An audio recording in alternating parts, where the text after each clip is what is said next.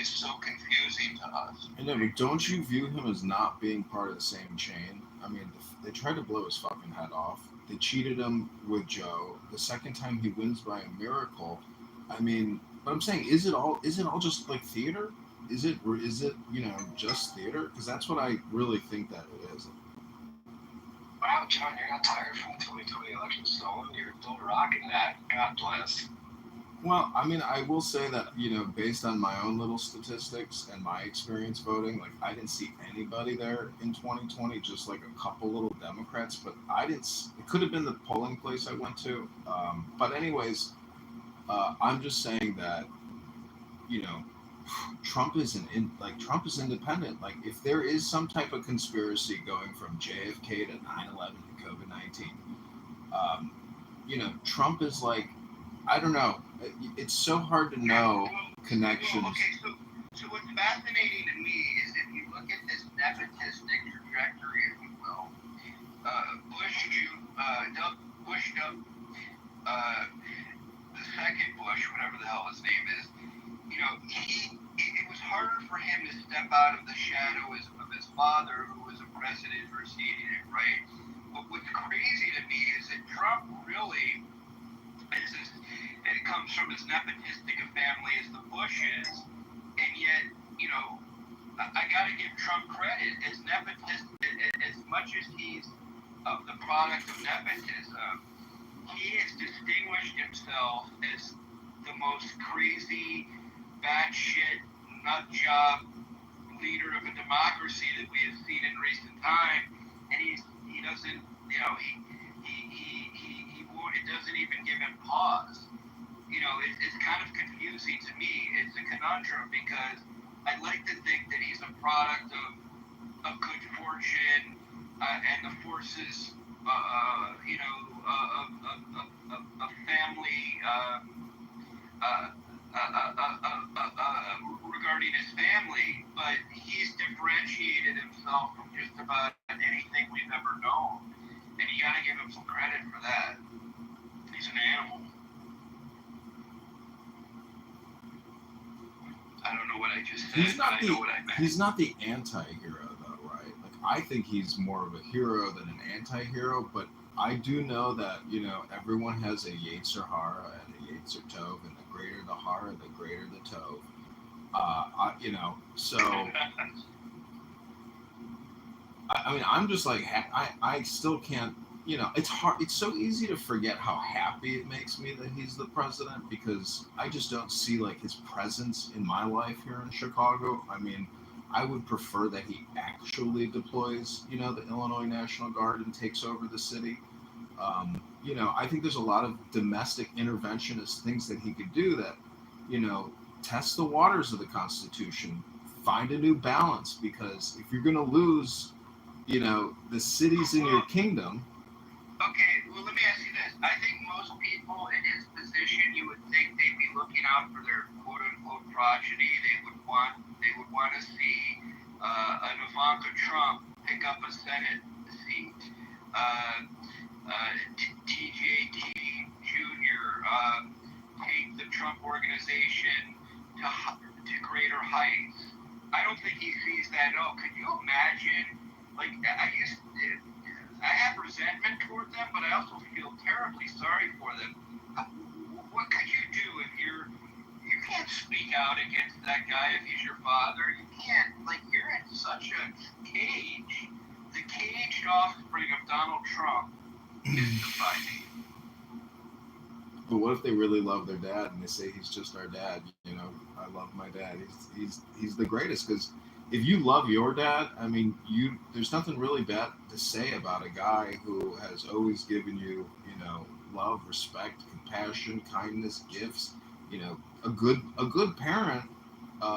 For many people, But I don't think he's given them anything but gifts, right? And I don't think that, I think it's they know that if they don't join them, they're screwed, and so they're in a really precarious situation. Sorry. It's much like, very much like AJ and Meadow, Soprano, going against Tony, their dad, the patriarch. You don't do it. Well, but hold on. If you watch that show carefully, they actually did do it.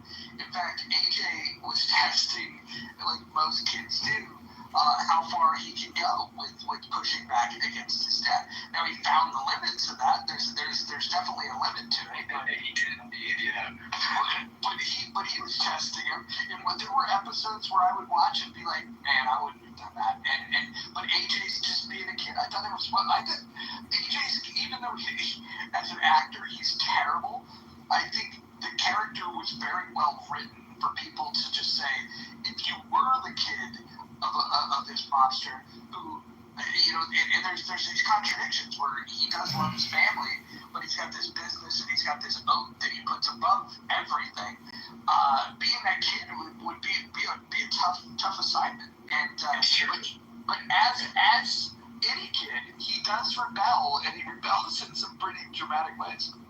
And even further, AJ was a total dipshit, and in fact, I think he's one of the few actors on that show that never really went on to continued acting. I guess we're grateful for that. Meadow, on the other hand, it's like, was with Carmelo having an affair with the milkman, because the AJ and Meadow wouldn't be any different apart. Like, Meadow is driven, he's intelligent, and outspoken. Like, he's trying to be a lawyer, but specifically for like civil rights people or like social work. AJ's like a fuck up. Watch the podcast with the two of them? I haven't. But I was going to say that. You should check it out. Yeah, that also pushed the boundaries. Especially when Tony interfered when she tried to date a black guy. And it's one of the best episodes talking about coming of age. I just rewatched it, so it's a little fresh in mind. So let me add this. Let me I was going to finish the real quick. Sorry. Yeah, thank you. One of the best episodes, and I can relate because one of the kids in my high school in Jersey is shocking.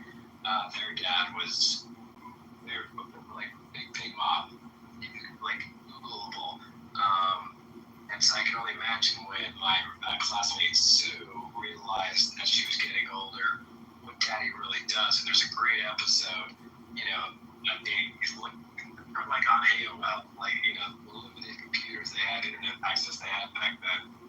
And they're reading articles about their dad, and I was like, do you know what Dad does? But at the end, though, it was interesting art to see, though, that at the end of the day, though, like there's a really powerful scene where Tony is like, to Meadow, he's like, you got something to say to me? And she just breaks down or whatever, but at the end of the day, she does end up remaining loyal to the patriarch. Thank you, Doug. Or the driver, Jay. Sorry. So I was just going to say, okay, imagine Ivanka Trump is sitting there talking to her therapist, and she says, my dad is an asshole and he may be a pedophile. And her therapist turns to her and said, yes, Ivanka, this is true. How does this make you feel? And she says, I really want to speak out, but I can't because he may disown me. Now, he may not be able to take my money, but he may ostracize me. He may make Don Jr. the golden child. I envision that. I should fucking write a book. But I think that this is what goes on. Imagine she's in a position, she knows some of his deepest secrets or not, and yet she's in no position to challenge him because he would ostracize her, is my guess, or he would, make, put pressure on media sources or something. I think this is what she faces. I almost have empathy for her. See, people would listen. See, I think you don't understand how people will judge you when they hear you speculating about this topic even. So, as like a, some advice about, being a publicist. Judge away, John. Judge the hell out of me. I'm just saying what you are suggesting, Dr. Jordan, is so disgusting and so revolting. If you're wrong, I'm just saying that what you're putting out there into the ether, it's vulgarity. Wait, what I'm saying? I'm just saying what's the likely scenario. Why is that vulgar? It's just possibly, I don't know that he's a pedophile, but let's just say, do you think that that's an unlikely scenario for her to sit in front of her therapist and talk like that? Yeah, I think so, 100%. See, the thing is, I could easily bounce that back and say you're actually describing the Joe Biden administration and what he did to his daughter in the shower and from the diary. So it's like but I've also seen the video. The thing is, I don't know. I don't have children, and I'm just saying. To me, this is all vulgarity.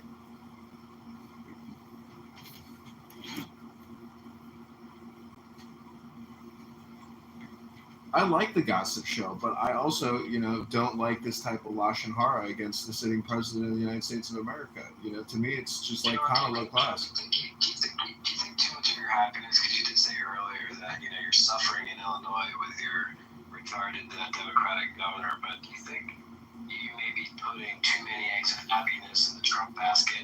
I mean, what are you going to do when he finishes his 5th or 6th term? How are you going to carry on? What do you, God forbid, and I hope you're sitting down and maybe have a strong drink next to you when I say these really terrifying words. What will you do when he actually dies? Moose, it's not just Trump. It's Tom Holman on Fox News saying, being very happy and having a big smile. Seeing the head of, our mass deportation effort happy on Fox News saying, if these Democrats obstruct us, we will arrest them, or we need more action. I'm just saying, in comparison to Kamala and Waltz, I am. My point I is that I am. think there's a little too much identity worship with MAGAs and Trump versus the Dems and Biden and Clinton. You gotta understand, it is not identity worship. It is me being a Taoist or believing in the opposite, which was Kamala Harris and Tim Walz. When I know that Trump and J.D. Vance are the leaders of this country versus what could have been, that's what truly gives me the happiness. It takes Kamala Harris and Tim Walz to make me happy. I hope you understand that, Bruce. So it's less what Trump's about and more what the alternative was. Exactly. And I ask Grok that all the time. Please give me the contrarian position to my question. And then it corrects itself and gives me the information I'm actually looking for. Can I just point out that we do not have enough votes here for the poll? The poll is asking, do you regret your vote, your 2024 vote? And so for those of you that have not yet voted in the poll is posted above. Please take a look at it. And if you don't have an option, that's fine. That would be a perfectly viable reason to not vote. But because I don't want to skew the results just because you want to peek at the results. But absolutely. Go ahead.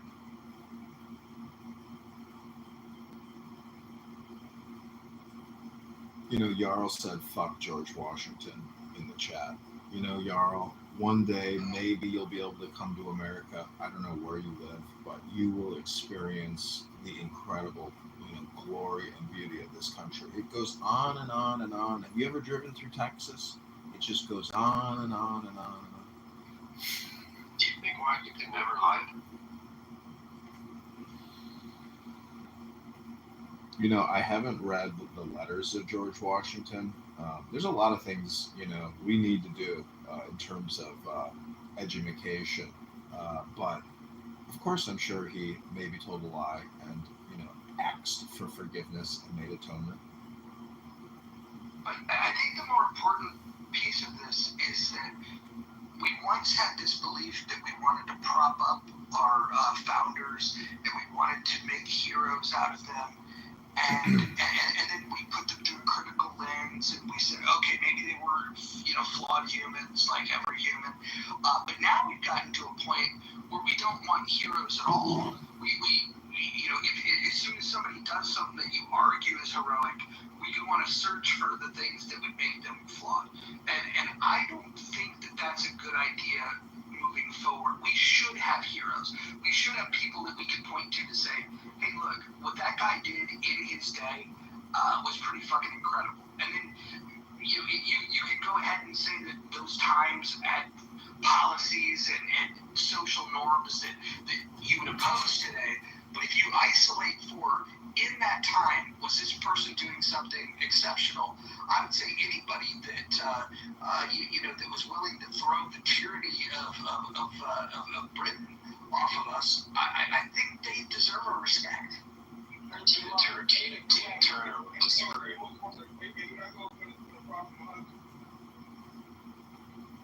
The Prophet Muhammad. Listen, if you can point out the good things that he's done, that's cool. All I can say is that in the Hadith that Aisha wrote, she acknowledged the fact that she married him when she was 6 and they consummated when she was 9. So all I have right now is that he's a pedophile and that the members of this pedophile death cult are very forgiving of that fact. Now, give me the heroic things that he's done, please. I mean, you knew that was coming, right? I wanted to bring the point like I'm doing what you could say. Clearly, Muhammad, a lot of people have been good. Name one. Name one. Which one we put on? Name one. You really want to bring religion on the question. Yeah, listen, Christianity and Islam are both Torah fan fiction. Nothing more, nothing less. See, there's different types of Torah fan fiction. Not many people have read Zohar or Tanya. See, the Jewish book club or the Jewish publishing industry is vast. Jews love books, and I have many, many Jewish education books. And That's racist. so basically what I'm saying is if you read Zohar, it's like, or this other book called the Sefer HaAgadah, the Book of Legends. It's more stories about the stories. So it'll take Moses sitting in the mountains talking to his generals, and they'll be talking about war strategy. It's like, that's why I say it's kind of like the Torah comic book club or fan fiction, So I'm just saying there's no limits to creating news stories about the stories. I mean, because people in the future, hopefully they'll pick up that media and, recreate it. And I love reading books onto YouTube because a lot of the stuff from the 60s and 70s, which was very profound, it's not necessarily digitized now. Like, you could go to their foundations and maybe find some of the materials, but there's a lot of mind-blowing, profound books, just like Zohar, that if you can reproduce it into YouTube and get people to experience this divine, mystic, experience, it's really profound psychology, but it is in a way like fiction hypnosis, but it rings true. So it's just alternative media. Yeah, I just want to say real quick, both of you guys are going to hell. You didn't know that. Wait, why do you think we're going to hell? Because of the way that you speak about the Bible. Oh, really? What did I say about the Bible that would cast me into hell? You know what you said. Well, I think This man said that the Bible was Torah fan fiction, and then you went on with it like it was nothing. You didn't stop his demonic energy. So you're going to hell with him. Well, is it projection? I'm just asking you. Are you projecting your own hell onto us right now? Sorry, Mother, can I offer a challenge here? I will bet that I know scripture in this Torah fan fiction that you call the Holy Bible better than you do. I'm sure my challenge. I spent 10 years going to church every weekend, and I'm going to church right now every weekend, so, I mean, it would be competitive. I don't know how religious you are, but I do go to church twice a month every week. I'm not religious, but I am a man of letters. So let's What does that mean? well, I read. And Are you saying the only legit religion is Judaism? Of that school of book, it's kind of like this is how I feel about it, right? The original trilogy in Star Wars, to me, that's the source material, right? And that was the creation of George Lucas. And then in all of those things that you have, like the prequels and the sequels and all the spin-offs, that would be Star Wars fan fiction. The same way as the Holy Bible, and the same way with the Quran. That was a long-winded yes to my question. Got it. Thank you. Carry on. Okay, back to Mother. Can you give me your interpretation of 2 Kings chapter 2? I don't have that memorized. I don't know what that is. This is when the prophet Elisha was being teased by kids and prayed for the Lord's help. And then out of the forest came 2 bears that mauled 47 children. Can you explain to me what that means to you? So I'm gonna finish taking the shit. I'm gonna go open the Bible that I have in my living room, and I'm gonna read the passage and then analyze it and then respond. I don't this gotcha that we're doing here is that's not to be God. I mean, Not a gotcha at all. Not a gotcha at all. You don't compel to stealth the whole room. You're taking a shit very odd. Mother, I'm trying, despite the fact that I know you're taking a shit, I'm going to say these words. Mojo. I want to meet you where you are. Mojo, let me ask you, what do you think that means? I think that it means that if you disrespect a prophet of the Lord, that the Lord will resort to violence to get revenge, which I think is an interesting concept. And it makes me wonder, when we see children bullying another child, would it be more godly if, let's say we're not Dr. Doolittle, we can't summons the bears, should we go and smack the shit out of kids that are bullying other kids? Because it sounds like that's the instruction, but maybe God wants to keep it in his hands and utilize bears to do his bidding.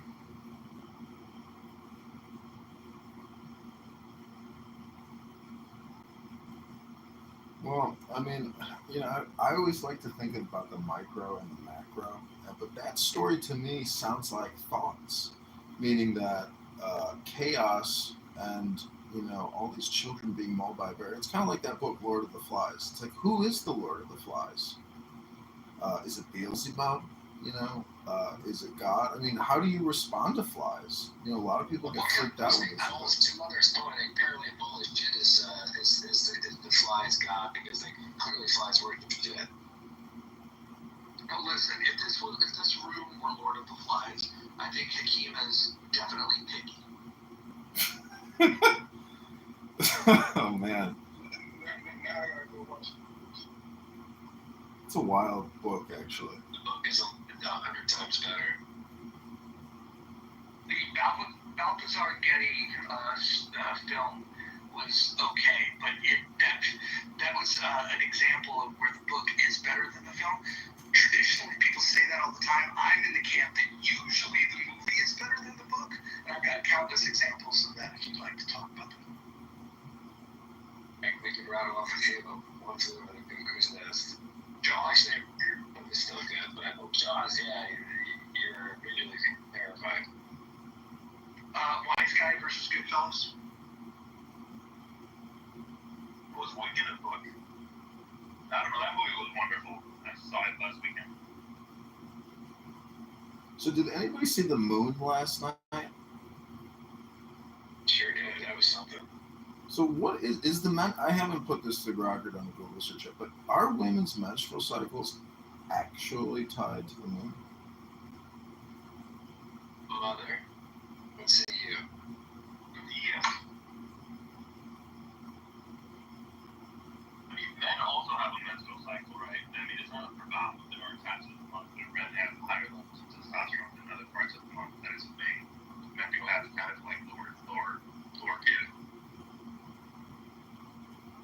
So I heard this speaker the other day say that women have this Shakti power. It's a two-part system. They are nesters and they are also transcendent. What does anybody like? Anybody agree with that sentiment that women technically have these two different aspects that a man does not have? The man should be out of the nest, gathering energy, harvesting resources, but the nester, and so men have a different task, women have a different task, or a different set of a basic game rule or their position, who they are.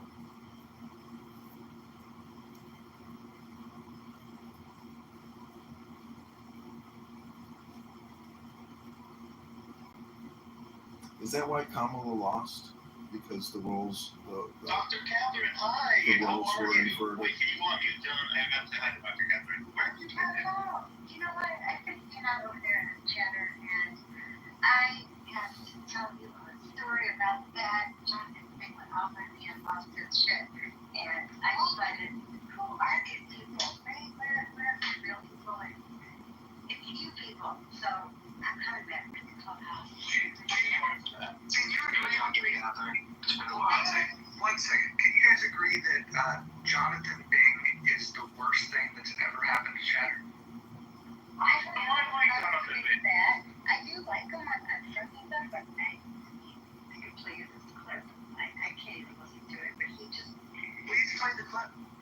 I'm like, okay, I can do that. Spill the tea, Dr. Gathers. Spill the tea. Yeah, you know I got tea. I got the tea. So this is what happened. He was going off like, I don't know if he did kind of date, but maybe. We don't really know what they're doing. But he's the black guy. She's the blonde, beautiful one. And they have, I think they have a romance. But again, I've never met these people IRL, so I can't say what they have. They are very flirty together. They're super flirty.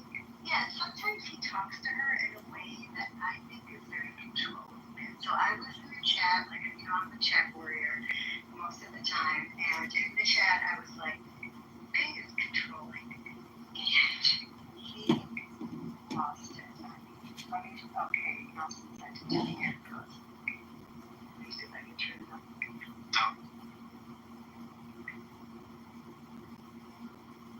Sorry, guys. Would be a great chat if you don't like that shit. An unsung hero is the person that make us speak the line every day that they is open.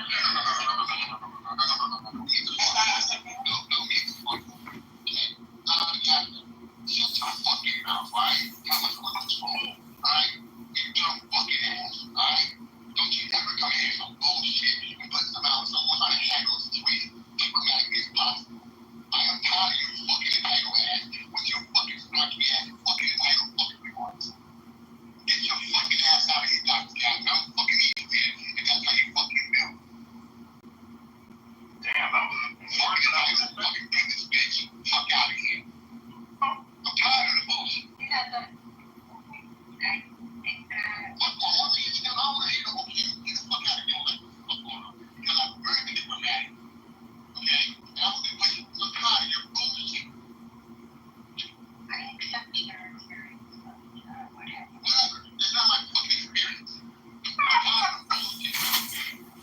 I'm tired of the bullshit. I'm trying to fucking resolve something. And you're like, oh, fuck out of here, Dr. Catherine. Shit like you didn't fucking do it. Fuck out of here. That dumb shit. Go to Baptist and dumb shit like that.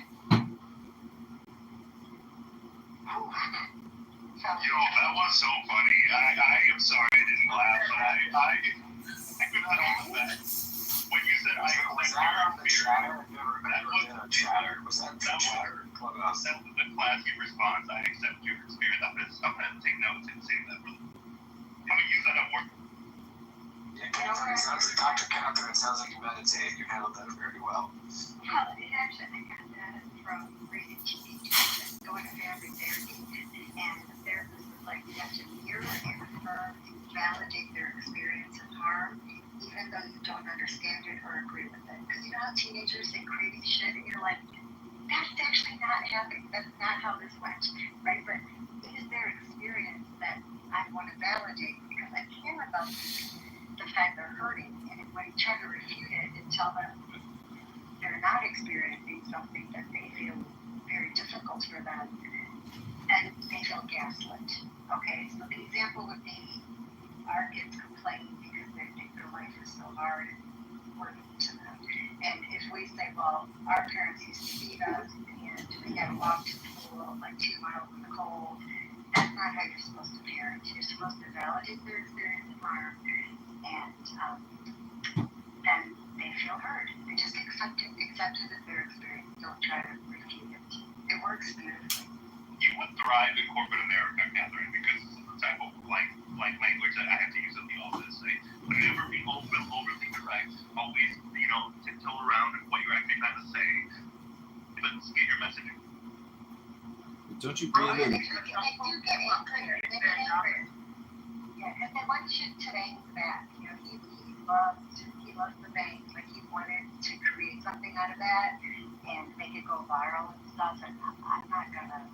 And when I say you're controlling and that you come off like that, you're basically just making your own case or making my case, right? Yeah, you gotta prove some proof. Catherine, can you please submit a vote in the poll here? Do you regret your 2024 vote? Oh, that's what we're talking about in the room. Okay, so I voted. Can I say what I voted already, Joe? Are we waiting? Can I say something first? I wanted to say that I'm jealous of Dr. Catherine because she's such a sponge. She takes I took a thousandth of that amount of information away from all the therapy I had. I mean, I feel like I've done nothing with all the therapy I've had. I'm just devastated. Oh, maybe you did go to too much therapy. There is a sweet spot for therapy. And we'll talk about that another room. I voted for Bernie, so I don't regret that at all. I voted for Ron DeSantis in the primary, and then when Trump got the nomination, I voted for Kamala. And I'm very happy with both of those votes. And I would never vote for Donald Trump, ever in the history of my life. And my whole reason for not voting for him has been proven to be correct. I don't like his leadership style. I don't think his economic policies are not going to move the country farther ahead, which they aren't. And I don't think that he's good for America on an international level. Every reason that I had for voting for Kamala has come to fruition. Sorry, can you tell me what was Kamala Harris's plan to reduce the borrowing and spending that we have in the country? Doesn't matter. That's not the reasons why I didn't vote for her. I didn't vote for Trump because I didn't like the way he ran the country. And I'm 100% correct in my current opinion of he's doing exactly what I would expect: chaos and confusion. Good attempt on I got you on the corner of Harris was doomed. 137-year-old Biden never should have ran. I don't think he would have if it wasn't for a chip on the shoulder. You did 50 years of service. Remarkable. Have a seat. You already President War like that. You can't top that resume. So he hands the baton over in the 11th hour to Harris. He didn't have a prayer. Reluctantly, they actually took the baton and they forced it on her. Yeah, pretty much, exactly. He was stuck in his fucking diaper. Yeah, if it was up to him, he would have continued to run. But the problem was, I don't think he could have even submitted the paperwork. He was too far gone. In fact, it was ruled that he was legally incompetent, couldn't even stand trial, but yet he was our president. Talk about narcissistic, Dr. Jordan? Sorry, I missed that. I'm driving. What did you say? Well, Trump's narcissism. Stevie Wonder can see that, but with Biden, we can't overlook the narcissism that essentially what we just described, that he's setting up Harris for failure instead of stepping down. And to Mojo's point, he did that creepy interview when he's whispering. He's like, guess what? It's not gonna happen. Like it was Clint Eastwood. It was bizarre. He never should have done it. His ego and narcissism kept him in it. But there's an element of narcissism that's highly productive, and when you're, all presidents are going to have that to some degree. Some are going to be more pathological, but you can't help his survival instinct, right? I mean, what person who's president of the United States is willing to relinquish that position for any reason? I find that hard to believe. So I don't. But we were just talking about heroes earlier, though, right? We're just talking about heroes. If you ask me, that is what a hero does. You step down. You literally take a knee for the greater good of the country. If you truly took that office to make a difference and be Jimmy Stewart goes to Washington. I hear you. I hear the megalomaniac and the attention and power. Your point is absolutely valid. It's not lost on me. But a true hero, I think, didn't have to be coaxed off the election, edge like he was.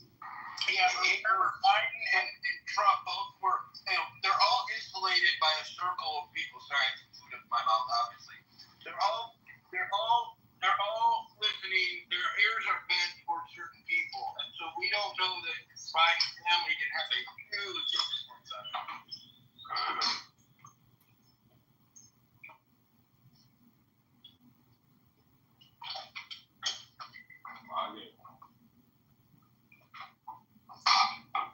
You have a hot mic, Akiva.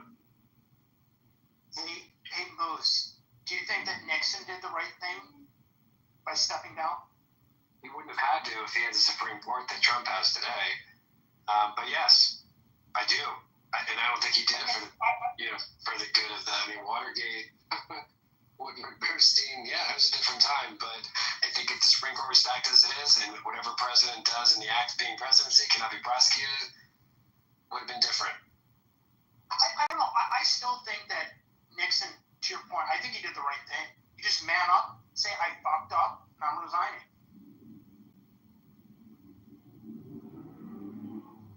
I think the pushback against that is that, well, he inevitably would have been impeached. Like, actually impeached, like actually removed from office, not like Clinton. Yeah. Yeah, I think, but to your point, times were way different then. I mean, he's still going to go down as one of our top 4 worst presidents, but still. The war on crime, tricky Dicky. I am not a criminal. He's a living Saturday Night Live skit. The entire presidency is a Saturday Night Live skit. Did you ever see the movie about him? It was pretty good. All the presidents, man? Yeah, something like that. There was like a couple, but I saw one like. Very good, yeah. Robert Redford researched that for like several years. He directed it. Not like Dustin Hoffman and Robert Redford, yeah. I liked the JFK one too by God, I'm trying to think of his name. The director. Oliver Stone. Yes, very good movie.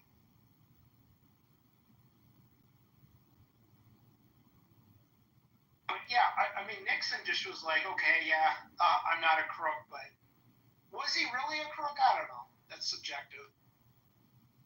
What about Nixon's support of the, first of all, the creation of the war on drugs and his support for wage and price controls? I mean, I think Nixon's a smart guy, but his policies were dog shit.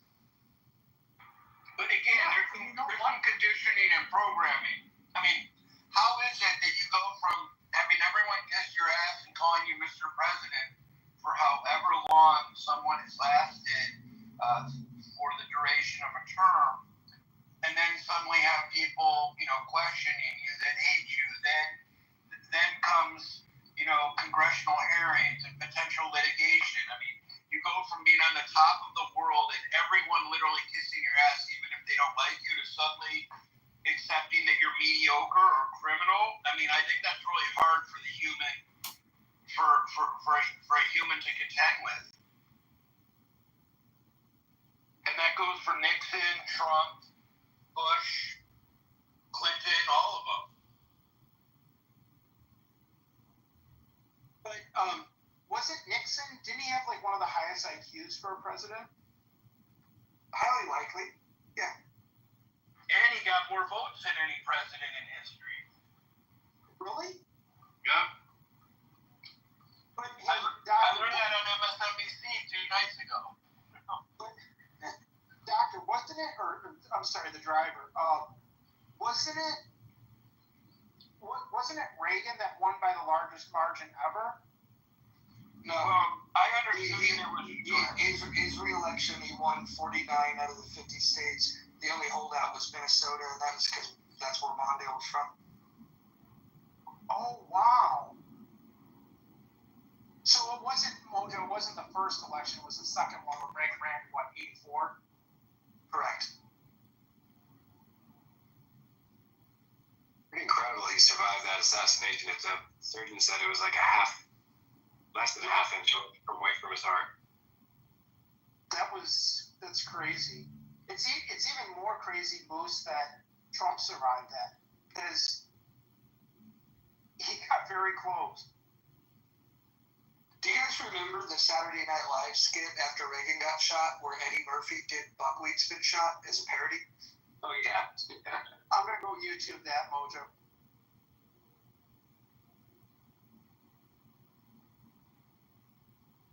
Well, I think you should ask Dr. Catherine what a near miss that was, because she more than anyone would know with regard to Trump's injury, at least the optics of it. Of him coming up and with his fist in the air, like he just, like Rocky did in Rocky 2, when he evolved, like that, those kind of theatrics. And that was mad respect. I mean, I've seen quite a few lucky people who just missed a major injury by just a few millimeters like that, and you just think to yourself, wow, God has a plan for you. And we're all part of Trump's manifesto now, but that was wild. That was a real. Y'all some real political people. And I'm not really a super political dude, but do you think that Trump thing was real, or do you think that was like something to make him like seem better than he is? Like, do y'all think that was real for real? Wait, hold on. So, what if you think that it was somehow theater? Can you explain to me the person who got their head turned inside out? To me, I think me personally, I think there's no way that could be theater. I think that was a real thing that happened.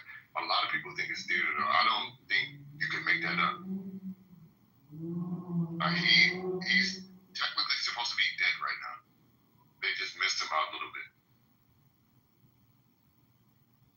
I can understand how somebody would think it's theater. My bad.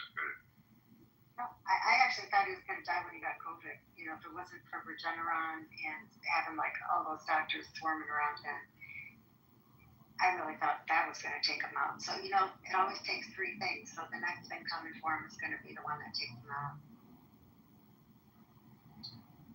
In the form of the Big Mac.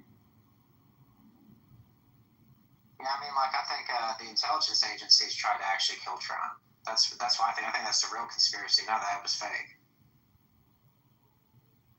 I mean, like, there's so many. It's either this. There's only really two real good explanations to me. It's mass incompetence on the Secret Service's part to allow two close assassination attempts very close together, and also one that was right before the RNC convention, basically where they're doing the Republican nominee, okay? Or it was intentional. It was intentional competence where they allowed these third-party actors to get in so they could actually ruin the election for the Republicans. That's a good point right there. Intentional incompetence. Okay, I never thought of that angle. That's a good angle. Intentional incompetence. Because it's hard to explain or comprehend how the Secret Service thought that the local, at least that's one story I heard, is that the Secret Service thought that the local law enforcement would actually take care of like the rooftop areas. So they're just going to go ahead and leave the only, like available. Why they loaded up a whole sniper rifle on the roof? You know how long it takes to assemble that jump? I'm in the military for 16 years. Yeah. I know how long it takes to assemble a sniper rifle. Oh, yeah. I mean, it just seems like a major, bizarre oversight by Secret Service. But Moose, like, I remember when I'm here in Michigan, I remember like George Bush was coming to like one of the community colleges or something to do a speech. Every road was blocked off. I mean, I've never seen so much security. This is back like 2004. I never. Go ahead. Yeah, go ahead, Nick.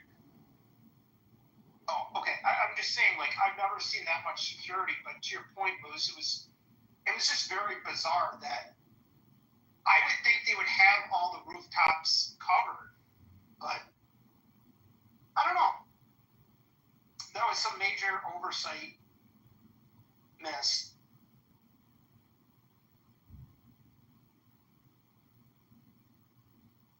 But didn't that person, like, Moose, who was, like, head of Secret Service, resign, like, right after that? I don't think they were given a choice. Yeah, I think they basically said, you resign, we'll give you 6 months severance, fly off into the wind. Do you remember the woman that couldn't holster her weapon? Yes. DEI.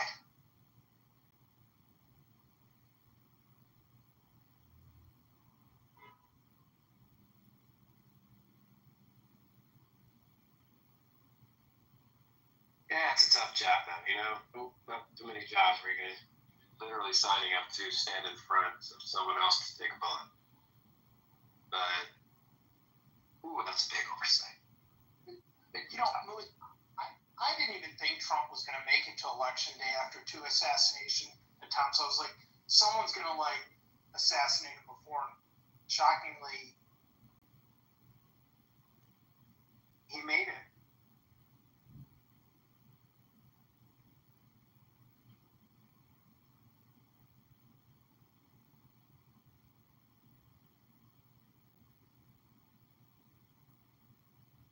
Do you guys remember how nasty the clubhouse Democrats were when they were saying, "Oh, we almost got him"? Do you remember those conversations? For the record, I was never, believe it or not, I was never one of them. I never said that either. Can you imagine if there was an assassination attempt on Harris? What the reaction would have been?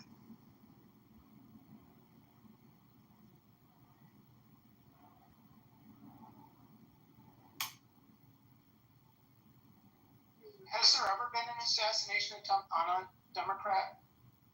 Well, Yeah, our Kennedy. True, yeah. Attempt and success. True. And then Bobby Kennedy, too. Yep, the two big ones.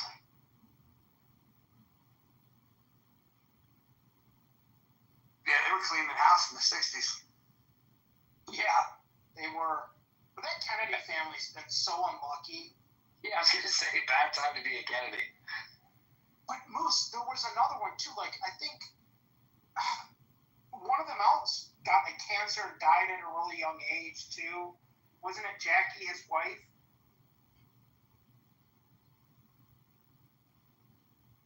Yeah, the Kennedys are like the Von Erichs of politics. Statistically, I don't think, maybe Dr. Catherine can back this up, but statistically, I don't think that they actually have had more high profile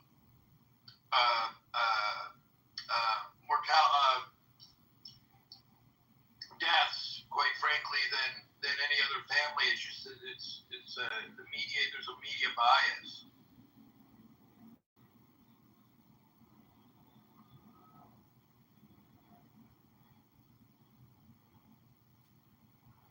Let me look this up to be sure. Got a new poll up there, Mojo.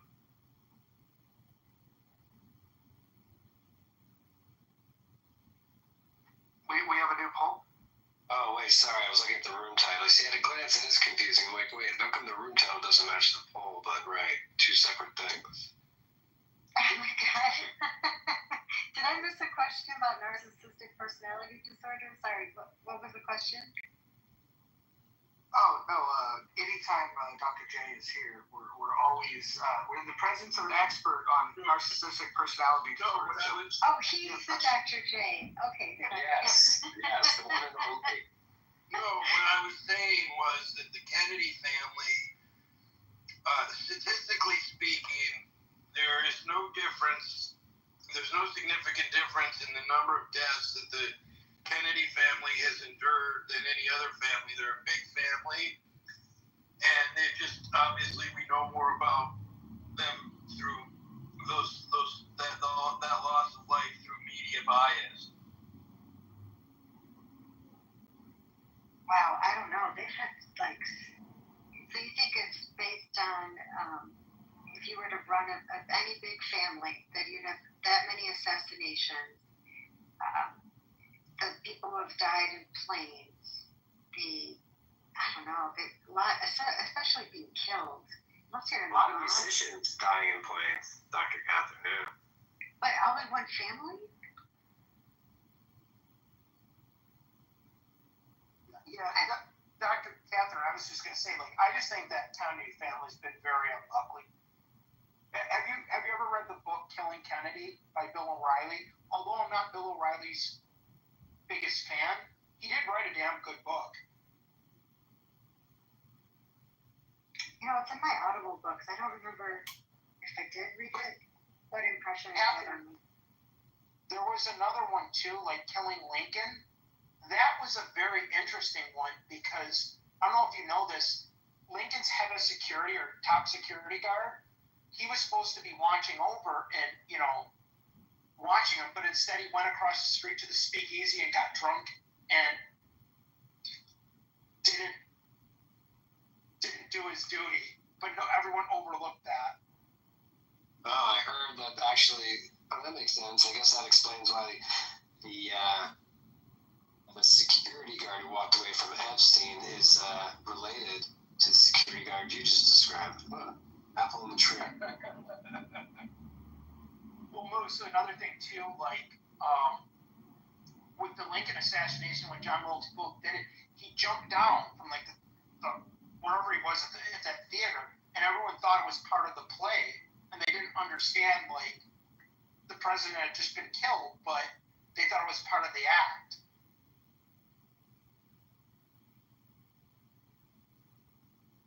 But yeah, it's a good book. Check it out.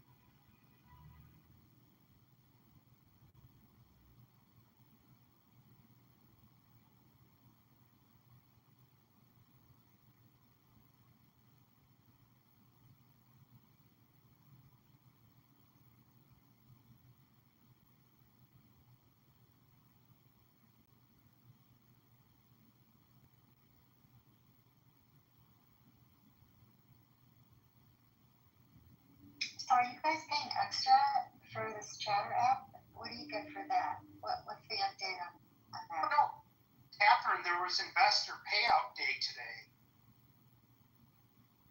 In Chatter? You guys are getting paid for your rooms? No, because like I guess all the original investors or investors of development, I got some email saying they were paid. Like they were getting some sort of dividend, or I don't know if they're getting their money back, but I think it was some sort of dividend. Oh, I wonder what the return was on their investment, or if that's just like their settlement. Interesting. Yeah, after the class action lawsuit. I think honestly, you're better off taking your money and flushing it down the toilet before you are investing in that app. Oh, on the Chatter app, or this app, or any of the apps? Yeah, Chatter app. Oh yeah, no, I wouldn't have invested in. No. I think it has potential. There aren't enough intelligent conversations happening, and Right. Yeah. John, can you do your Jonathan Bing impression?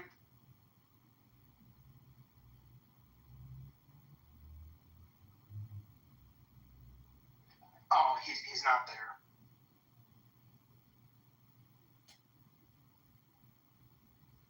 Well, Jackie Kennedy is the best dead Kennedy of them all. She was pretty incredible. What do you like about her, except for her sense of style? And she's actually really smart. She had a lot of art appreciation.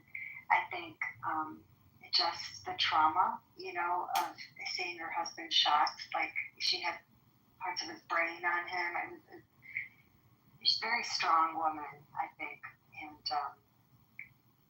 yeah, I think a lot more than just style. But she was an editor of a publishing house, so she was a great writer herself, and she was meticulous, I think, with her correspondence, her relationships, and she suffered so much trauma. I think just how you look at PTSD, and she probably drank too much, smoked too much. She died of cancer too young. And I think did you ever see her Playboy spread?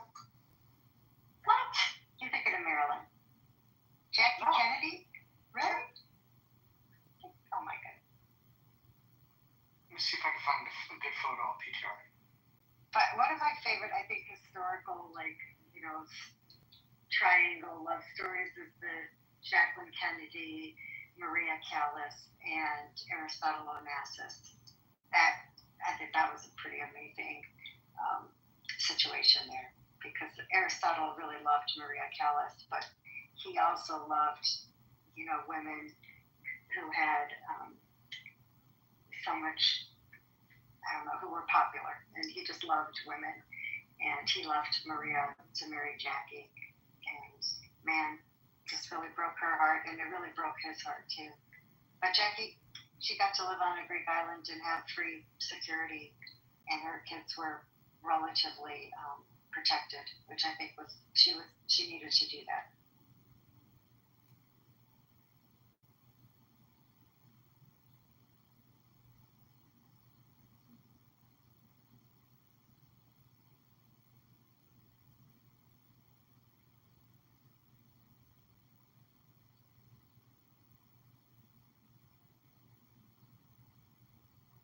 Okay, so nobody's paying for an upgraded version of Clubhouse. That's what I heard. Is that right? There is at least 2 people on the stage that are paying. You can see by the plus sign next to their name. Okay, so those of you with the plus sign, what are you getting? They have an anonymous feature that allows them to enter rooms without being spotted.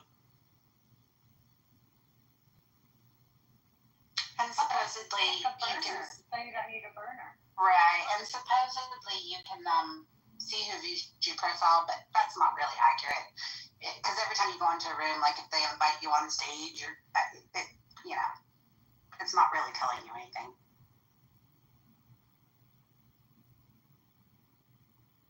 Yeah, LinkedIn does that too. They're like, see who viewed your profile and upgrade to premium. And I'm always like, what do I need to listen to creepers for? Right? It's like, okay, I'm good. Like, I already got my private list somewhere now. I got to worry about these other guys. I'm good. It's weird, right? I'm like, I don't know. It's weird. So to Bree's question, can you go in a room as anon if someone has you blocked? No. If I am the moderator and I have an account blocked, they can't switch to anon and enter. However, if they've always been anonymous, then I wouldn't know. And then I wouldn't be able to block them, and so they'd be able to do it. So I would have had to have blocked them prior. So it's a little nuance there.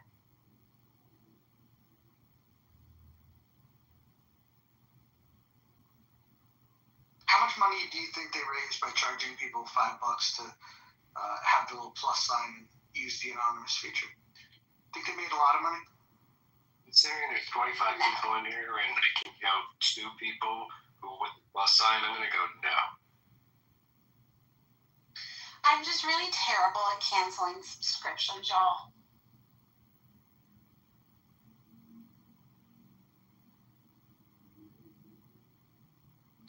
Yeah, because my thing is the features aren't worth the subscription price. Oh, no. Not at all. Yeah. The fact that they put, you can see who viewed you as one of the bells and whistles? Really? Well, yeah, and like I said, it's honestly not if somebody reacts to you, they show up in that list. If somebody invites you on stage, they show up in that list. Like, there's so many times that we interact with each other's PTRs, like if somebody's trying to show a picture and they're like, oh, view my PT. Those aren't really people like looking at your profile. The reason why they don't know how to roll out features that we want, the poll feature was good, but all they did was copy that from Chatter. The reason they don't know like what we want is because they created the app and they no longer come on it. Once upon a time, Paul used to pop into the rooms. In fact, when we were doing healthy debates, I would say Paul would come every day to the room. Every day. And he would sit there sometimes for 10 minutes, sometimes for hours. And he would listen, and he would see what people were doing on the app. I think he lost interest in doing that, and he thinks he's got an idea of what people want. But I used to be part of that little beta house. Catherine, you might remember this. They didn't really want real feedback. All they wanted was people to kiss the brass ring. Anytime somebody provided real feedback, you'd have like all of the suck-ups to like jump in and like, and vote that down. It was very interesting. It was insulting. I mean, honestly, you would ask questions in the chat, they'd be ignored, give feedback. In the beginning, I thought Clubhouse was so cool because I thought, wow, the founders are sitting here talking to us and they have good energy. But then, yeah, they just did those leadership rounds, what they call them, town halls, and there were a lot of complaints in there and they just ignored it. So, like, why even have it? Or just say, like, we get it, we're working on things. We just can't do whatever you're asking for yet. So the founders were fucking up, but when they decided like they wanted a feedback loop and they created the beta house, the beta tester house, this was like, okay, we're gonna get people with real insights. And I got invited in, and then the person that invited me in, that person got skewered. Like, why would you let Roger into this group? This is crazy. And it was a small group of people, and they were all in it for self-serving reasons. They all wanted, like, you guys like Nozzle. And you guys might like Nozzle, might dislike Nozzle. But Nozzle, all he cared about, it was he wanted to get a job at one of these companies, or he wanted to figure out how to monetize. And so his whole thing was like, we should monetize houses. We should monetize houses. And I'm thinking to myself, why does that feature matter to him? It's not like, I mean, he could open a room and only 3 people would show up. He would have never been able to monetize anyways. He never had an interesting thought. He never shared any interesting information. And now, interestingly enough, he's now an employee and helping to make decisions over at Chatter, where I think he belongs. Yeah, I agree. And I will say the monetization feature Chatter is something I think Clubhouse could have added pretty easily. I think it's a little disruptive the way they do it now on Chatter. They call it like a rocket thing. And when somebody likes or wants to give energy to the room, they call it a rocket chat. So it could be $1, $50, whatever. And you can see who's contributing, and the person who's hosting the room apparently gets paid, but the payout is like 40 days later, and you have to do a Stripe account. And apparently Nozzle lives in some country where his Stripe account didn't work, and so they had to do it differently. But I don't know, I didn't tie anything to money or put any rocket chats in because I'm like, I don't really trust the app for... I would recommend this. When it comes to social audio apps, whether it's Clubhouse, whether it's Fanbase, whether it's Chatter, I've learned the hard way with some of these things. I would never connect a financial app that you have to them. You don't want to reveal any information that you don't have to them, because it's not that you can't trust all of them. I actually think that there's probably some really good people that are involved in this. But there's also an attraction to some of the biggest scam artists on the planet. I mean, if you think about Chatter, if you think about some of the people that are over there now, they're quite literally like con men. Like people like Grant Cardone. He's a con man. He's a fraud. I know that he sued John Legere for saying it, but he's not going to sue me because Mojo doesn't actually exist. I think that's what many of us like to be on Clubhouse, to hear the cons. And I was just starting my private practice. I didn't know anything about business. And I really enjoyed hearing how real estate people talk and people into marketing and selling stuff, especially kind of the cult type movements and the grifters. They're it's very fear-based narratives. They're very gifted how they tell their stories, and they get people to come along and make them feel vulnerable if they're not buying what they're selling. So I thought I learned a lot. I think what's fascinating, Grant Cardone lawsuit. What's fascinating? Somebody came up and deposed me to be in that lawsuit. Can you believe that? Jesus Christ. What's fascinating about those real estate rooms is a lot of the people that were involved in that are not selling a lot of real estate. They're trying to do funds and trying to convince people to invest, and then they do it in a way where they don't even want accredited investors. They're all setting themselves up for major lawsuits. But I think the thing that's sad is that the people that go into those rooms, they have no clue that these people are con men. They actually think that they drop some wisdom. We're building community. I'm gonna make it rich with these people. Look, if they were so goddamn good in the real estate market, they wouldn't be spending their time on Clubhouse telling people to fucking give them their nickels and dimes. They'd be out there selling fucking property.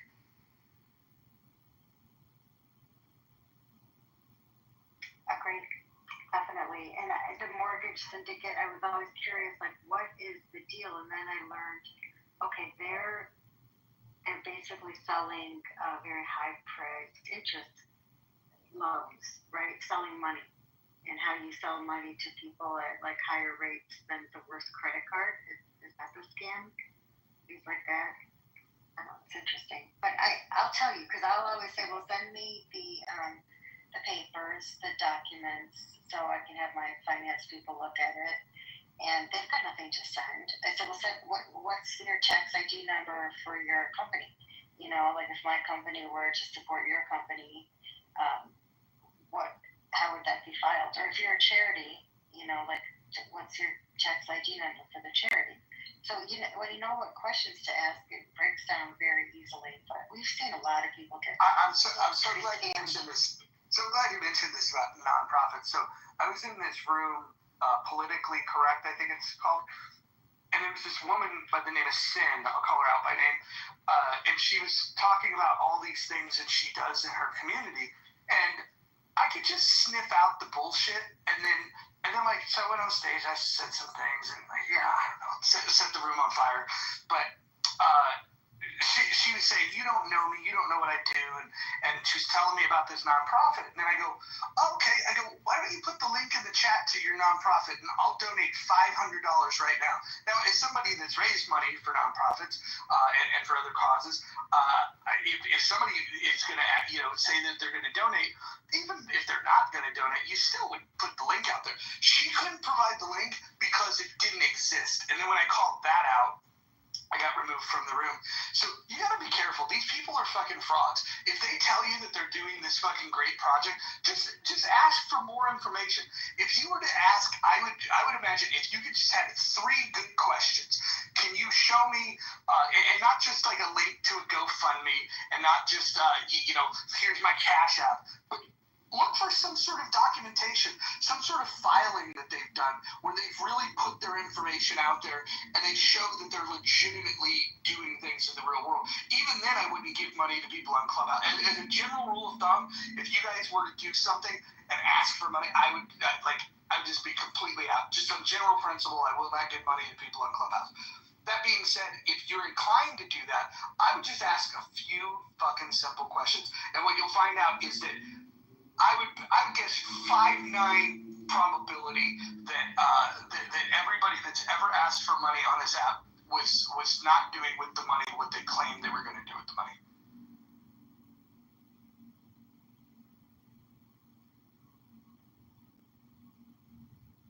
And John Legere really tried to, I think, protect the people. And that lawsuit, it's a shame because he stopped coming to the rooms, and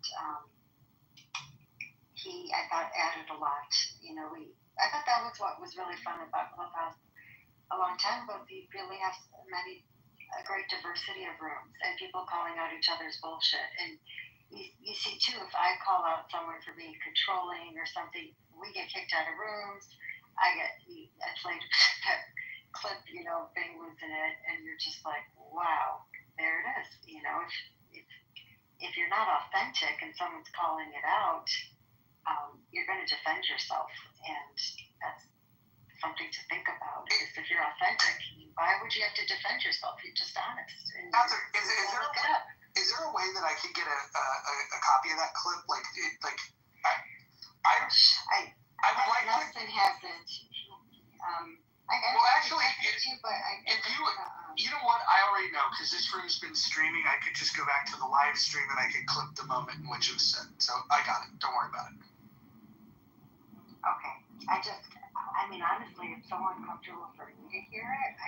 If anybody's been, abused verbally or had trauma, might be like trigger warning for that.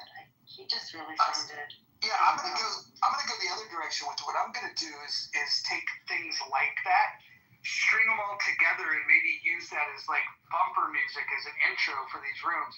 So like as people are piling in the beginning, just play like maybe a 90-second clip of people crashing out on Clubhouse, and I think that's a perfect example of somebody crashing out on an app. Bumper music, I like that. Okay, bump along.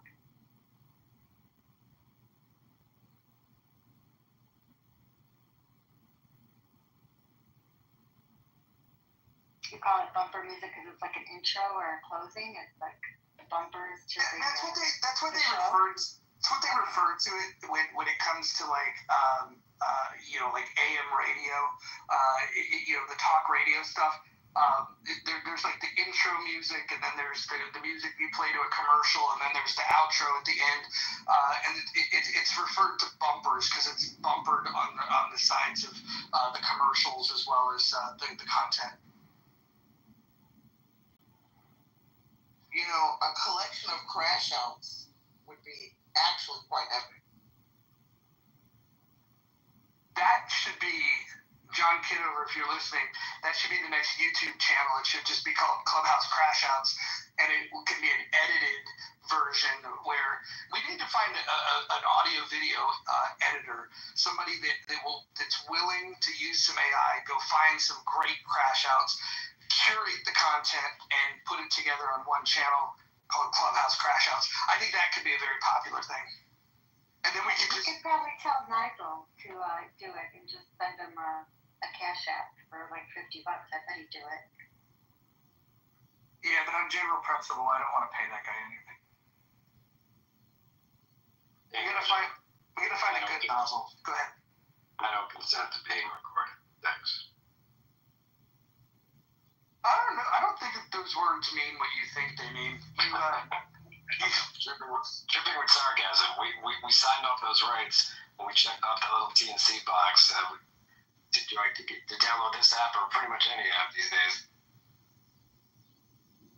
And even if you don't check off the box. Exactly, serendipity. They're happy to do that. They're happy to do that for you. They're very thoughtful. Exactly.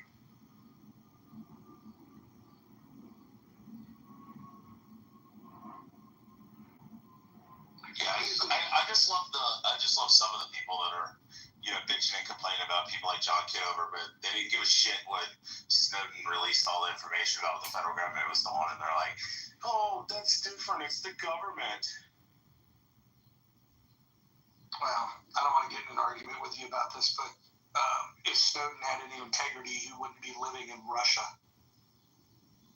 Well, I don't know. I think they've made it explicitly clear that they're going to lock him away in a box for the rest of his life, and he'll probably end up dead. So, I mean, I can't blame him. Well, no, I can blame him because if what you really care about is exposing tyrannical government, you don't live in Russia. Sorry. No, I get that. But I mean, who else is going to take him? Who else is going to take him and not, 5 minutes later, let the fucking feds come in or Interpol come in and be like, oh, sorry, yeah, we lied. I mean, kind of. So it's not really an opposition to tyrannical government. It's more about that he wanted his names and lights, and now that there's consequences for that, he's willing to go to the most tyrannical government on planet Earth, minus North Korea, and then just live there. I mean, the guy has zero integrity. Would you think that?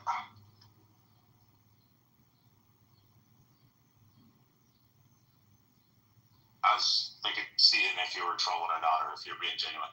No, I'm being dead serious. I actually think that him living in Russia might be the punishment that he deserves. Yeah, but like I said, which country do you think would not let Interpol come in and take him and remove him extradite him back to the United States? I think he should, if he believed in what he was doing was right, he should face a jury of his peers and he should expose it. And then if he goes down in an unfair way, then that's called martyrdom. But he should not be calling out tyrannical government and then living in Russia. It's hypocritical, and the people that support Snowden to me are a joke. Yeah, but I mean, you can stand for integrity and people not being spied on, and not also at the same time want to be tortured by the fucking federal government.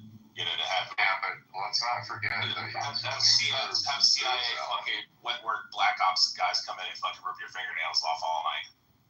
He was working for Booz Allen for a long time. He knew what the government was doing. He was doing the government on tracks. So. And remember, this guy was in Hawaii when he was working for the NSA. If you talk to that vintage of NSA people, which was a lot of military folks that had maybe done 6 to 8 years, not all were doing cyber or security related. Some were combat veterans that joined the NSA, but this guy was like all alone on an island in Hawaii, completely detached from the broader NSA operation in Washington or whatever, Virginia. But the point is that he had already worked for Booz Allen for like, I don't even know, like 10 years or some shit. Okay, So Chris, do you think it's better or worse that we know what we know now? it's way worse. Once the public understood how mass data collection was being weaponized by governments, what did governments do? They increased their mass data collection capabilities. They came up with more advanced forms of signals intelligence. Like, look at all the innovation in signals intelligence. It's pretty shocking. But just spying on Americans and then telling everyone about it definitely did not make it better. Even the big, beautiful bill has expanded funding for mass surveillance, right? We're using that to target immigrants. But also, again, our government targets everyday American citizens regularly. It used to just be the FBI, but now it's the FBI, the Department of Homeland Security, and also the NSA. And they continue to gather more and more and more data. And now we're reaching this precedent where not only does the federal government have the central pool of data on almost every American citizen that does anything on the internet, but now they're breaking these previous boundaries between federal, state, and local. So fuck Edward Snowden, that pussy-ass bitch. Christopher, it's good to see you on here. Quick question for you. Do you feel the same way about Julian Assange? No. Good. Because I feel completely different about those two situations. I do too. And I've also talked to a lot of Assange's family. See, look, Assange intermediated the flow of the information that allowed us to audit our government. Okay? Edward Snowden got paid by the NSA and Booz Allen for fucking years and then didn't leave us with any instructions on how to deal with the signals intelligence. And then again, what? We got fucking obliterated by every fucking government on this goddamn planet. All these governments doing mass goddamn data collection on their fucking citizens. This bitch takes fucking Russian citizenship. I completely agree with you on martyrdom, because the least he could have done is tapped into the streets, and there's a lot of people that probably would have been down to run some maximum pressure on this pussy-ass government, as in Washington, D.C. last week. Fuck this federal government. And fuck these goddamn mass data collection policies and the consolidation from the federal, state, and local, these pussy-ass bitches. And I hope that these motherfuckers start to create a fucking file on me, because, to be honest with you, Snowden didn't even give us fucking policy proclamations. This pussy writes books. He writes these fucking books from Russia. No fucking goddamn policy, no institutional structures to combat the heinous nature of this goddamn government. And I'm standing here in Chicago, and he's fucking in the capital of Russia, probably selling us out to fucking Russia too. So yeah, fuck Edward Snowden. Yeah, of course it is. And yeah, I'm glad to see you're one of the few people that see it this way. Some people are like, oh, they're both traitors. Other people will say they're both heroes. And I just see them completely different. I think Snowden's a traitor. I think he had an opportunity to be a hero, but we found out that he wasn't as pure in his intentions. His actions tell us everything. But with Assange, the one thing I would have wished that he would have done differently, if there's one thing, and probably if he could go back in time, he would do differently as well, is redacting some of the names from the cables. I think that the information released, I think was valuable and important, but I think redacting the names would have been a wise idea to protect him and the people mentioned in it. Yeah, that's fair. And again, Assange allowed us to audit government behavior, so then we were able to become aware about the war crimes in Afghanistan. he also showed us the fuckerest way that our public officials communicate over email, like almost like even extremely unprofessional behavior, acting like they're playing a fucking video game with our goddamn tax dollars. But again, Walt Snowden had to do, honestly, even if he didn't want to get his nails pulled out by the federal government, which he should have thought about that when he was in Hawaii doing a fucking contract for the NSA. He didn't have to work for the NSA. He didn't have to hack for Booz Allen either. Who knows how many government contracts he worked on by the time that he decided to jump ship.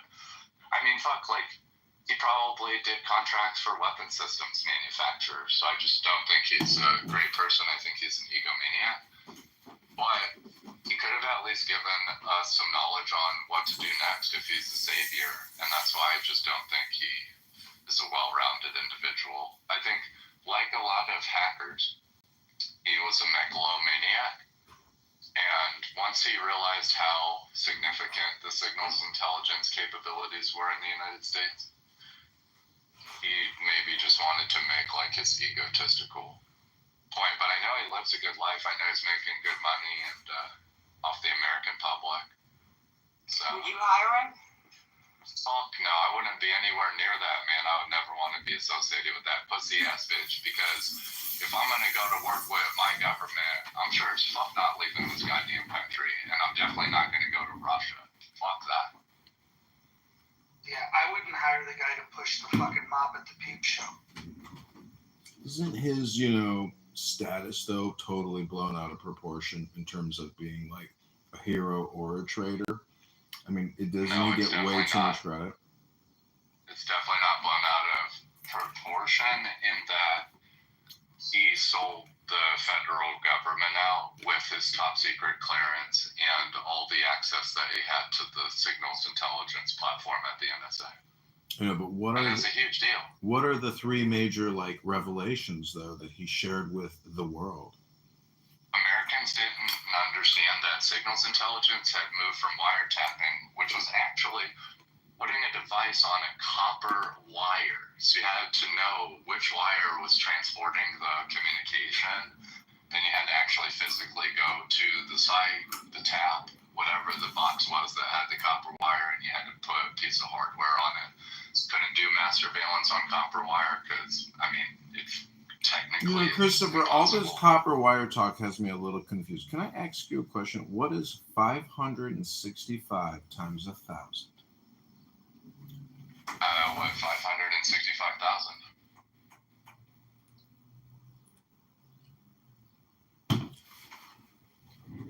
But anyways, once we move from the copper wire to digital platforms and digital devices, that's what people didn't understand. So he showed people for the first time that you could do mass data collection, that the government could do mass data collection that went way past what you could do on a wiretap on a copper wire. So that was certainly a revelation back in 2009. But while John just distracted you with that math question, meth heads just came and stole my copper wire. Sorry. Well, nobody's running copper wire anymore. All the telcos retired it. Anyways, you feel me? So what's the second revelation of Edward Snowden?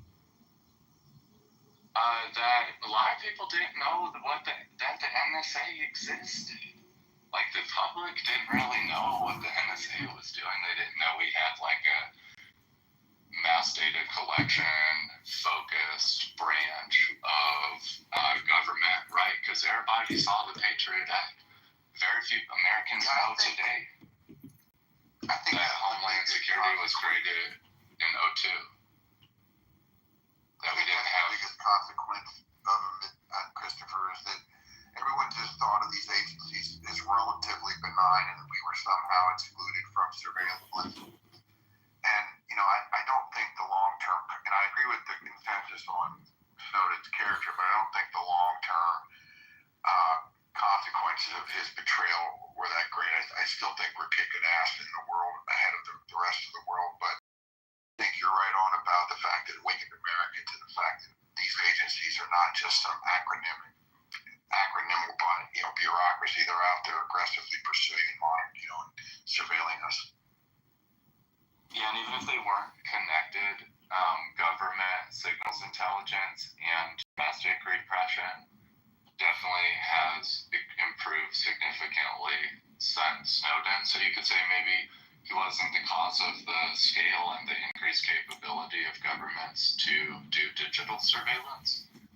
But he definitely put them in a race to improve their domestic surveillance capabilities, and we see how advanced they are physically and digitally. And the good examples, and you can see smart city is the way that McKinsey frames it, and then they'll help you build your domestic surveillance capability, right? And they talk AI infrastructure and vision applications, but Saudi, Iran, China, the United States, these are like good examples of countries that have really extremely sophisticated domestic surveillance technologies. Christopher, can I ask you one more question? Who's the bigger traitor, the Congress people and the senators and the president who put us $37 trillion in debt, or Edward Snowden? Thank you. I mean, that is like a what about or this or that. Let's change the topic. Like, we're not even talking about the Congress people, but we could change the topic if you want to go over that. Well, like who wanted Edward Snowden prosecuted are those same people who are putting us into a massive amount of debt. I'm not even talking about prosecuting Edward Snowden. I'm talking about supporting him at home if he would have actually been able to go through the process. I'm just saying Edward Snowden becomes a Pepe, that he becomes a scapegoat for, what you could call the deep state or the establishment, which has essentially created $37 trillion in debt. Yeah, so we could change the topic. Like, we know that we have problems at home, but I don't think Edward Snowden has anything to do with debt or printing money. Oh, really? You think that the domestic surveillance system isn't a multi-hundred-billion-dollar surveillance system that, he was working on, through Booz Allen Hamilton? I mean, it's one giant I didn't say what you just said. I've actually already explained the expansion of the surveillance state all the way to Big Beautiful Bill. I'm not sure why you're changing the topic and putting me in the Snowden. I'm not putting you in any position. I'm just asking a question. I mean, the Big Beautiful Bill, yes, it keeps funding. I mean, what's the name of the National Surveillance Act? Is that what it is? That they have to reconfirm annually? Is it through the NDAA? I don't remember the exact legislation, but of course our Congress is an issue and completely separate from Snowden. Well, anyways, the National Surveillance Act, I believe, is annually reaffirmed. And, why does your Congress just keep, annually recertifying it? Are you not an American? No, I'm an American, born and bred. Why is it my Congress and not our Congress? Well, I'm just making, an editorial, they or we. Our Congress people. It is, though, brother. But we vote for our Congress people. I agree with you, brother. But there's it's really hard to get will around. Wait, why do you think I'm your brother? I mean, based on your PTR, I am not your brother. But you don't know anything about my PTR. I don't like it. It's just a picture in Chicago back on the 4th of July. Yeah, you look like an anarchist. That's not me. I'm not the guy in the picture. Well, you're representing the guy in the picture by being the speaker of the guy, in the picture. It's your PTR. It should represent you. I'm not speaking for the guy in the picture. Well, look at my PTR. Then look at Mojo's. I think they pretty accurately What's wrong with yours, bro? I'm from Colorado Springs. We probably got a lot in common. What's wrong with you? I'm just saying I don't like your PTR. I think it's disrespectful, anarchical, and, looks like an Antifa scumbag. I'm not judging your PTR for trying to represent multiple national identities. You're the one trying to create separation between us. I'm just saying we might not be brothers, and therefore, it's not, our Congress. We are, though, but you can create the separation. That's up to you, my brother. Well, did you answer the survey previously? Did you vote for Kamala and Tim Walz? No, brother, and honestly, I've never been a Democrat, so I don't know why you're. Did you vote for Trump, brother? Just talking to me. Did you vote for Trump, brother? I voted for Trump before. Did you vote for Trump before? You never voted for Trump before, brother? No, I have. Oh, so twice. You voted for him twice, brother? No, I didn't vote for him twice. All right, well then we're not brothers. I know. you're one of those people that separates yourself from the other parts of society and elevates your own perspective, but you're trying to represent two national. You might be projecting, brother. You might be projecting there, brother. How do you split? How do you balance out two national identities? Are you also a dual citizen? Well, you see, I'm an American, born and bred, but my daddy's side of the family, they Jewish. And so I love Jews and I love I didn't say Israel. shit about religion, bro. I said nation. Yeah, I know. Israel is the Jewish nation. It's the homeland of the Jews. So are you American? I'm American, brother. Yeah, so we make Americans make room for all these different perspectives. That's one of our values. We're American. Exactly. So we got to make room for our brothers that think they need to have multiple national identities as well. I think it's a part of our core values. I say be who you want to be. If you want to be an Antifa, good luck with that. Good luck with that. Live by the sword, you're gonna die by the sword. I'm not Antifa, bro. Then what are you, brother? I think he's a Proud Boy. I'm not a Proud Boy, but that could have been when I was younger. Well, what are you now, brother? If you were the king of America and emperor supreme, what would you do for your people, brother? I've never contemplated an emperor in this goddamn country. Well, if you were the president... January 6th? Were you there on January 6th, Christopher? No, I wasn't there on January 6th. Well, if you were the president, brother, what would you do for we the people? All I'm trying to say is I could put a similar picture of Steve Bannon last week, and then people would make that assumption, and then they would say I'm this or that. It doesn't even matter what my picture is if you're not trying to get to know me. Well, then I'll respectfully, stop asking you any more questions. I did want to ask another question because we do talk about the public debt quite a bit in this room, the unfunded liabilities and the funded liabilities. But what about all that private debt that Americans are contending with? I don't even say axe. So now you're just being a racist. No, I'm saying I'm going to ask Grok right now, how much outstanding private debt is there? Meaning credit cards, mortgage obligations, car payments, medical liabilities. What is the total outstanding number of debt in the private marketplace?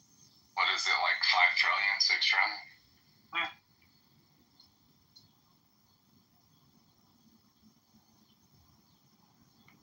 Trillion, but a lot of that is mortgages. Mortgages. Credit is probably about 3 trillion. I bet consumer credit.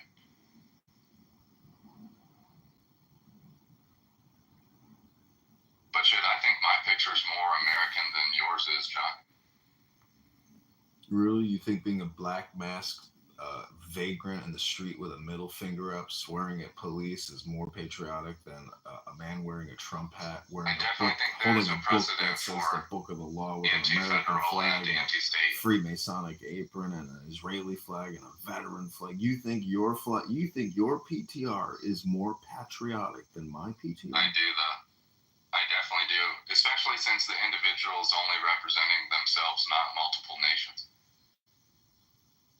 Well, I got to tell you, I do not like foreign aid, but if there's one country on this planet that I want to send as much foreign aid to, it is Israel, the land of the Jews. You just contradicted yourself. Well, I've been to Israel many times, and I know they are surrounded on every sector except the ocean by Islamic terrorists, jihadists that want to kill them and take their land. And therefore, I feel sending at least maybe $100 billion of our NDAA to the Israeli government so they can buy as many weapons as they possibly can and train as many soldiers as they possibly can to defend their country against Islamic, jihadist, Muslim, Mohammedan terrorists. Yes, and to commit genocide. No, defend Israel against Mohammedan, Islamic, jihadist terrorists. That's the idealistic perspective on Israel, but I understand what you're saying. Oh, thanks, brother. Thanks for confirming what I'm saying. I'm glad you agree with me now. No, I didn't say I agree. I understand that you have foreign interest on your heart and that you advocate for sending money to other countries to carry out genocide. Well, have you ever But owned a house that became infected with bed bugs or ants and you had to buy insecticide to deal with, the invasion? yeah, brother, I'm not down for that. Humans are not bugs. No, I agree with you. But unfortunately, when the Palestinians on a weekly basis shoot rockets over into all your major cities for years and years and years, I mean, this was the straw that broke the camel's back. It's called October 7th. And unfortunately, it's supernova Gaza. Yeah, that's one way to think about it. But anyways, I normally don't embrace the dual citizen, dual nationality perspective in domestic politics. It's foreign influence. That's all I'm trying to say. I agree, but I'm We just do have, saying, like, based on the We averages. do have foreigners that do respect our political institutions, and they don't try to lobby them for interest abroad. Oh, like So I do like appreciate Iran, those folks. like Iran, like Russia. You think these countries don't try to buy political influence in this country all the time, every day? No, it's a highly competitive Saudi political Arabia, environment. We have tons of foreign influence coming UAE, into the country. Dubai. Yeah, but you wouldn't be any different than them, so I'm not even sure why you're saying that. Well, I'm just an American like you, brother. No, you got two flags behind you. I only got one. Really, where's your flag? Is it the kafia? See, who is this guy? He's being a racist, bigot, rude motherfucker, and I've actually never worn a kafia. I'm not Muslim. And you need to watch how you talk around here. He's a troll, Christopher. I know, but he's a Oh, dumb I'm not a motherfucker. troll. I mean, he's slanging some real insults here. I didn't get petty like you and start insulting you the way you're insulting me. You're no gentleman, sir. Yeah, you just running your fucking mouth, boy. Well, there we go. You're no gentleman. I'm not. I never claimed to be. I'm not like you. I'm not fake as fuck. All right, sir. Well, I respect gentlemen. I'm sure that we're not in the same league, my brother, so that's good to know. Well, you, sir, are no gentleman. And I don't think you have to be Antifa to be on some fuck the police shit. Like, I was never associated with Antifa growing up. I was associated with a bunch of military veterans and former law enforcement and security professionals, and that's where I developed my own viewpoint on fuck the police. Well, thus, you are associated with some of the lowest IQ people in society today. No, definitely very smart people that defended the country and also went out and put the badge on and did as good as they could for the American public. And only represented one flag, the American flag. That was the only flag that was allowed in my household. All or nothing, huh? No, we were just taught that we were Americans and that America was the priority. Well, I say America first, Israel second. Yeah, I never grew up like that, but I understand that some people did. Well, you're no gentleman, and I really don't like your PTR. I think it's vulgar, immature, unprofessional, and downright disgusting. That's no problem. I understand that. I mean, aren't you This flag contrarian? right here. You say you come from a family of police officers and military men and women, but yet, you are supporting a PTR which shows a miscreant in the street, a radical anarchist, flipping off the police.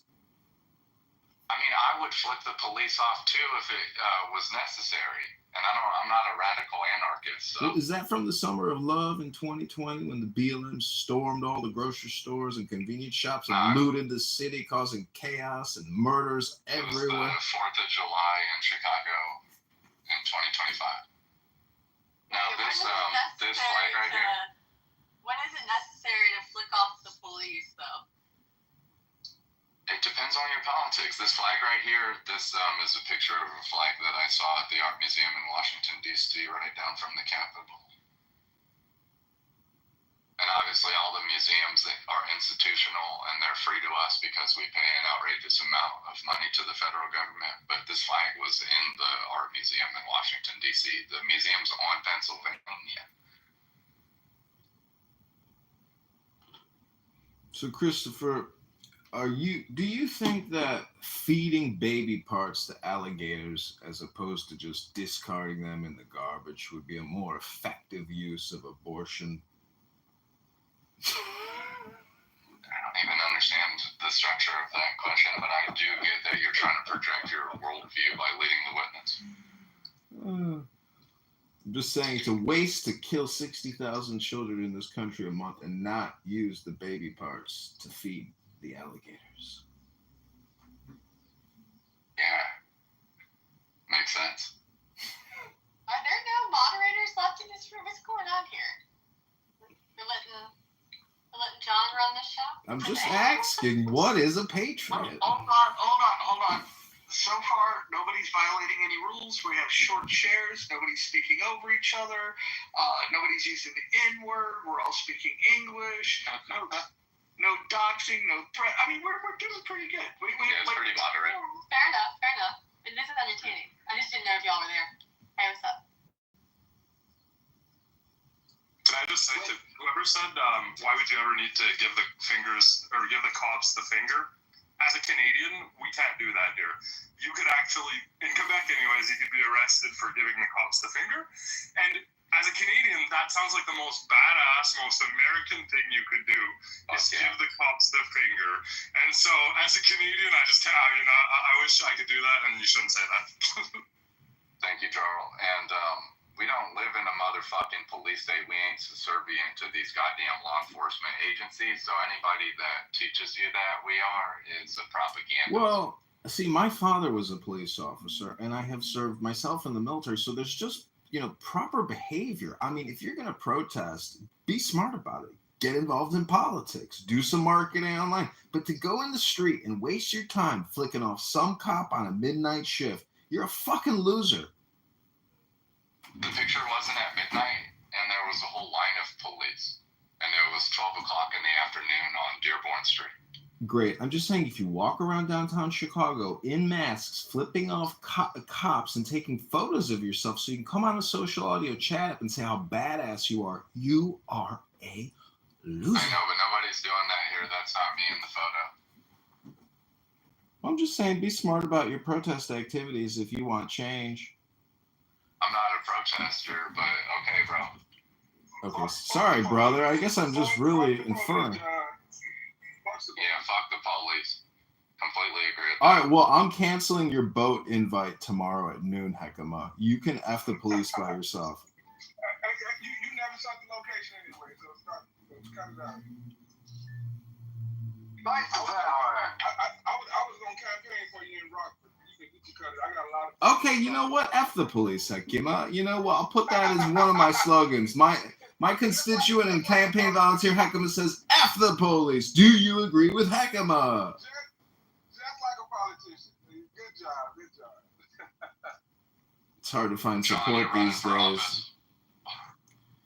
That's right, I'm running for Congress. And I thought about this. That's the gag. I thought about this today. If I was the leader, what would I do for my people? Well, I'll tell you what I want to do for them. One is I want to lower their taxes, their property taxes, their income taxes. And you know what? I want to eliminate some public debt. And maybe we can eliminate some private debt. Because if I was really interested in the well-being of my people, I wouldn't want them to have to pay so much to me, their government. So, Christopher, in the spirit of, John being, having ambitions for Congress, he's in the spirit, you got to dress the part first, right? So, in the spirit of wanting to be an elected politician, like a true politician, he continues to change the subject. Oh, now, John, where are you running for office? In the great congressional district of 16 in Illinois. That's Rockford, Peoria, Bloomington, Normal. Okay, brother, I'm here in Chicago, so I'll look out for you. Great, brother. Keep going to more protests and keep taking more photos of yourself telling the police to F off so I can give it to Hekima, my campaign manager. I shit ton of family and friends in Rockford, though. Well, let's rock out Rockford. I say vote Kitover before the financial collapse is over.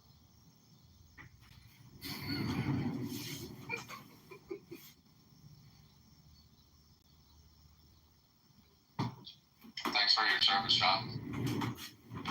I'm just trying to figure out, however, Mr. John. Wait, Nye, before you go, when people say, I want to thank you for your service, I like to say, don't thank me. Thank all the people that died fighting for your freedom in Afghanistan and Iraq and Somalia and Syria and Yemen and maybe the tips of Iran, wherever else this army went. Thank them. I'm here as a healthy, wealthy man trying to get into office. Don't thank me. Thank the dead soldiers who have kept your freedom and liberties possible. Well, the dead soldiers, my friends and family, but certainly not protecting freedom. But that's a cool narrative that they used to push back in the day. So, John, I have a question. Let me let Sheila go. Oh, no, please. We talk at the same time. Don't do that now. I'm just saying that. I would agree with her, but that's all. You got it. I just want to know, like, who's involved so someone breaks into your house, Christopher? It was supposed to. Who do I call if somebody breaks into my house? Well, I grew up in Colorado, so we got the make my day law, so we could just pull our gun out and execute that person on our property without going through any legal proceedings. But don't you live in Chicago? I live in a high-rise with security, so nobody's breaking into my apartment. Do you own a gun, Christopher? Are you a gun owner? Yeah, but I don't hold any in Chicago. I got them all back in Colorado. Too much liability out here. I was about to say, in Chicago, I don't think so. Hold on, I'm in Chicago, Cook County. I got a shit ton. That's their point, man. No, I mean, I could transfer them. I just choose not to. I choose to pay for security and high rise, that kind of shit. That's all. But I definitely agree with you, Ekman. We got concealed carry out here. What you talking about? There's no ban on guns. I know, but it's too much liability for me. No, but I was letting her know that she was acting like this. Christopher. Christopher, you had another profile on this app like a couple of years ago, right? And I think you did like a debate with Peter Schiff. Yeah, I debated Peter and a whole bunch of other people, but there's so many to name. Sam, the deterministic neuroscientist. Eric Weinstein, who's awesome, by the way. There are so many people. Did you debate Psalm? I don't remember that name. There was lots of heads of state. No, you wouldn't have talked to Psalm. Psalm's like this metrosexual fucking European pop singer guy that would read from books, and he would be in a conservative clubhouse space, and everybody thought that he had all these original ideas when he would just read to people. Psalm is one of the dumbest people that's ever been on this app. Anyways. Peter's a nice guy, though. I like Peter. Yeah, Peter Schiff's great.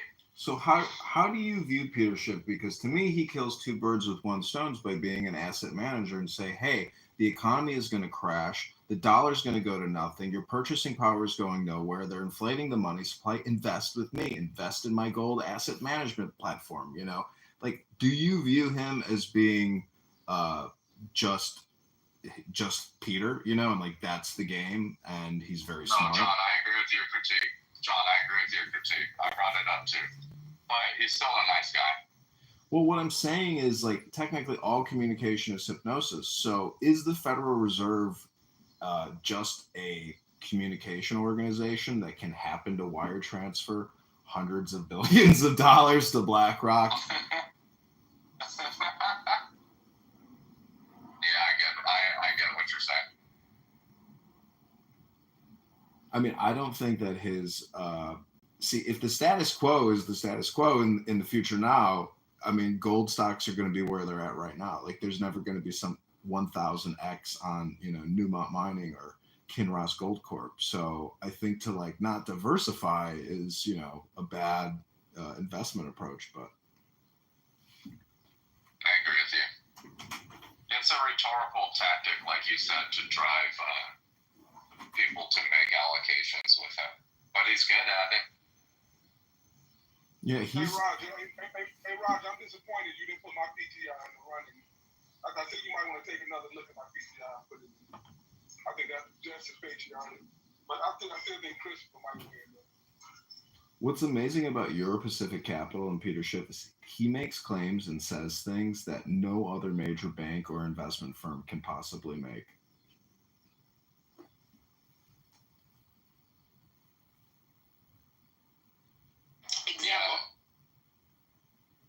Wells Fargo Wealth Advisors would never issue press releases and create podcasts about how the Federal Reserve is creating an artificial, equity bubble and go on and on about taxes and inflation and the value of the dollar, the history of the Federal Reserve. Like, they're never going to create content or discuss any of these things because it's all just branded marketing communication. And so Peter Schiff, has an advantage there.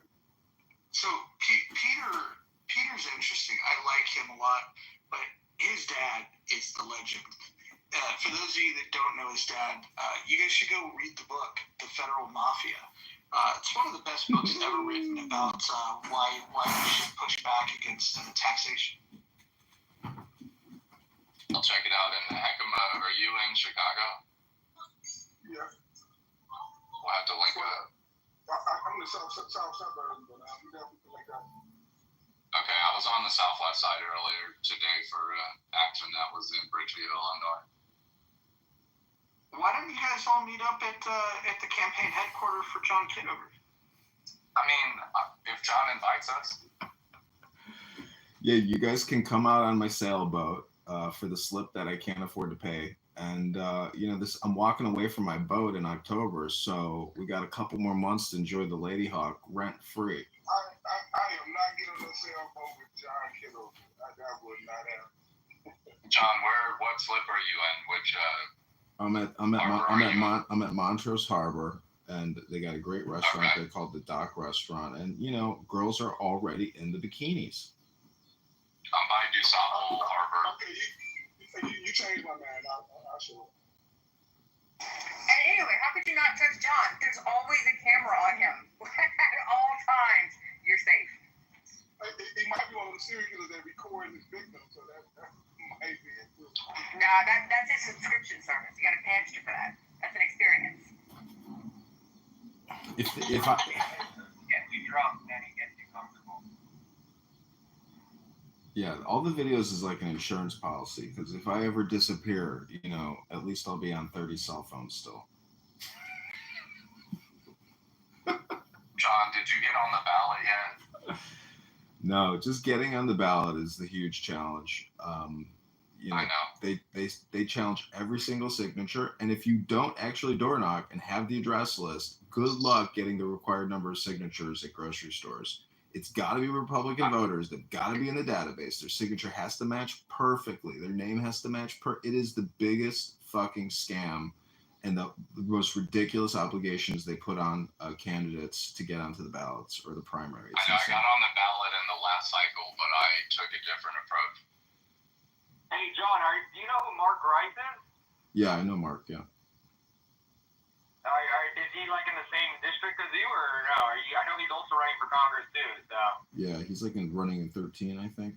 He ran against Raja Krishnamurti in the last cycle, and Raja won. But Raja's running now for senator, and this guy blankets the airwaves. I mean, he's got $30 million, and he just blankets. Everybody sees this Indian guy holding up his fist, saying, "I stand up to Trump. I fight Trump. Resist Trump." I mean, that's the type of messaging he puts out, and he thinks that's what people want to hear to vote for him. It might be in this fucking state. Well, what I'm saying is the message doesn't matter. Buying the medium is what matters. owning the signal, but what you put out doesn't even seem to fucking matter, because that's not a very, that's not a great direct response advertisement. I mean, there's a lot of different messaging he could put out, but instead he chooses to attack Trump in his advertisements. Yeah, it's pretty lame. That's all you need to do in that state. Yeah, that's true. At least in the Chicago metro. That wouldn't work in like central or southern Illinois. See, he's got a lot of Indians. There's a lot of Indians in Chicago, and if you could organize the Indians in Chicago, I mean, that's like millions of voters. I had a friend in high school whose father was a very successful entrepreneur, but guess what his business was? Is he had a travel agency, and he flew over about 100,000 Indians into the Chicagoland area, resettled them. Amazingly, they got citizenship. He started a radio, he started a newspaper, started an Indian grocery store. So people have made a lot of money on what you might call illegal immigration, but everybody's very successful. They got great families. They're not high in the crime rackets. So God bless all the Patels and Krishnamurtis, but there's a lot of them in Chicago.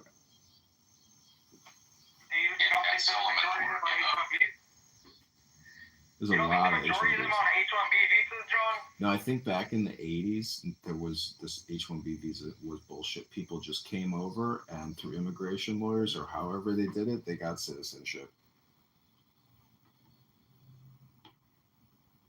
But they're the best, Who do you think is working for the semiconductor manufacturers, the cell phone manufacturers? It's all these electrical engineers, and a lot of their last names are Patel.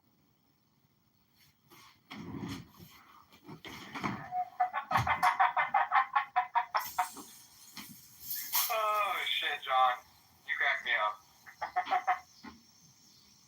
Has the Indian population been growing like exponentially, like in the last couple of years, or what? Not exponentially. It's on a it's hitting a plateau right now because a lot of domestic U.S. companies have paused hiring for anybody that's not a U.S. citizen.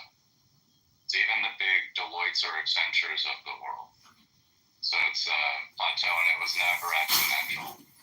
It's always been a small minority population in the labor force. Wait, are you that guy that got let go from Accenture 2 years ago and still doesn't have a job? No, I've never worked for Big Four consulting. You're a software developer, right? No, I'm not a software engineer. So what do you do? I'm in the tech industry. I started a technology company. What does your company do? It's like a combination of media and hyper-local political risk. Oh, got it. You got a spam business. I mean, I'm taking political structures and transforming them into mathematical models. I've got clients on Wall Street, so. Well, Mazel tov. Do you know what the source of income is? Which source of income? I'm asking you, what is the source of income? My source of income? What is the general source of income? Alternative data. So alternative data is the source of income? For my business, yeah. Got it. Okay. It's a pretty big market, to be honest with you, and it's global. Well, how do you increase your income? Does that mean you have to increase your data set? No, it's more about like extracting the data and supplying it to the consumers in a way that works for their business. Some businesses have less technical competency, so then it's better to supply them with a platform where they can do sort of like drag and drop analytics. And then obviously I'm fine tuning that to whatever use case they have. It's not just financial firms. It could be like lobbying, corporate security activist and community But if organizations. you want to increase your income, what adjustments would you have to make? Adjustments to your model. If you want to increase your income, what adjustments are you going to make? It's a startup, so it's unknown. Got it. Because I read a book about what the source of income is, and so I was just wondering if your thoughts and opinions might align with what I read in what's called a book. I haven't read that book. It's called The Book of Income. I'm sure it's interesting. It is. It's got a lot of wisdom-based approaches to increasing your income. Yeah, there's different ways to do it. I get that. But for this, it's more about, can I commercialize novel technology? And there's not really a way to predict that. You just take the risk and eat shit, or you don't. Have you used Polymarket to do any type of data analysis on your income potential? Have you ever seen Spy versus Spy? Like, remember the old cartoon? That's what this reminds me of right now in this moment. This is like troll versus troll. Like, I am cracking the fuck up laughing right now. I'm not trolling, though.Maybe John is trolling, but I'm not trolling. See, people... I don't see Chris trolling it out. Chris, it's because... I don't see John trolling it out. He might be known as one, but I don't see him trolling right now. I know, I'm having some fun here, but you may not call this trolling. This may be, like... I call it like petting, or I would call this like petting. Petting at a barbecue, of course. Chris, have you ever self-roasted yourself? You mean like make fun of myself? Yeah, self-deprecating humor. I mean, have you ever been the topic of a roast? Oh, for sure. Hillary, I need a full-frame camera. No, Chris, you didn't stick a pipe up your ass and out your mouth and stick yourself over a fire. No, I've never done that. That's some kind of shit. Only risk can come with that dog. Well, he had to pause and think about it because he's so autistic. He's like, does he mean like Chris, roast myself or like self-deprecating? Chris, I recently got an invite to the Bohemian Grove. I'm wondering if you want to be my plus one. I don't even know what that is. It's a place in the forests of California outside of San Francisco where a group of elites get together to do the care ritual. Do you know what the care ritual is? Doesn't sound like my style, but I'm not familiar. It's basically like an invocation to remove all care of the outside world. So when you're in the Bohemian Grove, you're not thinking about what's happening outside of Bohemian Grove. It's called the care ritual. Also pretend to sacrifice a virgin. I mean, I don't do it anymore, but... Well, no, because who can find a virgin these days? Yeah, I know, right? Well, the Mohammedans can, but they start early. I'm a virgin. Yeah, I'm just saying the Muslims do, but they have to start really young. Sorry, autocorrect. What did you mean to say? What, Christine? I'm a virgin. Okay. As one of your best friends, I will absolutely go along with whatever lie you tell me I need to tell the other people. So, guys, she is a virgin. Virgo? Who's a Virgo? Okay, no. Take that, Hillary. Okay. I'm a virgin too, Kristen. I know. We virgins have to stick together. So I got a question about the title of the room. What is a patriot? I was watching the movie Patriot with Mel Gibson, and I was thinking, is patriotism a mental health disorder? Because, he rebelled against that Lord Cornwallis and murdering all these people, but then he's got that asshole guy, the dragoon who's, a madman. So, what is a patriot? It's kind of subjective, though, because one person might say it's a patriot, but I think by definition, stand for your country, fight for your country, but that can especially in America, can come in different variations. So I don't think there's no one definition in America of the patriot. Well, make them if there was a dictionary definition, I know what it will be, but I'm not necessarily, I wouldn't necessarily agree with it. Well, is George Carlin a patriot? is who's that other fat comedian, the screamer, Sam Kinison. Are they patriots? No. I think Frederick Douglass is a patriot. Lenny Bruce was a patriot. Muhammad Ali was a patriot. That's right. Is Jerry Seinfeld a patriot, or is he a Zionist?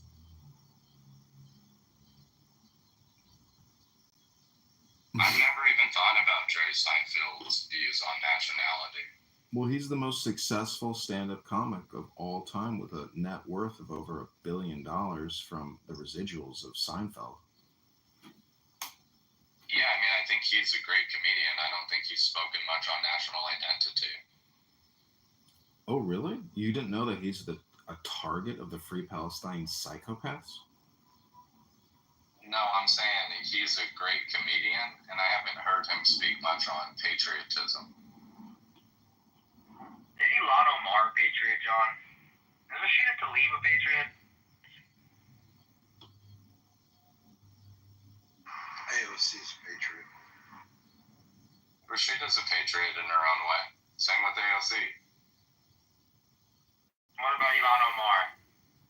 She's cool. I don't like her politics much, but if you can step up and run for office and get elected, I'm cool with that.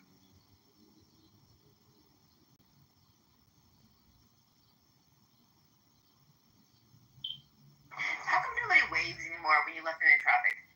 What happened to that? Nobody does a little point like, thank you, Amy. I do. All the Thank time. you. Okay, thank you for that. You might be in the wrong state or city. It don't happen. You know, I asked Mojo yesterday, is war just a late-term abortion?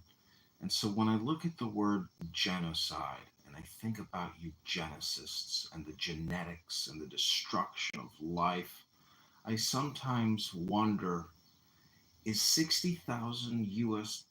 American baby abortions, versus the 60,000 dead children in Gaza, is it not just all a monthly genocide? No, because genocide is the elimination of a particular sect, race, religion, something like that. And the other is all babies. You're considering all babies. So. Yeah, No, one's a Holocaust. month to month. One's a genocide, one's a Holocaust.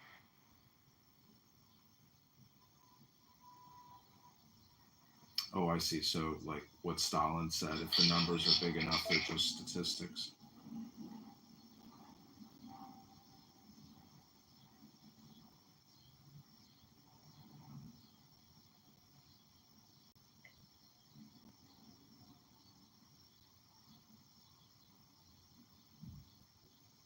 Well, was the COVID... John, when you were talking about CARE, were you talking about the Council on American-Islamic Relations?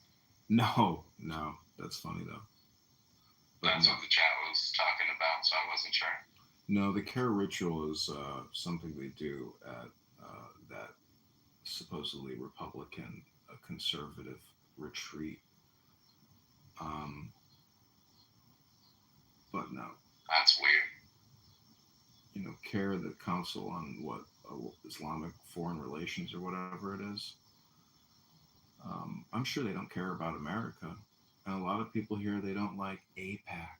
But there's about, 10 other groups that you might not like that do foreign, lobbying on behalf of their governments or their terrorist regimes. I like CARE. I bet you do. I like turtles. Go banana! That's why I asked you if you knew what 565 times 1,000 was. I needed to do a quick diagnostic, but I know you don't care. You just care.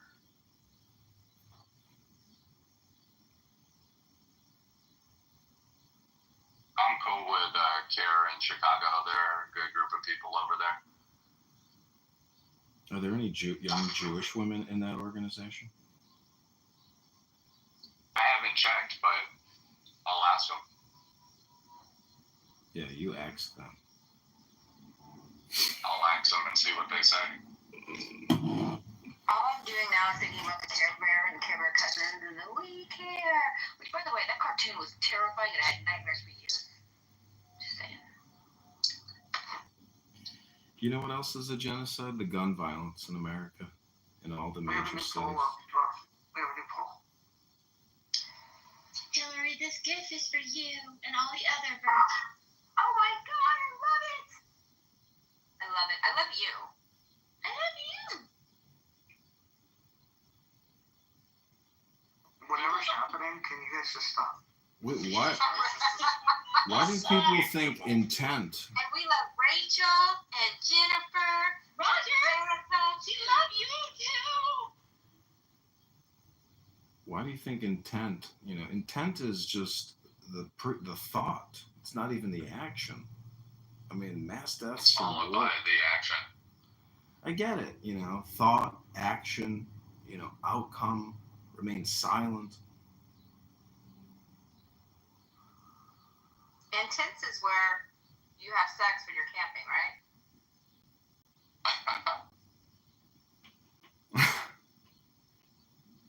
That was the first place for me.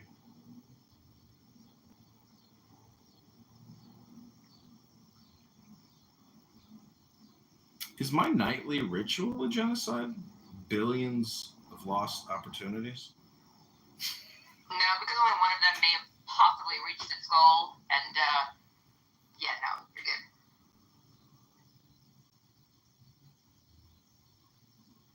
What's your nightly ritual, John?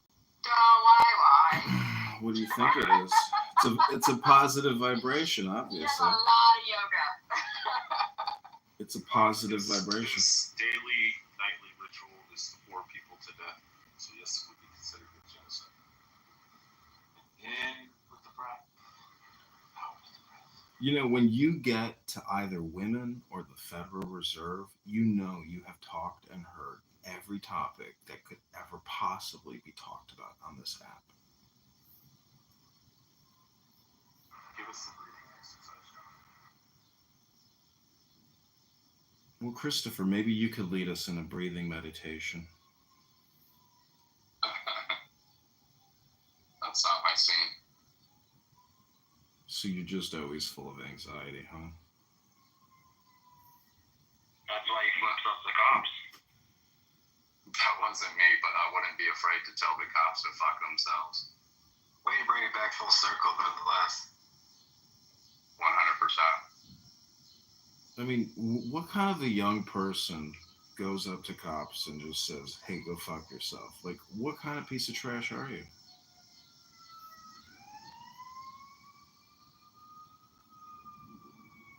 I don't think it makes you a piece of trash. It's protected speech. Well, what I'm saying is it's projection. So, like, if you're going to call somebody a name, it's really just your self-confidence which is lacking. I mean, a sage, a wise person doesn't, gossip or say anything bad about anybody or do that kind of behavior. Like, are you trying to improve the world by example? That's an ideal. Well, don't tell me, show me. And when you flick cops off, you're showing me. Those cops in your background to F off. I know. What the they're ruining my recording over here. Could you go save that person's life in the South Side who's dying because there's no shot spotter, and now we don't know how many shootings are actually happening, and now you're claiming the crime statistics are going down and there's less murders because you got rid of the shot spotter? I mean, come on. It was a poor implementation of ShotSpotter, though. Yeah, well, you can't lie and say less people are dying when they put out the shooting and the casualty report every weekend. The numbers aren't going down. Hey, John, the numbers are down. I don't know what. I meant to say something earlier. You said crime is rampant in Chicago. That's just simply not true. You got spots where it happening, but like saying that crime is up or rampant, that we need the National Guard. I won't say disingenuous, but I just flat out lying. Okay, let me get you the weekly shooting statistics. Please hold. Heckama, he don't live in Chicago, so everybody be talking, but they ain't standing here with us. You feel me? Damn, G. Let me get you those crime stats. Heckama, please hold. Yeah, he don't live in Chicago.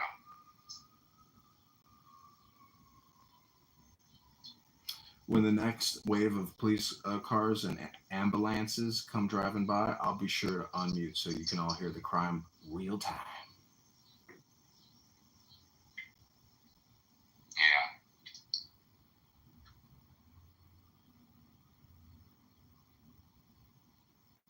But the ShotSpotter implementation was poor, and what happens is you map the occurrence of the shot to where you should distribute your police force, but over time the machine learning reinforces the police posture, not necessarily where the occurrence of crime is going to happen, because they haven't been able to come up with a machine learning model that can predict where crime is going to occur. So ShotSpotter really just drives over policing of certain neighborhoods. That's what it does. That's what it does. I'm lying in the street. I got a bullet in my heart. I'm bleeding all over the street. Somebody called 911. Oh, I dropped my cell phone. Oh, I wish ShotSpotter was here. Oh, it could save my life. I don't think ShotSpotter saved anybody's lives, but that's good propaganda.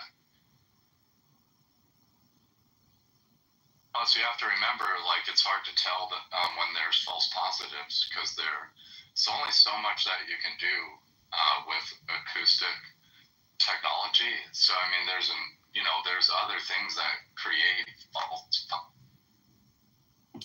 Christopher, positives that aren't even gunshots, like a firework. Christopher, let me ask you a question. What does the term restorative justice mean to you?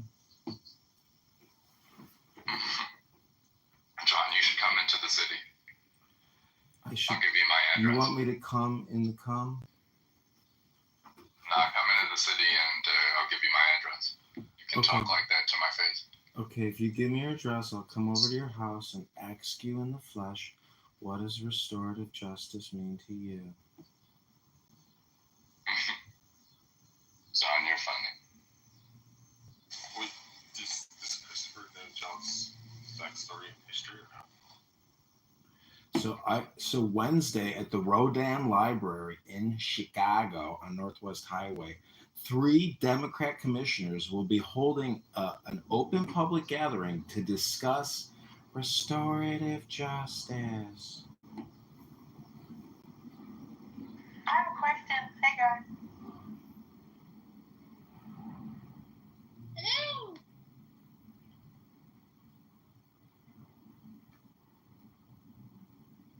Sorry, the person that says act, why do they do that? Are they making fun of black people that can't be proper English? That's exactly what it is. Okay, well, it's tiresome, but I'll leave. Why'd you say tiresome? Wait, before you leave, Rachel. Tiresome? English teacher before you start. Okay? Rachel, before you leave and cast aspersions. So I just wanted to know, and that's Rachel, you asked me a question. I'm gonna respond to what you asked. Right. Well, it's okay. It sounds so ignorant from a politician, in my opinion.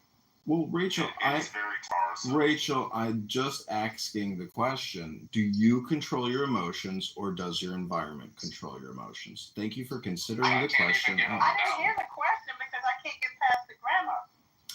Rachel, John can't even get on the ballot. I'm asking you a stoic principle here. Do you control your emotions or does your environment control your emotions? And I said earlier, I can't hear the question because I'm trying to listen to the... Okay, listen closely. I'm going to ask the question again. I'm not going to answer it. Oh, okay. Got it. Well, I needed to confirm you weren't going to answer it. Otherwise, I was going to ask it again. John, she's coming up and correcting your grammar and your Not at all. She says tarsome, like tar manner. I said tar. I may have had something in my mouth by container, sir. I know proper English. I'm not trying to correct. I'm just saying that we have a listening experience sometimes, and sometimes it's just overdone. The rule of 3. It's funny. 3 times. Now either you have to go like 10 times to like really hammer it in, and then it becomes kind of funny again. But no, after 3, you gotta chill for a minute. No, I agree, but every time people start... Right, how Clubhouse limits us from, doing 10 emojis. It's very similar on the other line because it's tired. The first rule about Axe Club is do not ask about Axe Club, otherwise people are going to ask about Axe Club. But we're not watching the emojis, but we're listening, we're doing other things, and we're just, but carry on. Okay, so let me ask you a question, Rachel. If you were president of the United States, what would you do for your people? For human beings, I don't know. I have to think about it for a second. I'm not going to be like everyone else and just spit out something. I'm going to have to think about that for a minute. Well, take some deep breaths, let it go, and say, I am a flower. Deep breaths. Nothing's going on with me. I'm very relaxed. I just let the quickest way to piss off any woman on the face of this planet is to tell that woman to calm down. It's just, it's just my first interaction. I wasn't trying to be weird or rude, but your first interaction with someone shouldn't be the way that you're trying to treat me. Interacting with them multiple times. And Rachel is not a real politician. He's a wannabe. He can't even get on the fucking ballot. I'm running for the 16th district of Illinois. I'm praying to God that with a few donations from my Clown House friends, we'll be able to hire enough organizers on the ground to get the signatures, to get on the ballot in the primary in March. And it's going to be because I've got this great hidden asset behind me, pushing me to the finish line. That's called Clown House. And I hope you all have a beautiful and happy, positive mojo vibration this beautiful Saturday night. Like, I am hardcore meditating on it, and I have manifested this for you. Therefore, it is going to happen. Period. Wait, I have a question for the Congressman. So are you treating this, because I honestly, I'm not trying to be funny. I don't know when you're being serious. Maybe I'm trying to be funny. No, this is a very serious question, sir. Serious question. Are you treating this so-called political campaign like a social experiment as you are doing with Clown House, aka Clubhouse? Is this part of a bigger project, like a social commentary about the never know? I think if you're ever to move up in the food chain or the power structure, you can't just kill 2 birds with one stone. You got to kill 3 birds with one stone, 4 birds with one stone, 5 birds with one stone. You just kill 2 birds and then they get stoned. I just want to feed the birds. I'm saying, what they ever do to you, man? Why they ever try to kill birds? Hey, Christopher, I'd like you to expound on why he can't get on the ballot. He already explained that he can't raise the financial resources and get the signature, so he's not going to make it in the primary. He's not going to get on the ballot for the primary. That's what Obama told Donald Trump, and look where Donald Trump's at right now, Christopher. Yeah, so he already told us that you can't get on the ballot. Your chance or John, are you taking bets if you're going to get on the ballot in there? No, I'm not taking any Yeah, I'm down bets. to put in for that. You guys can make some bets around it if you want. You feel free. I already told you, I've manifested. I lit a candle and everything. It's bad. That's like taking the bet. You see, you can't lose. You can't lose when you got nothing to lose. It's the best part about my campaign. I'm my campaign manager and the treasurer of the campaign to elect John Kitover. Go to johnforcongress.com. Uh-oh, more police sirens here in Chicago, everybody. Must have been another murder on a Saturday night. Call out the National Guard. How dare you? How dare you? When's the deadline to come back? What's the deadline, John? That's a good question. If it's in March, what do you think? Like February, maybe? I know. I'd also like to know where I can find the actual ballots, because I've been Googling that and I can't even find the ballots that I need to get filled out. No, I'm running for real, but I'm having some campaign issues here because my campaign manager just got a divorce, unfortunately. Yeah, he can't do any work for me anymore. He just got divorced. He's all bent out of shape.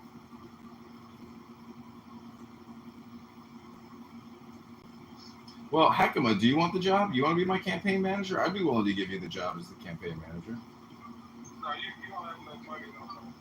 Christopher, do you want to be the campaign manager here to get John for Congress? You give me the Maryland for a racist, crazy dude. That would cost a lot. A racist, crazy dude. You're projecting, sir. You are projecting. I can't afford to be associated with John. You know, Heckema, I want to say something personal. You are a Morris Knights Temple of American. You know, Heckema, you may not believe this. Person on this fucking app. Heckema, you. Following your fucking pedophile fucking prophet and your death. My prophet name is No You Are. Yeah. Also Muhammad, your God. You know, gentlemen, please. It's Saturday evening, gentlemen. Let's be gentlemen. Gentlemen, please, gentlemen, decorum, gentlemen, decorum, Heckema, you may not know this, Heckema, but I was Messy, please. Everyone need up. Go make me read the rules. Go look at the house rules. Reference rule number 5. Thank you. Go get Larry Rizzolano. Larry Rizzolano? What about Dr. Vinny Boom Bots? I said Larry Rizzolano.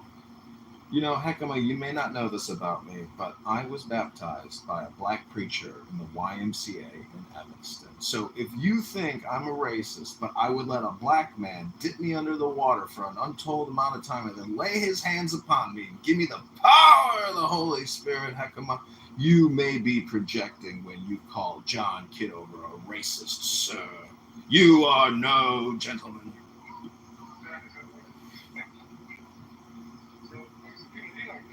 Also, You're such a projectionist, Heckema. After what I just said to you, you can't even consider what I just said. Are we using the classical definition of racism in the belief that one's race is superior to another? Or are you using the power and all this kind of liberal shit? No, actually, I'm saying that the fact that he doesn't. No, wait, he's addressing He doesn't drop the N-word like. Shut the fuck up. That's what I was saying. No, Rich, I was just saying, I thought I heard you call out Kito for being racist, and I said, I don't know, Rich. There's some rumors that you've been saying some, pretty racist things across social media, too, so... Mojo had stated that no one can say the N-word, and then I used the South Park joke and said, could you use that word? And then I was kicked from the room. Well, no, that's not what I was talking about, but I'm not even going to bring it up because I'm going to follow the house group, sir. I don't want to be about. So, it's not even that important. It's all good. I don't want no smoke with you, sir. It's all good. Let's start a riot. You know, during the March 2020 BLM riots in Chicago, the Walgreens near me was broken into, and looters were running in and out and raiding that pharmacy. And, as a local leader, I grabbed my cell phone and stood there and filmed them looting the Walgreens. And I was absolutely appalled at how people, when the country's down on their luck with a global pandemic, scamdemic, they would break into a Walgreens to steal all kinds of products out of the pharmacy. Shameful.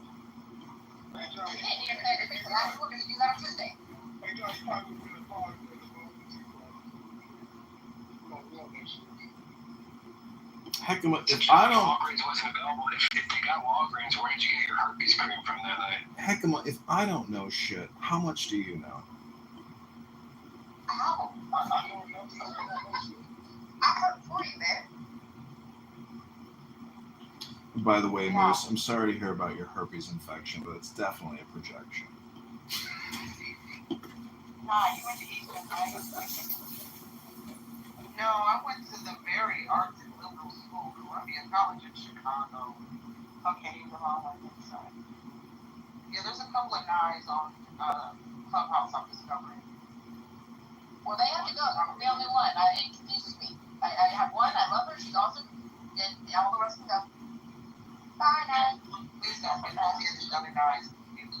Please, Lord.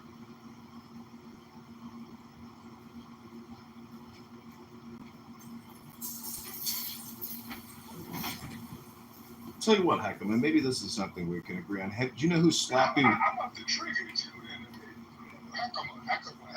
I'm just saying, I'm talking about Slappy White. I don't know if you know who Slappy White is, but he's a famous comedian, and he too ran for Congress.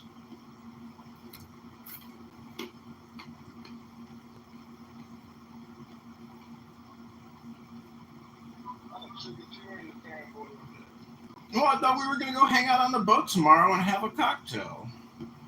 So I just read this poll and I just want to say you hoes are disrespectful. Brother Hakima obviously should be at 100%. John, you just got here. Hakima's been around and y'all are disloyal. That's why. Wow, look at this. I can't believe I'm losing the polls here. What the hell is John? Isn't he just a character that showed up this week? How long have you been on the app?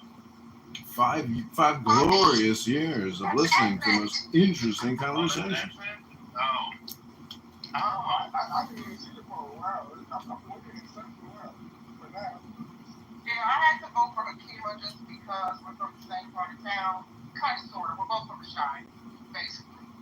So I'm gonna. John, I mean, I rocked with you, John, because I think you're funny as hell. But because of out of loyalty, I had to vote for Hakima. But John, That's okay. you would have got my vote. Christopher, I don't know Christopher. I know he just slipped the room. I like that you stand. You still on business with John. But yeah, Hakima, you got my vote, sir. I refused to vote because there was no woman in there. So, yeah. I can change my vote. I'm going with that. So misogynist, right, Hillary? I'm saying. I was on there. I would have just voted for you. Right? Why was I on there? You got my vote, Nye. Edmund, who is this white man in your PTR? That's me. I'm standing in front of an American flag, an Israeli flag that has a Freemasonic apron, a keffiyeh, and a Hindu garb, and I'm holding a book called the Book of the Law, and I'm wearing a Donald Trump MAGA hat and a black golf shirt with a peppered out beard. That's a Much lot. thought went into that pose. So, Edmund, why aren't you out there, like, reading or something? Like, why are you... I'm going to Emerald Island tonight and the Serbian Fest to breed. What do you mean? Okay, because you should have a woman. Like, it's important. The birth rate in the country has gotten low. So we need the whites to start reproducing. I'm going to help you out with that tonight because the Serbian Fest has some of the most beautiful women in Chicago you've ever been. Go knock on doors, start campaigning, and then maybe you'll need a woman when you're knocking on doors. Maybe she'll run away from her husband. Are you projecting again, Moose? I'm running for office. Did your wife leave you, Moose? Wow. I'm sorry that happened to you. These people have no soul. Sorry, man. Thank you, mother. Thank you. You know. Wait, and I laughed. Did that really happen to you, Moose? Your spouse ran away with a... No. Oh, okay. Yeah, I was gonna say, you guys are awful. Jesus. Mother, you're awful. Don't ever share intimate things on this app, y'all. Red one. I was going to say, don't step on this particular stage if you can't take that. Crazy. Mother, when was the last time a man broke your heart? Oh, I usually do the break-in. So you're a heartbreaker? You're not a heartbroken? I thought you're a heartbroken kind of guy. That's not the kind of break-in I'm doing, but sure. Wait, I thought Mother was homosexual. So, no, but jokes aside, I actually have never been broken up with. I've always been the person romantic.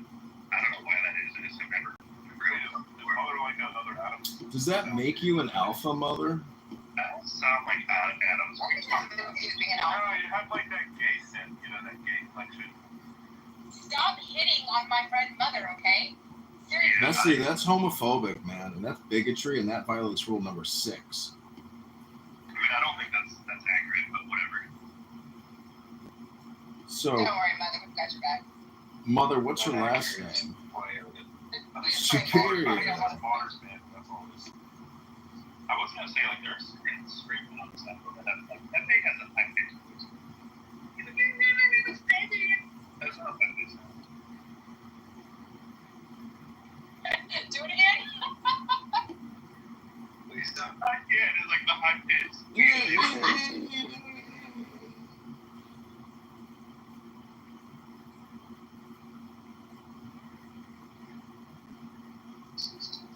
So, this is a question for Christopher, Moose, and Mother. Who do you think is the most liberal out of the three of you? Christopher, Chris, and Mother.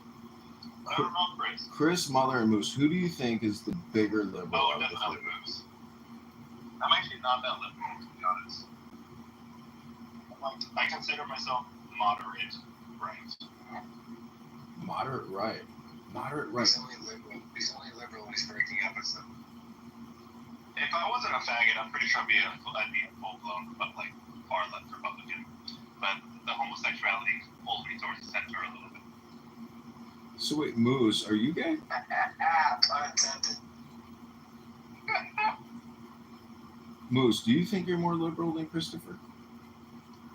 My attorneys advise me not to answer that.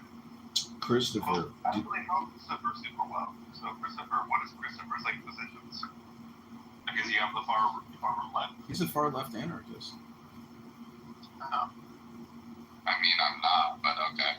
Well, what are you? He's like a patriot to me. What are you, Christopher? I mean, everybody tries to describe my politics and nobody can claim it, so I don't really. Okay, let's go down the list. All right, how do you feel about abortion? I guess libertarian. How do you feel about immigration? Let's go the big five: immigration, abortion, taxes, Trump. Big four. I'm missing one.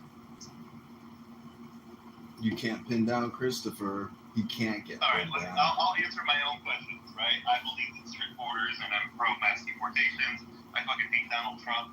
I think he's a racist piece of shit. Taxes, I believe in those taxes. What was the other one I asked about? Oh, abortion. No, I don't give a fuck. Killing babies. That's not my problem. You do what you want with your body. Do you think instead of discarding the baby parts and storing them in oil barrels or burying them, that they should be fed to alligators, and so we don't waste any of the baby parts as nutritional supplements? Okay, that was I was a little bit graphic how I explained it. But like, here's my view. I'm anti-abortion, but it's not really my main issue because I'm a fag, right? I don't want to have this problem. I'm not going to get an abortion. I'm not going to get any woman pregnant. It's not really my number one voting topic, so that sounds better to describe. Wait, Congressman, aren't they already using the discarded baby parts in stem cell research and adrenochrome? No, according to Grok, they are not selling baby parts, and those Project Veritas videos are all doctored and fake news, according to AI chatbots.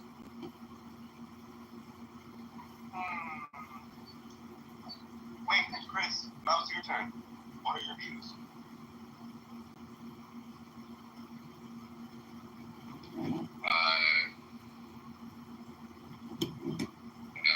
It's too simple. Ladies and gentlemen, I think we rest our case that Chris here has failed to deliver on his promises. Can't even give you a basic explanation of his fundamental principles.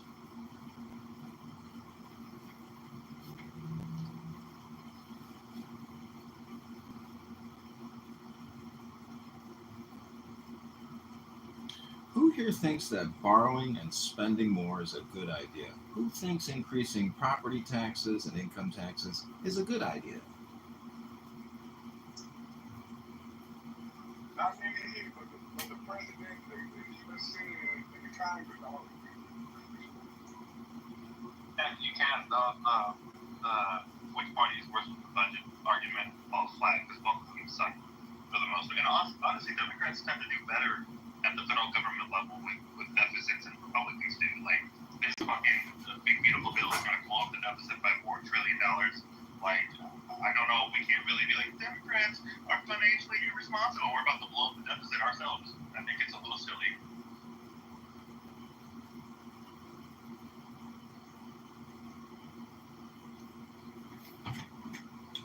Well, too bad Christopher left the room because I'm sure he could have educated us about the importance of flicking off cops and telling them to go fuck themselves. That's America. That's the American way. They only have a job. But they don't like you having a job. I'm just going to say, I do shout out to the Miami Police Department. They do an excellent job. I think they do great. Well, look at also, my friend was a cop in Chicago, and he got shot 7 times, and they told me responding to a call on the South Side. So, cops generally have a soft place in my heart. Exactly. People like Hekima, I can't believe that they would say things like that about these warriors of our society who are battling the criminal element, the ruthless gangs that are robbing, murdering, stealing, killing, distributing fentanyl, destroying our populations. Come visit Houston for 5 minutes. Seriously, it's like driving from one side of town to the other side of town and tell me you still have any respect for police like that. I've always had respect for police until I moved to the city and needed the police and never there. Now, you commit a crime, and it's you, you'll always be there. No, I'm kidding. Like, literally, you can do a drive-by or walk-by in the city, and, like, nobody cares. My car, I got carjacked. They were so irritated at me that I called the police and had them come down to do a report. I was carjacked at gunpoint, and they were so pissed off at me because I didn't go to the website. There's a goddamn website because there is so much carjacking that they don't even want to deal with it. It's like, just fill out a piece of paper on the website. That's it. That's all I gotta do. So I had a call with another officer complaining against my neighbor, and the police department sent two officers to knock at their door. Like, I don't know if maybe Miami police was doing it with free time, but they actually do a pretty decent job.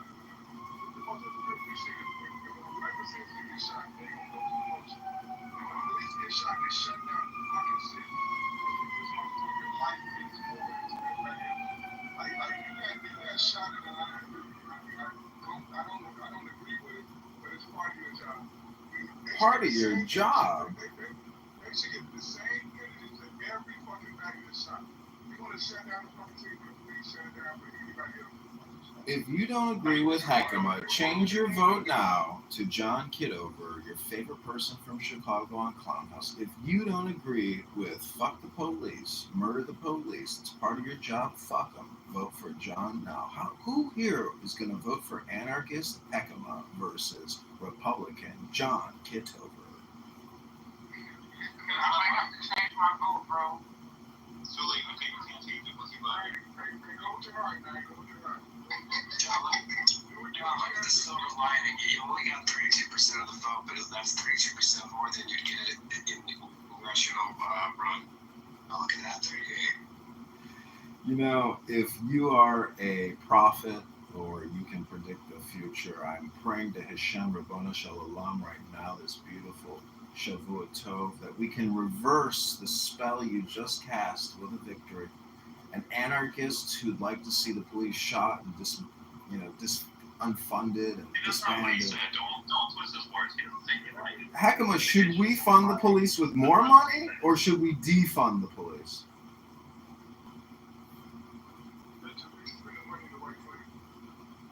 All right, well, that's a smart answer.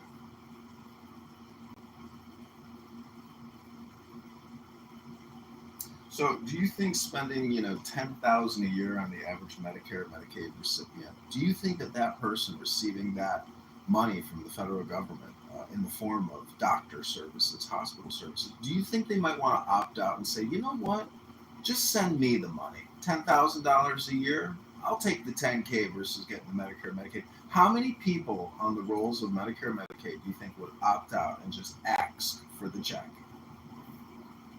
I mean, so medical expenses, everyone pretty much knows that they basically pile up at the last 10 to 15 years of their life.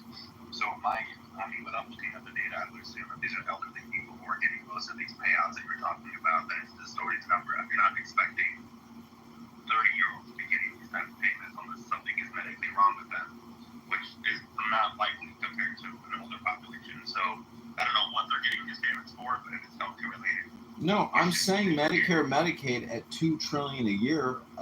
That if at $10,000 per person, people would opt out and just rather have the fucking have a check instead of saying I get to go to the hospital to see my doctor. A lot of people would rather just have the money. I don't know. Maybe not people with chronic illness.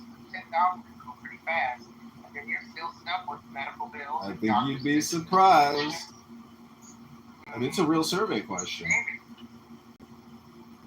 $10,000 doesn't go as far as it used to. It really can go relatively quickly. I agree with NY. I'm just That's 4 or 5 doctor's visits a year. You're around a couple thousand already. Well, new payers would definitely want to opt out. 59% of Americans can't afford $1,000. There you go. So probably half the people on Medicare, Medicaid would rather to stop receive services from the state and they would rather just get the check direct from the federal government. I'm just saying it's wealth redistribution, but it's not to you. It's to your doctor or your local health insurance provider or the hospital group or big pharma. A lot of people would rather have that federal funding sent to them directly. Is there an opt-out button here?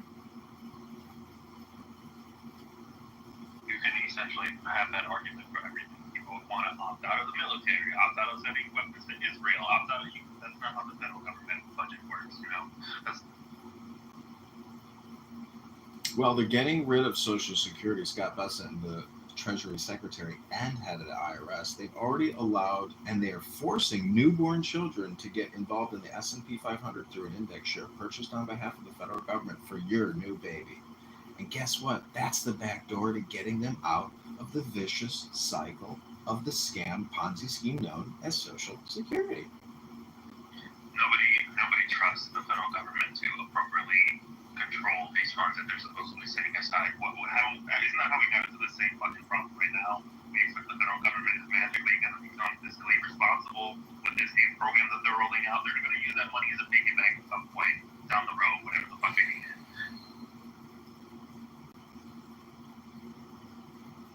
You know how crazy it is? Somebody said almost 51 or 59%. They said Americans have $1,000 to listen. 59. I think he said 59. Forbes has it 21%, 70% in other studies. There's another study that has 57%, and another one has 21%, and another has 59%. There's 40%. Just all over the place. Are those numbers medical emergency or emergency in general? Just emergency $1,000 fund in savings. Yeah, I asked how many Americans have $1,000 in savings.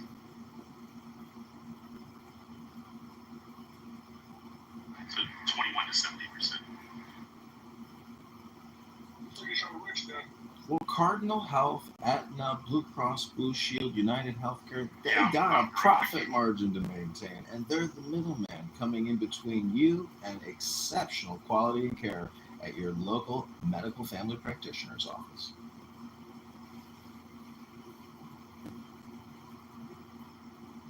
Let me ask the room a question. Do you think a physical therapist can provide better health outcomes or a vaccinologist pediatrician? I say we all pray about it, and then it'll all go away. You want to pray the vax away? I want to pray it all away. Everything, all of it. And here, that's how it works. Who here experienced incredible health benefits from getting the COVID-19 vaccine and boosters? I guarantee you took the shot. I never took any of those fucking shots. I've never had a flu shot in my life. Not as an adult, maybe as a kid when my parents. Yeah, I didn't take the shots. Why the fuck would I take a flu shot? I get sick once every 3 years, and I get all fucking cold. Listen. So I get mine from night, so I got all the shots, and I'm still like polio, yeah.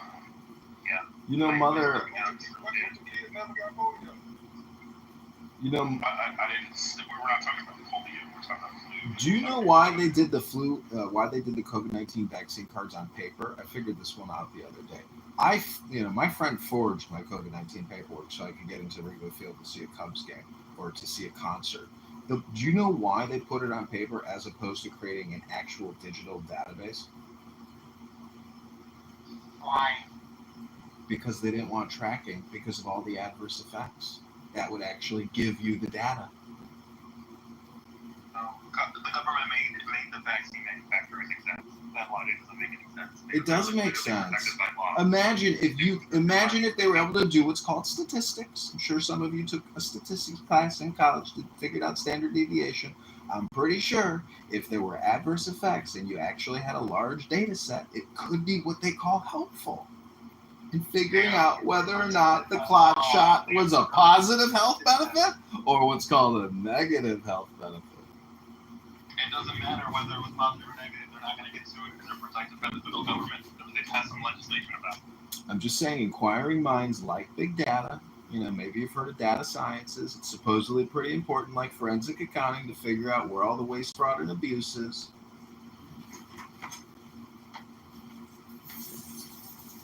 That's not really what you use forensic accounting for, but that's fine.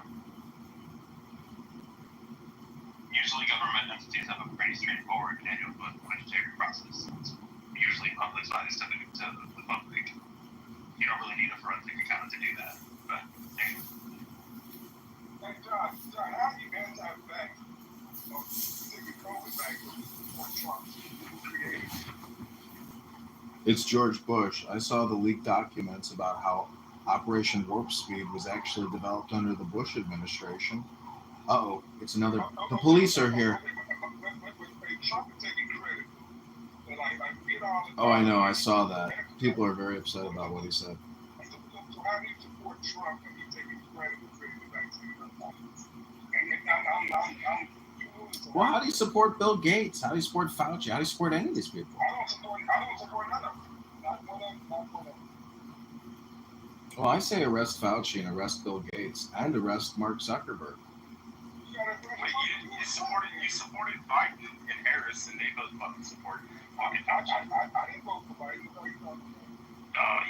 love fucking Harris and Biden. I wouldn't dare vote for Biden.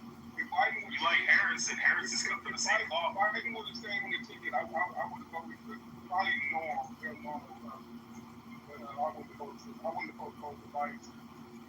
Yo, Huck, about what do you think were the greatest three things about what's the dumb bitch man, I just said her name. Fuck.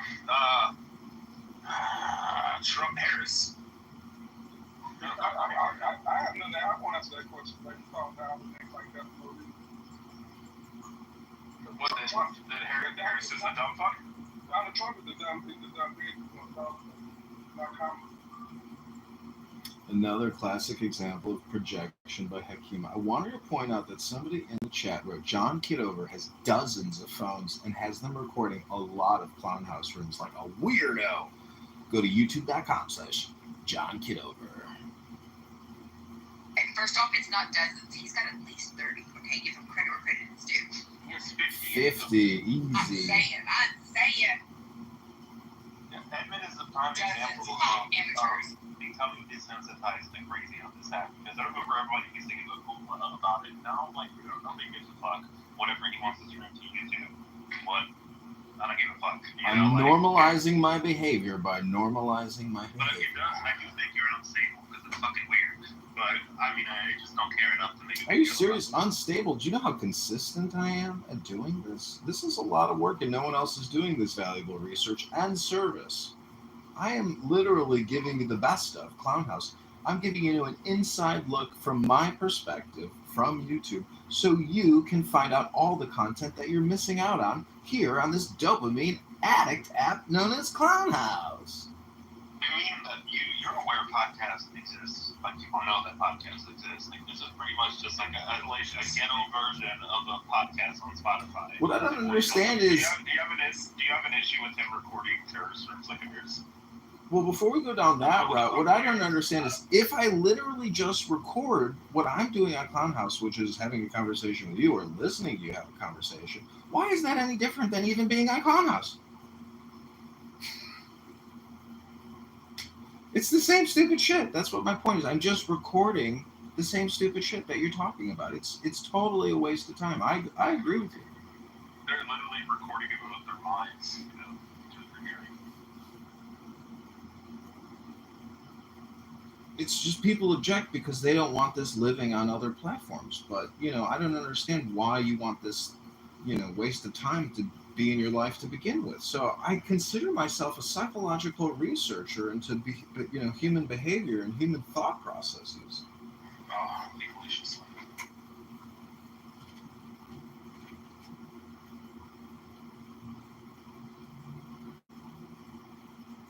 Well, I think you're a wild character. I mean, I've described you in this room previously as a cross between Rain Man and a Black Mirror episode. I don't know, for some odd reason, I'm a fan of John. I think you're insane. But I also think you are quite possibly a mad genius because of this social experiment you're conducting that we're all willingly or unwillingly, knowingly or unknowingly a part of. I almost feel honored to be slightly Well, part you might want of to consider John's changing that vote. farmhouse. Go ahead, NY. You can change that vote to John K. from Hekima. Oh, yeah, that's No, right. I do not, Hekima. I do not say the N-word. I literally say N-word, but never the N-word. Come on now. He never uses the N-word. I've never heard Don. You are full of shit, Hekima. You are full of shit. You're a fucking liar, Hekima. Liar, liar, pants on fire. You're doing the fucking Adam shit where you just lie trying to fucking discredit somebody. Listen, Hekima, do you even use... This is the equivalent of Adam saying, "Oh, this motherfucker was in my back channel trying to get in my booty hole and clap my cheeks." Like, and nobody fucking. Hekima, I don't even use profanity. I heard John say the N-word like 100 times. I very rarely use profanity. One time. Very rarely do I Not use too much on profanity. Adam. Not too much on Adam. Mojo, have you ever heard me say the N-word? Roger, have you ever heard him say the N-word? Roger Smith. No, and you haven't. No, I will give $100,000 to anyone here who can produce a video of me saying the N-word. Don't you have all your fucking audio already recorded? Yeah, that's right. I forgot. I live stream myself on the internet all day long. So maybe if you want to go back and try to find the N-word moment, maybe you could be right. But I don't think you're right. But you might have to go back 100,000 hours to find out the truth. But that's really easy. All you got to do is cut and paste the links into Notebook LM, and then put the keyword that you're searching for, and it'll come back and it'll tell you if they're or not. I'm willing to I bet. love that Christy in the chat room. Christy, I was laughing so hard over here. Christy wrote, "This app has to be in the late stages of dying." He's a zombie at this point. It has been killed, it has been stomped, it has been resuscitated, and brought back, killed again, and now it's just looking for brains. Unfortunately, all right. I want to pose a question to the room. Everybody, put a 1 in the chat if you've ever heard John Kitover say the actual N-word, not just N-word, and put a 2 in the chat if you say that he's never said it.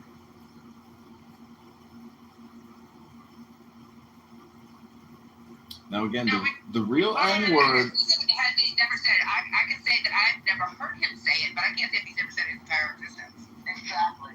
No, we're just talking about on the app. We're saying on the app. I have a feeling you probably said it simply because wasn't it like a couple days ago or a week ago you were complaining about DEI and some epiphany you had working with black women and you had a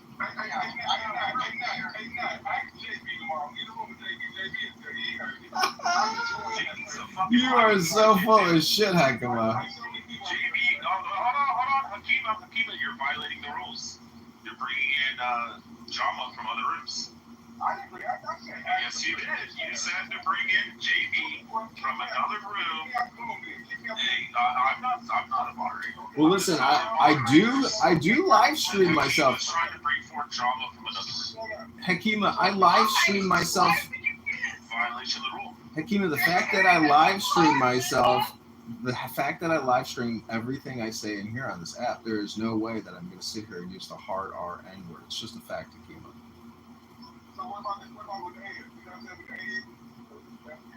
Saying axe all the time? That's not saying the N-word. No, I never said it, and I don't say it. And I will repeat for you. I live stream everything I say and everything I hear on here. If you think I said a hard R N-word, I encourage you to go back through all my videos and try to find somewhere where I say hard R N. I never do. And again, I live stream everything I say here. How to look for it.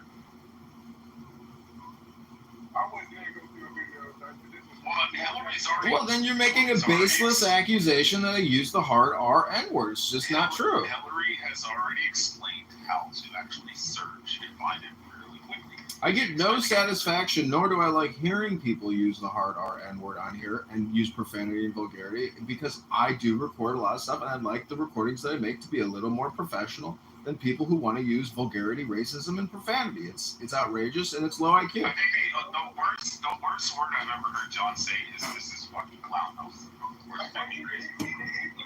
He's saying it without PR. With the A. Literally saying No, not But really. he doesn't No. even use it as a pejorative towards somebody. He's just saying the clown house is fucking crazy. Okay. I ain't a clown. No, it does not give me dopamine shock jock value to say the soft A or the hard R, but I have made many jokes about the N-word being a word you cannot use.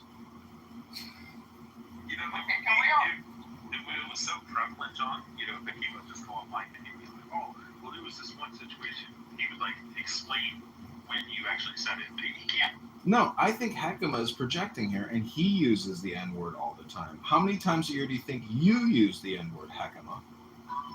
0. Really? I have heard you use the N-word many times. No, you never heard it. I have you on recording using the N-word all the time. Okay, please hold. Okay, May 17th, 2025, you used the hard R N-word 6 times in less than 3 minutes. June 17th, 2025, you used the hard R N-word 18 times in less than 6 minutes. And you used the soft ah version of the N-word variant 7 times. July 4th, 2025, on Independence Day, you used the hard R N-word.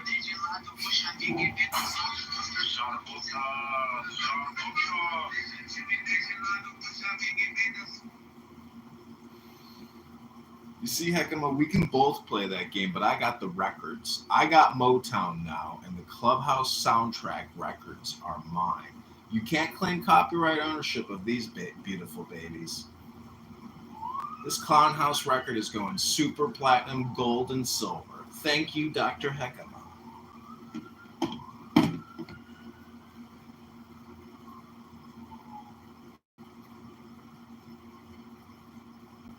Somebody in the chat said this is a racist room. Actually, we're just fun. Yeah, Jazzy. We make fun of a certain race, the human race, constantly. Jazzy is the most racist person on the set. There's never 2 races on the stage. You're projecting. How I believe that one race is superior over another race. I mean, maybe you're using this fucking liberal progressive, version where you're like, oh, white people, black people can't be racist because they don't hold power in society. I mean, maybe you're using that to define us as racist. But the ideal of the classical definition that one person believes that a race is superior and another race is inferior, I can attest that I don't think John or I, either of us, fucking believe that. Well, Heckema, is it? Okay, so let me ask something. So if you call black people, if you're not black, and you call a black person any variation of the N-word, whether it's the ER, no, it's not racist. Is that racist? No, I just told you the classical definition that a person would have to believe that one race is superior and or inferior. Okay, well, never mind the classical definition. What about the Clubhouse definition? No, I don't believe in the Clubhouse. Progressive, all black people don't hold power, so they can't be racist, all that kind of shit. Even if you hold on. You guys can all go into the Chillism room and listen to fucking Lion's Eye talking about how blacks, what she calls her Hebrew Israelite, are superior in every which way. And then white people are demons and dogs. Okay, sorry. Hakima's right, because he did the same thing, and I'm guilty of it. There are people on this app who do that. That's what I should have said.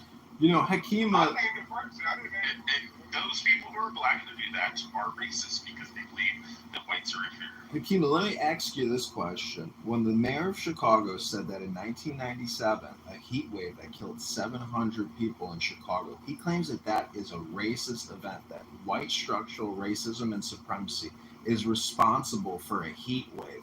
Do you think that type of rhetoric is actually reverse racism? I would like to have more context of what he said. I don't think he just made it up. Well, he says that housing in Chicago doesn't have central air, so you have to have a window unit like I do in my shitty asshole apartment. So what I'm asking is, when he claims that white people and white supremacy is guilty for a heat wave killing 700 people in 1997, to me that stinks of bigotry and reverse racism and politicking. When Trump said on TV the other day that Soleimani was responsible for 92% of the deaths and injuries in Iraq, so I mean, I guess politicians laugh. Well, how do you know what Soleimani did? Everybody how to build fucking IEDs. The majority of deaths in Iraq were due to IEDs. What are you talking about? Well, I asked Grok how many people. If I teach everybody on the stage how to build an IED and you go use it, then I would be responsible for that. Well, how do you? Yeah, if you have no idea how to build an IED and I send you down and train you how to build an IED, and you build 1,000 IEDs and blow up fucking U.S. soldiers, then I'm responsible. That's not how it is. Yeah, because he trained dozens, if not hundreds, of fucking people to build IEDs. So wait, do you think Trump killed Soleimani because he's a racist? Well, we're talking about racism here, and you're bringing up how Trump assassinated Soleimani in a rocket strike because he's responsible for all these IE deaths in Afghanistan. I said nothing about it there. I brought it how politicians lie. What I brought. It wasn't a lie. It was. Well, did Obama lie when he said they dumped the body of Bin Laden off the back of an aircraft carrier into the ocean? Is Obama a liar? John, do you think if Adolf Hitler trained the Third Reich and all the military and shit like that, it ran and orchestrated the entire fucking Nazi party? Do you think he's responsible for the death of 77 million people globally? Or do you think it's just every individual is responsible for those individual deaths? No, it's the person who fucking led them into fucking battle. Well, millions of Germans are responsible for the Holocaust. Yeah, Soleimani trains fucking people how to build IEDs. You're like, he's not responsible for the deaths. When they did turn around and use IEDs with blood. Well, I don't know what Soleimani did and didn't do with regards to those IEDs. He's one of the greatest fucking IED builders and trained fucking tons of people how to build IEDs. Is like okay, is an IED like a landmine? I'm trying to follow the conversation. Improvised explosive device. Okay, thank you. Well, Heckema is bringing up a far right. I think Hillary thought that it was one of those implantable. I was like, dude, what's that? No, it's pipe bombs. Pretty much it is. Well, let's just confirm this quickly. Hakima, what would be the number amount for every ADOS in the country in order to settle the restitution or the payback? What is it called again? Reparations. What's your number? Is it 1 million, 10 million, quadrillion? Like, what's your real, go-to number here? Wait. It's a debt. I'm only answering. Okay, Roger, I just want to say I'm only answering Trump because Trump gets lumped in with Israel racism and COVID. So I think we should all vote Trump.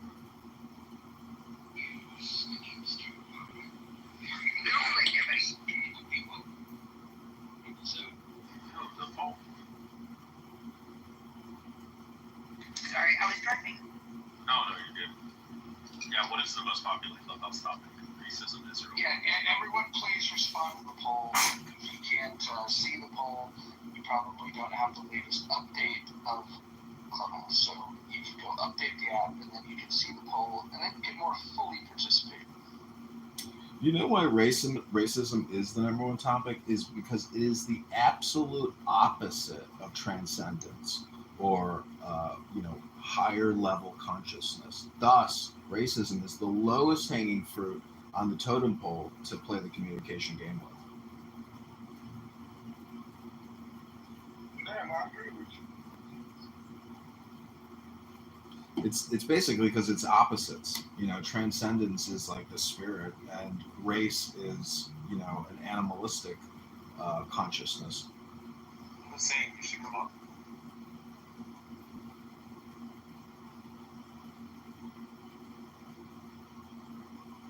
Because the brain is pink, right? I mean, like everybody's brain color is the same, but the exterior features just don't have the same color. Yes, but mine is all nice and smooth. See, I work it out to make sure that I've got no wrinkles in it. I do it by coming on Clubhouse. That's how I make my brain wrinkle free. Really, it's like taking a smash hammer to a brain. Mine is smooth and virginal. Yeah, we don't need none of that gray, wrinkly stuff. Yeah. Wait, no, I have a question. So if I say fighting Asians, does that mean that I need to use Filipinos? Wait, if you said what? Fighting Asians. Like Vietnamese, Thai, Cambodian, Laotians, all these different groups that are considered fighting Asians. Does that mean that you need those people? I don't think so. I mean, I don't. Oh, cool. I don't know what. If you're saying fighting as in fight to fight, yeah, fighting. Well, you have math Asians and fighting Asians. No, you have math Asians, which are Chinese, Taiwanese, Koreans, Japanese, people from Hong Kong, Singapore. Those are math Asians. So wait, is this traditionally a derogatory term? Like the N-word? I don't know if it's derogatory. I mean, most Asians would agree with it.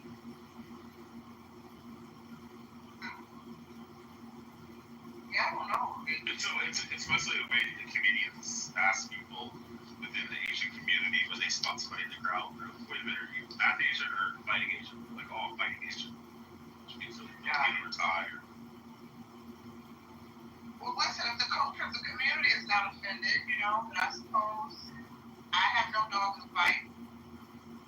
I won't try to co-check you if you refer to an Asian as this term, if they don't care, What if part of the community is offended by a term?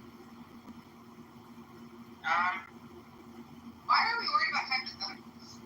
No, it's literal.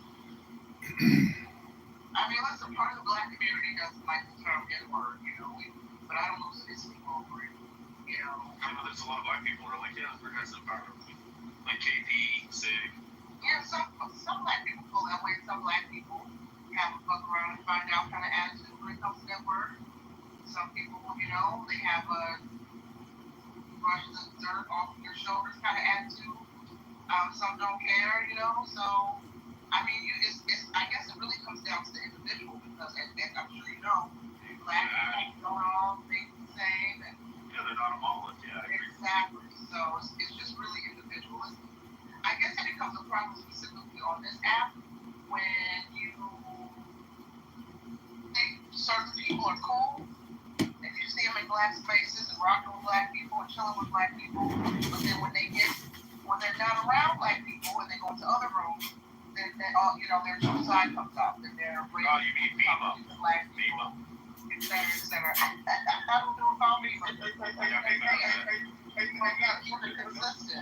The problem is, like... Wait, I have a question. Am I consistent in my views, in my words, and opinions? He was talking. The problem is when people would say something like that, or something, not necessarily that word, but other hateful thing, they wouldn't say in real life. Oh, God, you always fucking say that. Can I finish? That's the main problem right there when the person came.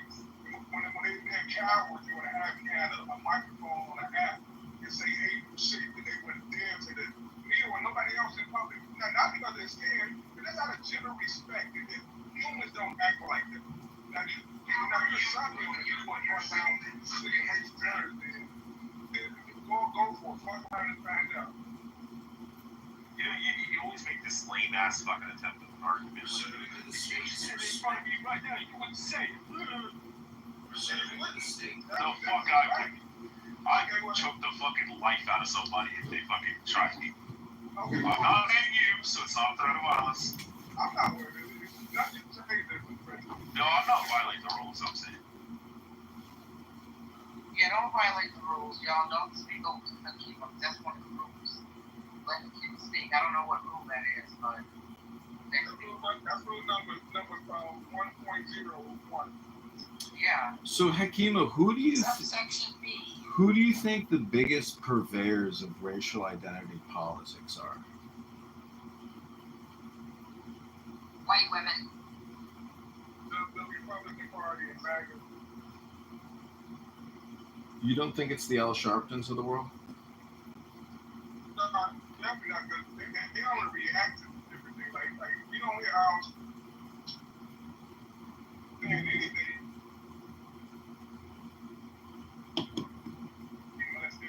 What's that called? It's Republicans. Can I finish? May I finish? Like when you're just a Republican, the bag running around acting like this is what happens if they we bring up race and DEI about every issue. They make everything about race. They would act like it's the other side, which is really them. That's really bringing up every second of every day. Well, you know what's interesting? Wait, hold on. Is that Monica? Wait, is that Monica Scarlett? Is that Monica? Yeah, it's Monica. Yeah. The name of the room. Wait, this is Roger. This is Roger's white queen. I have to moderate her. Okay. You know, Roger isn't here, but I just gotta say, Scarlett's voice, even though it's not the name Monica, is so pleasant and wonderful to hear. That it just warms my heart to hear such a beautiful person's beautiful voice on this app. But I did want to say something about Pete Buttigieg. He's actually what you call an LGBTQ DEI, because don't forget, it's not just about black women and black men and Hispanics and Asians. It's about homosexuals getting preferential job placement because they enjoy anal play or oral play with the same sex. Does that sound to you like a DEI disqualifier in the new Trump administration? Well, anal and oral. I am so glad I decided to keep the phone on while I'm in the middle of the freaking store, John. Butt sex, butt fucking. I mean, Hakima, you don't think people should get appointments in the... Oh, we left. Say, y'all ran out the last black man on the app. God damn it, guys. Well, it looks like you have a brown... sensitive. We have a brown man at the bottom. Hussein, would you care to chime in? This aggressive white male energy. I'm just... me or anyone. I'm half black, half white, half Arab, so I No! How is the people half black? Wait, is Arab Caucasian? Hold on, John. Listen, what part of Arab are you? Like, where are you from? I'm a quarter Arab from Yemen.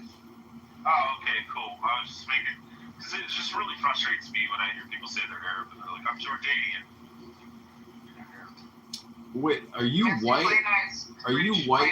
I'm not, but people from like Iraq and Syria will be like, I'm Arab. Hussein, you claim out of the Arabian Peninsula. You claim that you're white. Is Arab white? Like according to the U.S. Census or college application? I said quarter. So a quarter white. What is white though? Like that's Arab? No, that's half. The other quarter was. Well, no, he's asking like your white part, like British. Oh, Italian. You're Italian. Italian's not even considered white though. Like all of them. The only reason I was asking is because Northern Africans are technically considered Caucasian, I believe. No, for college applications in the census, if you are a North African. Yeah, because to be Caucasian, you have to be from the Caucasus Mountains. But my grandmother's side, her mother was from Africa. Yeah, like hot dogs. What I say is, because my mother, her father, her grandfather, like the mother's side, and the grandfather's side, he was a Jewish grandfather and had a Jewish grandmother and the grandfather was a grandfather. I was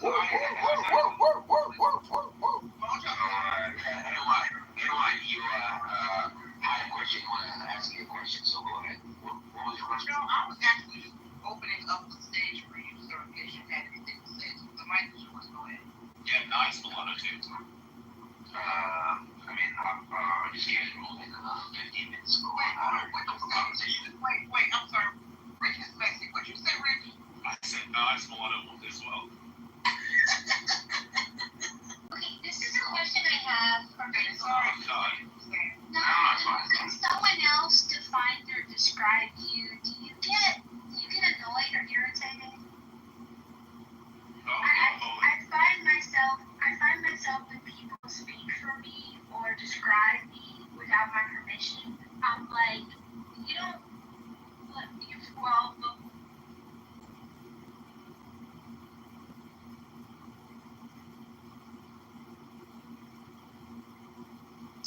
boy. No.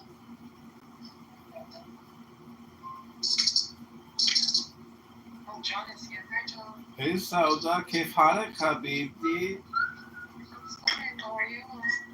I'm good. Are these racist, ignorant, N-word using pederast and Tourette syndrome sufferers here keeping you company, beautiful? John, Mr. Anderson.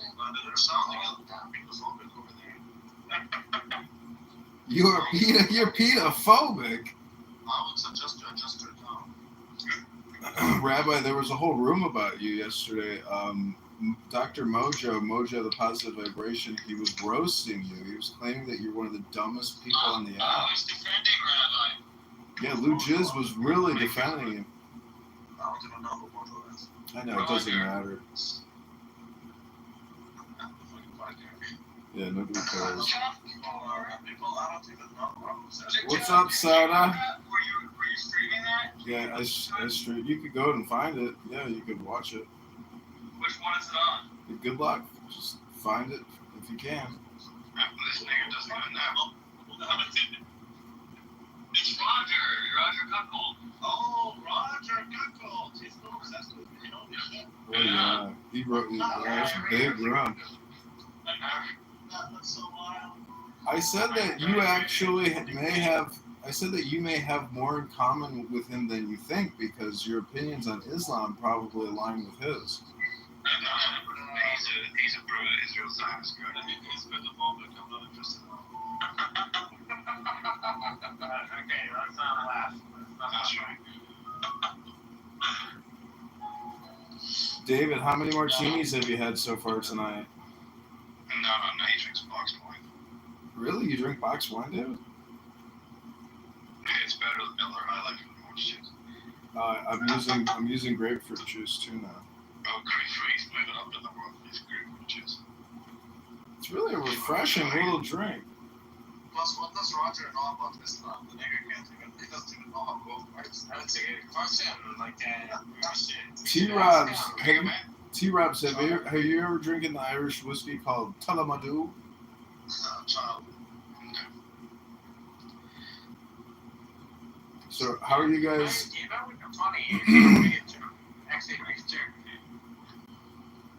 Good joke, David. Take the pacifier out of your mouth. It's actually not funny, but God, sorry. Yes, I find it to be such a waste of time, respectfully. I agree with you, respectfully. I agree with Roba. We don't do it big. Yeah, you.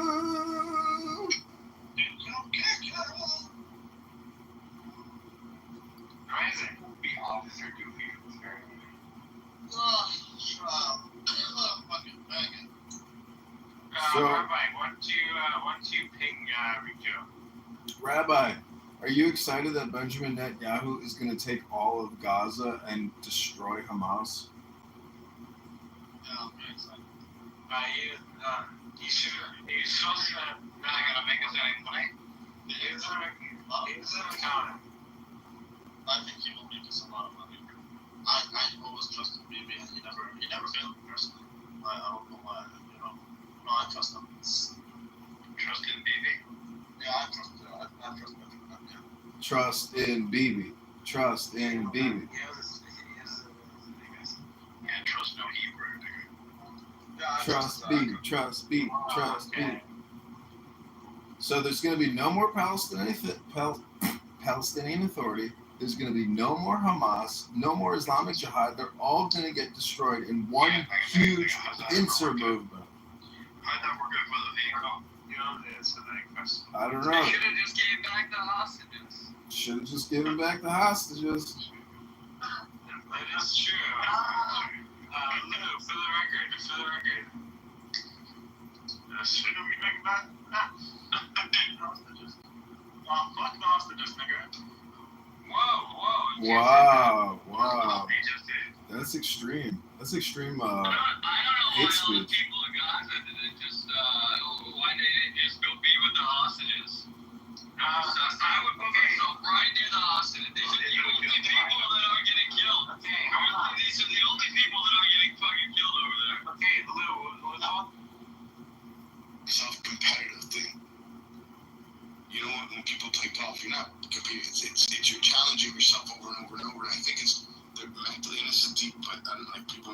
not understand what I'm trying to say, but. Just having this conversation is a little bit like, well, it's not first time because I'm from Sweden, and I live in Sweden, and I'm talking from Sweden right now.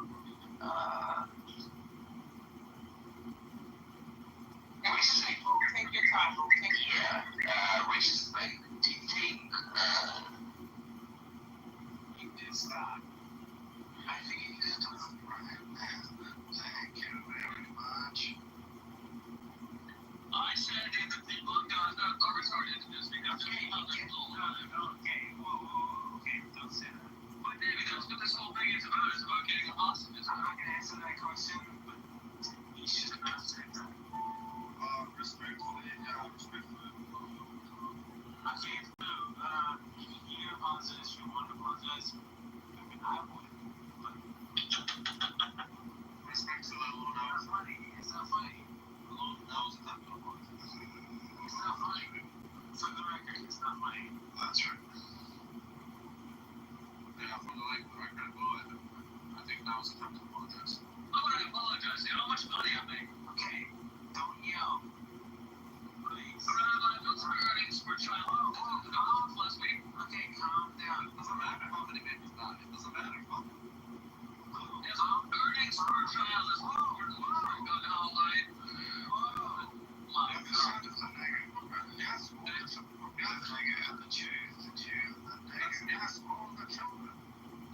It's not that profitable. Okay, Lou, very good. Forget a moment. I'm complaining. Okay, so we want to look at that. What for your dad? I don't want to care. So I'm not going to answer that question. You could have bypassed me fucking every line. You're wasting time talking about children like that. Nobody cares about me. Ain't nobody cares. Like you're crying about a Holocaust that never happened in order to do a Holocaust that is happening. I still don't care about the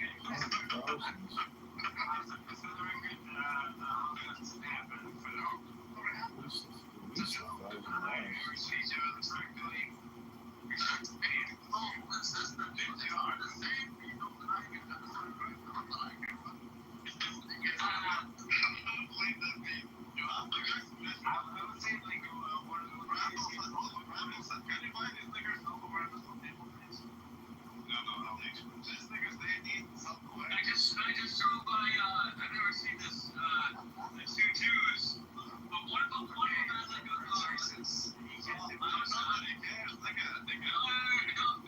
one of them had like a fur, that's Mexican. Oh, weird, it sounds like something. No, I've never seen that. I've seen that okay, thanks.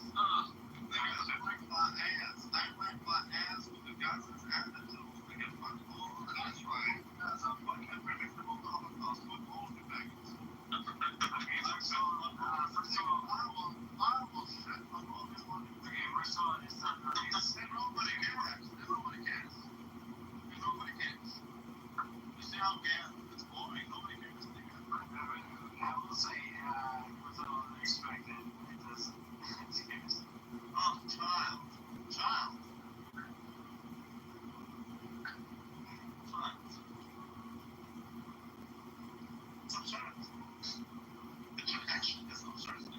Well, I'm really enjoying this conversation as usual. This high-level academic, intelligent discourse is exactly what I'm usually looking for on a Saturday night, and you're hitting all the nails on the head.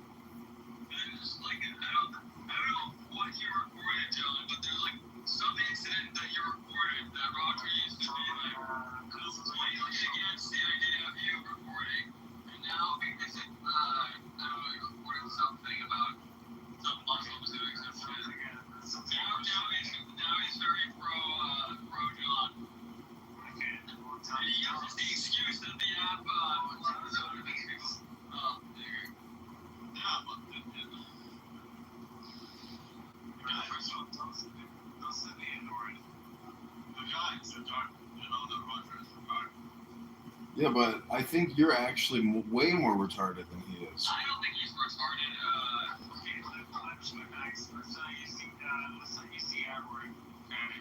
Respectfully. My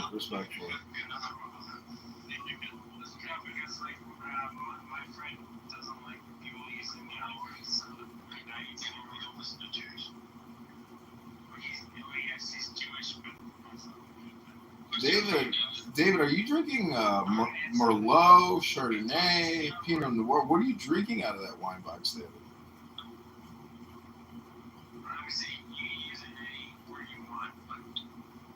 David, what's the point of having a big toy business and making all this money if you're chronically drunk all the time?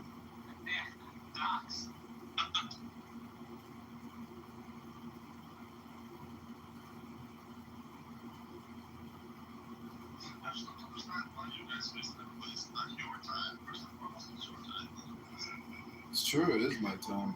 All right, I got to get going, everybody. Have a great night. we'll see you later. Adios.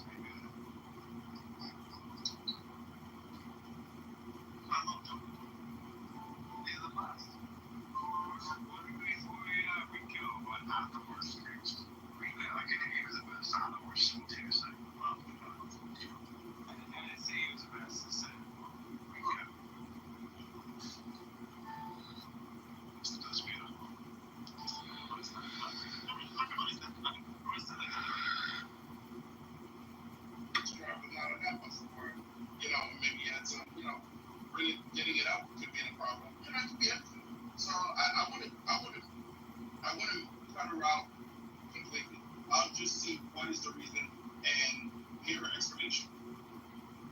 Because we all make mistakes, no? Gotcha.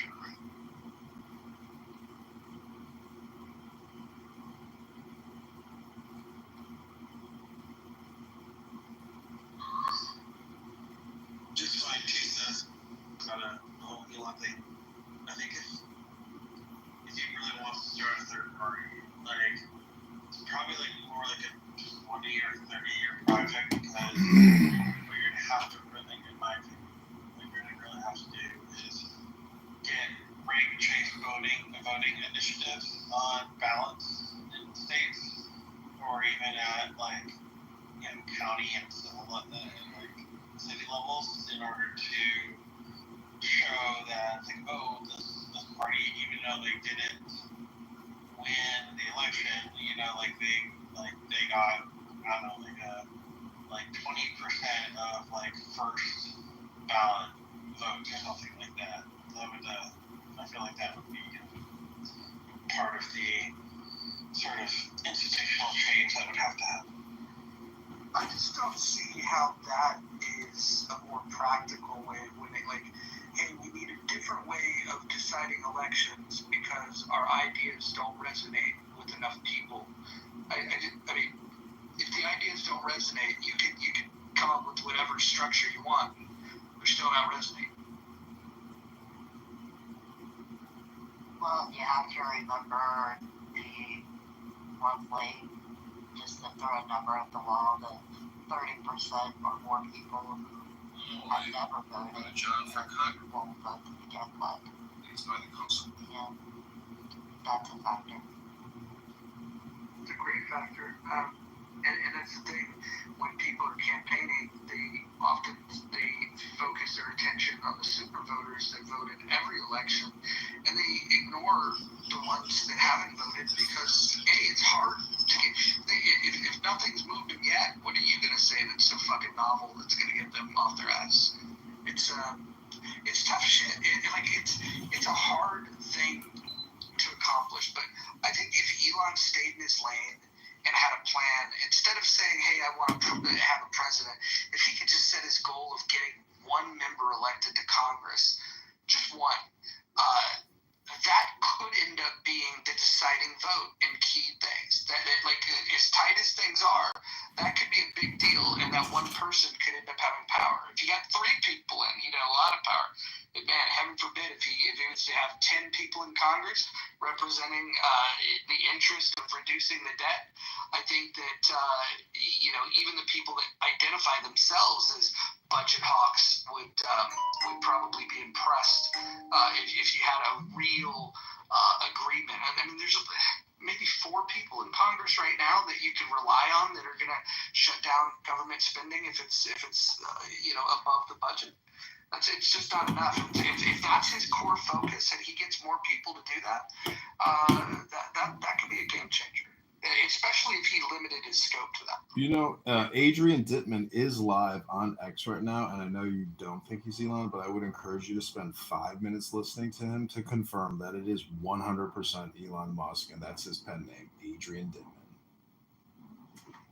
Oh, dude, I've been in the room when Dittman and Elon were there. I know, I heard it all before. Just go listen to the room now, and you'll listen to what he's talking about, and you'll say, fuck, this is Elon Musk. Go ahead, listen to him right now. Now is all important. But I think you also laugh at what he's talking about because it's just boring, shit. And, he cooks a steak and he does his show, but it's Adrian Dittman live.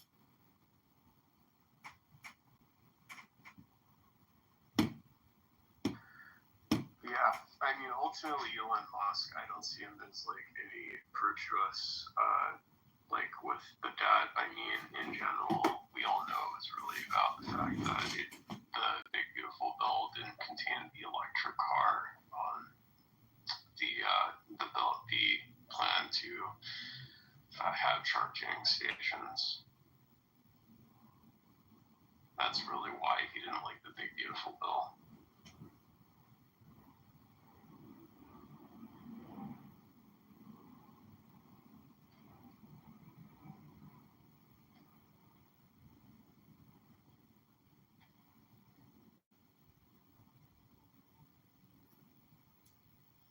To a conclusion a little bit later. So he'd analyze it through and then just decide to post it once it's certain enough. And then he comes off as having good calls every time, right?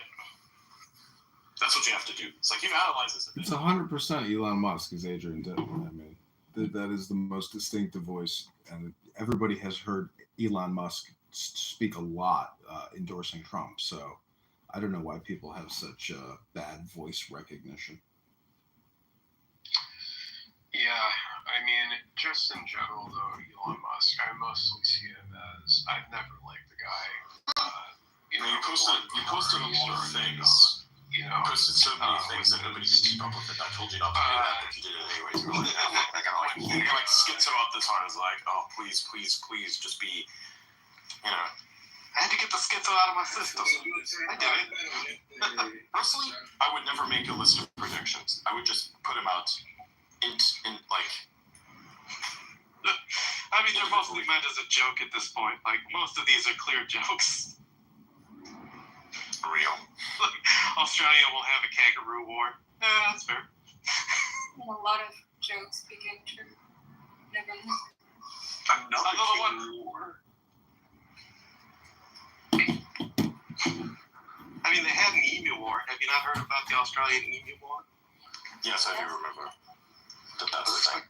I was expecting a kangaroo war. After the COVID, they've been having some trouble with the kangaroos. I was kind of maybe. The Great Roo Wars of the 2026 election. Let's just kill the election. I don't know. Let's maybe use the election. Yeah, let's make it that. Did that get pinned for anybody else? I hit the pin thing, but it didn't show up for me. But it just does that sometimes. It's there. It's there. Okay. Cool. No, but what I mean is you have to post your things individually. So if you're TensorFlow will win, that's what you have to post individually. This, it doesn't make sense. Post it individually. Do that again and post it individually. Just TensorFlow will win. Put that out there and just leave it as a standalone post. Because when you're correct, you bring attention to that again. And it's reinforcing what it is, right? I hear furious typing in the background. No complaints of it, obviously. I'm just saying I'm hearing typing in the background. I think it's funny. Wait, Blythe, are you speaking? I don't know what you do with your mic, but I'm pretty sure your Bluetooth audio is what is connected, and it's probably very, very far away. So I'm only hearing very faint sounds out of you.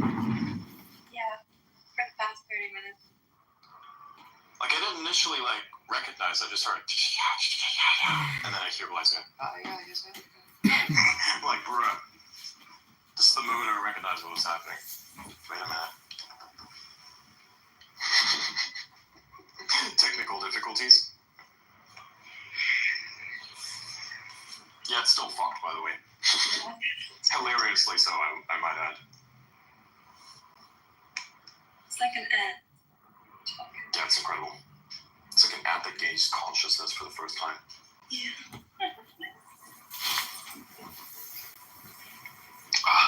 Speaking of which, my parents have like all sorts of Bluetooth shit in their house.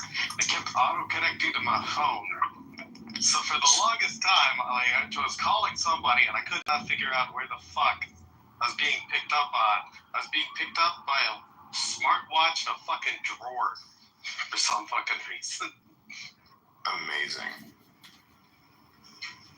I don't know what the hell was on with that. I don't even know how to make my own devices auto-connect. Like, this seems like a security problem. You have to, like, forget the device every once in a while.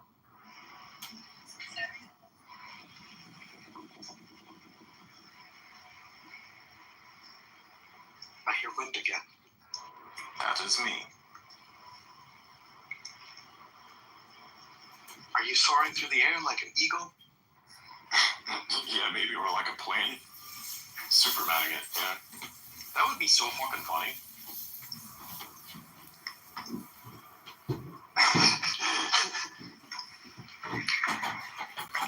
I don't even know how to respond to that.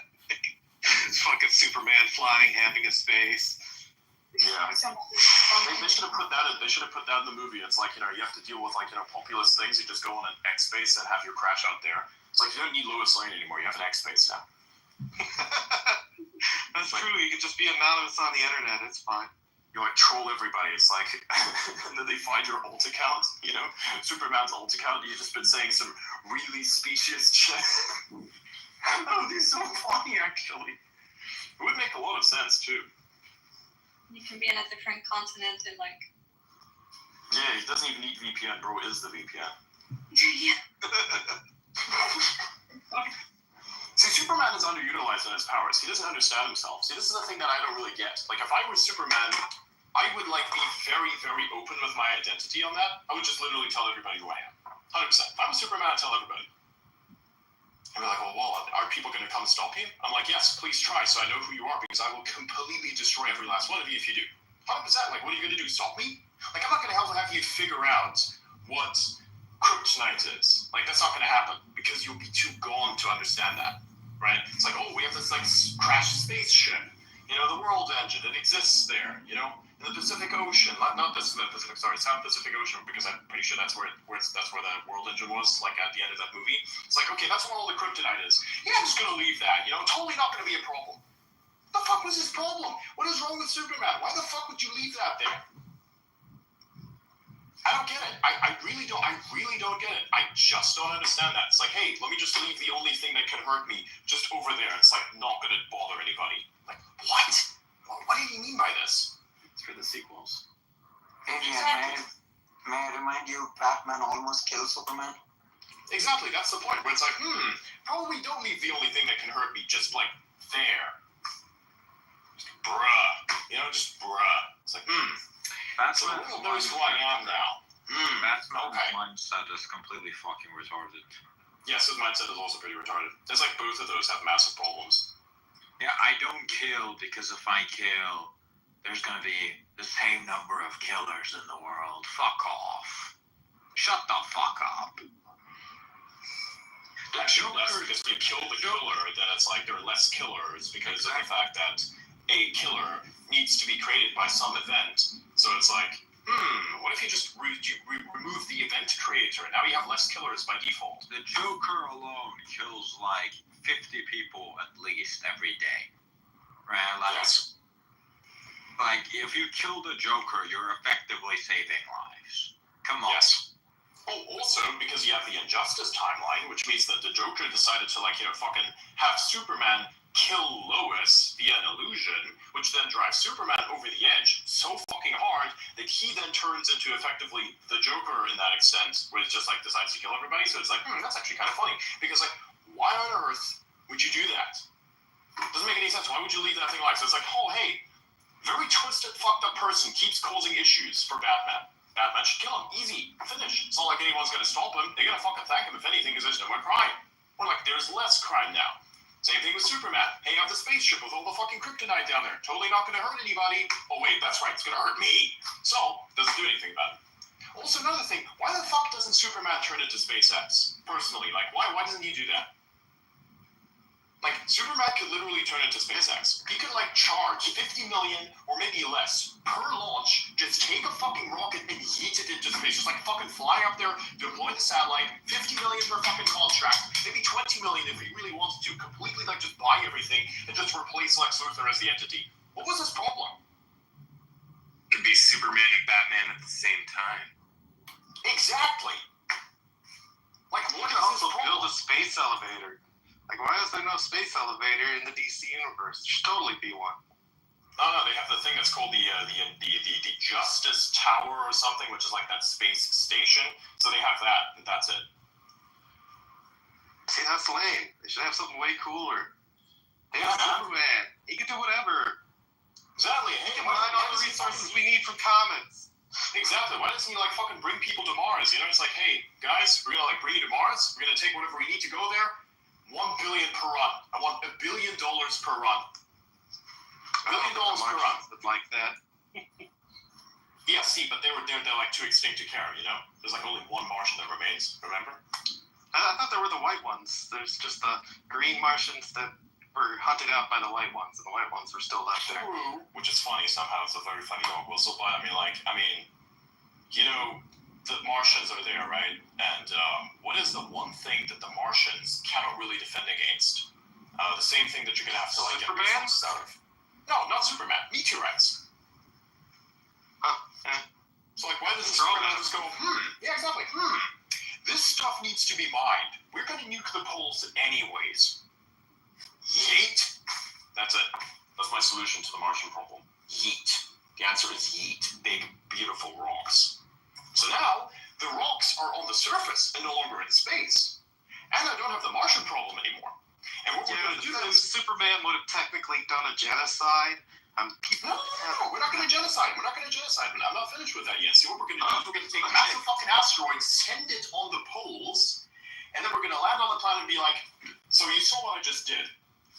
You're going to stay out of our way, and we're going to try and coexist. And if you can't, you're all going to die. Sounds good? Finish. That's it. That's the end of the argument. See, Superman doesn't have, like, that in his heart to, like, just lay down the law and go, no. Superman has to be like the Doge meme, where Doge looks at him and puts them together and just goes, kiss. That's what he needs to do. That's what Superman needs to do. I don't understand him. Why is he a little bitch? And then whenever he has a fight, like, the worst part is, like, whenever he says, oh, hey, I have a problem with, like, hurting humans or something like that. Meanwhile, as soon as any new superhero comes around, he just decides to throw him through, like, 6 fucking buildings. What is his problem? It's like, hey, meets Green Lantern for the first time. Yeah, let me just, like, destroy, like, 2 or 3 kilometers of street and 2 or 3 buildings. Yeah, why? Should really do the Dragon Ball thing where they fly out to a wasteland.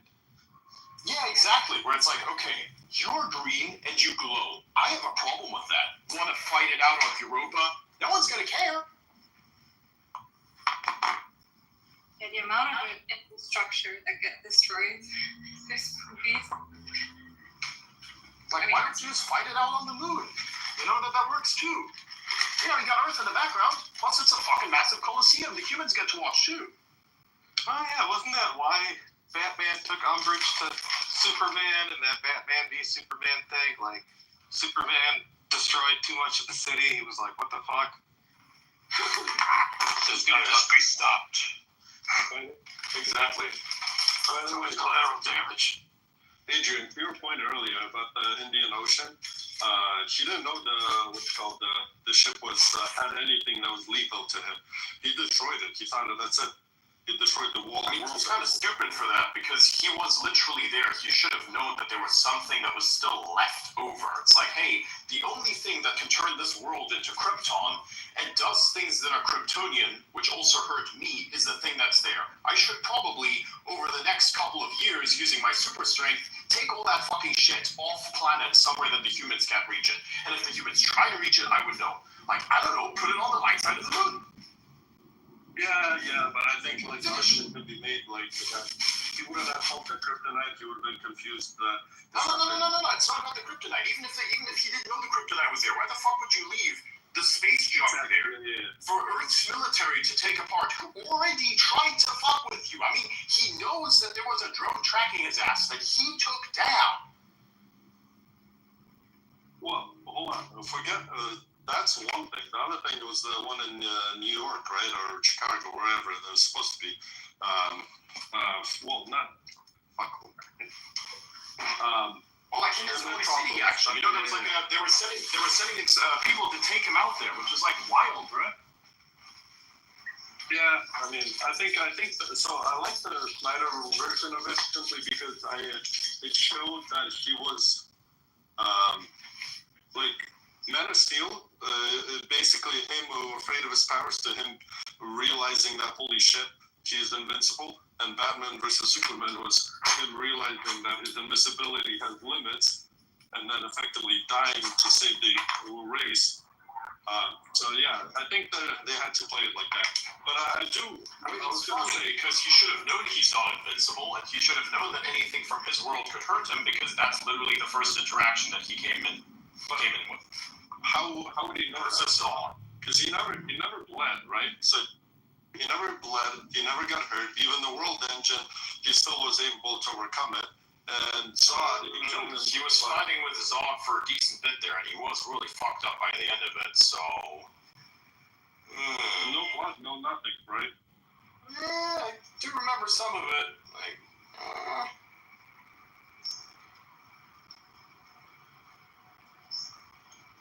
So, though, that's the thing. It's like, hey, this ship of mine crashed in the middle of the city. Then Star Labs decided to take it over, take it apart. Totally let the humans study it. What the fuck? Yeah, that part, yeah. And why the fuck did he destroy the ship? Oh, hey, super advanced alien technology that can help everybody. Yeah, let me just blow it up. What the fuck?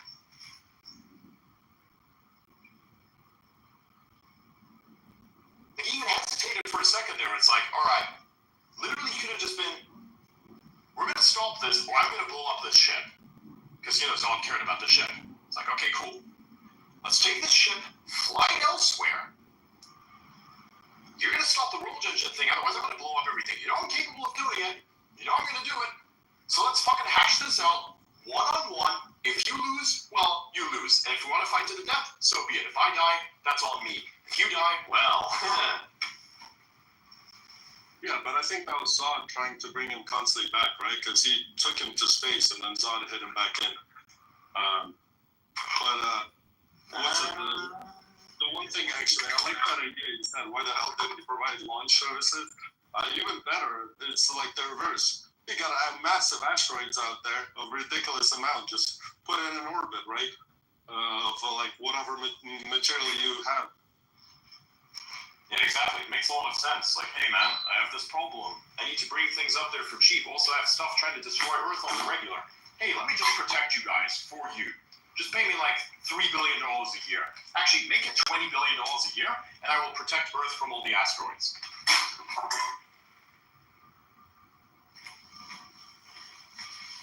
Oh, actually, no, maybe I wouldn't do that because that's part of my marketing ploy. No, scratch that.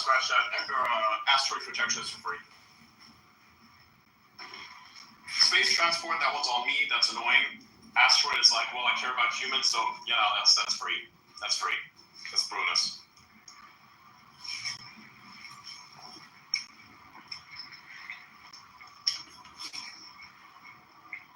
How much does insurance cost in that world? That's a good question. That's a good question. That's a lot of multiple times. Mm-hmm. He asked the same thing for the Avengers, because like Tony Stark is like, hey Hulk, I see you're having a bit of a freak out. Let me just demolish this newly constructed building real quick. He did have a Stark Relief Foundation, right? Well, he bought that building. Exactly.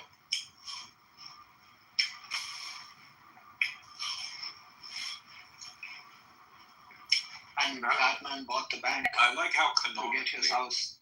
I like how canonically the event in the Marvel universe, New York is a piece of shit place, and it's very cheap, and it's the place where all the poor people live because it's constantly getting fucking demolished by aliens. Yeah. Plot twist: Batman and Superman have a deal with real estate developer. Forget that. No, you gotta look for the Russian connection. Why does Moscow never get it? Yeah. Hey, they're smart. You know why? Because they silent. They're sanctioned. Because all the sanctions, they're all allowed to transmit internationally. So the aliens go like, these guys are not as impressive, but these guys over here, they make the most propaganda. That's dangerous. There's actually a show or something where Superman lands in Russia instead of in the U.S. Yeah, it's what it's called. Russian Superman. Red Sun? Yeah, that's it. Did Russia get attacked more as a result of that? Can you imagine if Superman landed in the USSR? Yeah, that's what the whole storyline is about. That Superman landed in the USSR, and the USSR survived it a lot longer. And actually, one of the major attacks on the USSR Superman was by America via their version of Superman, who they kept overpowering and they made him overpowered and retarded at the same time. Very weird.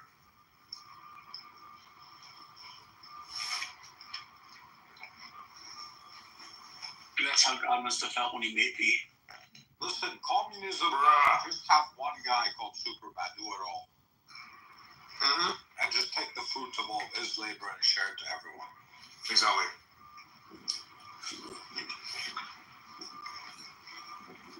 Communist aliens, incredible tech. Yeah, they would have called him Ubermensch instead of Superman.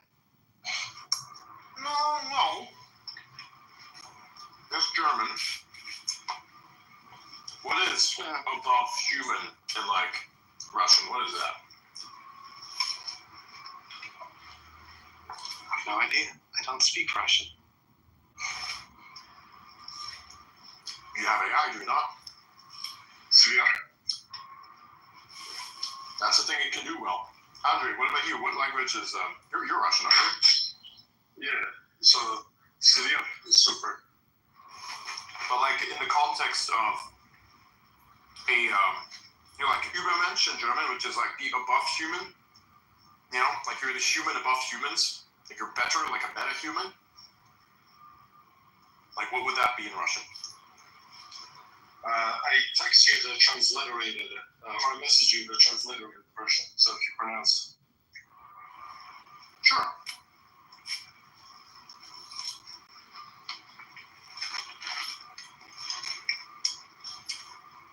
It's funny we're doing DC's legwork here creating Russian Superman. They should pay us. For real, for real.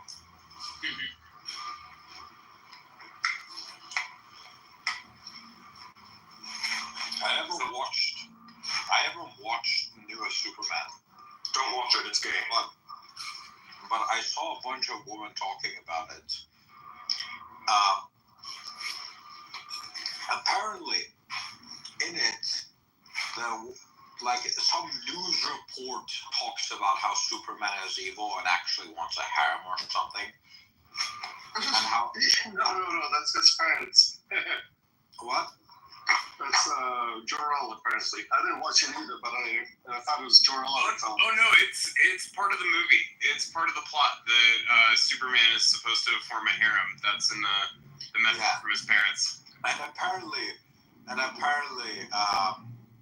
the women of Metropolis were very angry about this in the movie. And like I had not watched this movie at all, and like as I was like scrolling on social media, like this was the only circumstance where I like learned about the movie, and it was basically a bunch of women being like, "Let's be real. If this shit happened in real life, there would be a hashtag going in called let me into the harem." Yes.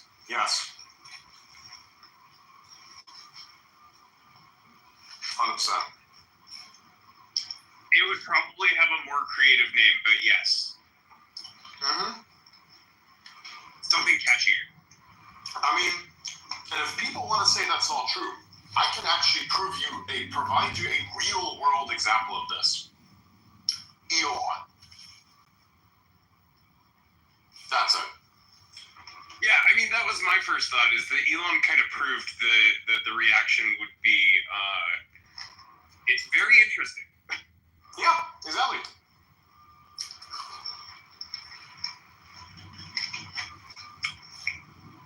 So many want to get with him, but absolutely can't.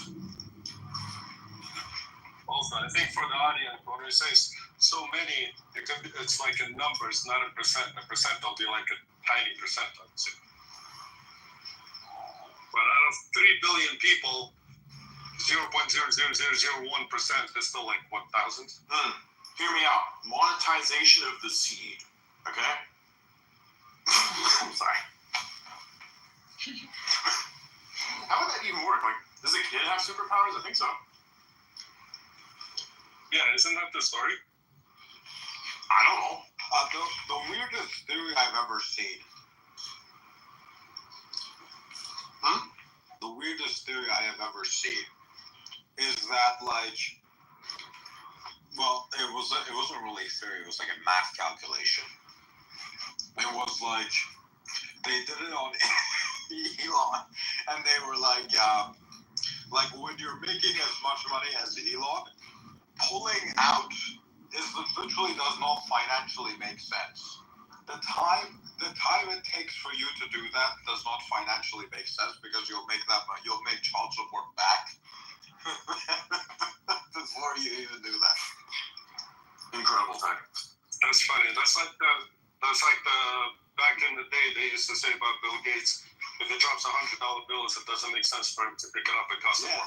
Yes. I literally watched someone do the calculation, and they're like, if pulling out takes 5 seconds, then it's literally not worth it for him. Wow.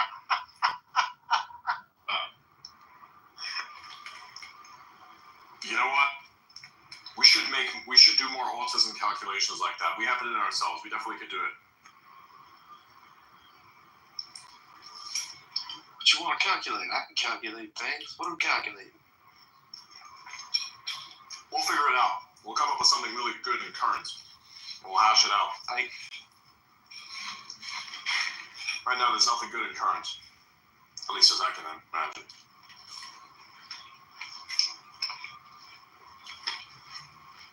I might even be randomly in the middle of the week. So if I message you with, hey, this thing's blowing up, we need this calculation of that, I'll quote post it. Okay. The fact of the matter is, if you're like famous enough, rich enough, whatever, right? Like whatever characteristic you have that some people like, people will literally forgive anything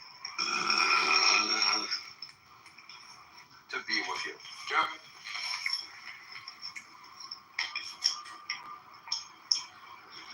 Also, like I remember this like famous celebrity who cheated on his wife, right? And then they went and told his wife, and she's literally like, I don't care. I mean, aren't like all the romantic movies are basically like half of it is like cheating? Yeah, pretty much. Like, pretty much. The Notebook, right? Not the Notebook. Yeah, exactly. The Titanic. Yeah, that too, right? Titanic. The girl is supposed to get married and runs away with the deathbed. Like on her deathbed, she's talking. Fuck my kid. Yeah. my kids, my grandkids who can benefit from this. No, my husband that I married and loved that I had kids with. No, this guy I met 80 years ago or whatever. I fucked on a ship. Yep. Who also, by the way, died because she was a selfish bitch. Because he could have survived on that door. It was physically possible. There was space on that door. And then another thing is throw out that rare blue diamond during, I don't know if it's a true story or not, but basically when they were shooting the movie. Also, like the 365-day sequel as well. Oh god, yeah. Is that the mafia guy? Yes. My personal favorite. I watched the first one. Oh yeah, I watched the first one because like for like 5 months straight, I kept seeing women constantly talk about him. So I'm like, okay, let me go watch what this is about. And I'm like, damn, this movie is really shit, but at least it's watchable, right?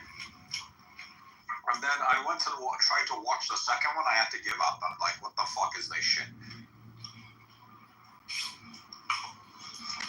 I don't remember exactly, but basically, to give you a summary, in the first movie, this guy kidnaps her, right?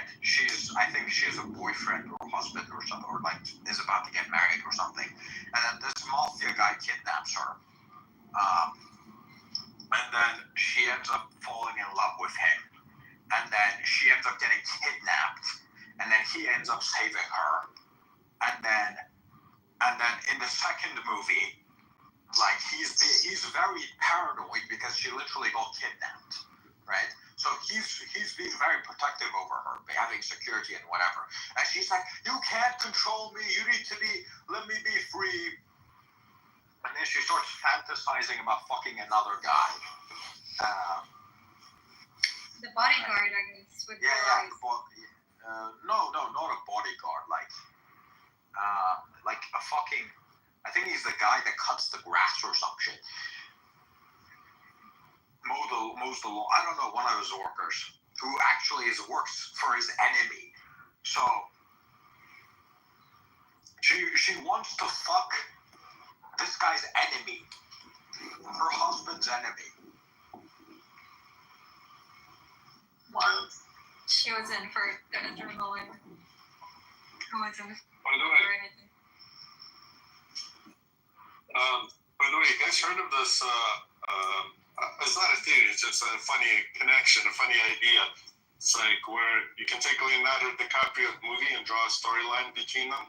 So you got Titanic, and then he actually survived that, somehow gets picked up by some fisherman, old man of wealth or known wealth and stature, and then he got a Great Gatsby movie out of that. After that, like Cole, he doesn't die, he just goes out west to become the aviator and so forth. And anyways, you guys ever heard about that? That's new to me. How long before Grok Imagine completely destroys Hollywood? Oh yeah, that's but not destroyed. We're just gonna have a lot more interesting movies. A lot, I think. Yeah, we gotta see them. We gotta see them get as good as VO first. Yes. Yeah. Or Genie. Have you guys seen Genie? What the fuck? Oh yeah, that is insane. That's insanely good. Insane shit I've ever seen. That's impressive. Especially the one where they what's called it was like playing a game and then it comes out and it's like the rest of the world is still there. Like it's like it created the game inside the world as well. And it's like it's crazy. They took like I think they were like they took like a video of these people playing a game, right? But the game was like the Genie world, and then they took that fucking photo of the people playing in Genie, and then they turned that into another Genie where you can fucking walk around.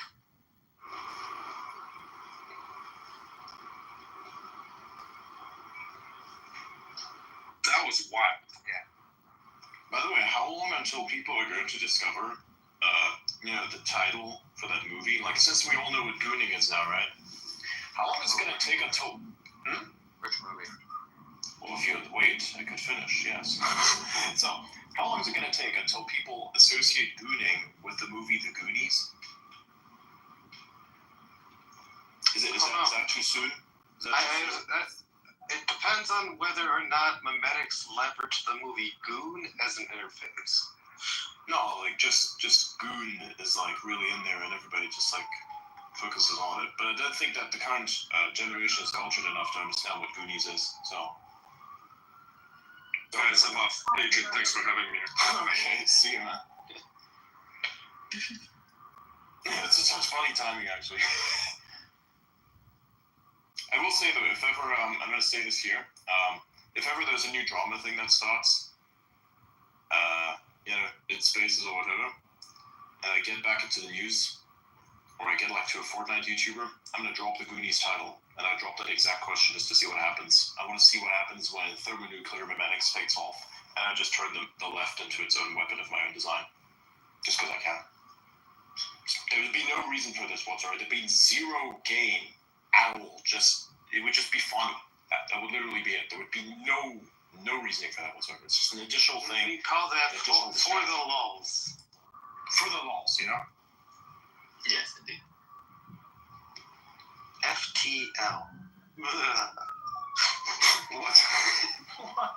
What is funny about FTL? Faster than light. Yeah, I know, but like, what's the? I don't understand. The history of it. It's a whole thing. I can't explain here. It's so much memory attached to it. Why are you talking about the game? What game? The faster than light game. No. Talking about how For the Lulz became appropriated from Faster Than Light. Oh. The original transition of it. I see. It's For the Lulz FTL. Right. So if I'd be like saying, oh hey, I just did it to FTL, you know? Yep. It was originally a Star Trek like nerdery thing, if I recall correctly. It was from the Star Trek message boards where they would sign off things with FTL. But I could be misremembering that. It could have been Battlestar Galactica as well. It was some sci-fi board. But, yeah. They signed off with FTL before the Lulz became a thing. And it was because specifically another sci-fi community just beefed with them. So they decided to reappropriate the term FTL, so it meant For the Lulz, just to fuck with that specific nerd group. And I remember because it came up across on 4chan, I was like, yeah, let's fucking do it. Why not? I'm down for some chicanery, and thus, For the Lulz became a thing. Like, it just expanded from 4chan. All because somebody was very pissed off at some nerd on some forum some time ago.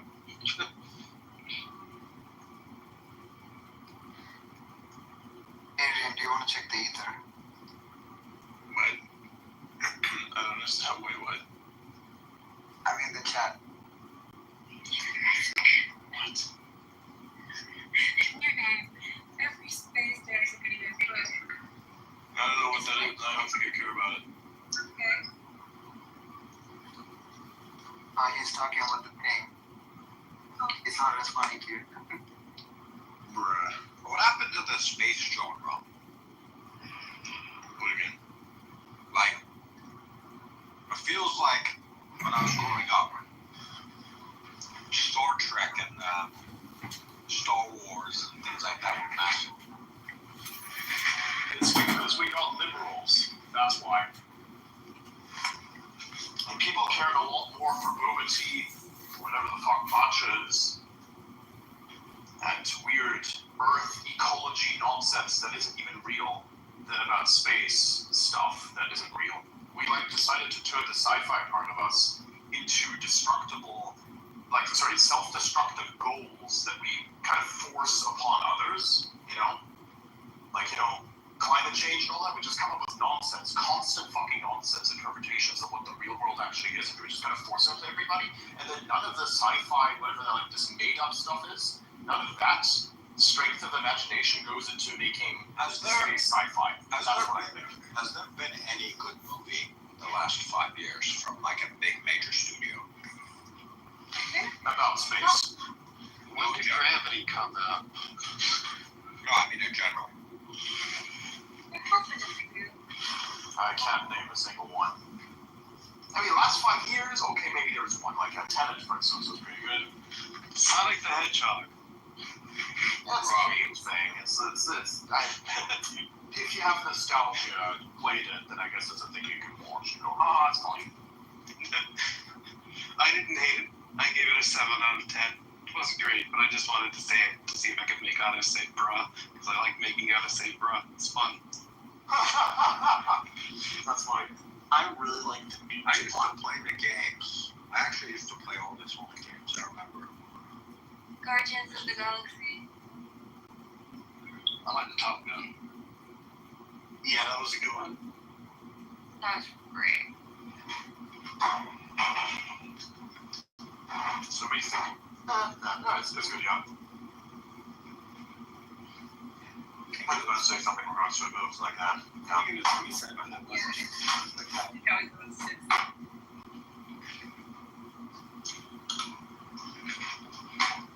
He definitely had a predictable storyline, but I mean, it's still cool. It's just nostalgia mining. That's what it was for. Yeah, I think they did it well. They got better at it. Like the Super Mario movie was real good at that nostalgia thing. Like, it did a real good job of that. Do you mean the one with the dinosaurs? No, I mean the one with Jack Black singing kites. Yeah, but it's funny though, right? Yeah, like that. That's a great example of how they've gotten better. The original Super Mario Brothers movie was oh so very wrong. I don't even know what they were going for with these Goombas. I think it was funny. I have a picture of them on my phone because I referenced it. I think that's in that down. Show me a Goomba. Come on, sit here somewhere. There he is. Look at Bowser and his Goomba. Ridiculous. No, I think that the world ruled by dinosaurs is a really interesting plot development. That's actually funny. Because so many people forgot about that movie. Like, if I ever get on Alex Jones, I'm probably just gonna, like, bring it up. You know, somebody starts speaking about Road Reptile conspiracy theories again, I'm just gonna bring up that movie. And we're gonna see what happens after that. Oh, yeah. Maybe all these people were so traumatized by that film that they rematerialized it into the reptilian theory. I can see that. It all comes back to the Super Mario Brothers movie. With the September 11th attacks, it caused a traumatic scar on people. And they started seeing reptile people everywhere. Oh yeah, don't forget that movie where that guy puts on glasses and sees aliens everywhere. They live. Classic. I know. Wasn't this a true story back in Germany where they had red light, some kind of like red light vision? Glasses. Actually, I thought it was Vietnam. No, it was Vietnam. Okay. And they started seeing like shadow figure and this. No, they started seeing demon basically. Yeah. I feel like people take way too much time explaining these very basic things. It's like they saw demons, and it's like whatever you want to make it, because the longer you explain what's being seen, the scarier it makes it, and it's like that's how we give power to the entities. Just like even if they're real, which they're not, it's like okay, can I kill you now? Yeah, you should never be afraid of them. There's this anime where it's about humans invading hell, and the whole point of the show was to somehow represent the demons as being misunderstood. Like, what? What is wrong with you? Misaligned fucking artists. Hell Invasion. Why the fuck should I feel sorry for Hell? Explain. That happened in Doom 2. In Doom Eternal. There was like these fucking like things about the demons and how like you shouldn't use terms that may be like offensive to them, like demon. You should be using something like morally challenged. Doom. Oh, Doom. Okay. I don't know, man. I don't know, dude. I feel like those big, sharp teeth will be challenging my structural integrity if you allow them to bite me. But yeah, I don't see much moral struggle here. Yeah. You kind of chose to go in one direction very, very hard. People mentioned in comments that Dune was a great space movie. I've never watched Doom. I haven't watched it either, but I should. Yeah. Damn, I gotta watch it still. I watched part of it on a plane. Sorry. I watched it as a kid, but I just totally forget most of it. No, dude. Well, let me put that on. Please remain calm. You may notice a slight change in environment. Fear not. It's all part of the plan.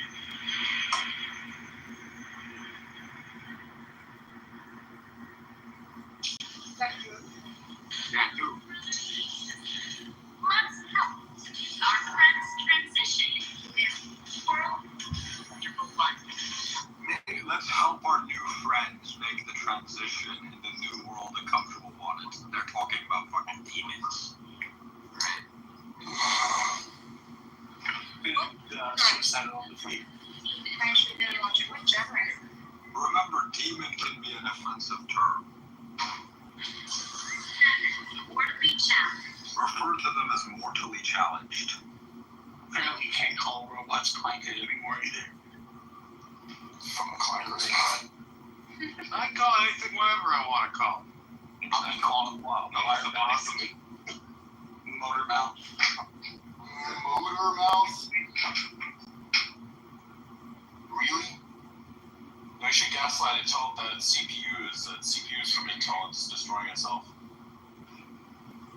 If the CPU is from Intel, it would barely work.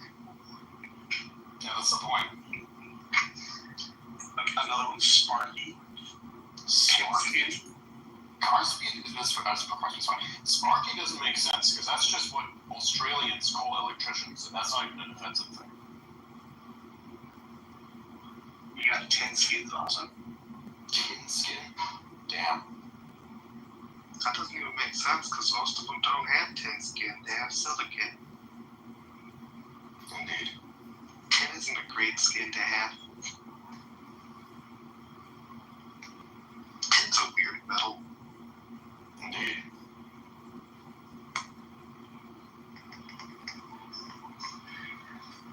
It's also much harder than I always remember it being. Every time I encounter it, I'm like, crap, that's way more hard than I thought. Then I'm just getting weaker in between each intermittent experience of tin. It's not like I'm constantly coming across it. I just find some every now and then and go, oh, tin. And it futz around with it. You know, the thing you do whenever you encounter a metal you haven't seen in a while. That one might just be me. Oh.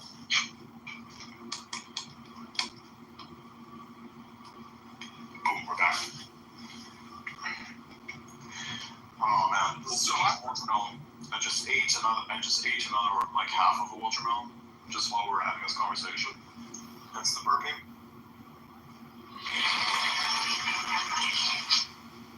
Holy shit. That sound was you draining your bladder with all of the water from the watermelon, right? No, that is the sound of me slurping what remains of the watermelon out of its shell. So funny, you touch the watermelon and then like 1 minute later you see it on video, it's gone. Yeah. People live in my Discord server, they know. So yeah, consumption rate 10-20 minutes, half watermelon, gone. That's a big one too. This one is extra good. So I took my time with this one. With time, I mean I ate it extra fast because it was that fucking good. I feel so good right now because that is the fruit sugar hitting my bloodstream. Delicious. Truly fantastic. One half is left, the other half is going in me too. Honestly, I think it's fascinating the fact that all of this mass can somehow be distributed in my body. Like I look at the watermelon, and it's like all of that, and it's just gone. I mean, it's mainly water if you press the... Yeah, but it's still mass, though. It has to be distributed in your body. You're pissing most of it out. Yeah, I know, but like, it's amazing that my belly doesn't like expand like heavily, right? Well, it will expand if you eat enough. Right? Like the people that like the world hot dog contest winners, like they put on like 20 pounds or something. Right, and you can physically see the stomach getting bigger. Yeah, but that's what I'm saying. Like, it's this much mass and it's all noticeable. It's incredible. It's like when I was a kid and I ate like so much fucking lasagna, and bro was just looking at me like, "What the fuck is this?" I wonder if you dry out a watermelon, how big it's gonna be. Like, Pretty small. It's pretty good. A good watermelon, when it's a good watermelon, it's a good watermelon. Not exciting. You see videos of Like, you either have good watermelon or you have shit watermelon. There's no in between. people wanted like watermelon exploded with gas in there. So. Yeah, that's USA watermelon. It tends to do that. Yep. Never seen that before. It's so weird. Yeah, it's probably because they inject things in it to make it look redder. Yeah, there's a chemical that does that. I forgot what it's called, but that's a thing. It can be done. Nitrogen. Not like it's different. I think it's red for you. Probably. You can also use nitrogen gas to up the redness of watermelon. I remember that from working at a grocery store. Because I had to refill the nitrogen tanks sometimes. Jesus Christ, man. Well, I mean, I don't even understand entirely how that works. Like, our atmosphere is mostly nitrogen to begin with. I don't understand how more nitrogen is, like, changing things. I don't know. It may have just been, like, some weird thing they did to make people loopy around the watermelons. It's not just nitrogen, it's nitrous oxide. It's so a little bit different. Yeah, see, nitrous oxide is what turns you into Kanye West if you'd taken enough. Yeah, let's laugh again. Yeah. Yes. That's why I don't recall this gas making people loopy. I was just saying that as a joke. True. But still, though. I mean, the whole song that he made, the whole Hitler song, like, he did start it with "Where's my nitrous?" So. Yeah. That's fair. Where the fuck's my nitrous? Who knows? He could have just been wanting to drive real fast. I wonder if it's legal. We've been spending a lot of time in Japan and China. I wonder if it's legal there. Wait, what? What's legal where? In Japan and China, he's been spending a lot of time. I think they probably don't give a fuck, right? Like, you have a big artist, right? They probably don't care. Plus, if you arrest them, plus if you arrest them, like, it's going to be a whole international event, and they probably want to avoid that. China, not as much, but Japan also doesn't really like arresting Americans, right? Like, they will like kind of drag their feet when it comes to Americans. They're super strict on drugs there. I know they are, but like, they're a lot more lax when it comes to Americans, generally, than they are on like other countries. In South Korea and China, they're pretty much like worshiping him right now. He's filling up Yeah, South Korea and China, he's having like entire stadium singing the song. And like in those countries, he's actually playing the HH song, but it's like Hallelujah. He's replaced like the words HH with Hallelujah. Interesting. You know, the last time He's going to China and South Korea, and he's literally playing the song. So you hear that do do do do do do. It's like Hallelujah. You know, the last time we had a concert in the US was like 2012 or 2013. I guess maybe we don't understand what he's saying on Twitter. That is the funniest line. I just keep like putting Also, the Chinese government for some reason seems to love Kanye as well, right? I think they offered them in jail for running Adidas. They were ready to like mess with them for him and help him set up. Yeah, apparently his mom was like very well respected in China or something. True. Right? Yeah, he lived in China. Okay. Yeah, he lived in China, and his mom is very well respected in China. Yeah. So the Chinese government seems to love Kanye West. Right? Yeah. So maybe they just don't like Jews. Bruh. Bro, what the fuck, man? And it's so insane to see people in all of this. I love just saying he's the #1 trending artist on the only straight. I kind of doubt that with how much Kissinger seemed to like China. Real. So Elon Musk is now platforming Jew hate in his X So funny space. seeing people in China, South Korea just singing all the freaking lyrics, like from start to finish, all the songs. You know, in the nightclubs over there, I've seen a bunch of them. They're doing the uncensored version. Hallelujah. No, they'd not be singing Hallelujah in those nightclubs, man. They'd be singing something else. Yeah, I know, in the fucking nightclubs, they'd be saying something else, yeah, basically. We don't have a problem in Japan, though, with that song. Are you sure about that? Are you sure about that? I mean, if I was that country, I'd make sure that doesn't spread as much anyway. You can't deny it's not happening. They were part of the axis of evil during World War II. Bruh. Yeah, I just love how like Chad and like JP, they come up with like these funny things. It's like, hey, let me just think this or just say it and then just bruh, yeah. I mean, it's not technically wrong. Like, I know. Like they literally have the Rainbow Nanking. Extremely famous. You could argue. They don't really teach World War II in Japan much. You could have argued the Japanese were more brutal than the Germans. Yeah. Yeah, definitely. Asian war crimes are fucking impressive, let me just say it like that. Like, you look at what Europe did, that's multi-thousand-year history, and you go to, like, that 2-century period, and you go, like, what the fuck? Yeah, it's like the fucking... Like, I was reading torture methods, medieval torture methods and shit, and then I read the recent historical events of, like, the Asian part of the world, and I go, holy fuck! It's just kind of like, when you look at, like, what happens in Asia, and then you look at what happens in Europe, it just seems so tame.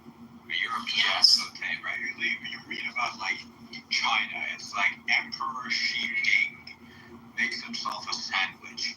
500 million people perish. 3 species of humans extinct. 15 empires collapsed. Now you're just like, what the fuck happened here? All of that just before lunchtime, you know? Exactly. The most insane story was that guy that thought he was like the brother of Christ. Yeah, and he was trying to say shit that was very consistent too. Let me see if I can find it. Never heard of it. So, let me see if I can find it. Okay, I found it. Hong Shi Quan was a Chinese scholar who failed his exams 4 times. One day he suddenly fell sick and dreamed that he was the younger brother of Jesus Christ. This led him to start a rebellion against the Qing dynasty in the mid-90s.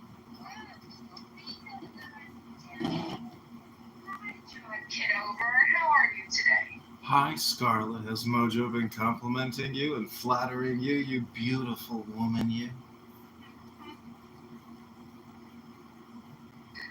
To the consternation of many, yes.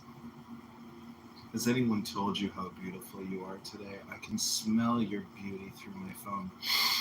Oh, a rose you are. Audio app, John, so please don't do that. Beautiful. You're smelling yourself, sir, and that's a concern. Well, I did just get out of a hot shower.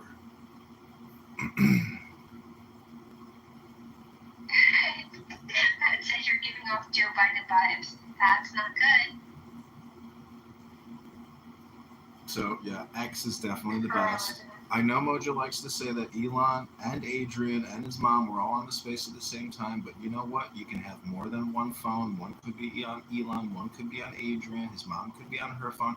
And right now, Elon Musk is sitting there talking to his crew of cronies on X Spaces under Adrian Dittman. Now, moderators, you may not believe what I'm saying, but I am 100% confident that if you would just listen to 60 seconds of Adrian Dittman's space, you'd be like, yeah, you know what? That is Elon Musk. Type it in. Okay, we're going back to Elon. Here we go.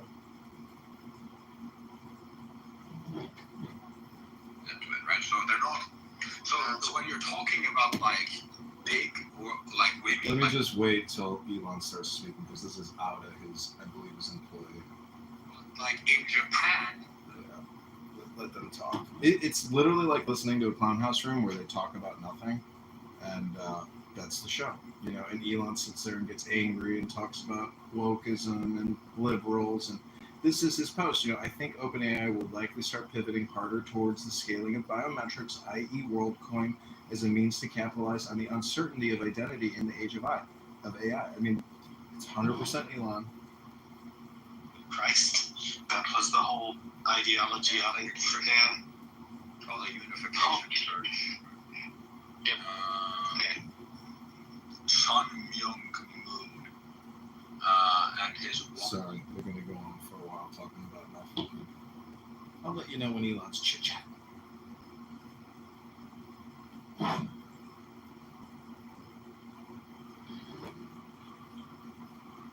Yes, and from what I've heard, she's been squeezing money out of Japan via like political. Remember when the former prime minister got killed?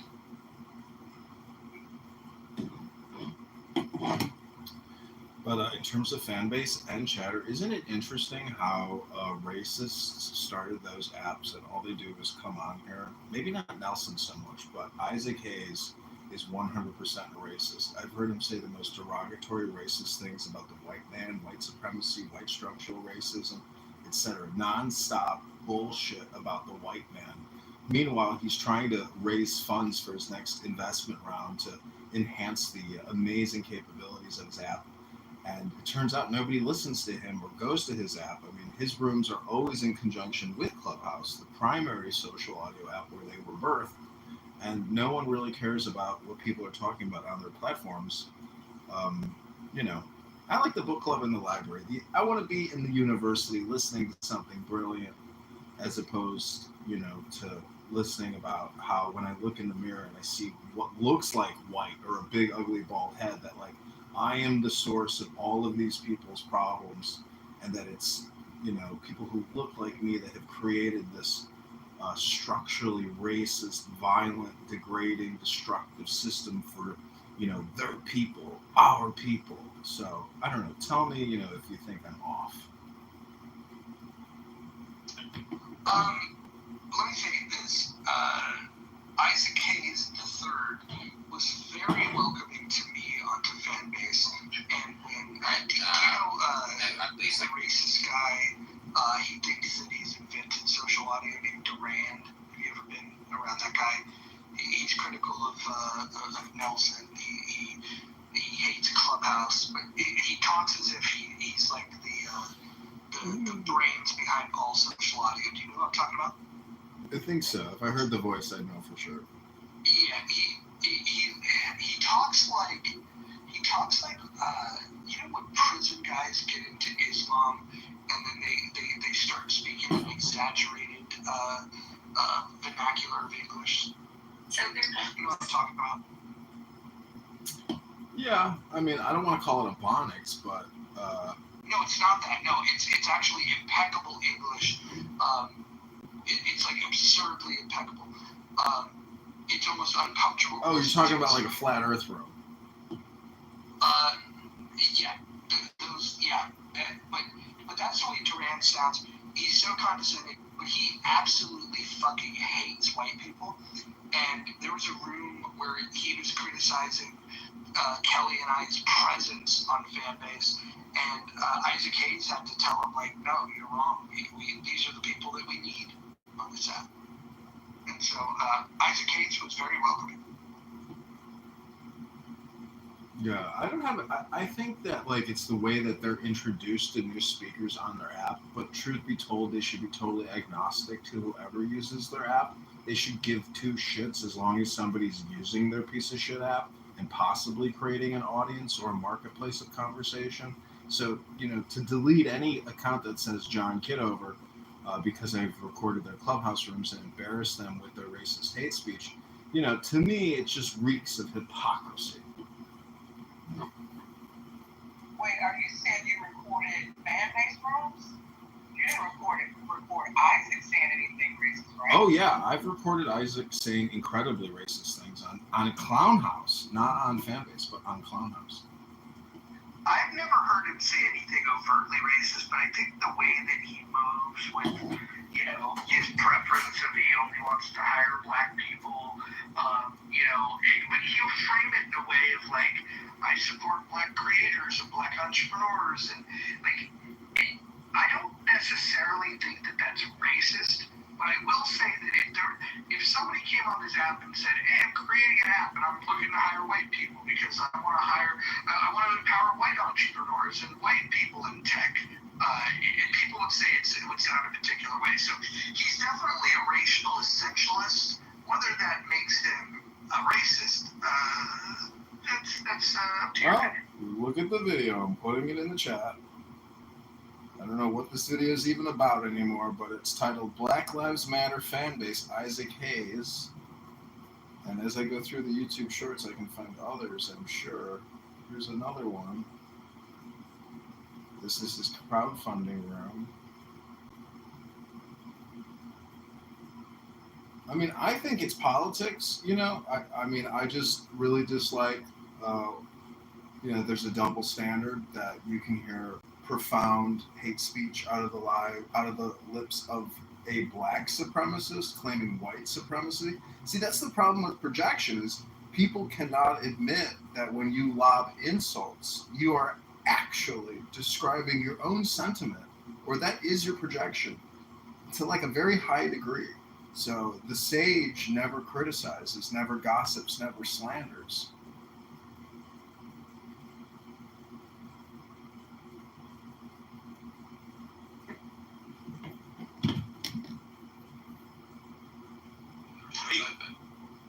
There's so many extensions you can add into Blender as well. Yeah. It's you're probably familiar with his family tree, right?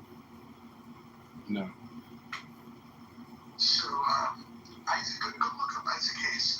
Very interesting career. But towards the end of his career, he was known as the voice of Chef on South Park, and he would participate, playing the lone black voice on South Park. He would make fun of any religion, any race, anything. And then they did an episode about Scientology, and Isaac Hayes is a Scientologist, and so he got so offended and probably pressured by the Scientology community, and he had to quit South Park. So if you're familiar with South Park and you're familiar with Chef, that is Isaac Hayes, and Isaac Hayes III is the offspring. Wow. I didn't know that. That's pretty cool. I thought for a second he was the voice of trust. He also had like a huge influence like in music and like you should look up Isaac Hayes. It's a very interesting career. No, I mean I know he's very intelligent and he's a gifted speaker, but when I hear the racial stuff about, you know, that doesn't support my people, it's like he has no Americanism in him. It's just all racial identity politicking, and it's, to me, it's obnoxious and low IQ. But you know, who am I?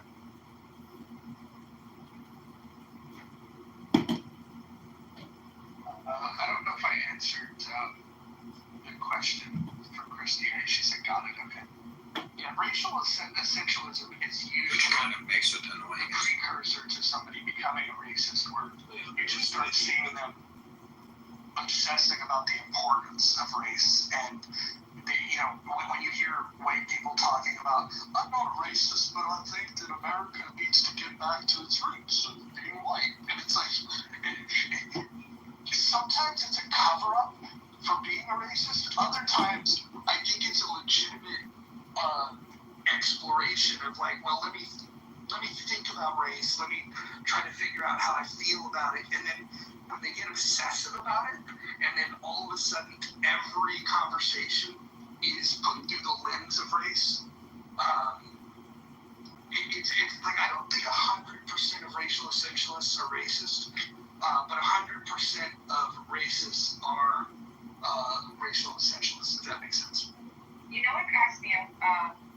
You assessment is I love when stats of like crime, you know, abuse, all this shit is literally broken down by race, by like literally by nature. It's just broken down by race. That should make me laugh.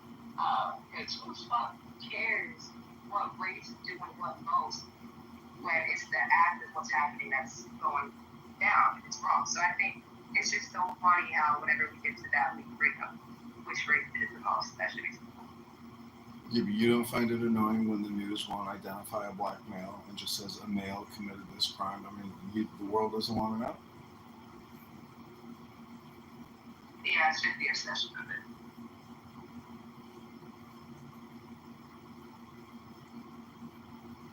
I mean, I just read some crime statistics though about, you know, African Americans, and it wasn't pretty. You know, X is full of this type of data analytics that is not flattering, and it is statistically significant, and the averages do indicate, you know, that there's a black on black crime epidemic, and it's part, you know, the community or the lifestyle.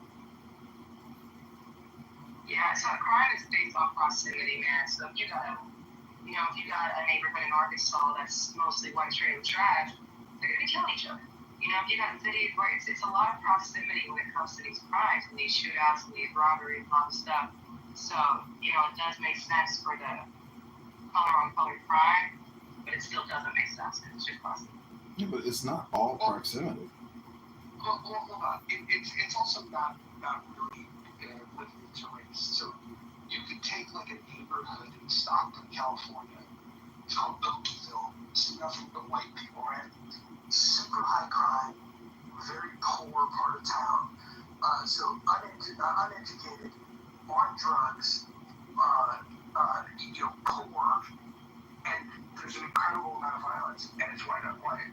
And so the characteristics that create the violence is being poor, being uneducated, and those two things, by the way, don't lead to violence. But if you have the drugs component and you have those three things going on, it really doesn't matter what the background of the people are. That's going to stop doing for any community. Can I push back on that? Like, can I argue with that real quick with the poor and education part with you? You can, but hopefully you understood that it's the poor and uneducated together alone without the drugs. Right. Doesn't necessarily mean it's a problem. But if you have the drugs and have those two things, that's where you're going to get the problem. Okay, yeah, never mind. I won't. Yeah, there's plenty of areas that are poor and uneducated and get along just fine. But usually because they center their community around simple ideas. Like you might find like a town that's like, they might be poor and uneducated, but they love love Jesus, and they go down to the church. They're obsessed with that, and they've rejected drugs because of it. And those people get along pretty well. I lived in a town called like Quakertown in Pennsylvania, population like 3,000, right? Little town. And there's a lot of Amish people there. They don't go to school. Well, they kind of, but it's not like, our idea of school. But they don't have that type of education. They don't know how to, do what we do, but they're living on the land, living their best lives. And so I agree with that. And I love there's some cities in states where they don't have certain taxes. They don't have certain, pay rates. A lot of people just live off the land, and, I appreciate that. That's Jazz Home talking about the chat. I like people that do their little driveways. Seeking comfort from known racists. Ha ha ha. Or something else. What's going on? They don't want to die. No, it's like when a dog takes a piss on a tree and just, marks their spot.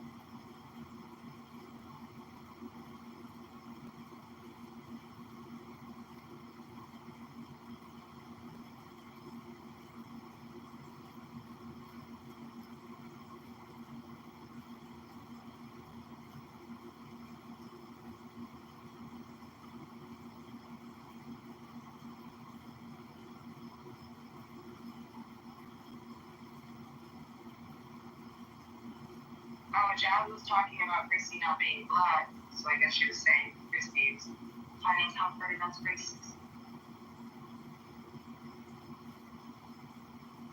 Okay.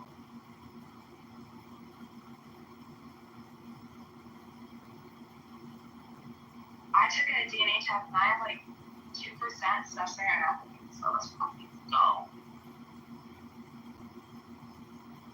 By the way, nobody gets a test back with less than 1%. So. Yeah. But I'm still, damn, Roger. Fucking totally brain on my brain.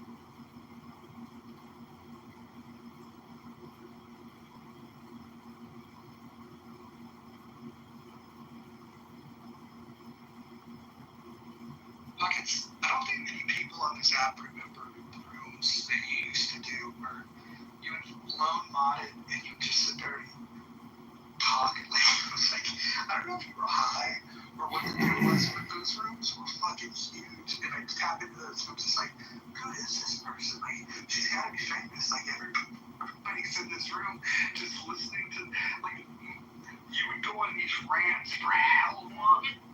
And I would just be like, she's gotta be famous. Everybody's just like captivated by this. And then after I got them on that, like I realized like, oh, okay, like if you open a room and there's, people will pile in, you can just talk about anything and they just stay. It's amazing. And so, but your journey on this app has probably been one of the most interesting.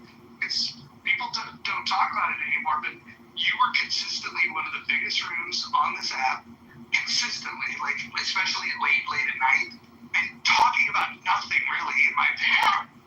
But you also had this like group of like people that were like left of center originally, and then I don't know what happened. I didn't follow the drama, but something happened, and then all of a sudden you started appearing in like conservative clubhouse, quote unquote, and then it was like they embraced you for a minute, and then all of a sudden they do what they do. They get bored. They throw people out. And like now you've gotten to this thing where you just kind of hop around, join conversations and whatnot. But your journey, I think, has been one of the more interesting ones of that. I'm gonna be honest. I am so uneducated with politics and the left and the right. So when I was like hopping around trying to figure my shit out, I was like, both these sides suck. Like they both just suck. Like they both are just. It was the click cult type thing that I can't vibe with, so I just bounce around. I don't try to identify with the political ideologies. I don't shit about it. All I know is I got bills to pay, got taxes to pay, and I got food to eat. So it's just, I feel like people are so obsessed with their political ideology that they literally base their entire lives off of it. And I don't know, man. It's not just running my own shit. Not just ranting about how everyone's stupid. I feel like people agree to that, which I like. I even remember the house was called In the Pocket. Yeah, I think it was stay in pocket, or was it in pocket? I forgot. I'm pretty sure the club was in the pocket. You're in the pocket. It's pretty fun. Yeah, I remember when I was on the dark side, and I was used as like the racial trophy. It was fucking awesome. Like I was used as like that white girl that would be on stage and piss everybody off. It was good. It was fun. I remember having a 2-hour debate with you in a hotel room in St. Louis, and then finally at the very end, I got you to admit, fine, yes, it's all political. Yeah, it is. That's probably a lot. Not in real life. He was in a hotel room. Yeah, not in real life. I was in a room. Yeah. I was at work in a hotel having a debate with Hawkins. And I think it was like over your gender study degree or something to do with trans. I can't remember what it was. Don't you have like some kind of doctorate or some master's in, you know? No, I'm a CMA and LVN, but I'm not an RN. I stopped doing nursing when COVID happened, went into sales, because that shit will never die. But yeah, I'm an LVN.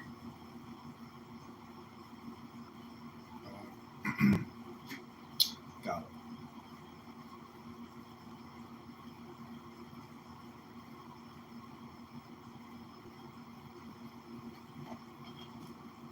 It was just some fucking like.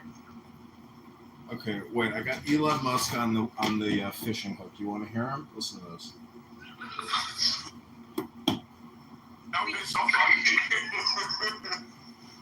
We kind of do need some kind of geofencing at this point. No, we don't. Just the scam part. I mean, have you checked the numbers of all the scams? It's I think. Honestly, I have a very unpopular opinion. If you're stupid enough to fall for a scam, you deserve it. We're talking about boomers. Okay, never mind. It's just see, you know, it's brutal to listen to. That was a bar. That was a bar. You're stupid enough to fall for a scam, you deserve it. When you hear Elon Musk laughing, I think that's the best way to confirm that Adrian Tindley is Elon Musk. Elon Musk thinks we're bringing that. I don't know. No, fuck you. Who do you think has a better laugh? Elon Musk or Monica? Monica.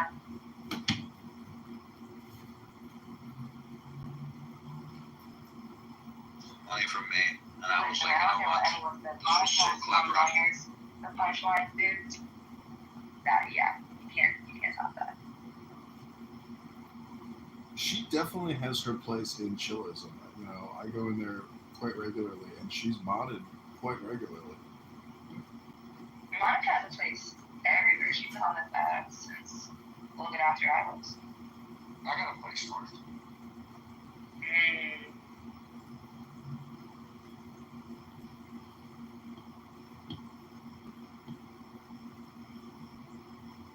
You're like a 10.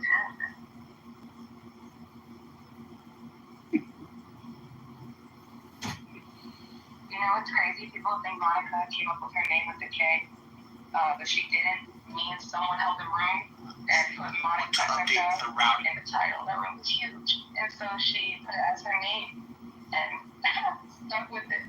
People think she came up with it. No.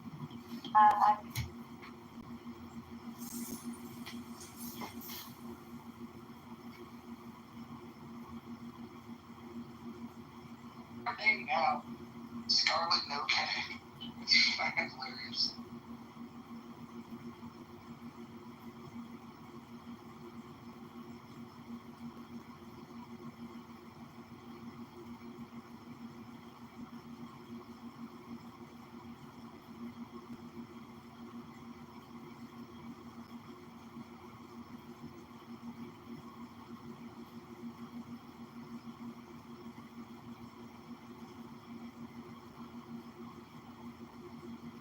John, do you think it's amazing that you managed to hang out in these spaces and do nothing to violate the rules and hang out? But Rich, the guy that advocated for you to come into this space, he found a way to get himself kicked out of the room by not abiding by the rules. If you talk to him in the back channel, you should point out the irony of this.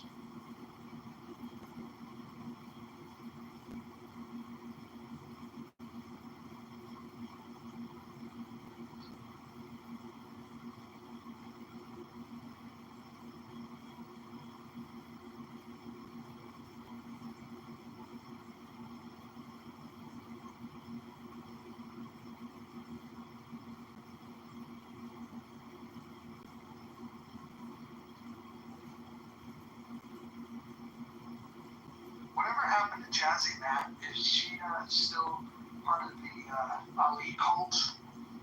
I always thought that was kind of a weird one. Ali Alexander? God, what's okay?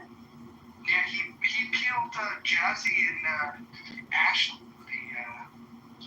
It's very. He basically took two of the most naive people from the app and put them on his team. And if you've looked at like the stuff that he's got himself in trouble with, he's basically a groomer. Like he's a homosexual that has a proclivity towards underage people. It's very interesting. But that was the head of Conservative Clubhouse for several months.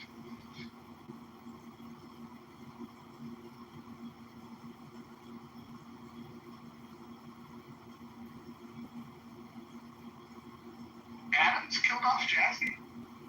That's kind of cool.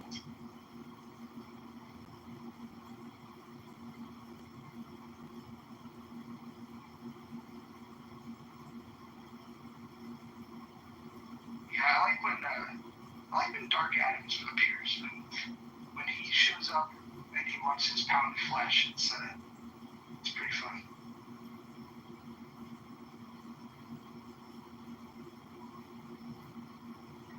Yeah, I was just saying in the chat, I don't know who this Jazzy person is, but Matt, I hate that I missed the Adams and Jazzy brawl. Adams is a beast.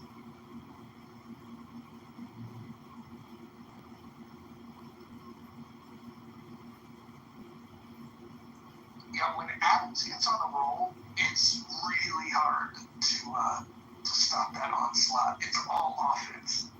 It's pretty good. Yeah, especially because he's sharp, he's witty, he's very quick with his comebacks.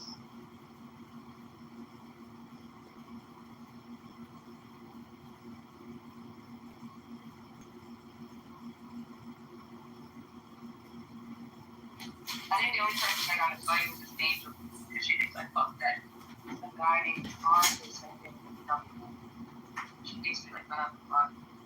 So she's. Do you guys remember when Sarah Fox and Donat got together and then he did a room talking about how she gave him an STD? What? Wait, doesn't that violate one of the rules of your house? Or, yeah, it does violate it in the Muff rule. Sorry, Mojo, you're going to have to put yourself in the audience.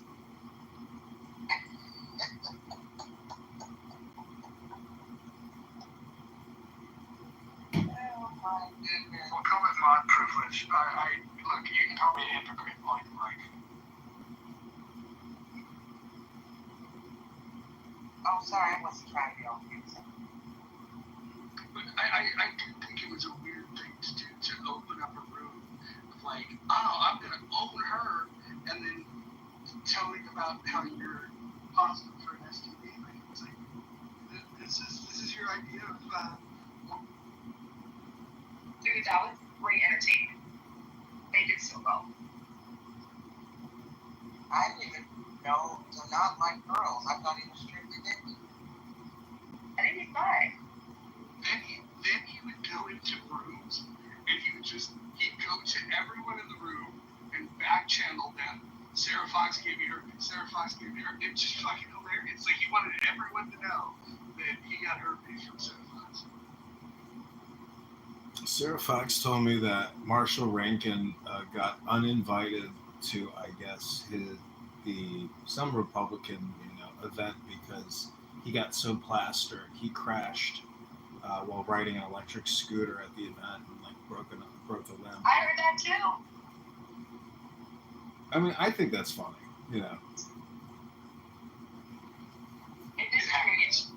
Not taking, joy in his misery, but just like, thinking like Marshall's a character and, even though I think he can be, kind of obnoxious or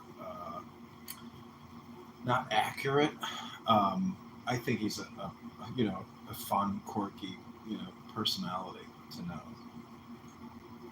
I crashed a golf cart into someone's Jaguar from something. You crashed a golf cart? Why does Matt think everybody's coming back to Matt? I don't think anybody's coming back. What do you mean it's coming? Everyone's still here. No, there's a lot of people that have gone. I don't think the people that have been gone are coming back. Because they'll peek in and then they'll peek in and then they'll leave. Who's gone? A lot of people. When's the last time you seen Alex McGill? Oh my god! That's where you used to eat vodka with Cheerios in the morning. Like, okay, Before coffee. make more money, then I don't really feel bad for you. I agree. I guess so. 80% of all of the downloads of this app are now from India. This app is going to get completely swallowed up by Indians. In fact, an Indian company may end up buying it. You think those are the ones that they're putting white people PTRs, they're putting like India, if you want to make $500 or make money, they're probably not, you know what? It's a good call. Not that white people are above the same money. Right.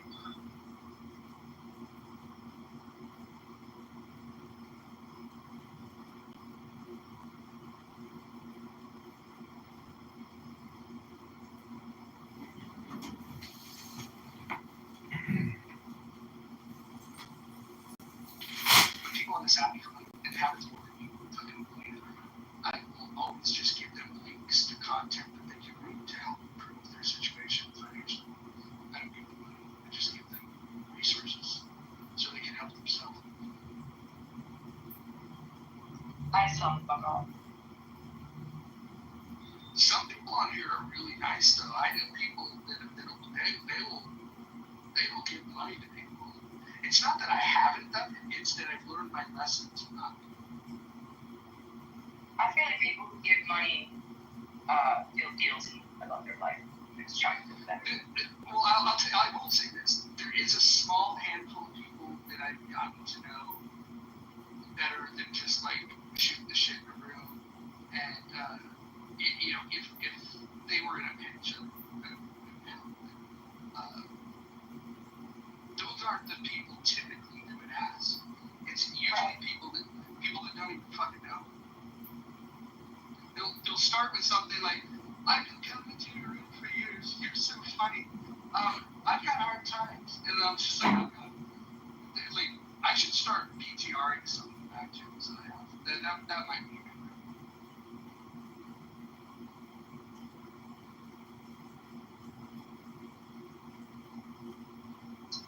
Sorry, you know what would be a fun game?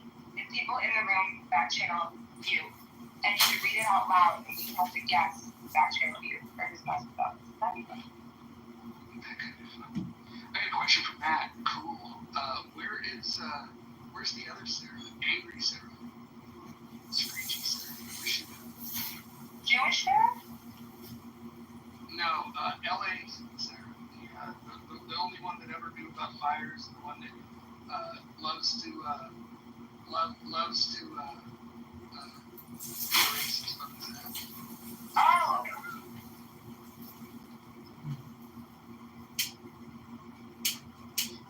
Y'all are ahead was describing don't shoot the messenger. With the game, Pockets. Oh, going to be, I was like, what? Yeah. Did you ever come in and play that with us? I don't think so. Oh my gosh. We used to run rooms late into the night playing Don't Shoot the Messenger.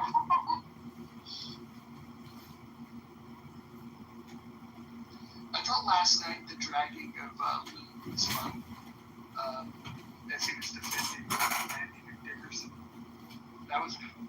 Yeah, we actually were. I was in Randy's room earlier, and I brought it up, and he was talking shit about you and this and that. But it was fun to like relay the message that he's getting heat, in your rooms.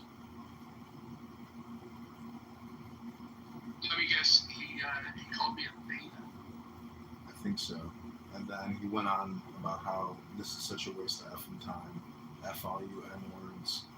And then his big one is, this is the most one of the most vulgar things. Anyways, he has a knack for saying the most vile, vulgar things you can say in a language combination.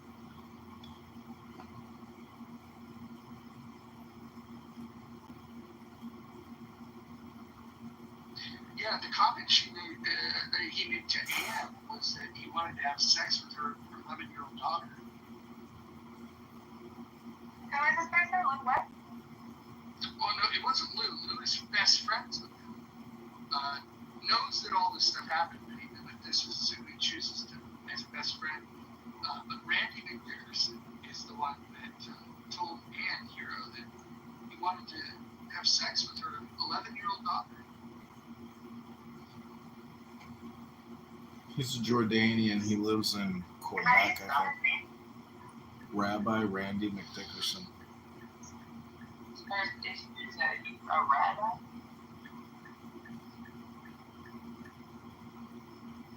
He's one of those typical anti-Semites that used to hang out in those rooms together when they would, do all their anti-Semitic shit.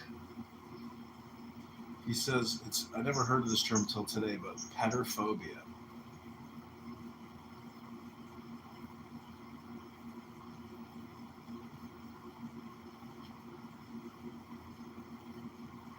Pedophobia, I guess. If you ever want to put Lou in like a state of hypnosis, just ask him about AI, and he will immediately go into an AI psychotic, tailspin. Yeah, I had this conversation with him once, and he was like, I don't know how much you know about it, and then he just kept repeating the word alignment 1,000 times. You gotta understand alignment. Do you know anything about alignment? When it comes to AI, you gotta know about alignment. I'm just like, shut the fuck up.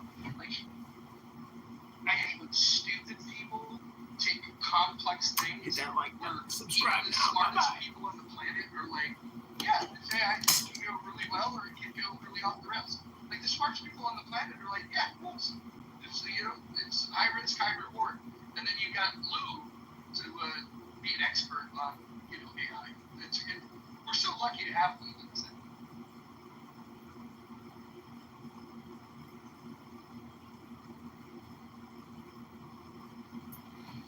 I tried to convince him to be my AI campaign strategist, and then eventually, after like text messages and like an hour-long conversations, like, you're just gonna waste my time. I'm like, the whole point is you're on this app all day already wasting your time, so why not waste your time working on my campaign while you're on the app? And you only have to work on the campaign when you're using the app, because that's when you're wasting your time. And I could not convince him to do anything.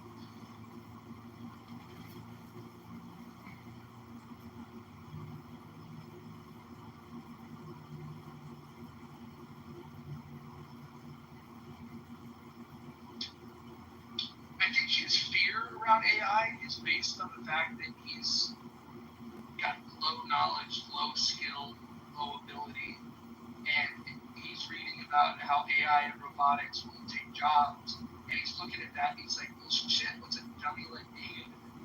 That's what I think he's true. I'm terrified of AI. Well, and you know what? I don't think that we should be afraid now. I think that there's potential for some shit to go wrong. So we have to be careful with it. And that's kind of the point. It's like it could be a game changer or it could be nothing. We don't even know yet.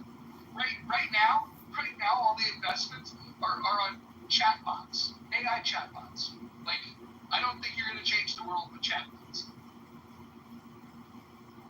I'm just like, I feel like AI, it's a good tool, of course, but every tool can be used as, for something, and, for something bad. Like, it's just, I feel like, I'm in sales, so I know AI will never take my job. I dare a robot to go sell some shit, so it's, that's one of the industries, because I'm in sales as well, it's one of the industries that absolutely will have jobs taken, but not the the people that are going to present and close, it won't take away from them. But all the pre-sales activity, what it's going to do is it's going to cause buyers to engage without engaging with a human being for about 90 to 95% of the sales process. Well, yeah, we're dealing with that in my work right now. So where we have, because I'm the one that goes out and helps schedule, seniors for doctor's appointments. I help them sign up for doctors, right? So our company now invested into getting a website for like self-scheduling, right? So now these seniors gotta go online, put in their information, try to self-schedule, right? It's kind of working, but their market is senior. Seniors don't like going online and doing all that stuff. So to me, that's where I feel like AI is going to make things a little more complicated. Obviously, the test running, like you said, it could be nothing, or it could be something that's detrimental. But I feel like AI sometimes is just we're losing sight of the control that we have and what we do. So I feel like it's just it's a little scary.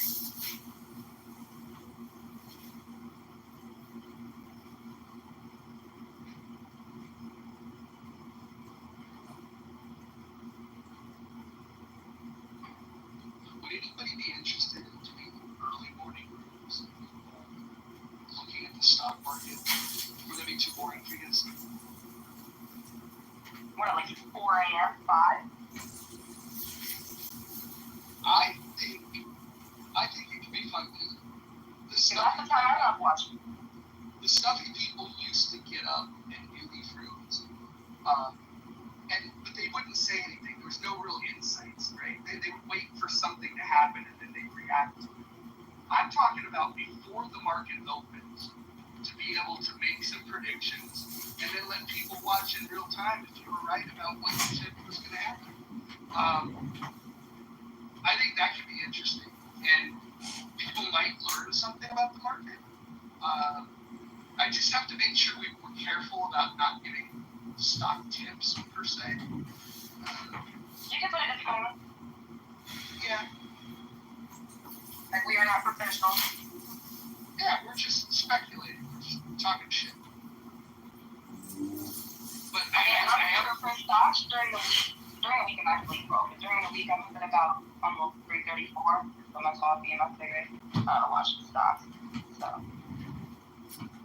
I've got one particular one in mind that on Tuesday is going to dip, and I'm going to buy a bunch, and then I've already got options out on it, but it's I think it's going to blow up, but it's going to first experience a big dip. So, I always wanted to ask you this: how'd you do when the UHC CEO died? How'd you do? I don't care. So the stock plummeted. UHC stock plummeted after he died. People started selling. So that during tragic things in life change the stock every day. Airplane crashes. You know what I mean? There was a oil plant that blew up a few weeks ago. Their stock plummeted, so people started buying. The UHC, and I think I made about 59 off of buying those stock via options because they were cheap as fuck.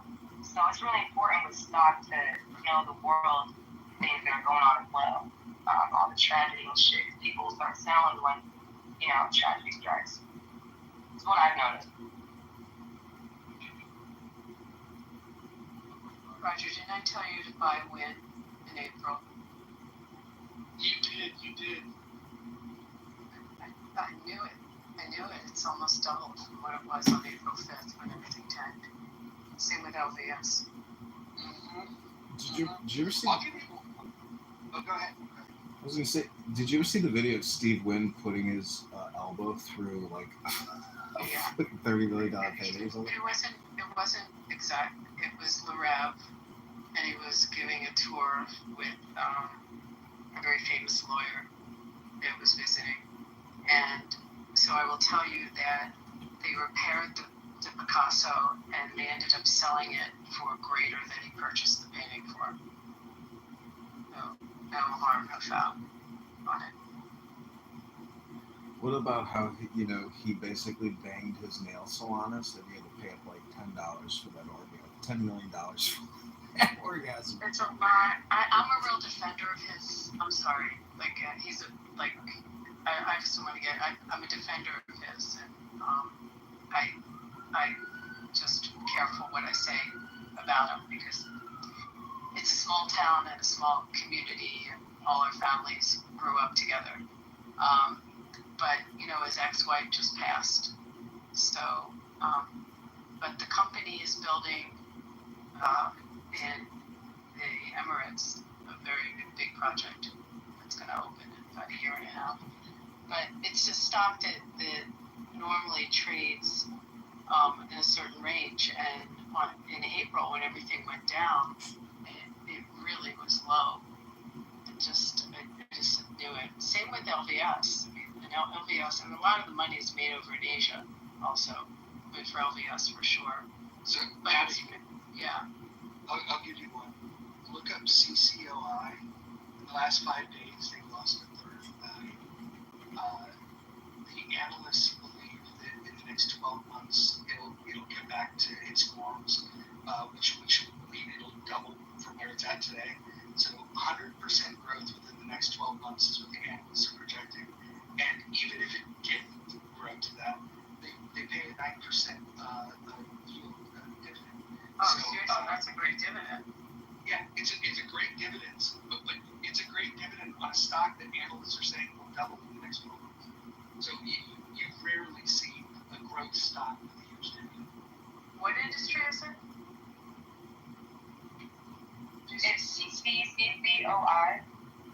Yeah, CCOI. In the last 5 days, it's lost a third of its value. Yeah. Do you know, I was in the room, it was a couple weeks ago, we were talking about stocks, and I got it wrong. I'm such an idiot. I kept saying Wingstop, but I meant GameStop. So I was talking about that. Remember that whole crazy thing with GameStop? Oh, yes. When they're trying to play the market. Exactly. And I kept saying Wingstop like an idiot, which is like a really, successful restaurant chain.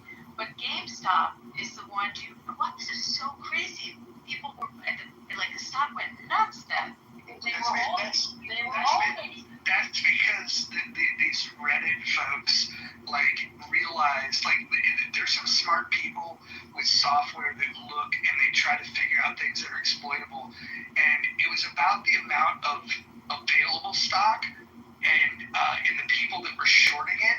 And so if you have people shorting it, and you have a bunch, you can just hold. And what they realize is they can just hold. And the people that are shorting it have no choice but to buy more. And so it was a very interesting game they played. There's not a lot of stocks that have the ability to do what that did. AMC and GameStop were very unique in that. But you should follow those groups to just find things that are, gonna blow up. I was telling people earlier, there's this company called Bitfarm. It's BITF. Their earnings call is going to be on Tuesday. They're gonna likely have a bad earnings call, which is going to tank it. But there's a rumor in the market of something that I think is highly likely to happen, which if they announce that within a week or two after that loss, that's going to be huge. So BITF, don't go buy it, but just go take a look at, track that for the next 30 days and come back and say, hey, you were wrong about Bitfarm. The worst thing about Bitfarm and Cogent is I've never heard of these names, prior to this conversation. I'm looking at Cogent, it's it says negative 50 million. So here's the deal with Cogent, right? Cogent had a CEO that before the dot-com bubble borrows gets an investment of $500 million, right on the eve of the dot-com bust. When that happened, he was able to spend all he was going to do is start a DC-based ISP, a regional ISP, and then when the internet collapsed and you had the dot-com bust, all of a sudden all of the major ISPs had these distressed assets that were worth nothing. So he went and bought that shit for pennies on the dollar, betting that the internet would bounce back, and so they became a tier 1 ISP almost overnight. And if you don't know what a tier 1 ISP is, it's like they don't buy bandwidth from anybody. They are the source. Like when you think about drinking water, like where's the reservoir that the water comes from? The tier 1s are the source of where bandwidth comes from. And so Cogent's one of 5 global companies that to have such a luxury.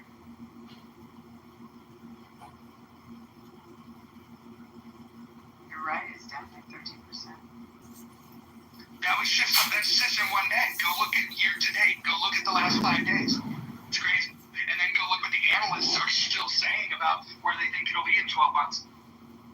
I mean, do they have to borrow to pay out their dividend yield though? Because it shows their net income is like negative 50 million, but it shows the revenue is like 200 million a quarter. I don't know where they all get the money. I know that their CEO is also has other businesses, and from time to time he will sell his stock to be able to cover things. But they just announced an aggressive $100 million stock buyback that they want to do over the next 12 months, which is why the stock buyback is giving confidence to the analysts that it's going to recover. You know, why would they want to buy back the stock if they don't believe it's going to go up? Well, you know, they can't figure out a better way to deploy that capital. But, you know, the craziest thing about dividends is it's like you think it comes out of like their bank account. No, it just comes right off the price of the share in your brokerage account and gets put into your account as cash or swap back in if you want to do buyback. So it's like, you know, dividend yields are like, they're paid out in the price of the stock. It's kind of a, you know, I think it's amazing to have a dividend-only portfolio, in my opinion, is the best way to go because it's more real. Yeah. Correct. Especially if it's... I mean, I don't disagree, and, you know, some of us live off our portfolios, but I think if you really want the growth stocks, they may not necessarily have those yields. Well, I think you want to have a blend. I think, you know, there's some real estate investment trusts that I like. TWO is a good one. Pays out about 16% dividend. So when you're getting 4% a quarter, that's pretty amazing. In fact, that's probably going to outpace most growth stocks anyways, unless you just happen to get on a rocket ship. What I would also advise people to do is if you're investing in the S&P 500, continue to look at, you know, the percentage of the S&P that you have. And when you start seeing, if you would have tracked NVIDIA over time, you could have saw even before they became like a household name, you could see the movement that they were making in the market. And so players that, you know, that got in super early they have fuck you money now. But you can look at these things like just monitoring the S&P and see who the movers and shakers are. I think one of the biggest lies that you hear in investing is, you know, buy low, sell high. The reality is you want to buy high and sell higher, because if you make a habit of buying low, you're probably buying a lot of losers.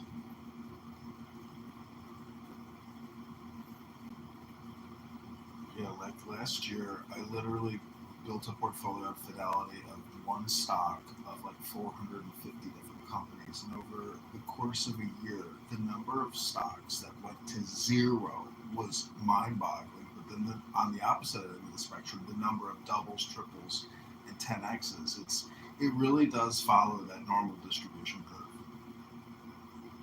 Do you do your own or do you use someone? I just do it myself, and it's amazing that you can buy and sell stocks now for $0.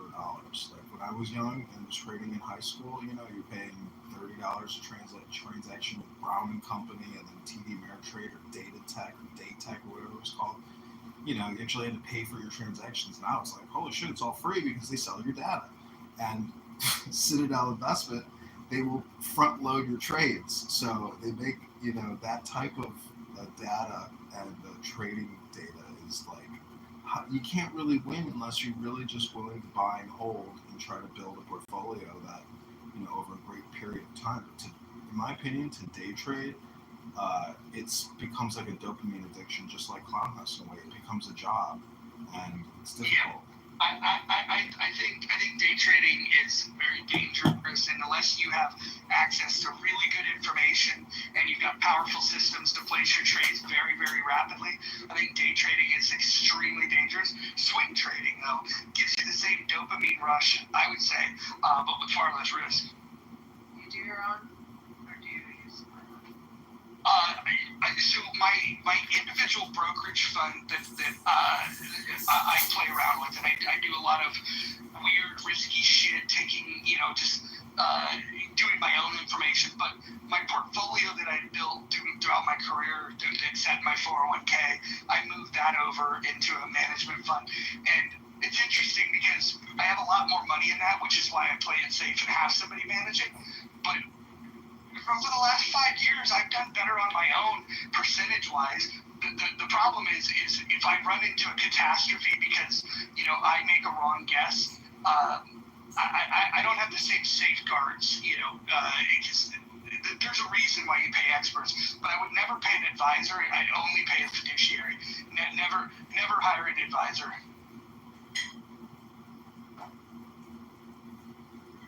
The advisor's not bound by law to do what's good for you. So they can do whatever is good for them. And a fiduciary has a responsibility to do what's right for you. I've been really happy with it. And use them since we went public. Are they a fiduciary? I use Goldman. They've been great, and they got me through Goldman Sachs. I think they're great.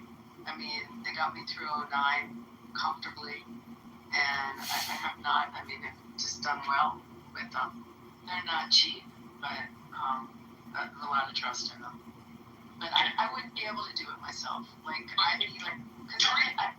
better with the slot machines. During the pandemic, when it was highly volatile, I crushed the advice of the market because it was so volatile that you're swinging for the fences, and nobody that's trying to be risk adverse is going to swing for the fences like that. And so during the pandemic, that was a really good time for me, where it was a really bad time for a lot of people. I don't know what. I'm embarrassed to say I don't know what a lot of that stuff is. But I also know that I have to. Well, it matters your age. It matters your age, and I still have a lot of bonds, and it's just a balance at what age you are and what risk you want to have. There's a lot of components with it. I also like their product, some of their partnership deals. I think they've been profitable. But again, you pay for it. I don't trust myself with it. I think I would kind of do, as you're saying, I'd probably do well on some of the swings, but I also could have catastrophes. I'm broke. I'm trying to figure out how to get money like you do. Work. Study really. I'm going to give you the answer, sweetie. Study really hard. Work your ass off in school, and then get a career. But study really hard first, and that'll do it. You hear it? Yeah, I went to school, but keep in school. Sometimes it is. No, don't think of yourself that way. Just apply yourself in school. I am harder. No, you're not. You know what I'm saying? No, I'm not the best person in the world. I can be better. But how far along in school are you? I already know in school. I got a degree, associate degree, and I went to Arizona State, all that bullshit. But are you a son devil? You're a son devil. I'm a son of Jesus. You're a sun devil if you're at Arizona State, right? Nah, that's why I dropped out. So I'm son of Jesus. Well, go back. Study hard. It pays off. Anyway, it's interesting. Just trying to track it. You know what I'm really nervous of? Have you done any of the SPACs? You mean, the spiders? Is that what you're referring to?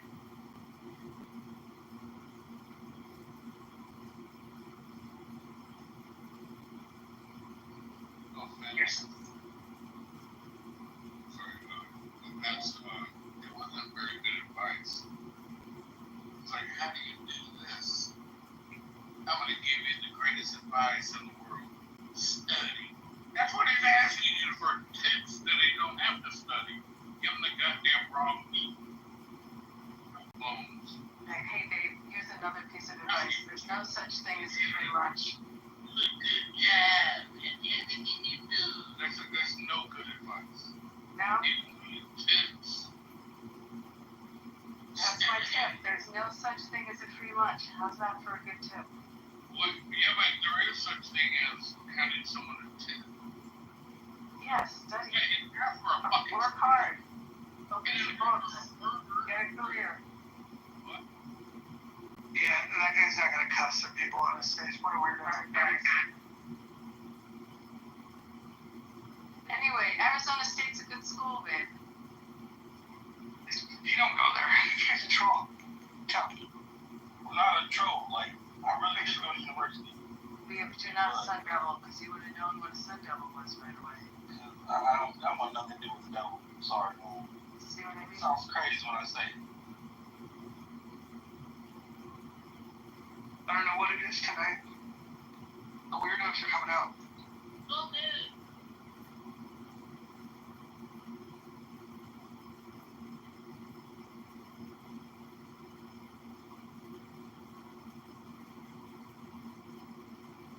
So did you ever act on a stock tip someone gave you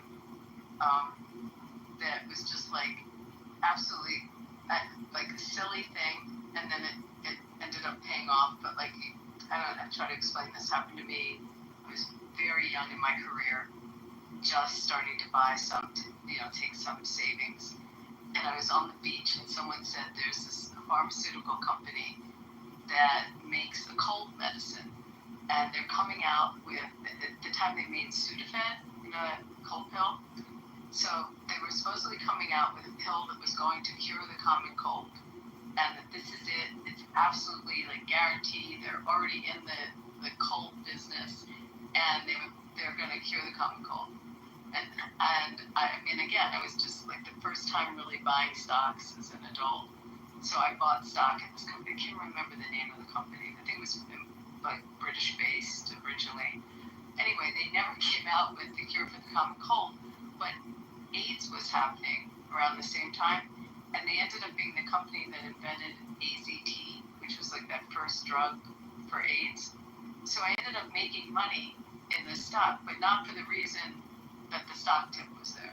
So have you ever had something like that happen? Like you find some silly tip, but it works out? Well, I got good advice. The first 2 trades I made, I hit home runs. My cousin did advise me to buy a company called InfoSpace. The other one was Real Networks. You probably have heard of the Real Player for Real Networks. Both of these companies were ex-Microsoft guys. And my cousin worked at Microsoft, and he was like, hey, you should follow these guys. These things are about to go public. As soon as they went public, I bought them. You can go look at the stock history. Like, it was a pretty amazing ride. But I didn't know anything about how, the stock market worked. I was just thinking, like, oh, shit, I'll just keep these and I'll just continue. They'll go up and I'll just make a ton of money. And then when the bubble burst, those 2 companies got hit super duper hard. I still made money, but if you look at on paper where it was at one point, it's kind of nauseating to think about because I was very young. And those were my first 2 trades, and they were still to this day the biggest increase that I've ever seen percentage-wise on anything that I've ever bought. And I just held them too long, and the market ended up doing what the market does, and I ended up losing. But that's what I was going to be into. Like, I should probably learn about this stuff. So losing, when those 2 stocks lost their value, that was kind of what got me excited about learning about it. I think the best tip is to not be too greedy. Like, if something's going up, to sell little bits of it, and as it's going down, to buy little bits of it. And I've been very successful just being disciplined about that. That's really disciplined. It's hard. It's really hard. In fact, you were talking about the best tip. The best tip I ever had in my life was when I got to Clubhouse. The first couple of weeks at Clubhouse, I met a guy and we were talking about, I don't know what we were talking about, and we discovered that we both had the same stock. I had a little bit of it, and he had a lot of it. It was NVIDIA, and I had a little bit that I'd had for more than 10 years. And it's gone up, but it was still, I didn't have that much. And when his confidence in the stock, he said he put his whole savings into it, convinced me to like quadruple down, like just to go big on it, because he put his whole life into it. And of course, it's been how early was that? Because I have a hard time believing that people saw the vision of NVIDIA when they were doing video cards. Yeah, no, I bought it 20 years ago, more than 20 years ago, and it was from video cards, and that's why I had it. I was in that industry. I didn't know anything about where they were going. It was just this guy who was into video games and other stuff, and yeah, he had sold a company and put like half of his sales and of what he made in that sale in NVIDIA. So, yeah, sometimes people are good. And if you want a tip, I would say, like, I'm betting on energy. I think if you're going to have AI stocks, you need energy stocks. So I have a bunch of, so I have a small portfolio of Oklo, LEU, SMR. I have like a couple stocks, and they're just betting on that sector that energy is going to be huge over the next 10 years. What about, I heard someone talking about this and thought it was interesting. All of this has to be housed in places where the energy has to need water. So they were talking about someone who was in the business of insulation. They do just building insulation. That, you know, something to the effect of that would air conditioning systems and the installation systems to keep these facilities cold. And do you watch Shark Tank? You know who Mr. Wonderful is? I know who he is. I don't watch the show, but I know who he is, yeah. So that dude's got this team of people that are trying to build the largest data center in the world, like by magnitudes, in Canada. And I have no idea if that's going to be a publicly traded entity or what, but the whole reason of why they're selecting it is like energy costs are low and it's super cool anyways. And so they've got all the conditions met, and apparently this is going to be like the largest data center. It'll dwarf the things that like Netflix and Apple and these guys have. But I'm interested in seeing if that's going to be a publicly traded entity. Interesting. But you have, I mean, if we're going in that direction, you have to house it, you have to keep it cold, you have, I mean, you're going to have a whole other industry around the AI industry. Well, it's not these are specifically data centers that encompass all of what you're referring to in terms of yeah, but you're correct. That's the way the world is going. Like, you can bet on those side markets. I think they're gonna explode. I thought Corning glass back when the iPhone was invented. Because that's who made all the glass in the front. Like, that's a tricky lateral move to make in your head. Everyone's betting on Apple to bet on their suppliers and stuff. But that's why I bet on Oklo and some of these energy companies. I think they're going to be required. Yeah, I mean, if you see a new industry that's emerging, the ancillary companies, or the vendors to that industry, you know, as we witnessed in my industry, you know, you had gaming come into jurisdictions, but the money was on like the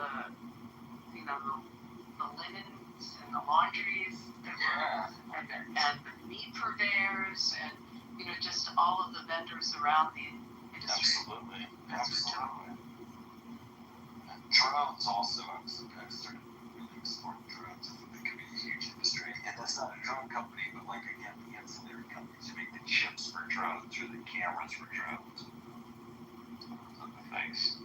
But I do think that energy is probably the big, if I had to pick one sector outside of water, I'd say, probably nuclear, modern nuclear energy, which I hate to bet on, but I think it's going to be big. It's funny, someone put in the chat, we're going to build more Hoover house. I'm just thinking about. Now we're gonna build nuclear power, little miniature nuclear power plants. They're probably gonna put them on the moon. They're gonna do something with that. I don't know what, but. I know that Trump is really this push to bring back nuclear power. I wonder if they'll reopen 3 Mile Island. Maybe. So if you want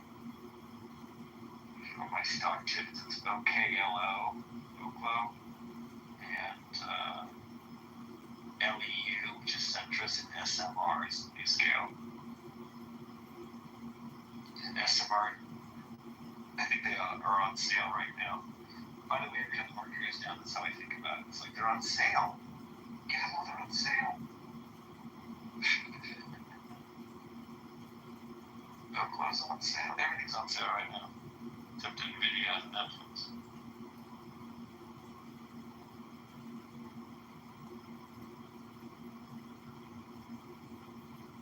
Those are my tips.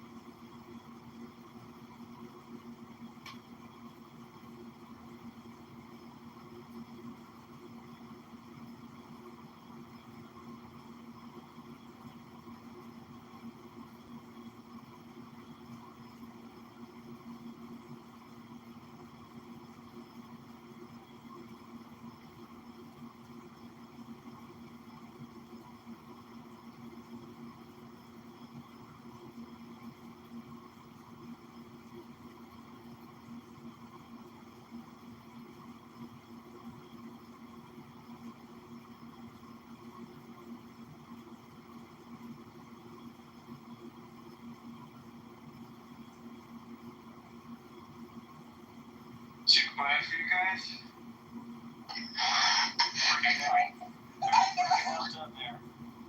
I'm like, I looked out, I looked back in. We're meditating. This is a moment of silence.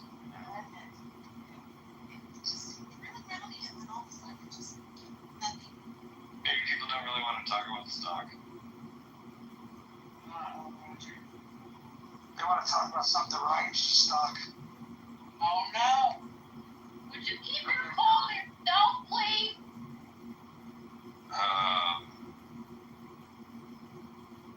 Block. Rock. Rock. Rock. Okay, good. Spock. Stop. Trekkies. Cock. No. That's it. We're just waiting for someone to give that one. Actually, What's out of the country? neither. I left San Francisco for New Mexico and Santa Fe, New Mexico. Oh, God. That's crazy. Yeah, I've been in the Bay Area for 30-odd years. 40-odd years.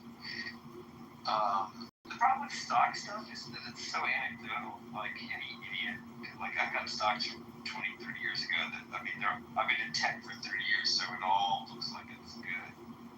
You know?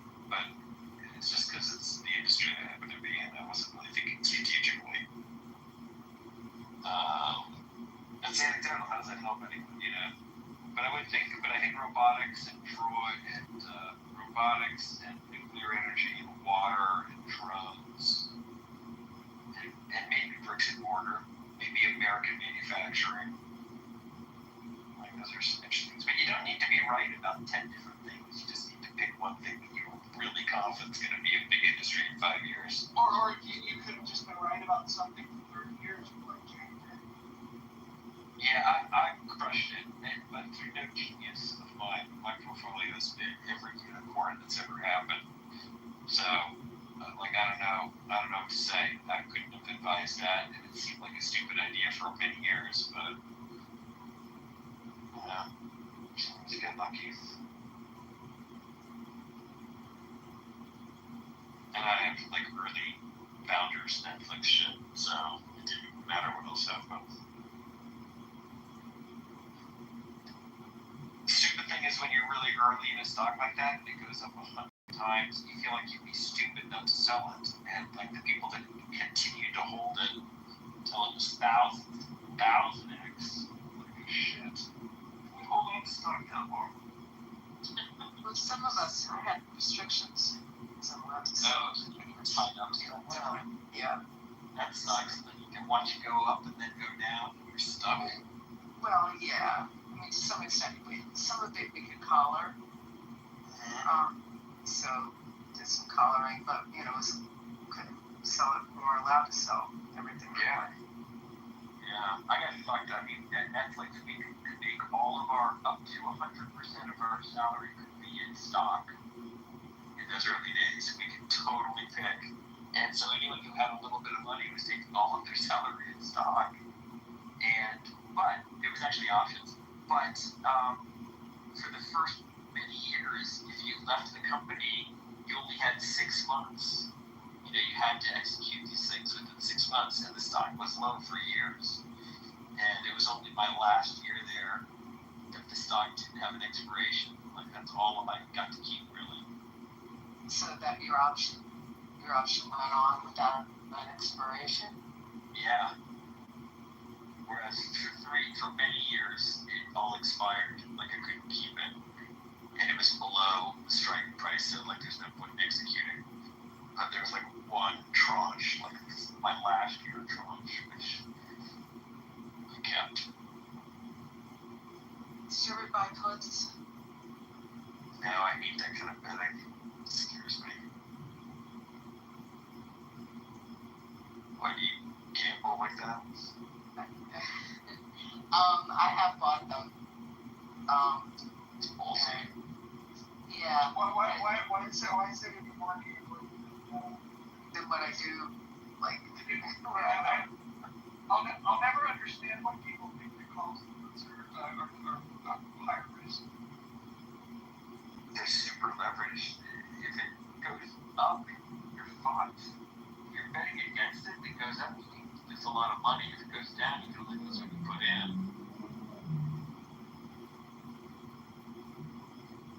I don't know. I find this super scary.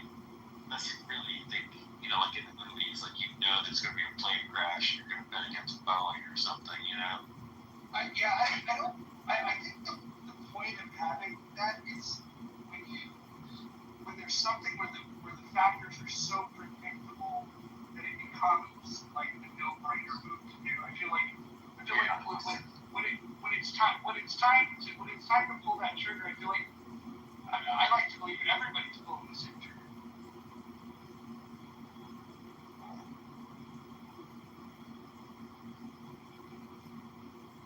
I found that after working in public companies, you probably were inside companies too, but after working inside public companies, I found that the public's knowledge about how much research they did about what was going to happen, what the prospects were so wrong so often. That's not how you learn about it. If you really want to learn about it in stock, if you want to go heavy into the stock, what you do is you figure out who the sales leader is, and you take them out for drinks, and then you just, after a few drinks, you ask them how the quarter went. And then before the earnings call, you got it. That's not how you really bet on the stock market, but yes, you can do things like that. But what do you mean that's not how you bet on? Like, what are you talking about? What do you mean you take some sales guy out? No, that's not what I said. You're not listening. You ask a sales VP how the quarter went, and then and after a few drinks, they'll say, "Oh, we crushed it." Right? That's insider trading. It's not insider trading. Insider trading is if they give you the detail. Saying that you crushed it, they're not going to give you the details. But if they tell you that they crushed it, I'm sorry. By the way, you don't even have to do that. This is the thing about people who don't understand how the market actually moves and the laws pertaining to it. You can use software that will tell you the adoption of technology, and you can understand when major companies are doing a major deployment of a particular software that you have widgets that that can track the deployment of these things, and then all of a sudden you can say, "Holy shit, fucking, this company over here is going to have a great quarter because look at this major adoption and the usage that's gone up." Like, there's tools that track this stuff. The idea that the general public has no information, maybe if they don't know what tools are legally accessible to them, then sure. But there's so many tools out there. I disagree. That's sort of you can disagree all you want, but listen to me. As a person inside a company, looking at the information the public has, no matter how much research they do, it's really hard to really understand what the prospects, what's really going on inside an organization. And that delta is so stunning to me. I don't know why people bother doing that regular kind of research, because they really can't know that much. It's really hard to suss it out. And I also think Netflix so Ruben, I know you're proud that you worked at Netflix, but I'm talking a broader look at technology. What you can do, you can use tools like Intricately or Built With, and you can see what technology gets deployed in major companies, and you can predict with very good accuracy who's going to have a good quarter. You know this before the earnings call. The fact that you don't know this, maybe you spend too much time at Netflix and not enough studying the market. Well, first of all, you're being very specific about technology. There's a billion companies that do lots of stuff that isn't that way. Right. This is true. You wouldn't bet on those things because you wouldn't have any information.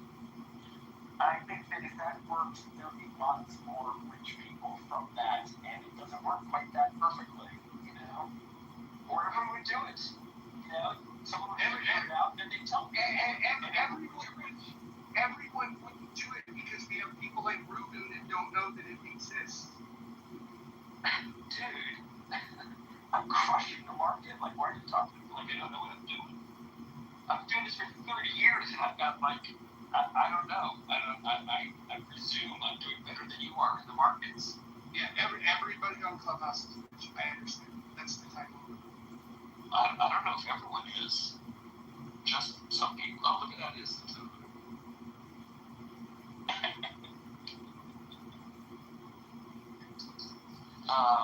I just think that if it was quite that straightforward, lots more people would be rich, and it just doesn't almost quite work that way. I mean, it can't help. It can work. I'm sure there's anecdotal evidence of it working, but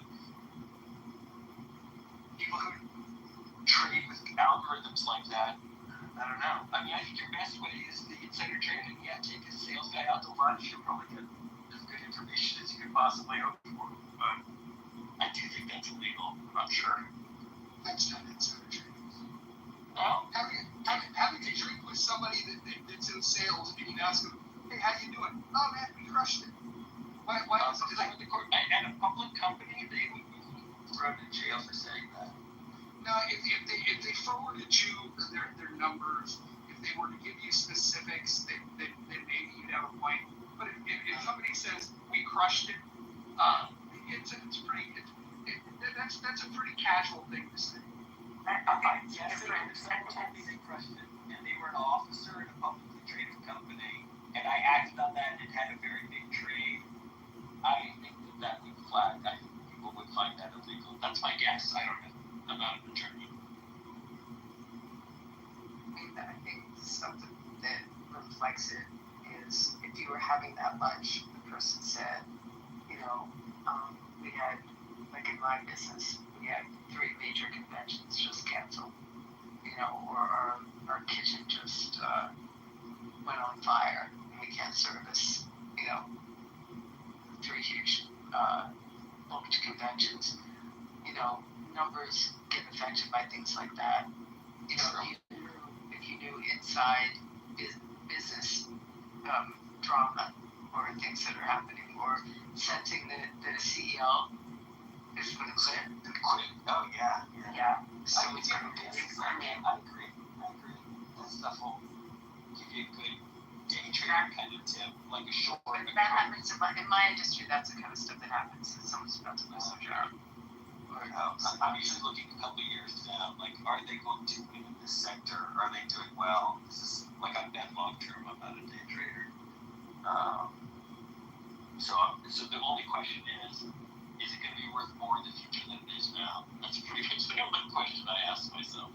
So I have a question here. How big was Netflix in the beginning? How big was Steph was it when it first started out? What do you mean when it first started? There's probably 10, 12 people who were buying DVDs at the Costco and then sticking them in envelopes and on the table. Until I remember getting the mail. I remember having the mail in the back and making sure I had it. I'd say by the time of the IPO, there was about 100 people there, plus the hubs for distributing DVDs, which was a different kind of staffing. But the headquarters of Los Gatos had about 100 people there. Who took them public? Oh gosh, it's a technology crossover. I don't know who the bank was. The book. Does it change something? No, it's just yours.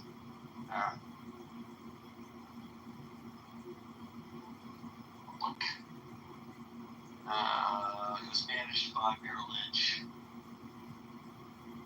Thomas Weasel Partners, and U.S. Bancorp Piper Jaffray. And it IPO'd at $15. It opened at 15. It did. But it's split a bunch of times, so that the equivalent is probably like $7 to $2, something like that, maybe. Not 1,000. They were trading it? It's about 1,000 now. Netflix. Yeah, 1,200.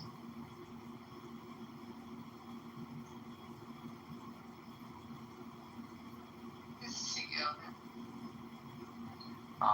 It was Reed, and he was co-CEO'd with Ted Sarandos.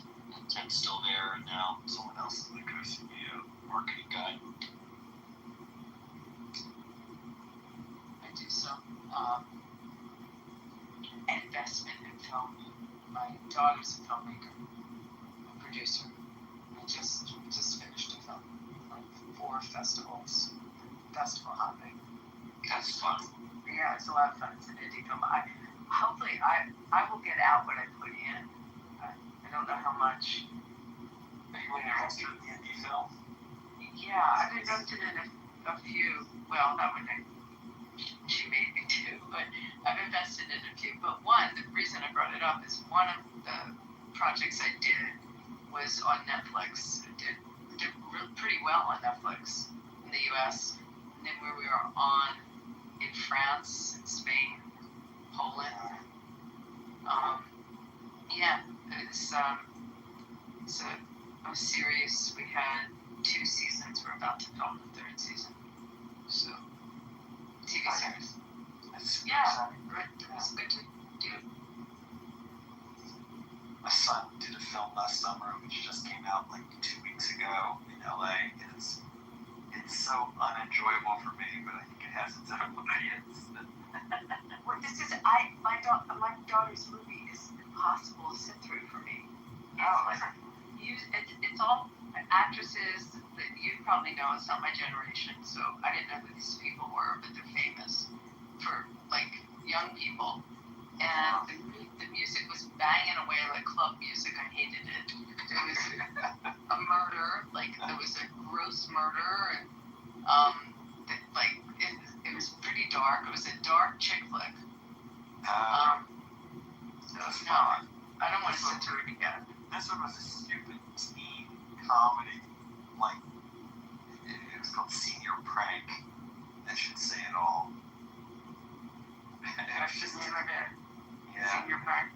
Senior Prank, yeah. Or is this called Find Your Friend? But I like independent. I like small budget films. I think they're fun, quirky, but I don't know. Would you say let's find your friend? Called Find Your Friend. I'll tell you some of the actresses. Again, my generation, I had no idea who they were, but there's an actress, Bella Thorne. Oh, yeah. Yeah, she's cute. Another actress, Chloe Cherry. Another actress, Sophia Ali. There's some guys that were in it that were famous. Bella Thorne was a teen actress in like TV, like Disney things that my daughter watched. Yeah. Yeah, looking at this, I don't know. Maybe these people. Yeah, that's the way my son's movie was. They were all like Instagram influencers and stuff. I never heard of any of them really. Yeah, but I mean, like that's what people are gonna watch. I mean, I guess. I went to one of the film festivals. She was in one in Montreal just recently, and people. I mean, they responded well to it. Again, I now have to sit through this like several. But there's one she goes to. She was telling me. Wait, I gotta remember where this one was located, and it's just for people like Netflix. You know, it's just for the buyers. So, I'm blanking on the name of that one. What's in LA? I don't think it's in LA, but it's a festival just for like I guess the best way to describe it is the buyers come and you sell your films. But I can't. I have to text her. I'll find out the name. I know she's in a big one in Austin. Neat idea for folks who invest in film. I was mentioning this to people the other day. Find someone who's a TikTok mother who's trending or something like a top 20 innovative drama. Just like, voila, they bring their audience with them. Explain what you're saying. like finding a TikTok influencer that happens to have a drop degree from a good school.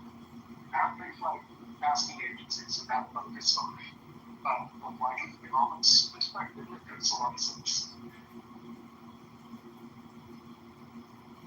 I don't know. I mean, this one, these actresses did really good acting job. Like, you know, it wasn't just that they're popular with the younger generation. I mean, their acting, it gets very dark. There's, you know, like some pretty stressful things that happen to these girls. It's a girls' chick flick where they go on a trip to Joshua Tree and they run into the locals. That totally makes sense. They wouldn't be looking at these, but I feel like nobody just tries to find someone that's had like 5 million TikTok followers since they were 15 or whatever.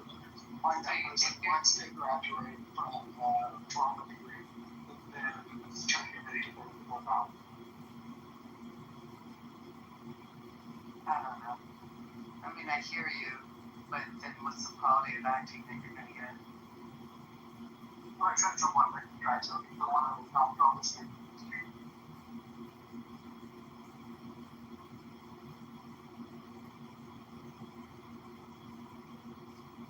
there's two concentric circles, so you don't know if it's the blood or the population.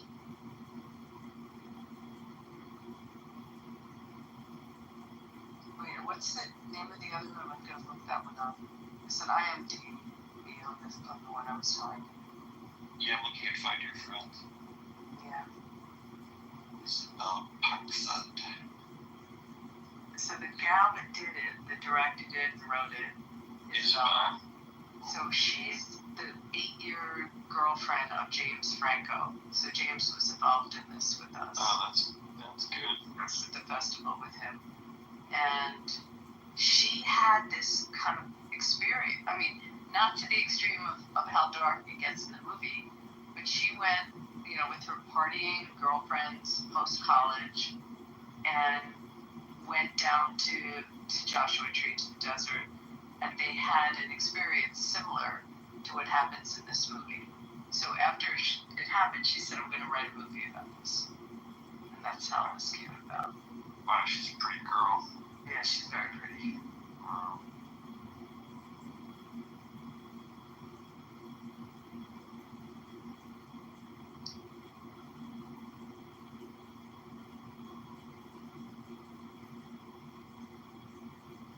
The Netflix one that I did, I was just an associate producer on it. It was a big company was involved.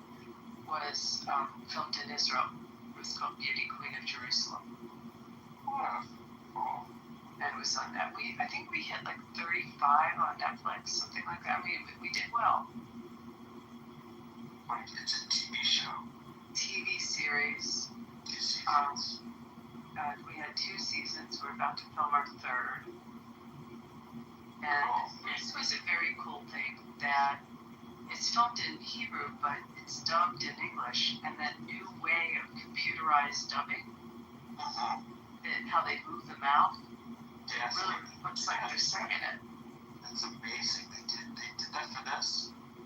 For Beauty Queen, yeah. Wow, that's impressive. I was curious how that would go for different language translations of movies. It's hard because, I mean, I could say 2 words to you. I could say a word in English and in Hebrew. And if you move your mouth saying those words, the mouth moves completely different. But it's the same word. Yeah, they change your mouth. Yeah, they change your mouth. It's pretty interesting technology. Yeah. It's very cool. But it worked well with English.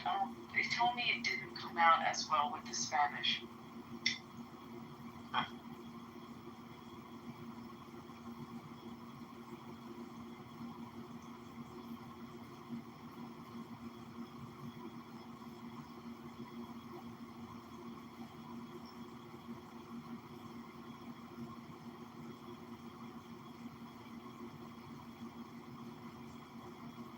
There's a famous guy actor in the Find Your Friend.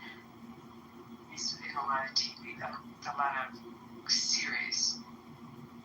I'd like to stay in.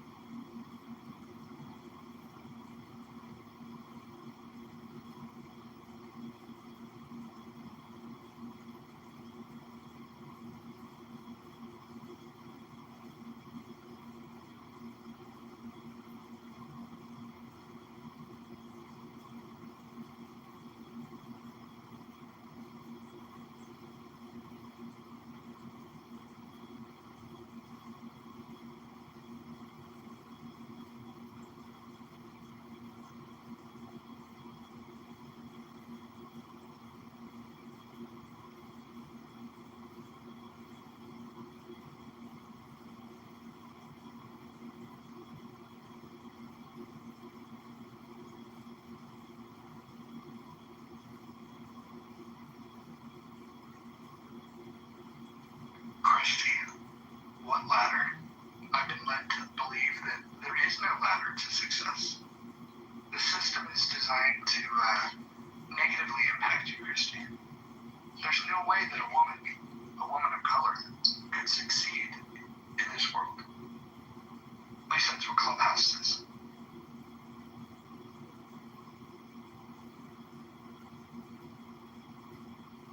I think the poll's pretty fun. I love the honesty that I'm seeing in there.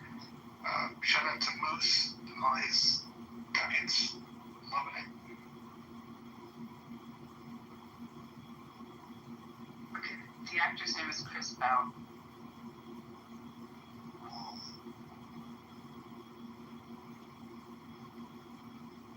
He's been just.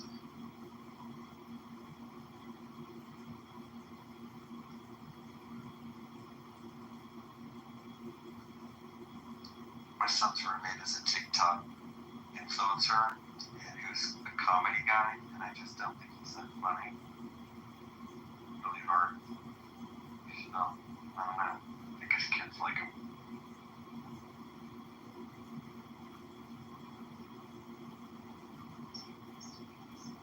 I don't know if I like the idea that just maybe because someone's followed so much that they could make a good movie.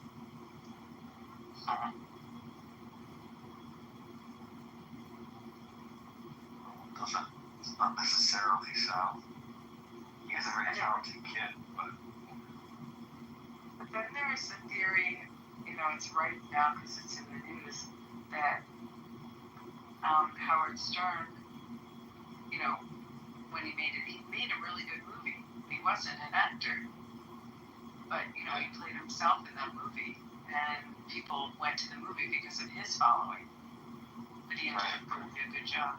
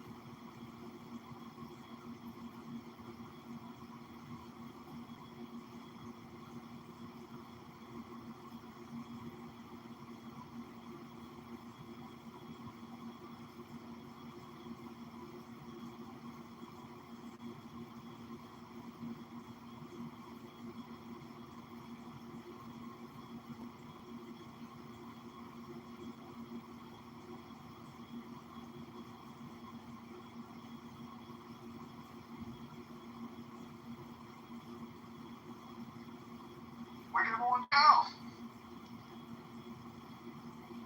Get bored.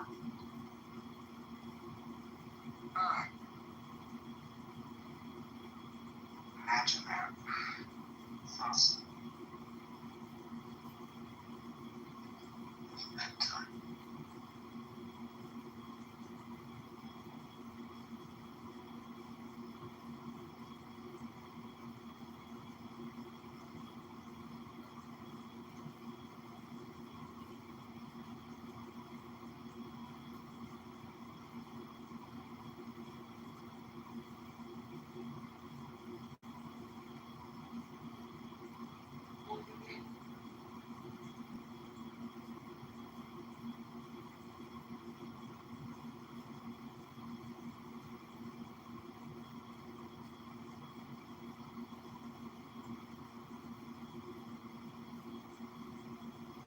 John, are you still there?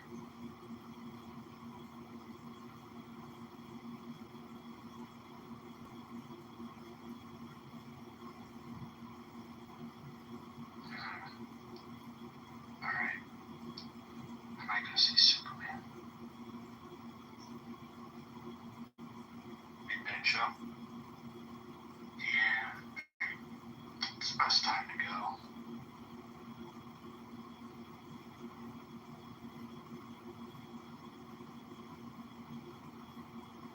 Let me look and see where it's playing.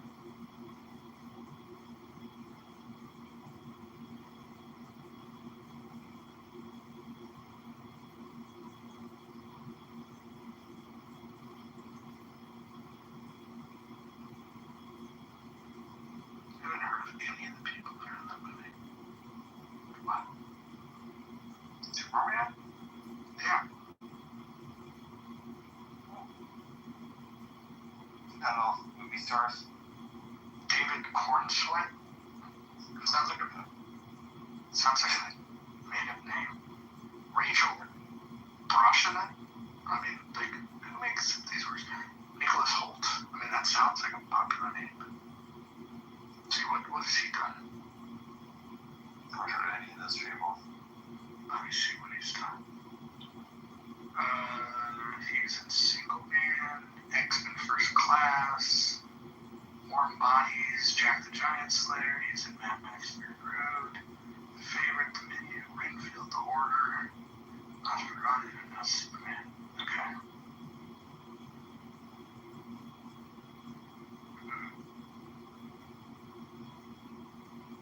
Alright.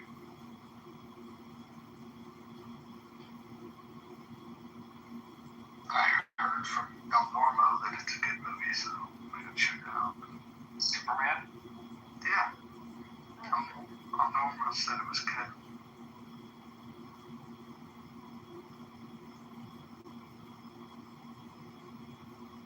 Let's see.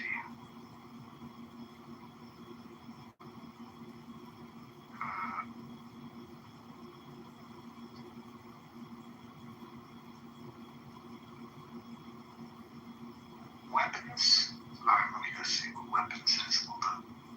Weapons. It is me. That's a monster movie with kids or something. A scary movie.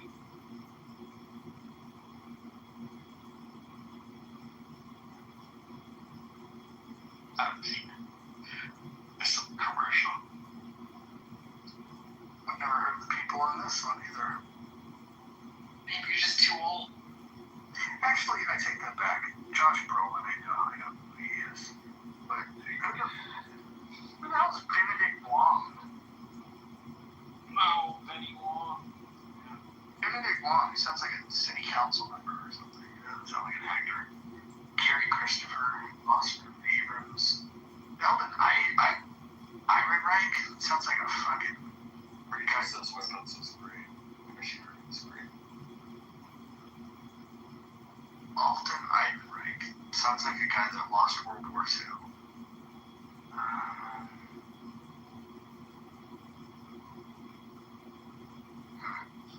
So it's a horror movie. Yes. Yeah. First released in the Philippines. That's an interesting strategy. Let's see what the Filipinos have to say.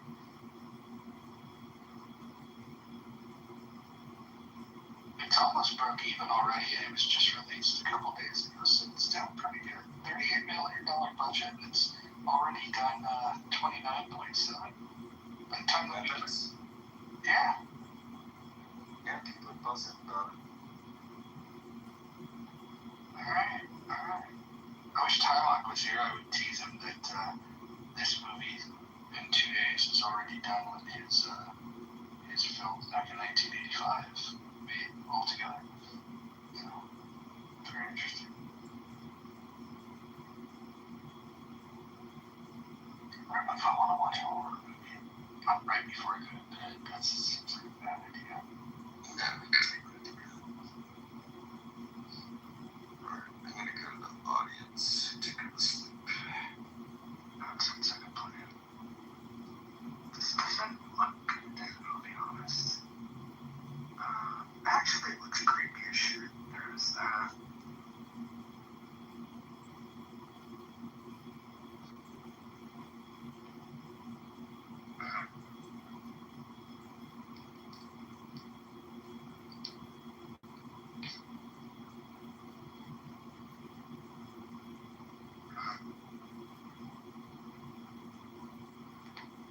I wonder if Christy likes scary movies.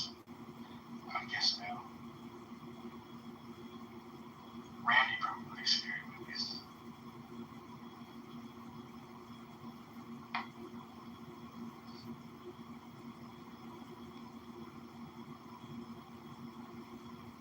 Maybe it's a thriller.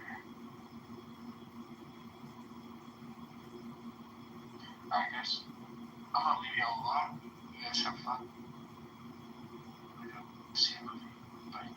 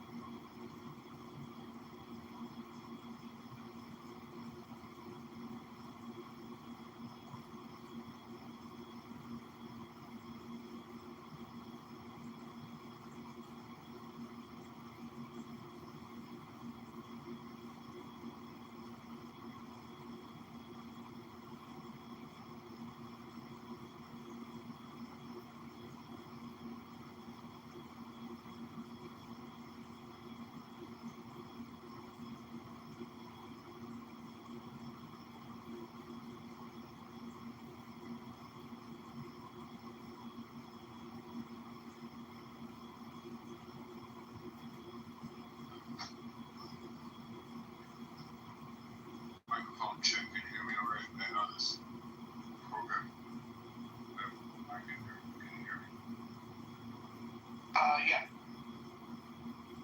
Alright. Well, I just came in. Well, I like the smaller rooms. So I just came in and meet up. So it was maybe start a conversation with good intentions. I know some people like to think way this stuff.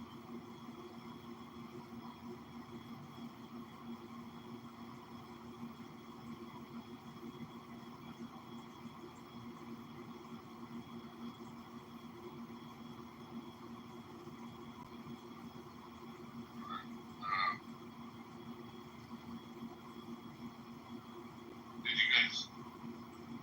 I'm tripping like, why so quiet? Hey, you know what I mean? Like, did something sad happen?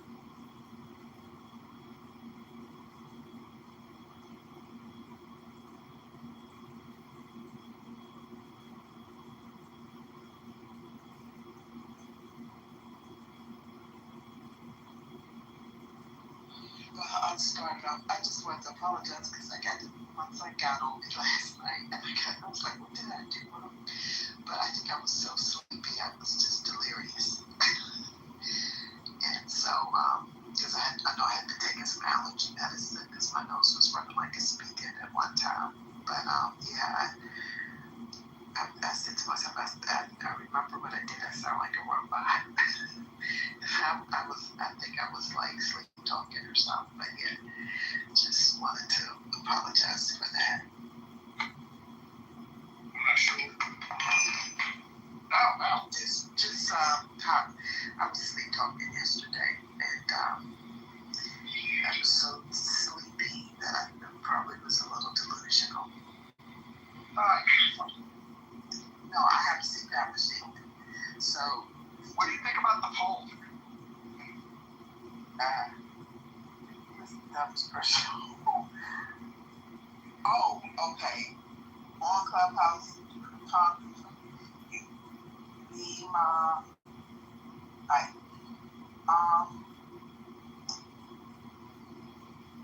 I think it might be a toss between Bema and Ike because Concrete is quiet, or maybe it's that person new.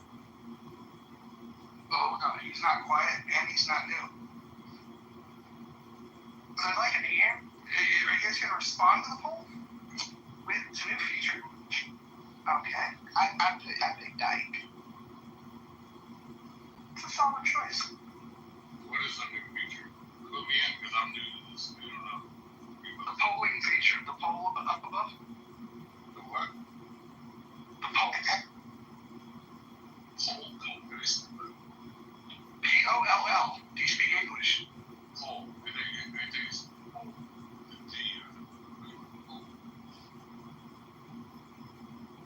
So, okay, so we got a poll. I don't see it. You must not have the latest option of the latest update. You should go update. Well, I'm on Club Deck on PC, so yeah, maybe it's a club thing.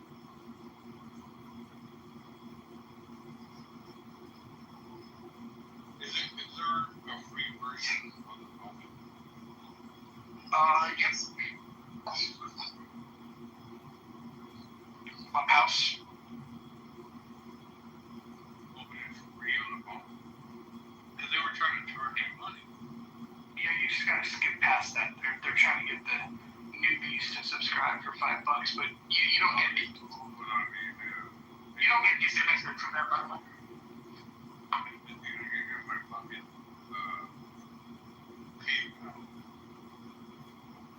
Canceled it before, so you can still do it for free. Basically, this thing we got duck under the wire or whatever.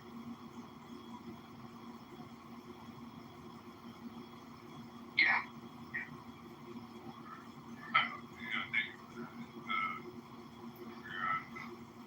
So it's a little thing that I'm missing, right? And it's the same show, is it? Yeah. So, I think this is one of our more interesting polls. Unfortunately, we don't have a thriving room right now to be able to take advantage of it. But I haven't been in there in ages. That's why I'm not saying anything. Well, I don't go in there anymore. But it's just that they say some strange stuff, and I guess, like you said, entertainment is priority. And then, then people get in the queue to bless that person out, but they don't, selectively let each person talk, once they're in the queue. I don't go in there anymore. I think I've kind of forgotten everything. Tally, is she still in there? Yes, she's the highlight. She's the best part. Oh, yeah, when they jump on her. Finally, I see you before. And you're pretty and I don't know if it's pretty. No offense or anything, I'm just. I feel not anybody. So I don't know. This is like. I mean, I'm a public person, so anybody, I'm not married, but anybody that likes me, they would have to understand that position. I'm a public person. I didn't hear the last word. Oh, I had my finger. I'm a public person, so, and I'm not married. But you would have to understand that if I was in a relationship with a person, when you're a public person, then it's quite normal to add connections, because I never call them followers. Okay. So now I'm assuming that it's not your It is me, but it's AI enhanced from Family Search. Yeah, it is me, and it's a Pharaoh. It's a Pharaoh. It's a female Pharaoh. I don't want to be in there. I just decided, this week. Right. But yeah, it's me. But the other ones are me. I did not enhance. So I do Ted a lot. But to the point, I now have a dermatologist. So, yeah, but I have my days where I can look like a whale's belly or tan pretty dark. Belly?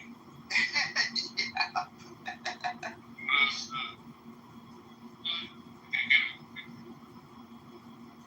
That's what my cousin said when she was describing her daughter. That's what, yeah, my cousin said that one time when she was describing what her daughter looked like. She said, "This one's very white, like whale's belly." But have you ever seen that video where this massive whale, this beast whale, and there's no way that anyone could he's dead. And he went up in the night, no star, and he's so huge. And it's weird. A lot of people say that it's the sonar and stuff that the military is doing in the ocean that they can't, it fucking makes them crazy. And that's a whole subject we can talk about it after, but this whales on the beach, they didn't know what to do with it. So they put a bunch of dynamite in it. And it's on film, you can YouTube it. When they blew it up, and there was lumber flying all over the place, landing on the builders and everything. It's insane, but that's it. What do they use whales for? What do they use whales for? Huh? It's otherwise it's gonna rot right there on the beach, and it's gonna bring them back. You know, the rotting of fucking tent whale on the beach. They're about that big too. I'm not even this thing was huge, dude. Look it up on YouTube. Put explosives in a whale on the beach. Like a lot of people do. You probably see a bunch of different things. But that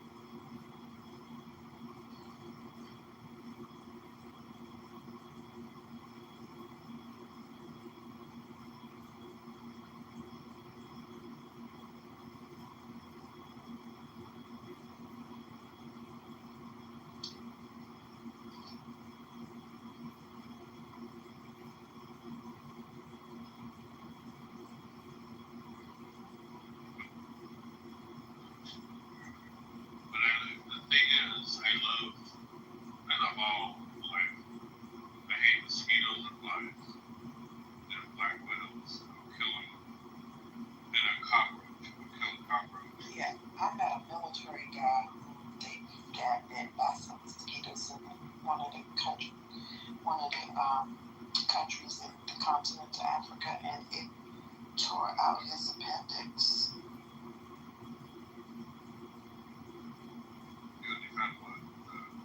An appendix, a little filter part by the kidney. Appendix. That's something. Appendix. I do have an accent because when I try to transcribe it comes out wrong. Yeah, they say we don't need that organ. But I mean, when you really dive into it, everything has their niche, or there would be like ants. Ants are really. I fucking one time I did some acid. Red ants are beautiful, but they're mean as shit. Red ants will bite you. They will bite you. And I did some acid. We're in a treehouse. I climbed down the ladder. And I was looking at these ants. I was looking up from before, and I got my hand right next to the thing. And I wasn't worried about getting stung or bitten or nothing like that. And I put my eyeball right next to the animal. And I was watching the line. And I noticed that some of them recognize each other. Like some of them were just walking by doing their thing. This is their job. It's like, I gotta carry this fucking thrown back to the block or whatever. But then he sees his buddy and he's like, hey, what's up, dude? And like his brother or his cousin or whatever, he's like, hey man, and then he stops the line a little bit and they wave around their little antennas and they're communicating in some way. And they're like, okay, wait, I'm on the line up, alright, see you later. They've seen that shit. And to me, the whole thing. So they really are busy. Yeah, but they sure are. Just like people do. Oh, and that's why you see some by themselves. Not true. We'll quit chat, but I gotta go. Man, I quit it. I wouldn't put it on my man. Yeah, they will. I've seen half of an ant body. If they don't do it, the bumblebee will. I've seen the bumblebee kill another bumblebee in my windowsill. Yeah, so yeah, if you're not busy, you're by yourself, and you have to fend for yourself. Have you ever seen tarantula killers? They're fucking. They ain't metallic. Like deep. No, I ain't even know they exist. Well, yeah, it's a tarantula killer. Look it up on Google. It's a purple metallic. Like it's the color of a BMW paint called Techno White. It's the exact same color. I can paint cars, so I know colors. And it has a metallic. It's a beautiful thing. And it's huge and scary, but it won't bite you. All it's looking for is tarantulas. And what they do is they kill the tarantula and they eat it a little bit, and they lay eggs in it, and then that tarantula body becomes the incubator for their offspring. Wow. Mother Nature ain't no joke. Everything is recycled. Everything. Yeah, but it's like you look at one, bring up an image, and you will trip on the color there. It's just like. Well, my cats, they still, if a mice runs through here, they still attack them. And no matter how much food, and I get them organic name brand, no matter how much food is here, they still, I think they must still like the game.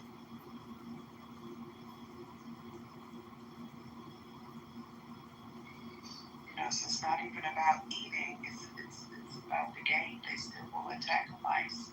Yeah, well, they're instinctual. Like humans are, like we all animals, are instinctual. Like we have DNA, which is coding to make us, even though we're separated from our primordial. Like it's in us. Like how does the bee know how to collect pollen and things like that? accidentally pollinating things, but that's his job. And he comes back and they make honey and But have you ever seen a dragonfly? Because one day I just waved my hand and have you ever seen a baby dragonfly in the middle of metamorphosis? no. But is it true that if they sting you, they lose their stinger? I don't think dragonflies sting. I could be wrong, but I don't believe they do. I don't know what that is with that long needle. And they fly around. But I just swoop my hand and it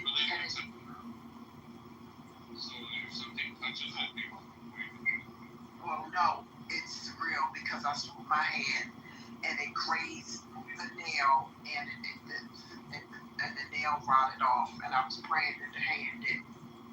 So yeah, it's very dangerous. Dragonfly?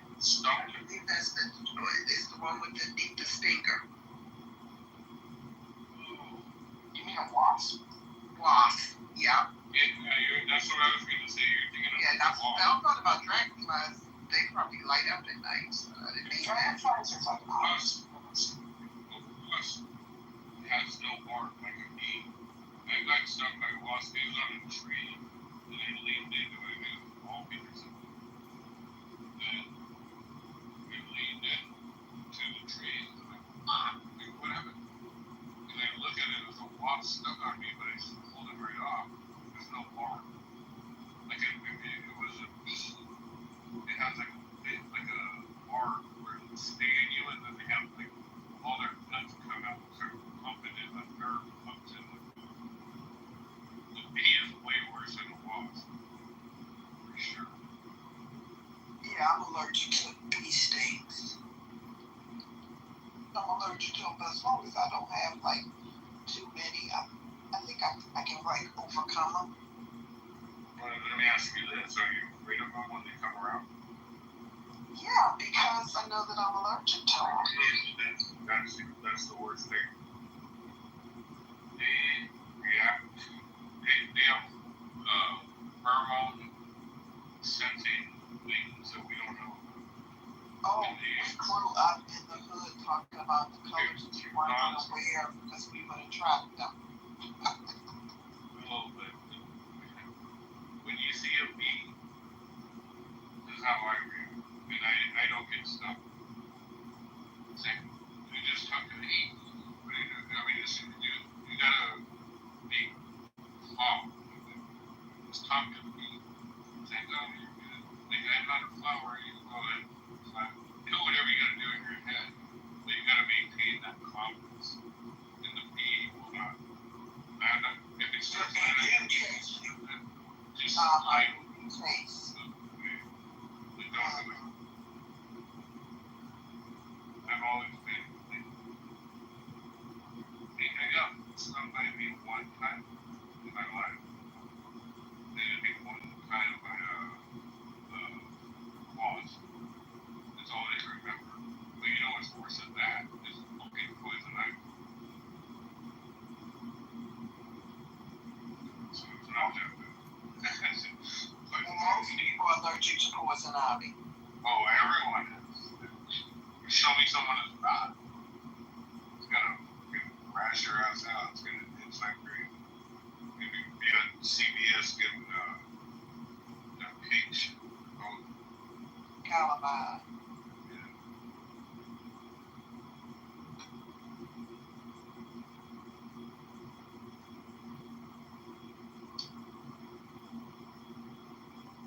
Yeah, but the pole, I haven't been over to Chile in such a long time. So I really don't know, who's the worst. I know they are snappy. Say stuff they shouldn't say out their mouth. Like what? God, man, I'm scared to even say this shit. Repeat it. You're in a safe space. Go ahead.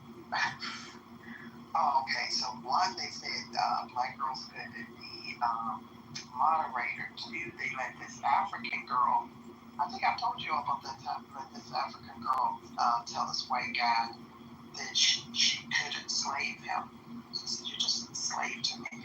And the problem was that she was telling everybody about a study, and she acted like she knew more. They were trying to correct her or give her information that they had researched on something. I don't know what it was. I don't know if it was how many fathers in the home or what. But I didn't like it because I was like, you come over here, you think you know more than the people that are here that's experienced it. And she just hogged up the mic. But they just, and then they pick on Nathan, with the pineapple thing, saying that that's a sign that he's probably amorous. And then, they'll pick on other guys and say they're doing each other. So, they go hard, but they don't go home. They go hard on each other. I've never went hard on anybody, even when I troll. Like, I don't go hard like they do with each other, but I guess they know each other, so they can take it. Hey, Carly, like I said, I'm new there, so I don't know. But the guy that operates the biblical smoke, then he has Ernie,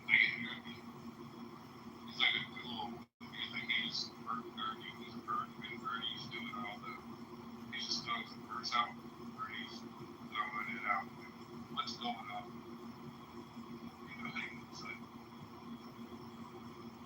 Is it biblical smoke the Black Hebrew Israelites?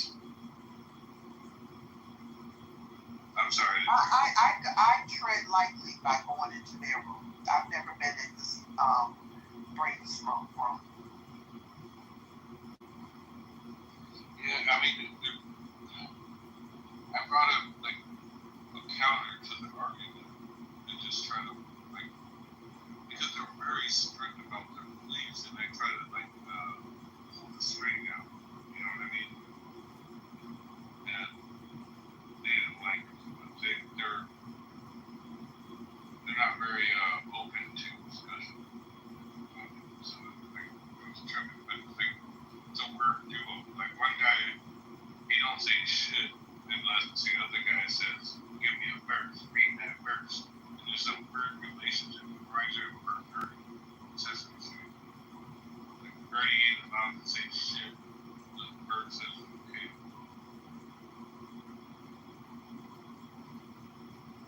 I don't know if anyone else knows it. I already noticed it. Well, I just noticed that they will keep a conversation rolling if one of them talks. But you gotta watch them. It's like they come in here on a regular basis. Everywhere they go, they want to take over. Okay, yeah, well, I get that. See, that's so. Like my dad said, that's the type of people my dad didn't like. He said I was the first person that ever came in his house and didn't want anything. He said that the other people come in, they want, they're looking for something, they come for nothing, and that's how they are. They come in this room a couple of times, they coming to take over. They cannot take over, they're gone. They may not pop back in. If they do, it's not going to be consistent. Yeah, I get that. It's like, but to me, it's kind of like a challenge. Like, whereas, I told him, how do you know through all these different versions, if you're reading King James version, which he obviously had reason to change it for his own benefit. So why do you subscribe to that? And then when it's convenient, you go to the Old Testament and get from there. And it's like, well, you guys are. And tells were tear up the scriptures to know not one. And I'm like, if you don't like the New Testament, why are you complaining? It's written for the architect of the church. And then they don't like the Bibles that are comprised into one Bible. And I was like, this is a ethnicity. When you go to most Baptist churches, rather it's missionary. That was started by Martin Luther King. I'm sorry, Southern Christian Leadership was started by Martin Luther King. Or whether you go to American, which is found in the Midwest. Some of these people, they got their creeds that they cite, and like the one across the street from my house was missionary, and I got the boy in my best leg. But anyway, they're missionary. What is? It's a type of denomination for religion. But I was considered Christian. Yeah. And so then what you do is they have they have the different types of denominations within the Baptist congregation. But anyway, I'm saying Reformed Male Baptist, they cite it was the CDN Creed or something like that. I forget what his name is, the first bishop. Yeah, so they cite the creed. So I told him, I said, this is not like race or anything, but do you realize that you're discriminating against somebody's ethnicity because creed is in if you go to ELC, they cover creed. Yeah, it's a protected group. Yeah, it's almost like Republican, Democrat, like they're taking sides opposed to that. Like, how is it like they all consider themselves Christian, but they argue about details that are really undeterminable? It's all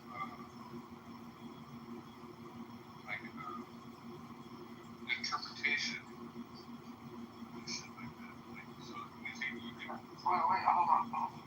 It says in the Christian Bible that you just have to accept it on faith. It says in their own text that you don't have to prove it. So why applying a standard that what they believe has to be proven? Well, because I'm a realist. Yeah, okay. So then you don't need to weigh in on their beliefs. It's a belief system. It's not a knowledge system. Well, I think they treat it as a knowledge system. Well, some people overstate it. Some people overstate their truth claims, but it's unimportant. That all of that stuff is unimportant. The fact that you would want to argue with somebody about that is, I think that's weirder than them making a truth claim that they can't do. Well, my motivation for arguing with what I think were inflated beliefs, and I don't think they truly believe them. I think they stand strong to these scriptures for challenge of knowledge about, like, I'm more towards So you believe that your beliefs are defensible, and that anybody that believes something outside of you, that's the indefensible. I believe that unless you can prove something, you have to have an open mind. Well, hold on. Have you ever read the Christian Bible? What? Have you ever read the Christian Bible? That was the question. No. Okay, so then why would you argue about it? Say what? Why would you argue about it? I'm about to move you if you can't fucking communicate. Why are you getting mad, first of all? Because you're fucking retarded. How about that? Okay, you're done. Bye. Mike, what's going on? What's up, dude? Okay. These newbies to this fucking app. I like to push back and argue with people that believe in God. If you read the Bible, no, I haven't read the Bible. Just shut up, dude. Shut up. You're not as smart as you think you are. You're arguing about a thing you've never read. It's fucking weird. Mike, these people are aggravating me. Have you responded to the poll yet? No, I don't want to respond. I don't know any. Just guess or say other. Yeah, if I say other, you're going to ask me this. Well, yeah, but then you just make up a I wouldn't know. You could just be like, hey, Joe from Philadelphia.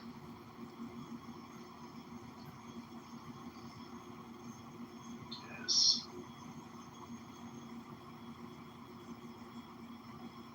What would it other there? I don't know. It was personal to us. It's great early on this. It's pretty hard for it to not be Beaver. See, I like Beaver. We don't talk like crazy politics up with her. She's not that bad. You ever hear her talk about anarchy?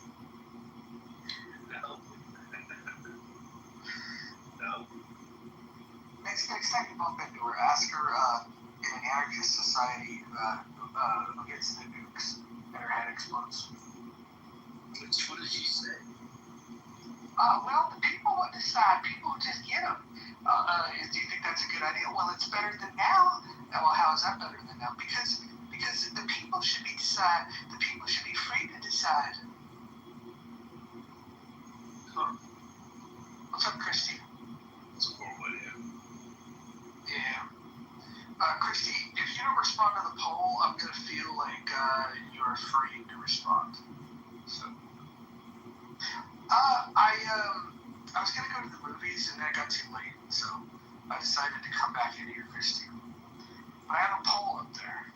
I would really like your opinion on this.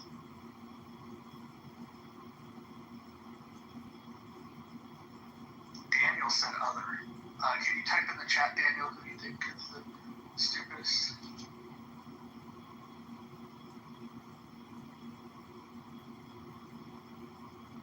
Oh, snap. Well, then, Christy, then you would answer other, then. It's very simple. Oh, snap. Skippy's barking. There must be somebody lurking. What's going on?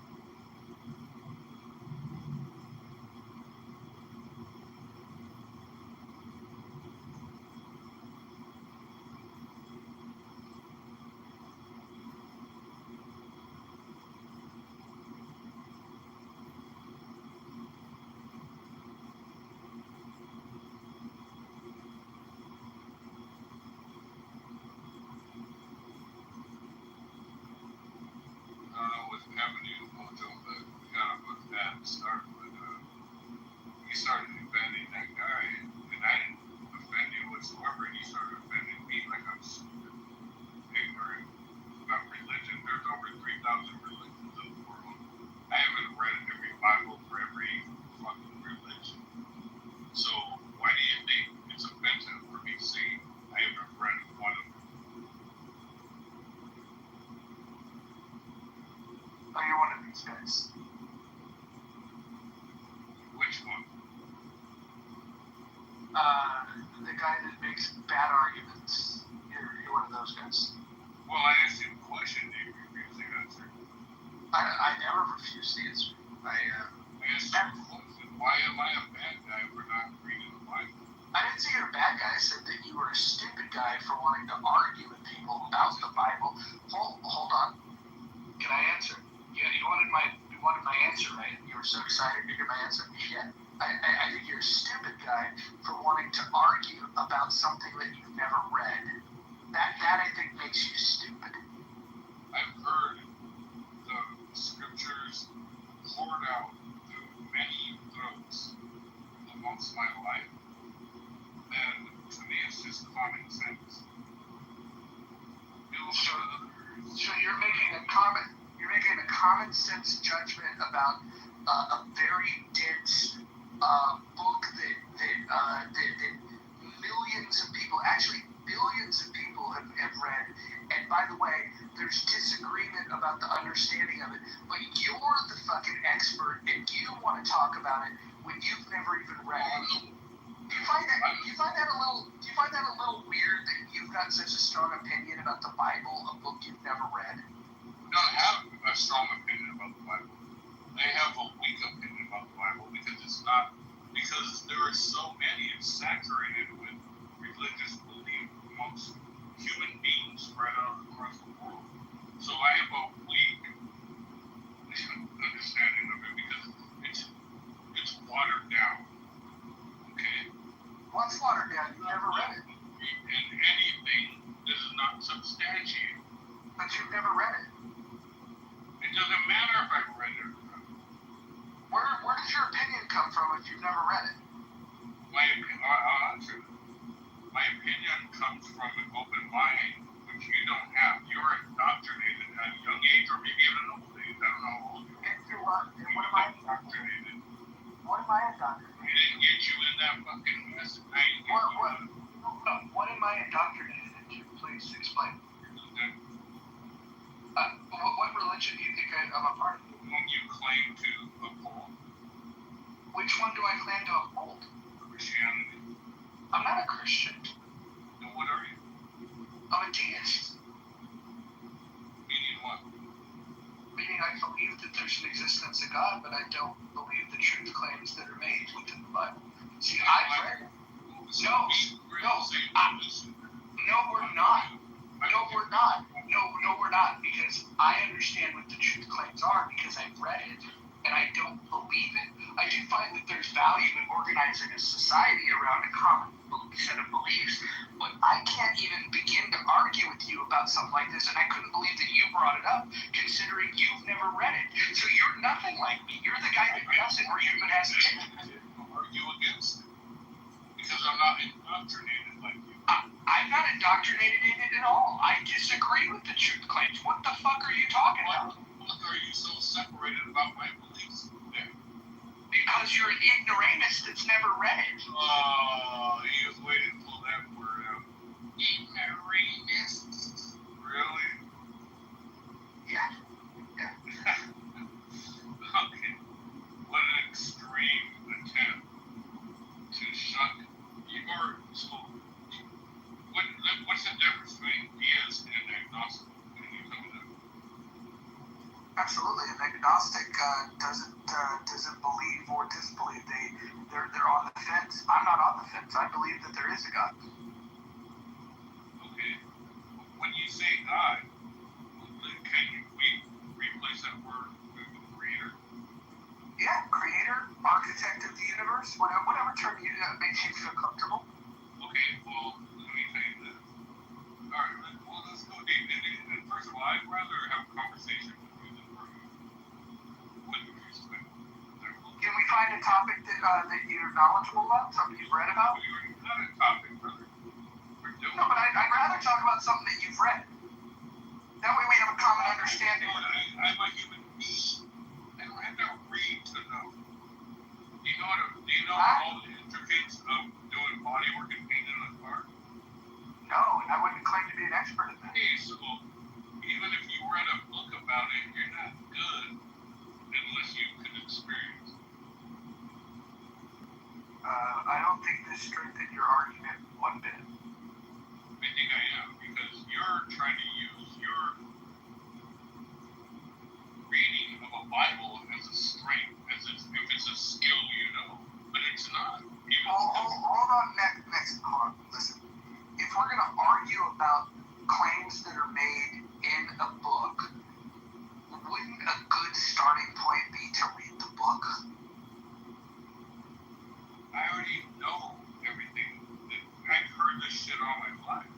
Excellent. If you've read it all and you know it all, then help me understand. Then help me. Hold on. Then listen. If you know so much about it, then help me interpret 2 Kings chapter 2. Thank you. All right. So go ahead and say it. We'll do this.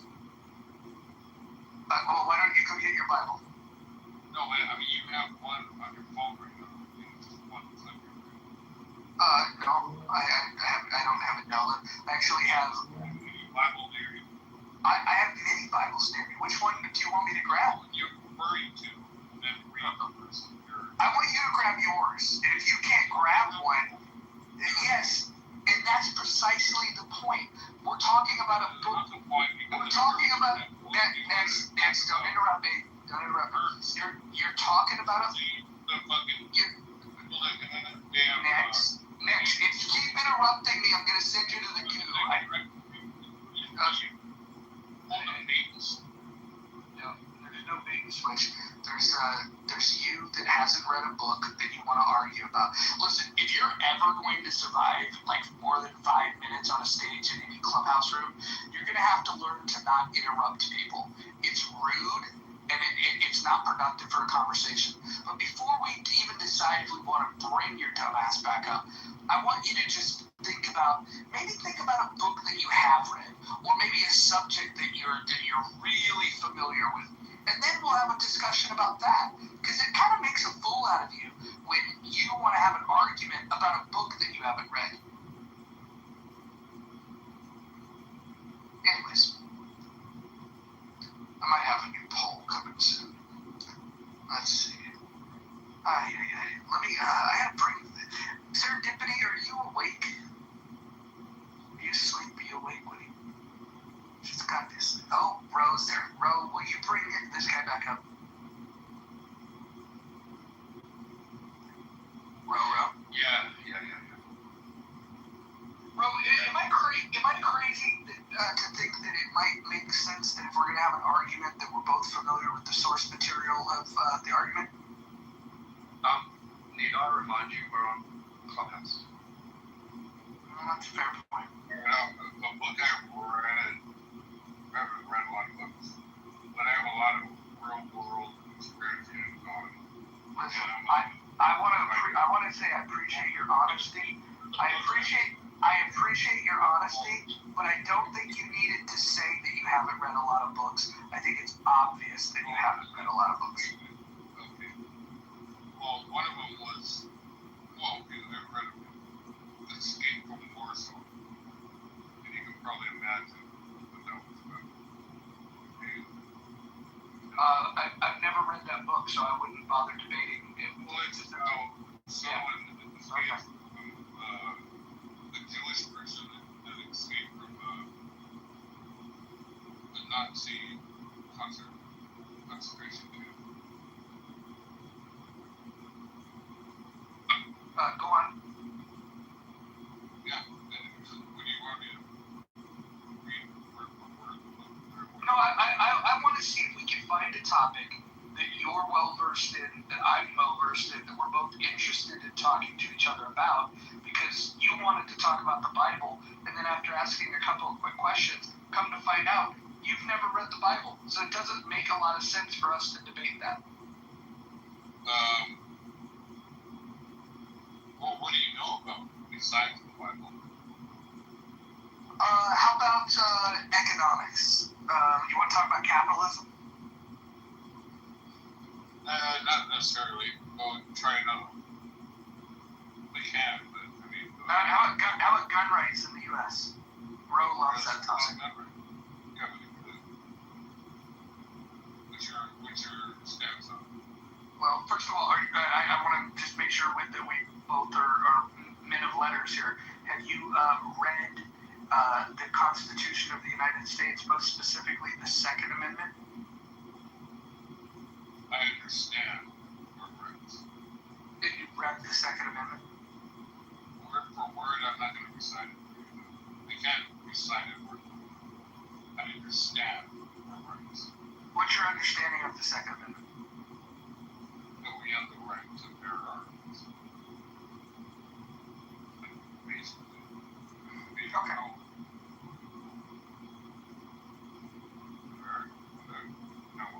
Now it's part where you lose that in there. Thanks for telling me how conversations on Clubhouse work. I appreciate that. I would have been very lost without that instruction. It sounds like we might agree. So you believe it's the right of American citizens to keep and bear arms? Yes. Because criminals have fucking arms, and you should be able to defend yourself, as well as the initial meaning is to fight against our government when tyranny is done. Yeah, okay, we agree. Let's try to find something we disagree about. What's something you feel really passionate about? Vaccines. Oh, you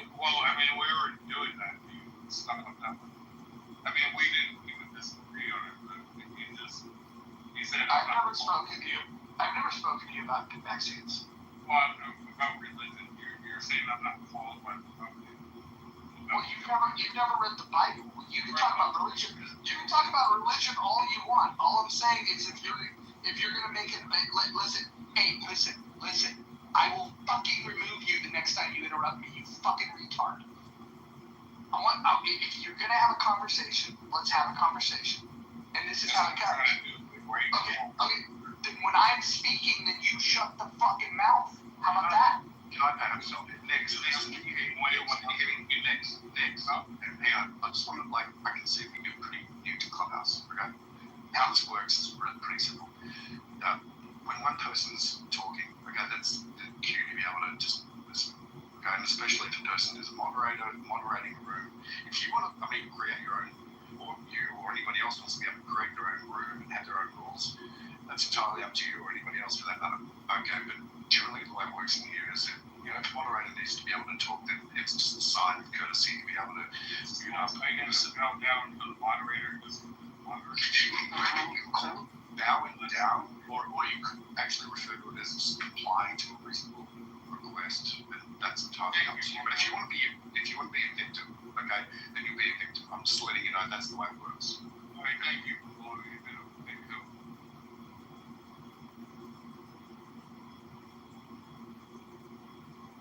Alright, so what do you bring up with any subject you want? Let's talk about the Christian Bible. But we already did that. You know what? I've changed my mind. I want to argue about something that you've never read. Let's go. I just want to see where this could possibly go. Go for it. Enlighten me. Well, you gotta begin it because you're brought it. So give me a premise and I'll go. Well, the hard part is wherever I start, I'll ask you if you're familiar with it. You'll say no because you've never read it. See how that's a problem? It has to be if I agree with it or if I believe it. Do you believe that the teachings of Jesus would be a good idea for people to adhere to throughout their life? Yes. Excellent. Now walk me through what the teachings of Jesus are. Be a good person, basically. That encompasses it all. Be good. We're inherent with right and wrong. See, now we're going to biology. And the thing is, you already know without religion when you're born what is right and what's wrong. No, you don't. Inherent. No, it's not. No, it's not. No. Why do you disagree with that? Well, because babies shit their pants, and I think that eventually they learn that it would be a better idea to wipe their ass. Yeah, but little babies, when they go to fucking toilet, they shit in the toilet. People fucking buy them diapers and they think they're ready to shit in the toilet. You have to teach them how to take a shit and how to wipe their ass. Okay, but what happened when babies took shits before diapers were invented? Their parents would clean their ass.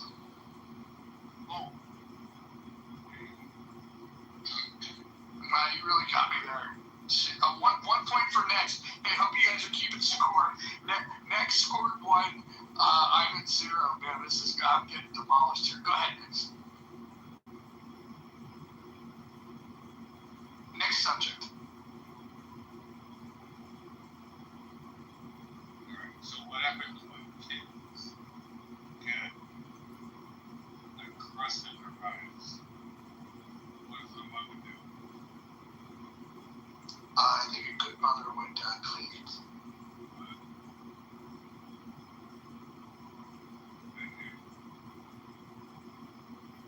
She would clean it?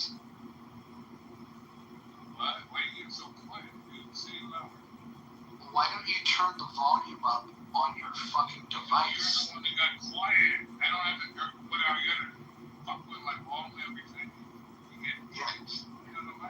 Hold on. The people in the audience, can you hear me? Give me a 1 if you can hear me. Now?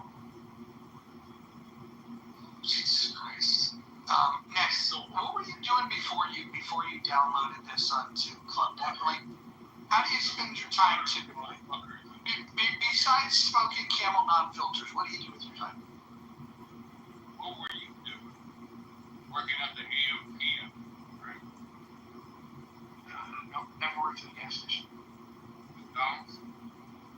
No, I spent 5 minutes working at a KFC when I was a kid, and I quit after 5 minutes. Yeah, I was.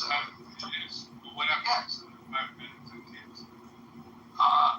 There was a coworker that spilled some gravy and then asked me to clean it, and I said, no, if I spill the gravy, then I will clean it. And they if I spill it, I disagreed, and I left. I walked home. What is that's a protocol? That's your job. So you quit like a little beans because you didn't. I didn't want to clean it. Okay. I didn't.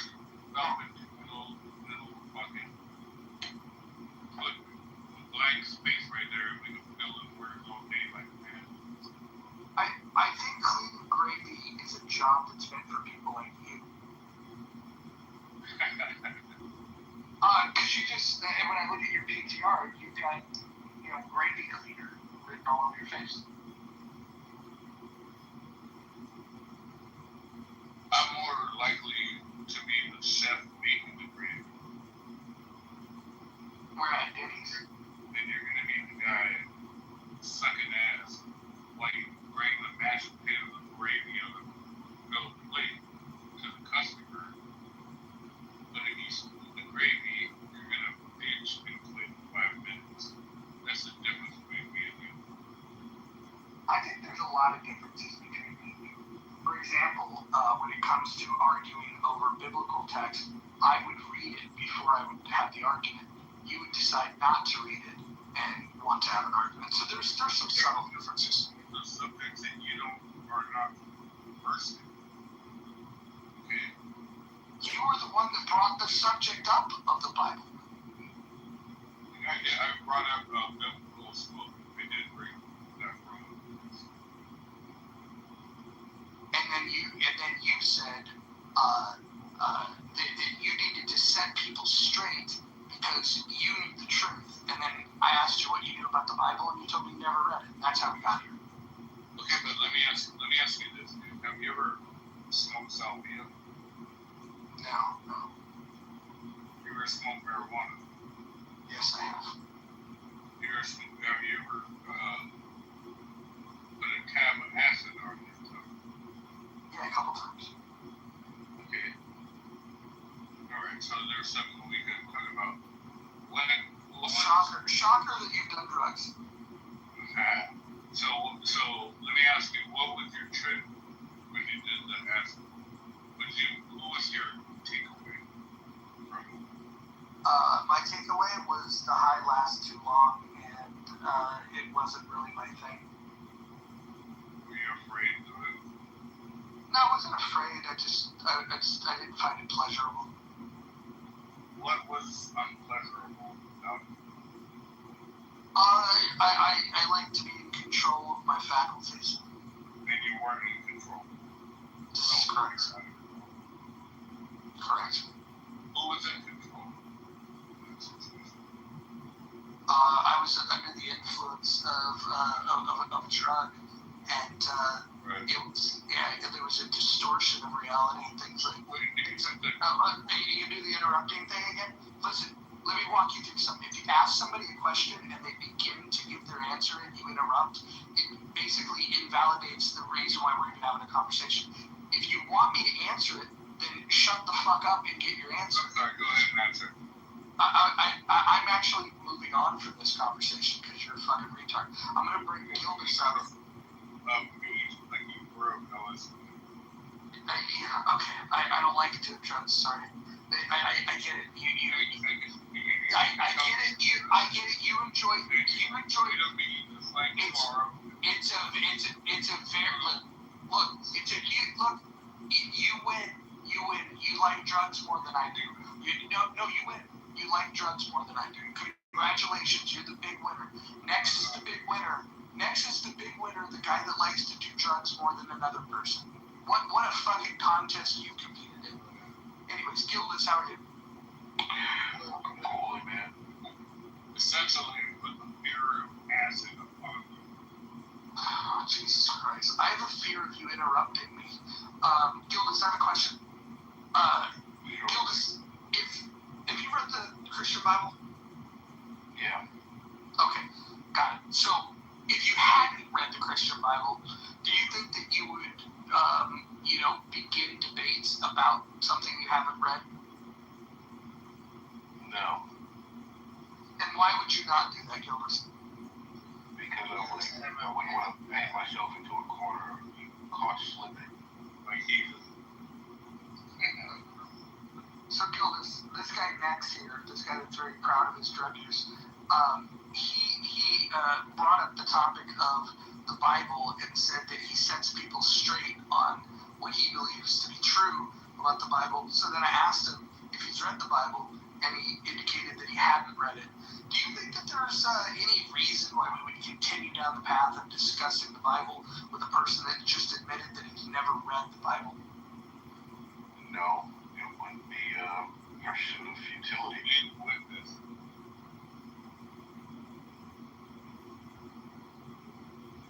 So next, what other drugs have you used? Methamphetamine, marijuana, cocaine. Shocker. I had one that has to go. Have you ever spent time in a county jail? In a what? A county jail. Yes. LA. How about state penitentiary? No. Got it. Now, what's the longest you've done in county? County, 34 days. Do you mind sharing why? Well, before I answer, I'm going to ask you, have you ever done time in county jail?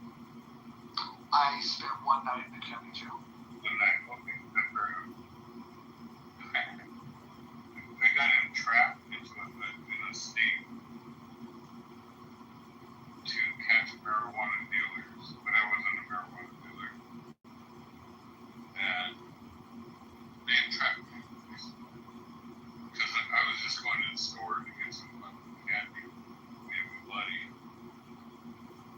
and we're high, we've been drinking, and there was like an 87 IROC, the lower college, maybe 17 at the time of the local outsiders. And then it turned out I abandoned, they stole that from drug dealer. They used him as undercover people. These motherfuckers begged me to sell something. I didn't have any money. But I was like, building bro, they were drinking beer and had Budweiser can, but here I'm using water. Something was set up. But I was like, nah, man, I don't have any. And come on, man. It's like, that's a track.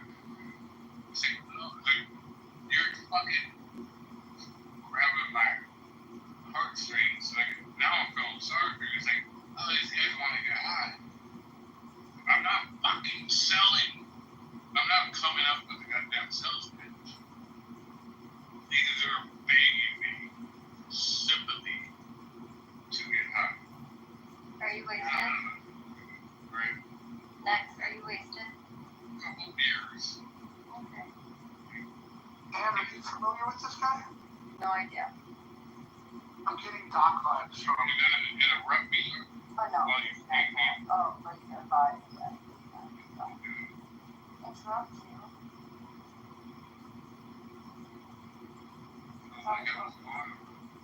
I'm sorry. Go ahead. Oh, hold on. And this is Next. Next, this is Ann. And Next was here. He wanted to, he was talking with Cody for a moment, and he was talking about his rebuke of the Christian Bible. And then when I asked him if he had read the Bible, hold on. I'm talking to Ann here. So, and when I asked him if he had read the Christian Bible, he had said no. And so then we got into an argument about whether or not you need to read the Bible to know what's in the Bible. Right. So you don't have to know what's in the Bible to. What's that word? What does it mean?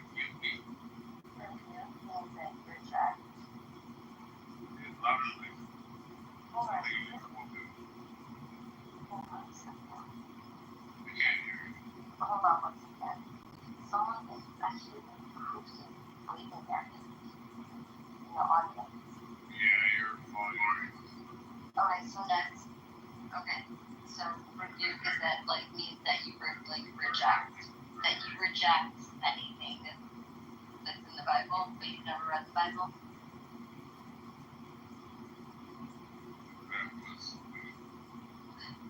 You've never read the Bible. You've never read the Bible. I've heard so many call-outs of the scripture. Okay, no, that's not the question I asked. I asked have you read the Bible. No, I haven't. Do you believe in Jesus? Do you believe in Jesus Christ? Yeah, but No, it's simple. Yes or no. what brought up this conversation is the validity of the Bible. Okay, do you believe in Jesus Christ?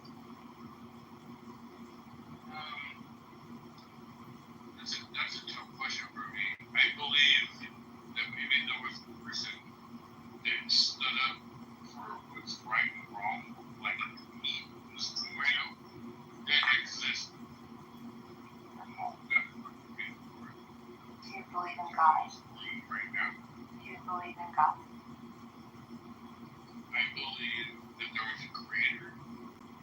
I don't know the intricacies of it, but I believe that sorry. Okay, so he's agnostic. Say it again. So you're agnostic. Actually, if he believes there's a God, he's a deist. No, he didn't. That's not what I would. God. Hold on. That's what I said. I'm agnostic. Hold on. He said he believed in a creator. Yeah, creator, God. No, I asked him. No, he said a creator that he believes that, like something created everything. That's what I believe. That's agnostic. That's not agnostic. Agnostic.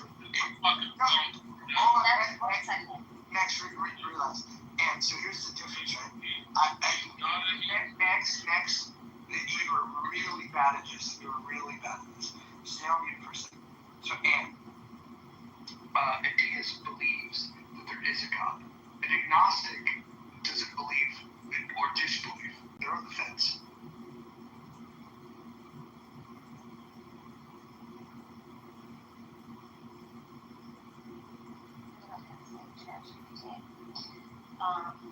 Okay, agnostic, a person who says, I don't know if there's God or not. It's unknowable.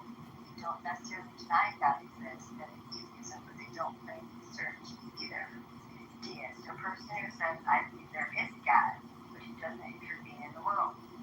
Deists believe God created the universe, but does not perform miracles, answer prayers, or guide events after creation. So agnostic is unsure if the creator exists. Deist is sure there's a creator, but he stays out of human affairs. Is there an echo in here, Anne? Because it sounds like you just read what I just told you. Okay, well, see, now you're being fucking narcissistic. No, he's not. We're having a conversation. Let me say something. Oh, next. No, hold on. Next. No, hold on. You're gonna have to understand the culture of this room. First of all, Anne and I were just having a polite discussion about a definition of terms. And hold on, you mute yourself. Anne and I are quite friendly with each other, and we get along. We respect each other. And what we're asking is, we're trying to figure out whether or not we can even find a common bond to even talk to you about. But so far, it doesn't sound like you have an understanding of any of the things that you're talking about. But go ahead, prove us wrong. And so the difference is that the agnostic is unsure if God is real, but he is for sure God is real, but doesn't get involved. Correct. Okay. So he believes that there is a creator.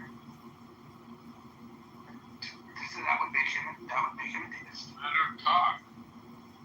Like what you say? That would make him a deist.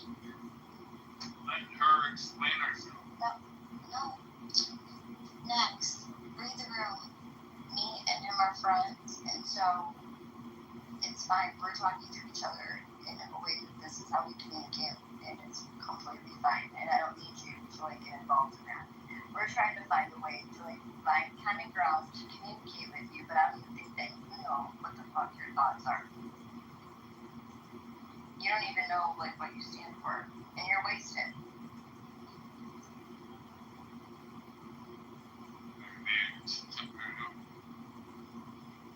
We've experienced things in my life that are contradictory and eye-opening.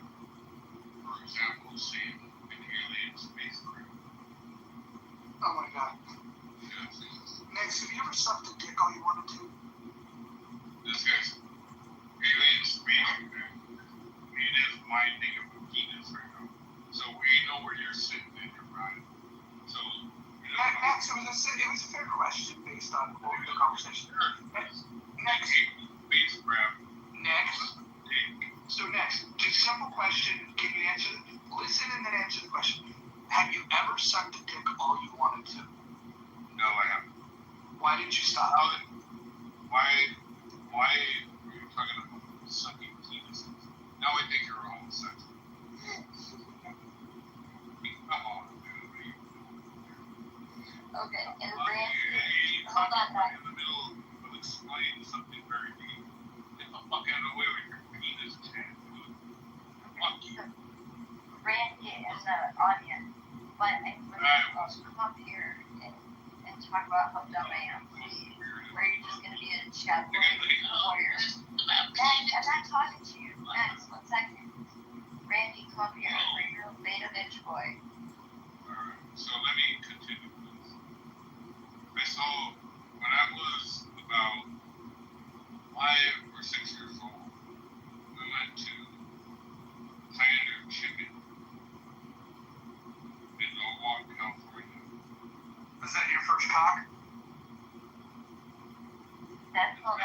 Yeah, that's when he found out he was dead. Well, this guy's got a penis fucking tripped out right now. Okay. You're the one that didn't suck it all you wanted to. I didn't get enough. I'm starting to think you're homosexual. Stop. There's worse things in life to be. Alright, let me finish my story.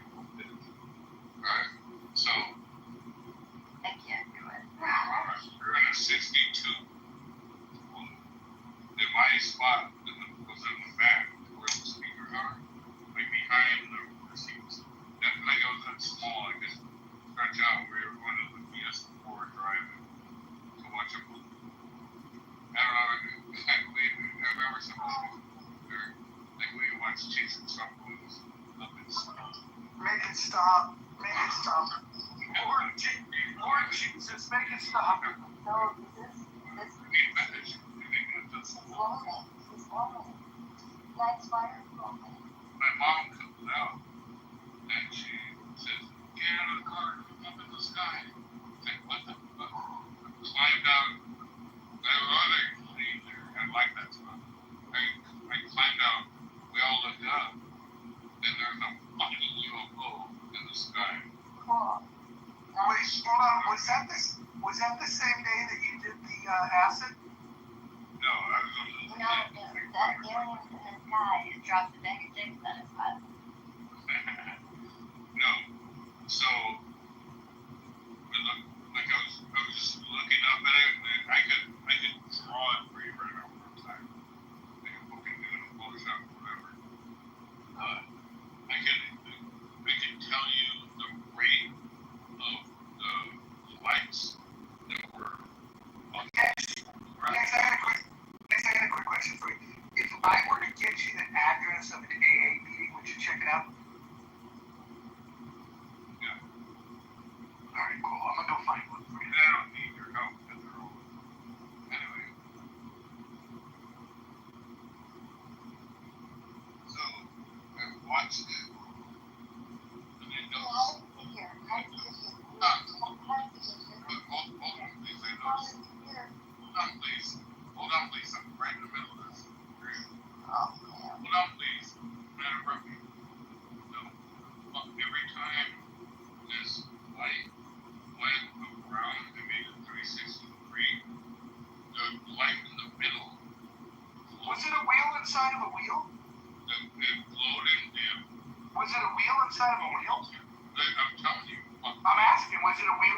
wheel. I'm just telling you, stupid. Listen. Oh, wow. Yeah, no, you're So every time I went around, the windows would vibrate. You would hear like a vibrating. Wait, hold on. Next, you kind of cut out. Hold on, you cut out. No, you cut out. Hold on, you cut out. We didn't hear the best part. Can you tell us the sound that it made again? Alright, ready? Tell me when you're ready. I'm ready. When are you ready? I'm ready.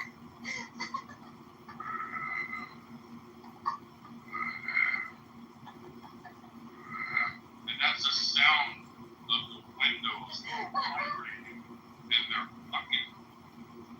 They're little. Dude, I'm following you. That's it. Everyone follow this guy. This guy's amazing. Life is 100% true. I swear to God. You could go ahead, dive your little stupid head in your Bible and believe all that shit. Right? Disregard the fucking reality. I'm telling you. Okay, so I'm not denying your experience, but why is the Bible stupid? Because of this alien spaceship that you saw. You said the Bible is stupid, but how does that go with I that? think it's manufactured for a reason. Okay, do you think alien spaceships can be manufactured? Well, what I described to you right now, I don't know. Well, like right now, if you were to go outside and look up at the sky. What I see. Okay, well right now, if you were to go outside and look up at the sky, is there potential? Hold on. There's horrible listener. You did that in school. No, I'm asking. I need to know. If you go outside right now and look up at the sky, is there a possibility that you could see an alien station because you're so fucking wasted? You're not listening to me, right? No, I'm not. Yeah, hold on. Everyone mute up for a second. I want to see if we can bring these two conversations about aliens and the Bible together.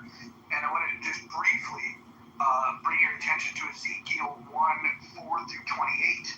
I looked up and I saw a windstorm coming out of the north, an immense cloud with flashing lights and surrounded by a brilliant light.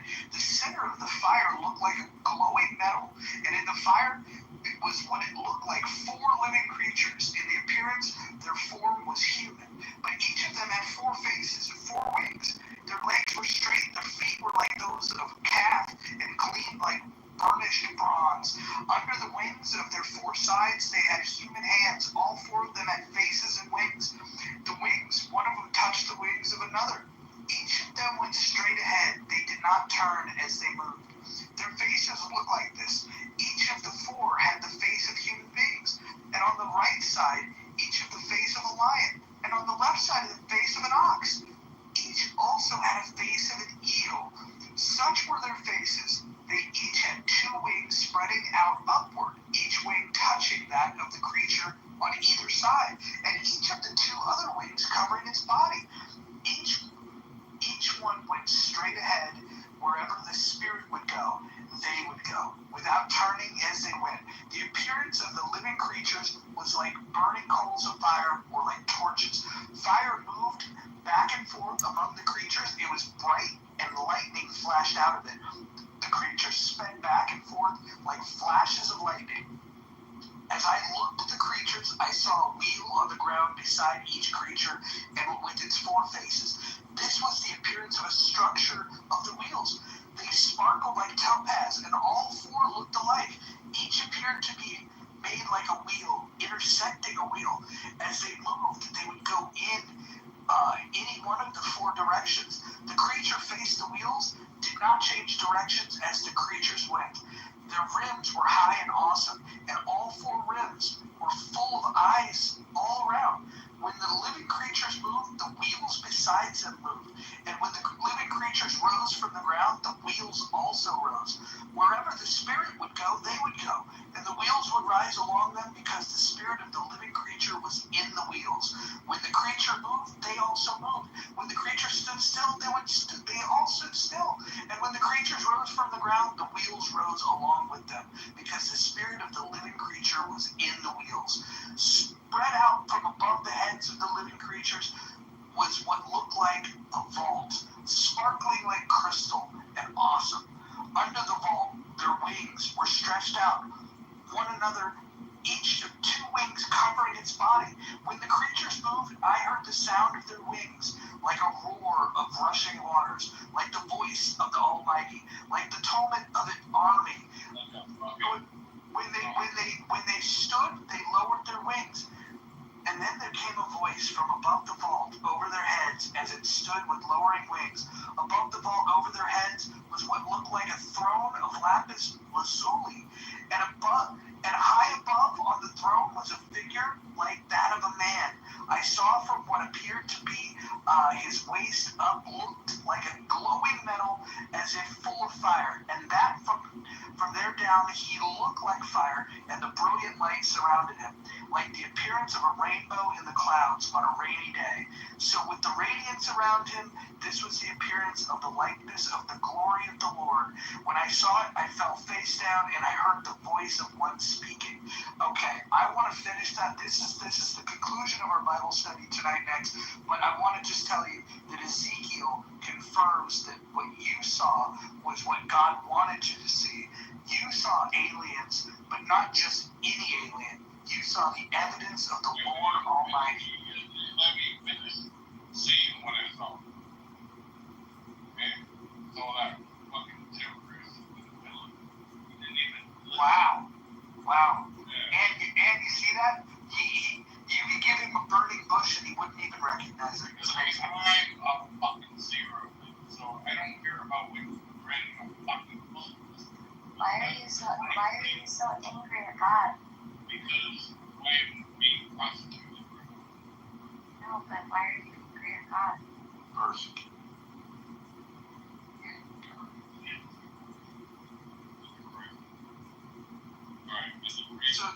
So next, now that you know that the Bible talks about UFOs, does that increase your interest in reading it?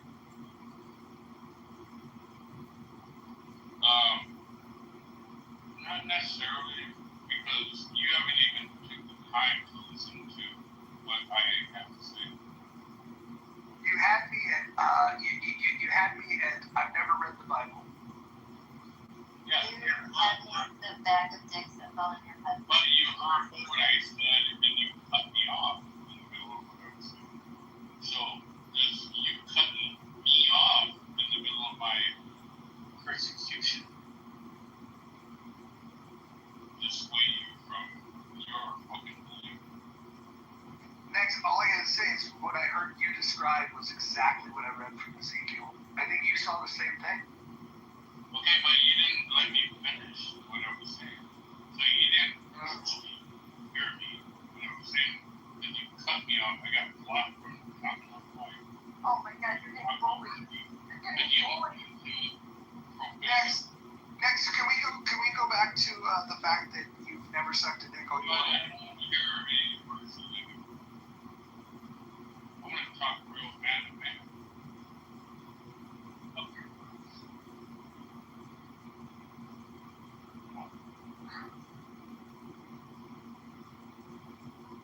Lord have mercy on my soul.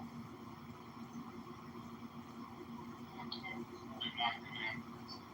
I've been smoking crack 3 days in a row. And you got some fantasy over there. You smoke crack too? And you're drunk? I've been smoking crack too. It's just that crack daily. Oh my gosh, Gil, was your crackhead too?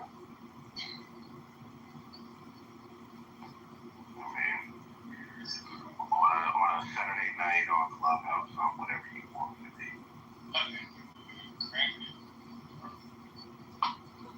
Gildas, I finished reading that particular thing that I was reading, and it was brilliant. So thank you. Hey man, I really appreciate that. You know, I mean, whoever wrote it should appreciate it as well, I should say. I was reading. Well, it's a collaboration of a lot of authors over a lot of years that collaborated, especially like, for example, the King James version, to make it for their benefit for people to follow their lead. People that are ignorant and thirsty for fucking some kind of leading. That's what you did. That's what you're doing here. You gotta keep an open mind and you don't have one. You're stuck on a line. What message from the Bible do you think is a bad message? Like, what part of the Bible do you think is not good? Like, to reject it so much? It sounds like there's something that... Reject it, but I don't absorb it. But you've never read it? But you've never read it? But a lot of it is made up. That's But right. you said a lot of it's made up, but you've never read it. You also said you've never read it. But I've been hearing it all my life. I've heard every fucking verse that you have. I think that you didn't hear shit based on what you displayed. Well, what I displayed is no lie. No. And what you displayed is a critical thinking. And it, You don't want me to use critical thinking? Like, what is the word I'm looking for? Like absorbing to a structure that you learn, which is not, it's not correct. Because I can prove you wrong about a lot of things here. Well, you've never even read the Bible, so this isn't even a conversation. What I'm saying ultimately is, you don't know shit about shit. No, I definitely don't know what it's like to have a bag of dicks dropped in my head. I definitely don't know, and I don't know what it's like to suck a dick either. What the hell you say?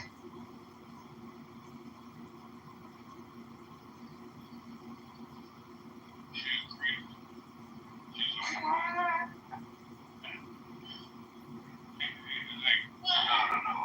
No, that was a lie. It was a lie. I just came out here to call you a liar. What? That I've never had a bag of dicks dropped in my head? No, that's next. No, the other part, I'm sure that's a lie. I don't think they were dropped on your head. Anyways, this is about Neck and his faggotry. No, and what I'm saying is, I have enough mind. Like, let me tell you another situation I had. I learned I saw this fucking orange glow. I mean, like, it was like a beach ball, like an orange beach ball, floating in between these three coming out of the same one. And what is it? We try to rock right. And this is the days I didn't even laugh about.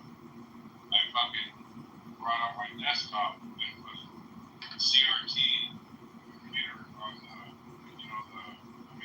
monitor.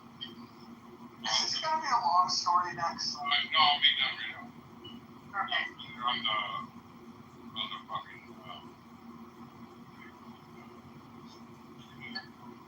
try to film it. I'm reading. It was a lie. And I tried to film it, but died. Everything that had a battery, instantly. Okay. Is it over yet? No. But if you want to say something, Well, are you done now? no, I'm not done. But if you want to say something, go ahead. Yeah, you're retarded. I'm the least. Shit. I'm probably the smartest person in the world.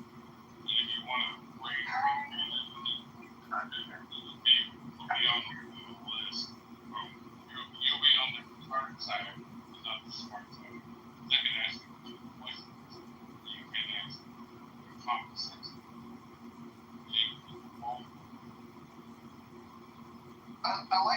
emphasis on goofball.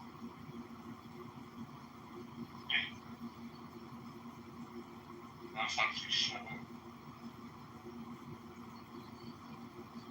Maybe she was hitting the head with a bag of dicks. Right.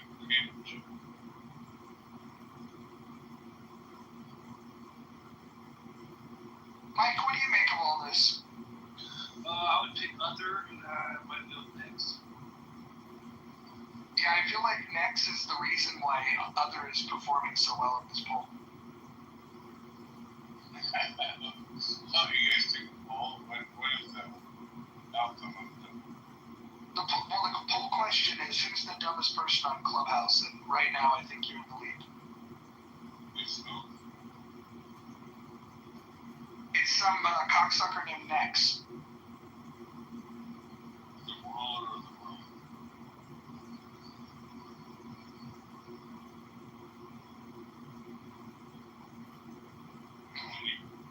Then who is the cocksucker second to top club?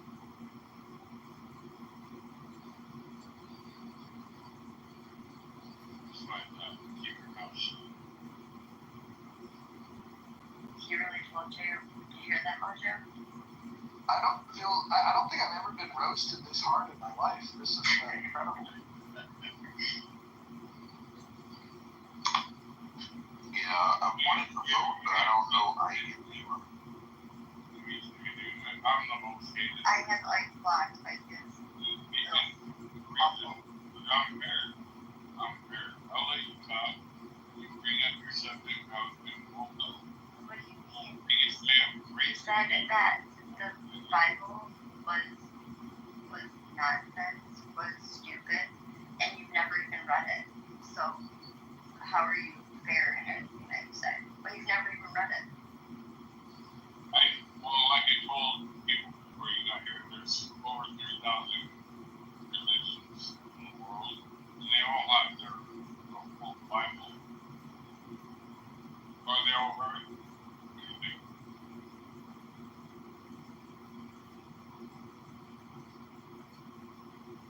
I know that Jesus Christ is my Lord and Savior.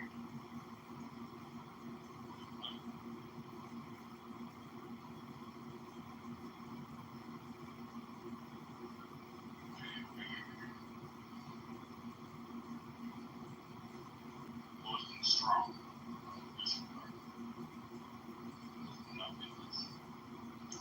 Okay, so what have you been saying? I've been strong about everything I've been saying. And No, I think you've just been over trauma dumping. what?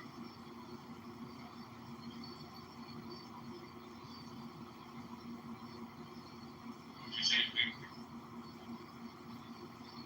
I know you're going to violence and things or something, but say it's okay. Yeah.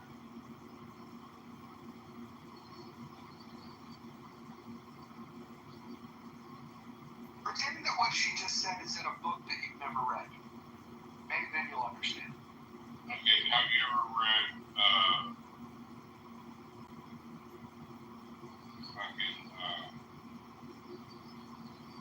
Mark Twain? Like how many books did he read? Huckleberry Finn. Have you read that? Famous one. Have you ever read that? Oh, me or him? Yeah. Did you? Yeah, I read it a couple of times. How many times did you read it? Probably like 70 times. Something like that. I forget. They use it a lot. Like probably like 50 times on the whole book. No, because if I remember correctly, the editions I read, at least they capitalized. Hold on, guys. It's 219 times. 119? Damn. Yeah, so you just get to a point where that shit is just rolling off your tongue. It's a lot, but you just kind of get used to it, and it's like, it's all good. That's not what they used to. Like,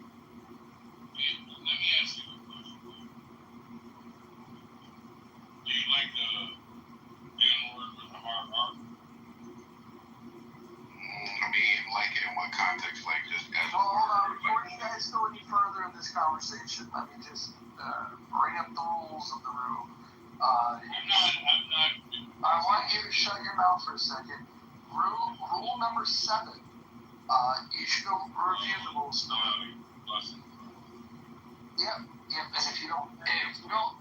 if you don't follow it, I will remove you from the room. You can't wait to do it. Yeah. Actually, no. I am so fucking bored that this is intriguing. Like, what I'm experiencing right now is just, it's like going to a zoo exhibit where you're just like, it's an animal that you've never seen before, and you're just like seeing the kind of silly things that a strange animal does. That's a compliment. You're like a lemming. Lemming? Yeah, do you know what a lemming is? Yeah, it's like a little squirrel type. Yeah. Do you know what they're known for? Google it. But you know who you are? You're like a fucking pug dog. I have one. You're stubborn and lazy. And not lazy, stubborn for sure. Not lazy. Oh, I got it.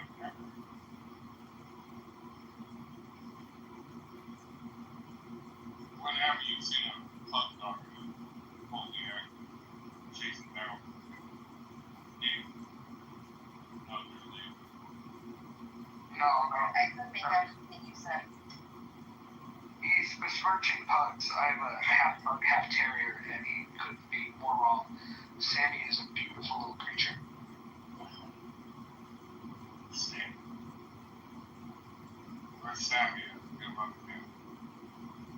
Sammy's sleeping, and Bubba's sleeping right next to me. You might hear Bubba snore if you get lucky. The thing is, now, how much is Sammy? Sammy weighs 35 pounds. He's bigger than most pugs. It's because he's mixed with terrier. Let's see if we can hear Bubba snore. My dog's probably like 45 pounds.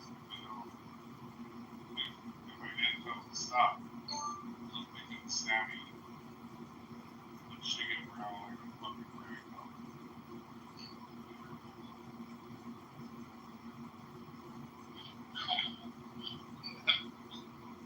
But I would kill him and stop. It's interesting.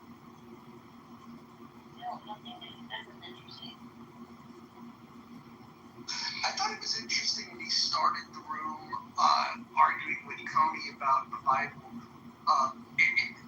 You know what he has in common with some of the people that are in the poll? The reason Ike and Concrete made the list is they spent 45 minutes arguing chillism about Hegel. And then when they were asked if they've ever read Hegel, they acknowledged that neither of them have ever read Hegel. Next, it's come to this room and was saying that he doesn't believe the teachings of the Christian Bible. And then when I asked him if he ever read the Christian Bible, he said no. So what we have in common with a lot of these people is they claim to be experts on things and have strong opinions on shit that they've never fucking read.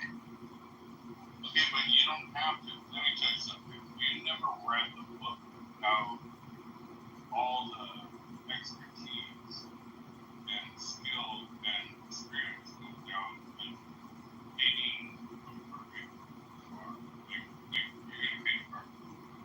You could read a book and you're gonna have to learn it yourself because you're gonna love it and you're gonna learn from your mistakes.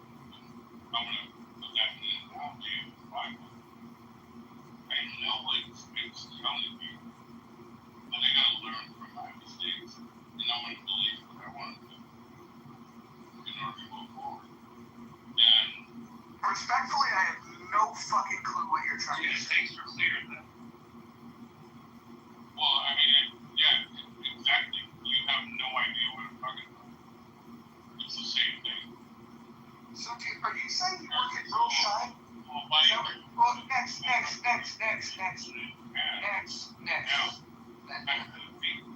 next. Do you work at Earl Shine? Is that what you're saying to us? You paint cars?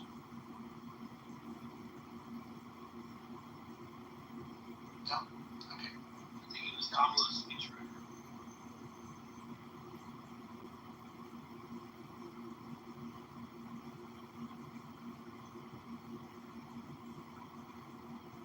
This is crazy. Next, we have a request to show you where chillism is. It's a space on this app that you would fit in perfectly. That's where everybody gets together where they don't read books, but then they argue about the books that they didn't read.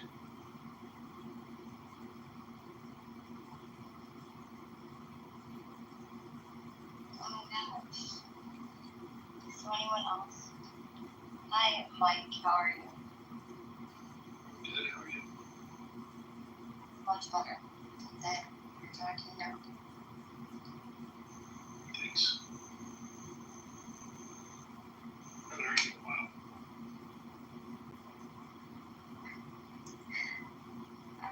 I haven't seen you in a minute.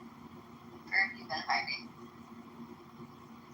Been around. Coming here. I like to dive into the mud once in a while.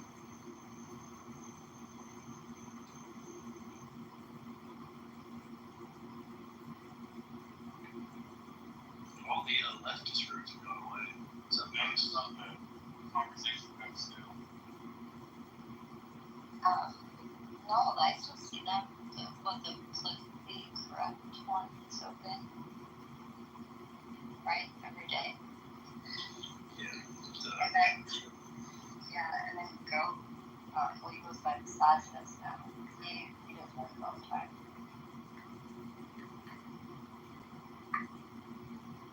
I mean, they will basically turn into like coping rooms. You know what was interesting for like the first like 10 times you experience it? He becomes very repetitive after time. Well, I didn't like him because he was such a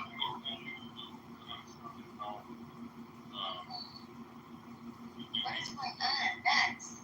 Other people are talking. You guys have nothing to say.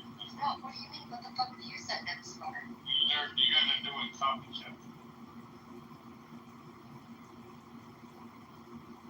I'm finally done with them. I just can't. I can't.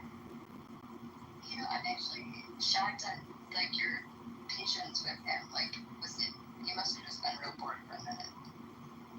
Well, for a minute there, Serendipity was asleep, John was asleep, and then it was me.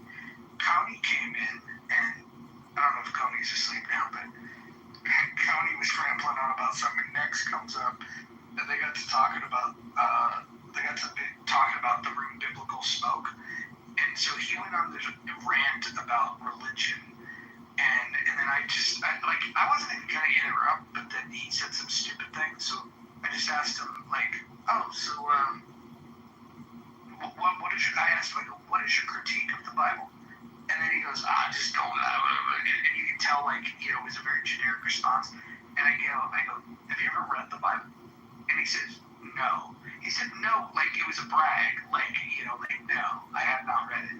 And then I inquired, like, are you serious? Like, why would you want to talk and argue about something that you've never read? And he's like, well, I've heard people say it with their throat. And I'm like, why not try to read it? And I think the bottom line is it's above his reading comprehension level. That's the real truth. Just like Ike and Concrete when it came to Hegel.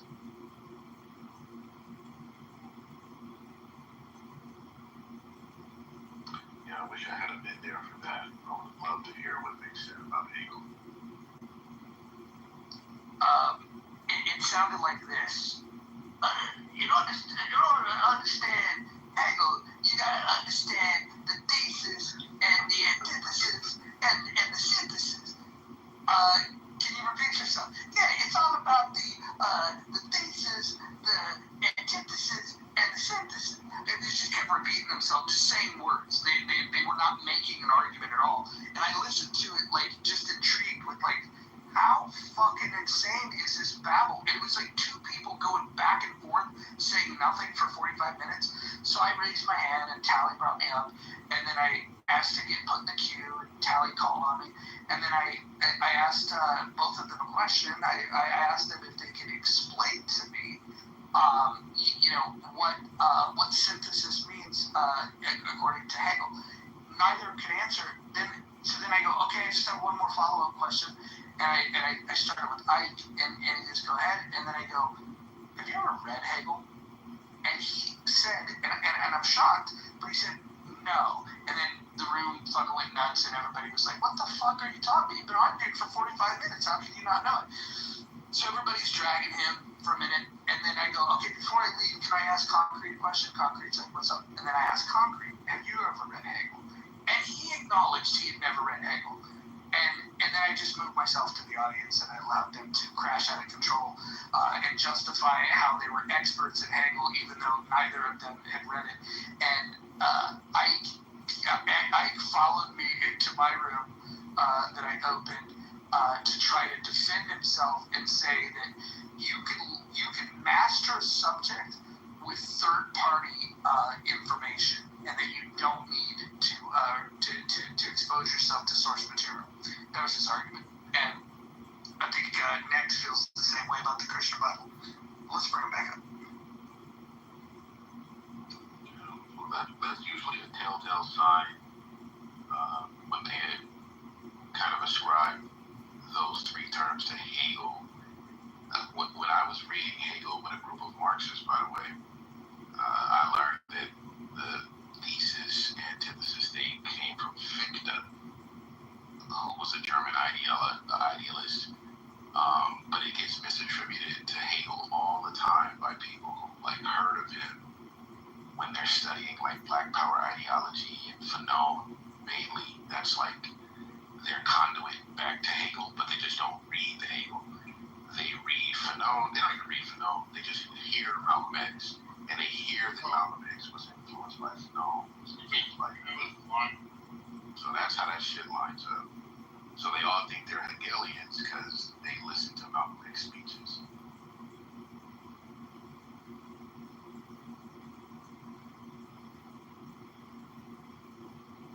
Johann Fichte.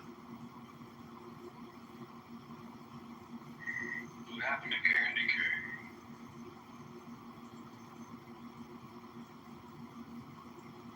I feel like Dima is underperforming here.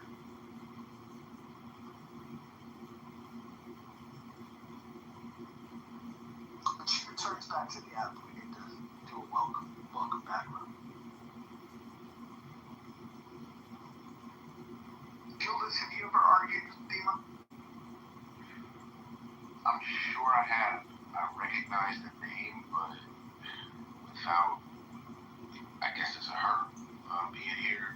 She is a self-described anarchist voluntarist, and she's inspired by Lysander Spooner and Murray Rothbard, things that I don't think she's actually read. She's admitted that she has hairy armpits, and word on the street is her boyfriend is married, and she's the side piece. But thank you. Yeah, well, I have not, because I would remember details like that, but I don't know. You know how some of the rooms are, you get to argue over 8 people at once, you don't know who it is.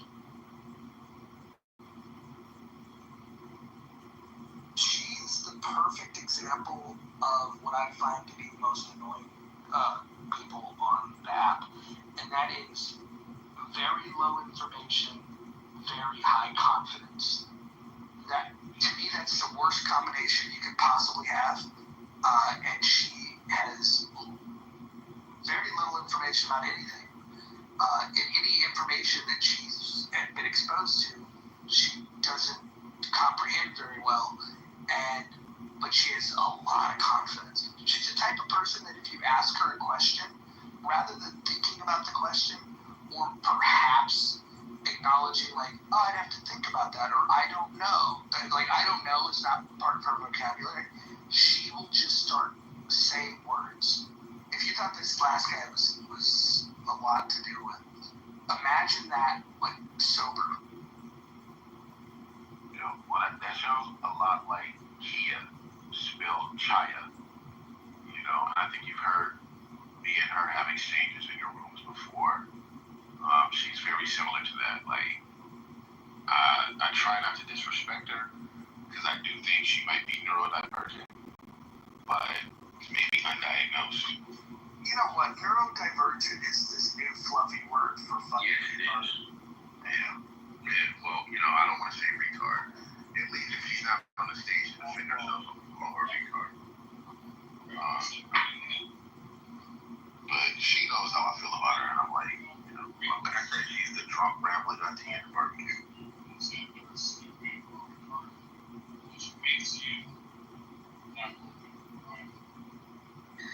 Curious about Texas, like views. I don't think political views because I don't want to get into it, but I'm curious what he thinks that like a utopia is. I don't know if I want to with this.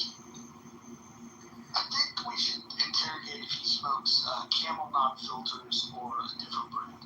I'm guessing Camel non-filters. Oh, my buddy's dad used to smoke those.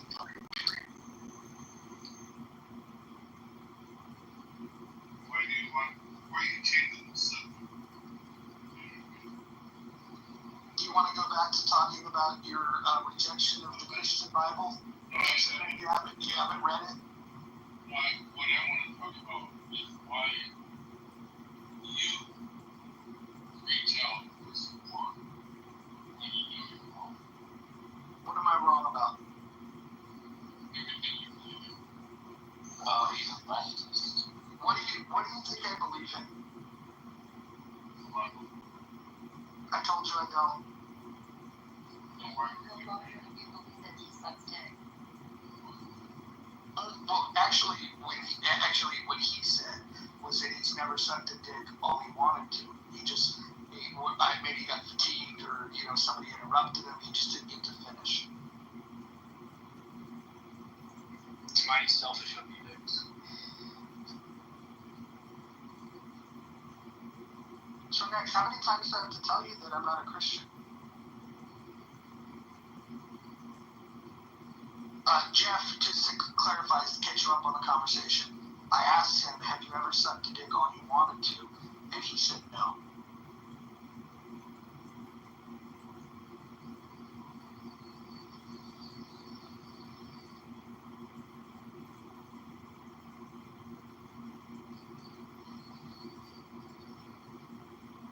So next, why do you think I'm a Christian?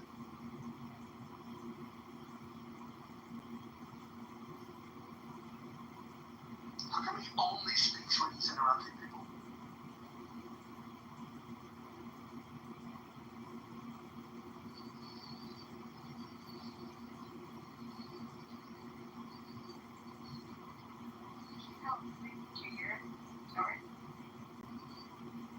You've got to be ashamed. Damn. We should read the Bible to him.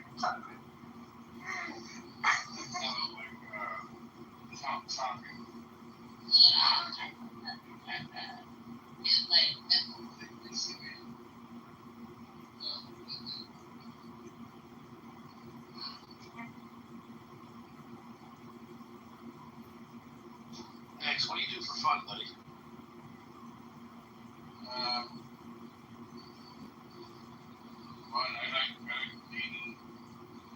I like working on a car. Sometimes it's bitch, sometimes it's bored or it goes well. I think by working on cars, you mean that you've got like a broken down jalopy in your fucking front yard.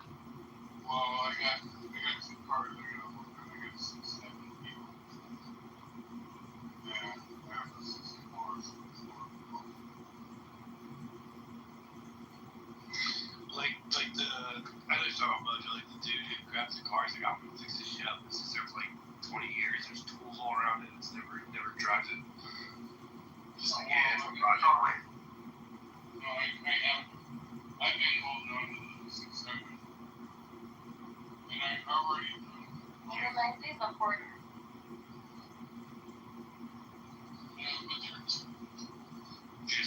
get this bad boy running. I'm gonna do in 12:13. One time.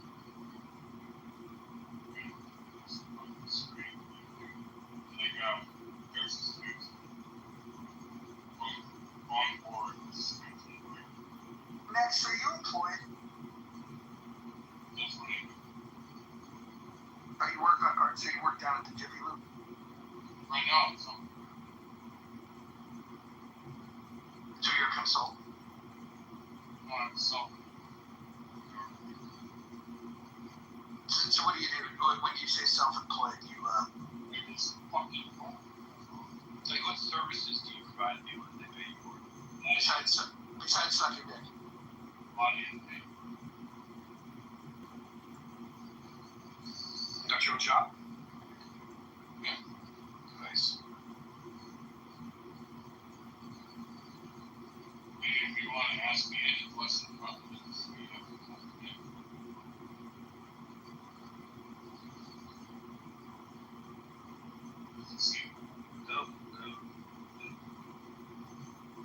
What's I mean, I'm being really sincere here. A dog in the neighborhood got out. Well, yes, speak louder. Say it louder. Okay. Hold on. Everyone can hear Gilda's next. You're the one that's mumbling, but Gilda's go ahead. Yeah. I mean, long story short, basically a dog jumped up on my driver's side door and like its claws left scratches in the door. How much do you think it would be to fix something like that? Like just 3 lines of paw scratch, claw scratch? How do you get that done? No dents, just like 3 long, scraggly scratches, I don't think so. They look very light. They do look very light. Okay, well, what I would do in a situation like that, I would get a little bit of clear. Mix it with the hard nut. I don't think you need to be certain that. Get a little paintbrush and spread it along those scratches. Then take about 20 minutes, put about 3 coats, even if it's building up. And then you get all the way from 1,000 grit to 3,000 grit sanding. Then you progressively sand it until it's super smooth. And you don't see it anymore. It's level. Panel. And then you put a little polisher. Like a little. I'm going to take you at your word, man. You sound like you know what you're talking about. So hey. Oh, I do. I've been doing it. I appreciate the advice there. Because otherwise, like somebody charge you fucking $700, you can do it for $15. But I mean, you need sanding. Let's say $25. Yeah, sanding.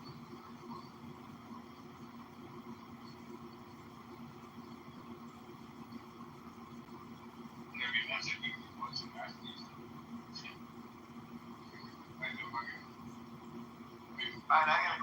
I got a question for you next. What's the longest penis that you've sucked? Longest penis? Yes. How long is your penis? This part fun. That's a little personal. Yeah, but I mean, maybe you're. Your question, what personal?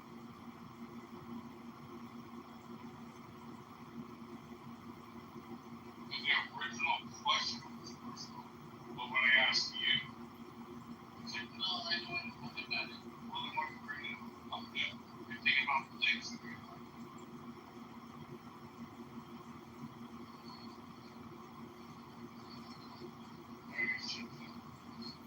Be quiet. I like Randy's joke. So I told my Polly in The Sopranos it's a good joke. It's a good joke.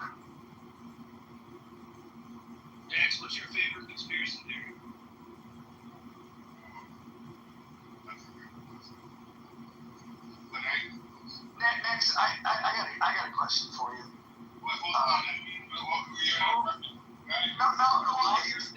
my question.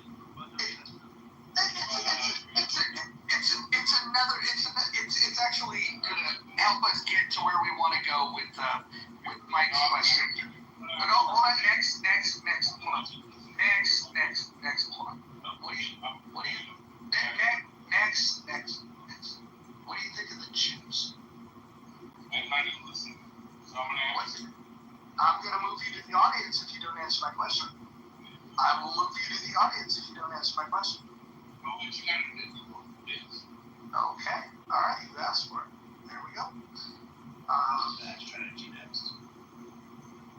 That is never a good strategy. I don't know why anybody. He's new. What's his word?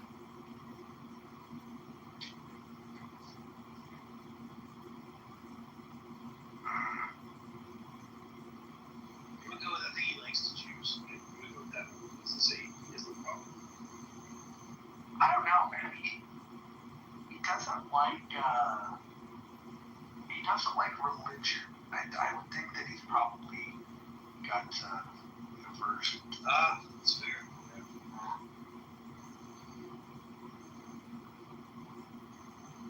He's very uneducated. I hope he gets to go back up. Just next stuff to hear two people when they talk at the same time. Or only take your spots, buddy. It's always good. And can you lift the man back up?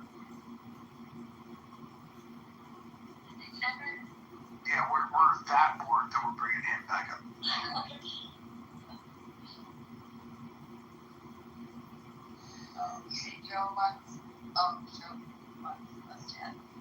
I do want to get a little political, like secretly, I really do. Yes. Well,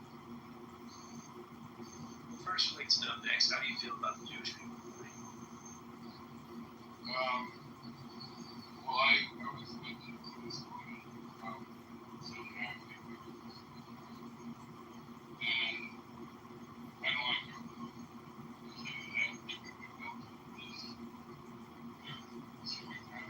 Have you ever had the donuts?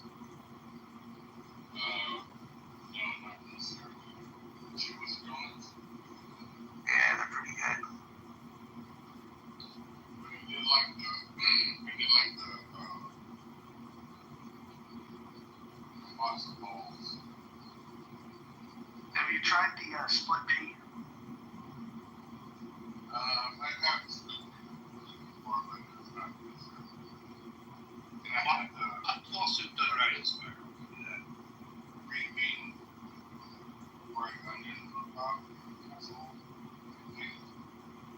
The only problem with the Jewish split pea is that they don't put ham in it.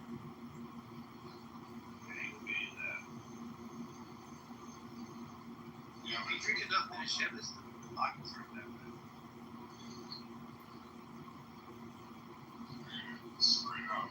Not, no offense to it. Just I don't like it.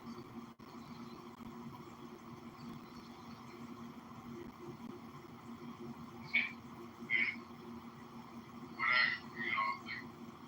one of my go-to things for like breakfast is Cock meat sandwich? oh, that's your go-to. Oh, tell us about how you cock meat sandwich, John. Oh. Tell us about how you prepare. Next, who'd you vote for in the election? No, I don't want to hear about your cock. It was delicious. It's amazing. The little mayo, little hot sauce on it. So tell us about who you voted for. You put mayonnaise on it? Correct. Who did you vote for is the question.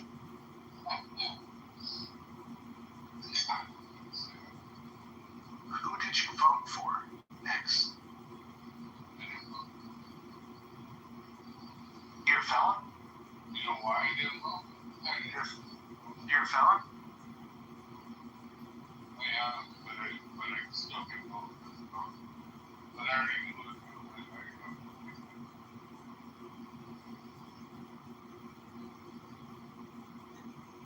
Should have looked up the felon. Did you do time in jail next? We're doing that, and then they got done. He was telling us about prison sex. Well, you guys love like the homosexual type of thing. Yeah, this is an all-gay room. Everybody in this room is gay, including you.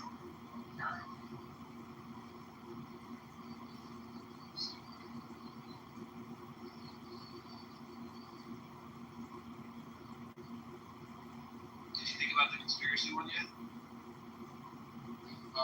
Well, yeah, the biggest one that I could think of is 9/11. What do you think happened to the 9/11 things? It was inside. You think it was an inside job? Yeah.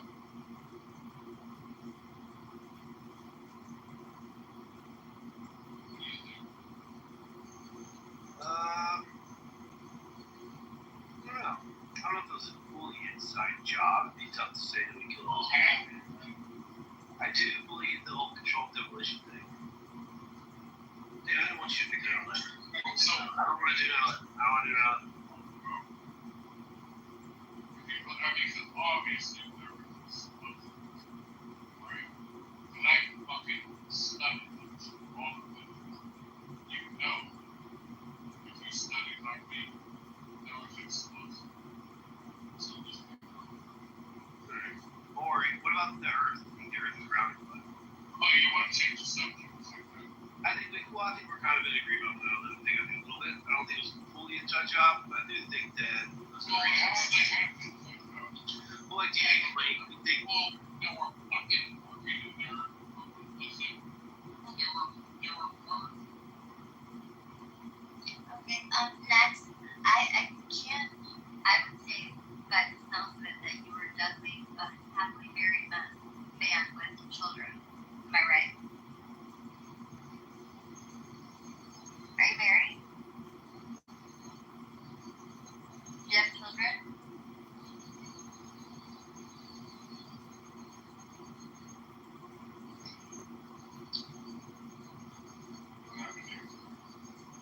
What? My theory. No, we're just asking questions. Seems like you want to talk, so I'll just kind of ask you questions. Okay, but you got quiet. Like, where are you going? I wasn't going anywhere. Am I supposed to go somewhere with it? Are you questioning me? Flexing? I'm sorry, but I don't flex like against men. That's weird. What? Say what? it's just fun, man. We've all been on staff for like a couple of years now. Every time we find a new person, it's just fun to talk to you. Honestly, I swear to God, it's just kind of cool to like pick new brains. Because we all know each other. Yeah, so you're married, have your kids. It's really Right now, girl. You know, you might be like, okay. Yeah, I didn't hear a word you said, but it's tough to hear you. Are you ready? Yes or no? I want to know about this.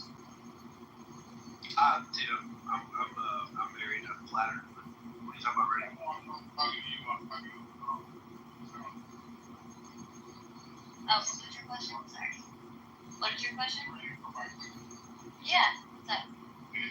What's your weight? Like 102. How tall are you? 5 foot. 5'0". You pull this off your images for Depending. This photo, no. So, you have an ugly face. Yes, I'm super ugly. Yes, I'm absolutely horrendous. And, my feet stink. Just kidding. Yeah, they're horrendous. I'm really the ugliest person to play on the set, to be honest. What? We established you're an ugly woman. Yeah, it's very ugly. We smell like feet. Okay, We're on the same page. You're a woman too? With smelly feet.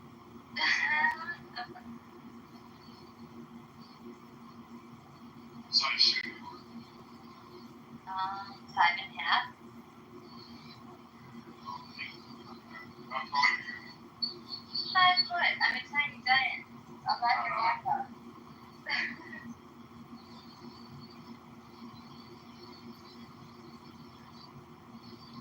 How tall are you? I didn't know this jack shit that hard. What's less than me? Dude. Like how you committed to that and you were gonna get the Next, can I ask you a personal question, buddy? What would you like? You take a girl out on your first date, where you take her? How do you plan out a first date?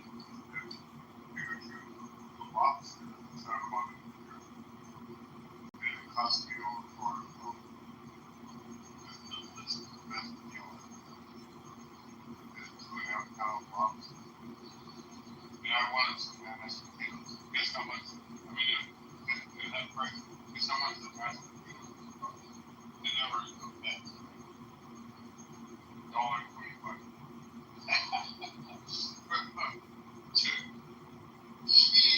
Like, with that, like, I'm gonna order 3 orders of mashed potatoes.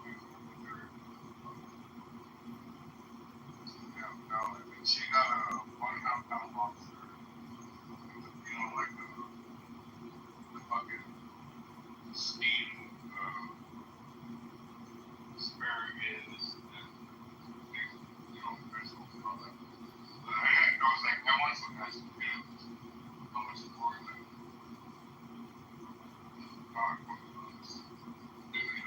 Massive pile of mashed potatoes. They don't look best. Did she touch your penis afterwards? Her first fucking thing on the Santa Monica Pier is called the Lobs. This is the best.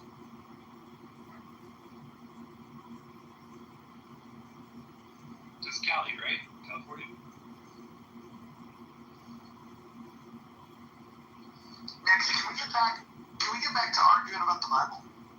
We can. Yes.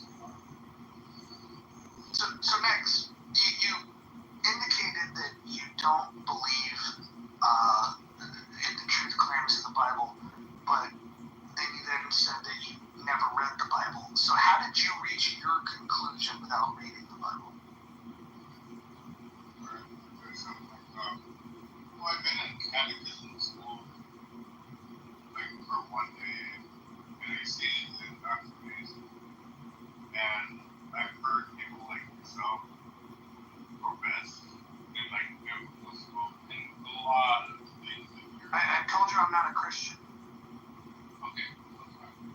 But I see a lot of profession of it's not this is how to live your life. And Christ said this and blah blah blah. And you know what? Without disrespecting, disregarding any of that, or any Bible whatsoever, I stand undecisive. Okay? I have an open mind. If you have an open mind, why wouldn't you read the Bible? Because I don't want to be indoctrinated. So it sounds like you have a closed mind. Do I gotta read out the Bible? Well, I guess my question would be, what are you worried about being indoctrinated with that is so detrimental to your Knowledge. I like my things. Well, I think it goes back to the question Leanne asked you earlier that I think, by the way, you forget it. What about the Bible and specifically like the teachings of Jesus do you think are harmful? I don't think it's harmful, but I don't think it's 100%. I think there's probably a lot of things. I mean, there's a lot of good things. Such as? Just the commonsensical things. Like what? Like what? Like what? Because you've never read it, so I'm curious what you think makes sense. Well, that's the pot calling the kettle black, but go ahead.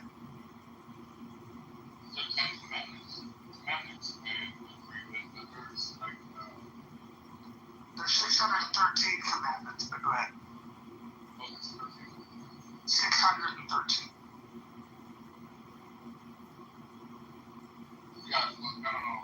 So probably. I know. This is why you should read it. That's why I'm encouraging you. Let me ask you a little bit. Why do you think I should read? Because you formed an opinion about something that you haven't read, and I'm just a big believer in trying to help people escape ignorance. I'm not a good reader. Like I read slowly. So, but I will. Fucking 9 years. I will add there is some bullshit in the Bible, like the way that creationism is described through Adam and Eve and Noah's Ark. It's fucking trash. And then the way that, just the way that Genesis is used to think of the conception of existence. I'm not saying that creationism is bullshit, but definitely the way it's described in the Bible is complete horseshit. And then Genesis was, this is also the way that they gauge what the interaction between men and women should be. Some of that's probably interesting, but there's a lot of horseshit in there too. How do you think the creation would go? What's that? Go ahead, Dix. No, I always thought that the word firmament was a pretty cool word. It just, like, I don't know exactly what it means, but it just sounds like a dope-ass way to try to talk about the beginning of the universe. I can't hate on that. The firmament. Like, what the fuck is that? Like, that's a crazy bang. The firmament, dog. Next, what do you think the firmament means? Wow.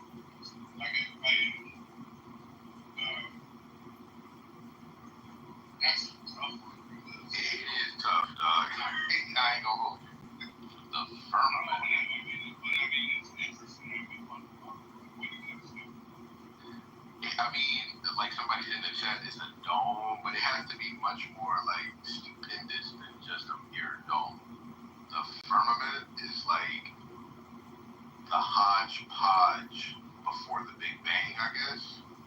If I'm using like Christian reasoning about it. It's like a hodgepodge, like that sounds like I'm diminishing it.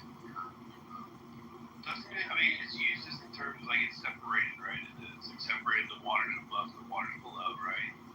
And then the firmament was in the Encyclopedia Britannica up until like the 70s. Let's go back and focus now on the Big Bang Theory. Well, hold on. It does say that God called the firmament heaven. Yeah. And also, I do think the 7 deadly sins are a very accurate way to describe the essence of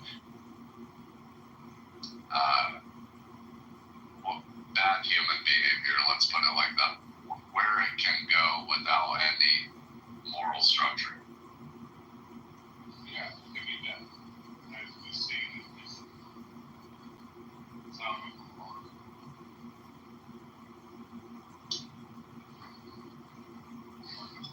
So Christopher, earlier you mentioned the creation story. So I don't know how some people were created. I do believe in creation, but I don't know how that happened. But you said that the Bible's maybe bullshit. What would you like to see done differently, I guess? Or how do you think there's no wrong answer here?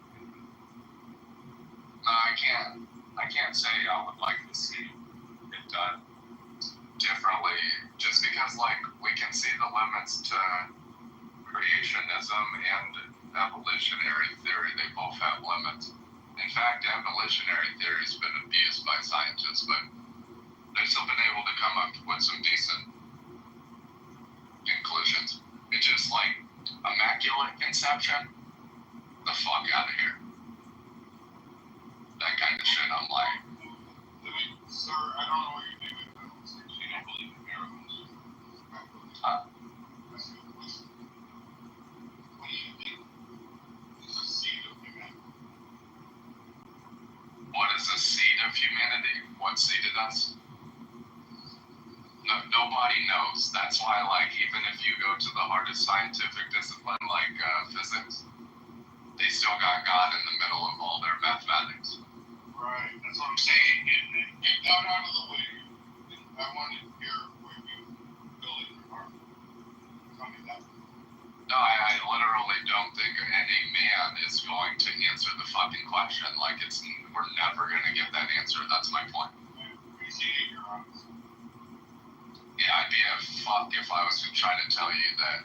But, again, it's a real dude. I respect you for saying that. I appreciate you.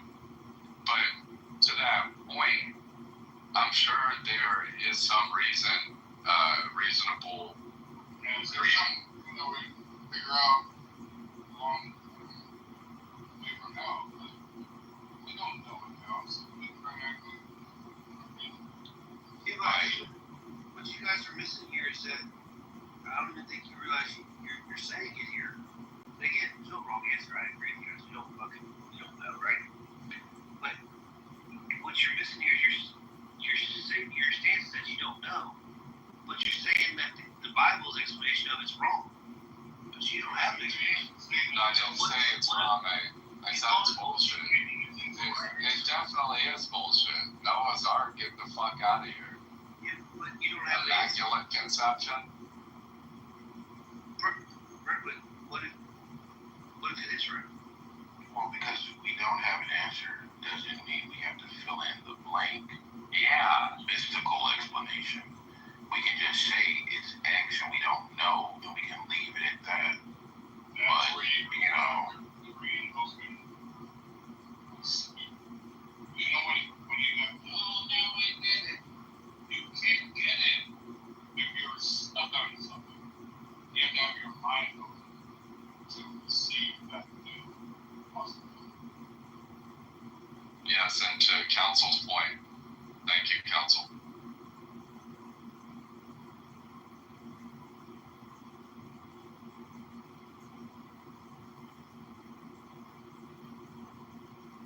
You know, now I'm speaking to someone who's not the same.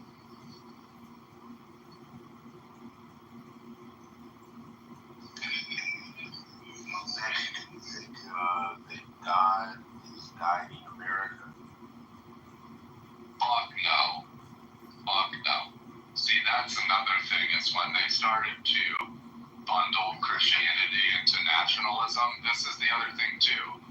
There was no fucking scholarship on fucking Manifest Destiny in 1722 or whatever the fuck, 1790, 1805. Manifest Destiny was like an after the fact conspiracy theory. So fuck no. The whole people that try to embed religion into nationality are going to hell. Because nationality is just a weapon for ideology and exclusion. It's in like $500 if you buy the rest. Like I have really no problem with it, but it's a nut for religion, and it's fine for her. I'm cool with In God We Trust, but I'm not cool with moral clarity in international relations. And using a religious justification for war, I think that is barbaric. And it's almost like religious justifications for slavery. It's fucking trash. Right, so you have that during the therapy part. I'm speaking on my own points. And here you come in here and sort of Yeah, we agree. And religious justifications for colonization, religious justifications for ethnic supremacy. The fuck out of here.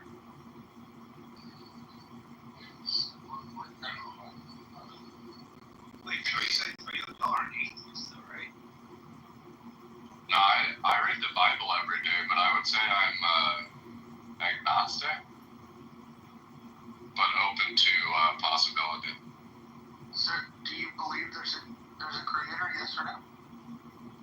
Yeah, there's gotta be some type of crater. Is it super central? I don't know, but I'm not gonna take too many risk on there. Would that make you atheist?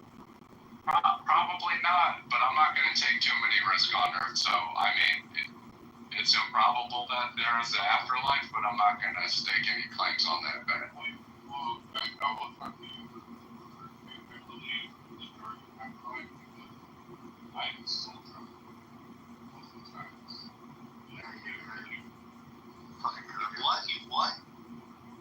I'm soul travel. Like my body, consciousness came out of my body.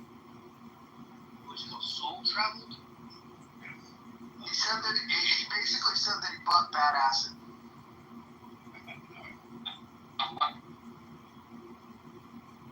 I mean, there's a lot of things that we don't understand in the spiritual realm, and the science is only going to be able to make conclusions that are physical in nature, right? I understand, I get that, but I try not to get too far away from physical reality, but not so rigid that I'm like deterministic and can't accept that there is a wide open space of possibilities. I get you, but I was done from someone who's previously in we have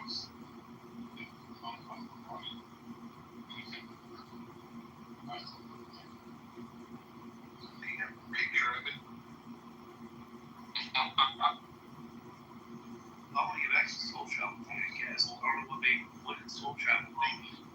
Why did they do that? I think one is a thing that yeah, I'm curious about that. I am a little bit curious about that. But Christopher, before I get into something next, Christopher, it sounds like I actually like you, dude. You seem like you're very level-headed here, so don't take any disrespect to this. It sounds like you're kind of like hedging it down. You're kind of like, well, I'm going to think logically about this, but just in case there is an afterlife, I'm going to go ahead and keep that one in my back pocket. You're right. Yeah, I was kind of like that a little bit too, buddy. I probably won't hold on to that, and it's possible I become more religious later in my life, but I'm definitely not going to go backwards towards atheism. And also, I know atheists that are just as religious zealots, and I hate them almost more. Like, I call them... atheists, they know so much about religion. Why? Some do, but then also there's atheists that don't know fuck about the origins of atheism, and it just blows my mind.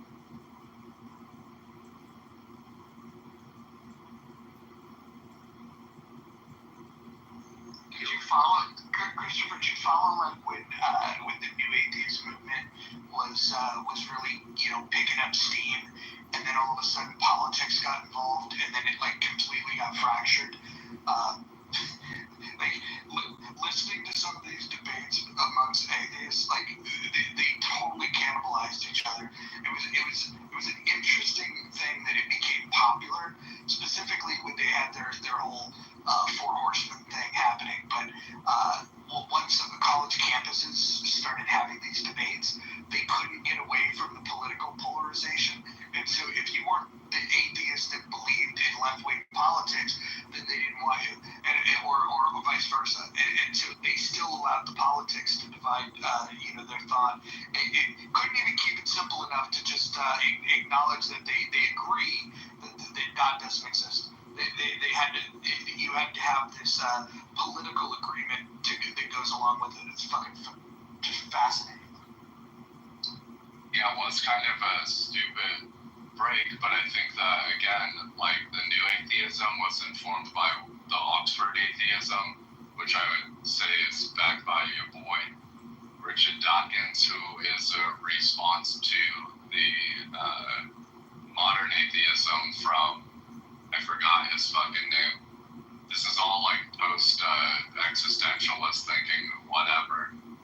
And they wrapped in the altruism, and I think that was what people perceived as left. Even though I don't even think altruists are leftists because they're capitalist, And they'll also make a moral argument that they're the most equipped to save humanity. So I'd say they're more of like a internationalist liberal type that has like a social justice dimension. Would you agree that Sam Harris is one of the stupidest public intellectuals that's ever come along?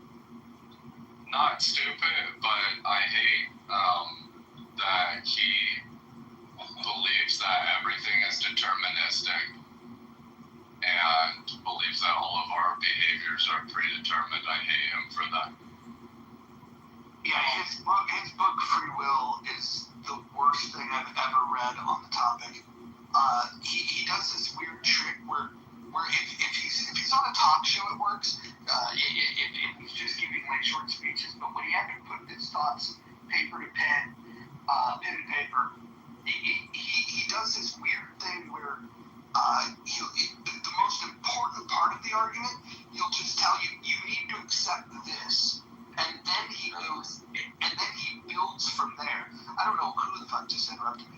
But he'll go and try to build an argument after saying, well, you must accept this part. But the part that he's telling you must accept, he doesn't go into detail of. He doesn't prove his point, and so he just says, well, trust me on this, essentially, and then he starts building his point. I think he's really dishonest. He's a grifter that realized that pseudo-intellectual, the public intellectual, there was a time and a place where people were soaking that shit up and consuming it.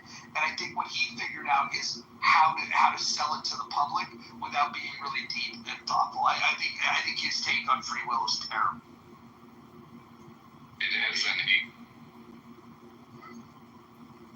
I was just going to say it is weak, and then also it doesn't translate into political agency or liberty. So I'm like, dude, shut the fuck up. So like we're going to take everything's predetermined and we're going to apply that into all these like social and political contexts. Fuck off. That sounds like cultural or racial supremacy or some weird fucking elitism. The only part that I'm really intrigued with is his conclusions about Islam. I'm becoming more and more of the opinion that Islam is not a religion and is more of a pedophile death cult. Oh God, I'm definitely not on that train with you, but I get it.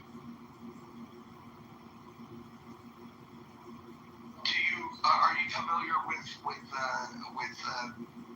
the Prophet Muhammad's wife Aisha? Bro, I understand all of that, and we can do that in the Christian Bible too, but I mean, Brady Boyd just got kicked out of New Life Church in Colorado Springs for fighting child sexual abuses after Ted Haggard, who founded the fucking church, was having sex with men and expressing homophobia and also doing methamphetamine. So I mean, there's so many different churches around the world that have abused children sexually, including the Catholic Church. This is true. And I would agree with that. The problem is in 2025, you have regimes like the IRGC that if a father gives permission, they can marry a girl that's 8 years old, 9 months. Sounds like Alabama. Oh, not in 2025. Oh, fuck. What, Alabama just regulated marrying 13-year-olds like 5 years ago? Well, again, you could go back to Delaware if you go back far enough where you could marry a 7-year-old. The point is that if you start doing man-on-the-street interviews with people in Delaware and say, hey, what do you think of age of consent law in this state was 7 years old, they would tell you it's deplorable. We've had this discussion here on Clubhouse, and you bring modern-day Muslims in here, and they will all say, and we've asked them, every single one of them will say, she was old enough. That sample is so fucking biased, and I was literally just in the Muslim community in Chicago, but I'm going to do your man on the street. I have to find a way not to trigger people, but I assure you that American Muslims don't think like whatever these samples are that you're getting. And we know that there's a number of governments, not just Muslim, but a number of governments around the world that need to update the way that they look at children and sex. And then we know we have American elites that need to change the way they look at children and sex. And people in power in Western European governments, right? So again, I wouldn't want to boil this down to a Muslim problem. Well, when you add the pedophilia to the fact that if you leave the religion, they want to kill you, that's another problem. Yeah, but add the pedophilia to the international sex traffic and then tell me why some of the top notes for international sex traffic are in New York City and London. And also, you gotta have a lot of money. So what is up with the sexual behavior of elites around the world? Oh, and let's not forget about Epstein. Can we please forget about him? I would like to, but he's not Muslim. This is true. I'm not saying that all pedophiles are Muslim, but what I would say is that all of the Muslims that we've talked to support pedophilia.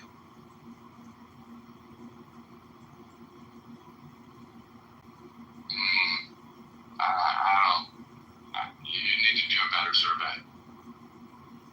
Mike, what do you think of the people that we've come across that practice Islam when confronted with this question? It was 100% every single one of them. And I guess the difference was that the Muhammad guy, like, I get what Christopher's saying. He's spot on with everything he's saying. But they worship this dude. It's going, okay, you know, like, no, I get it, the Catholic priests are fucking scumbags. Yeah. But, like, they're saying peace be upon him after every time they say his name. The dude was 54 years old and he had sex with a 9-year-old. It's just like, wait a second here. I don't know. I guess, I mean, I gotta get what Christopher's saying. Like, I've met Muslims that I guarantee you don't fucking want. Don't do that. Like Mojo said, it was every one of them. They're all like, well, you know, pedophilia is not really a thing in Muslim culture, so there's such a thing as too young. I was like, what? Like, well, it was different back then, so, you know, it's like, hell, you remember that lady? Sorry, we had the lady on here who was completely reasonable. She was like, yeah, that's wrong. Old men should sleep with women. But, and then she goes, but it was different times. It was wild. Yeah, and what about all the incest in the South? Yeah. Is it happening in 2025 at a high degree? Oh, goddamn.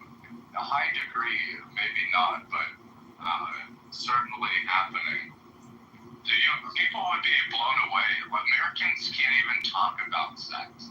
So we don't even act honest about sexual behavior anyway.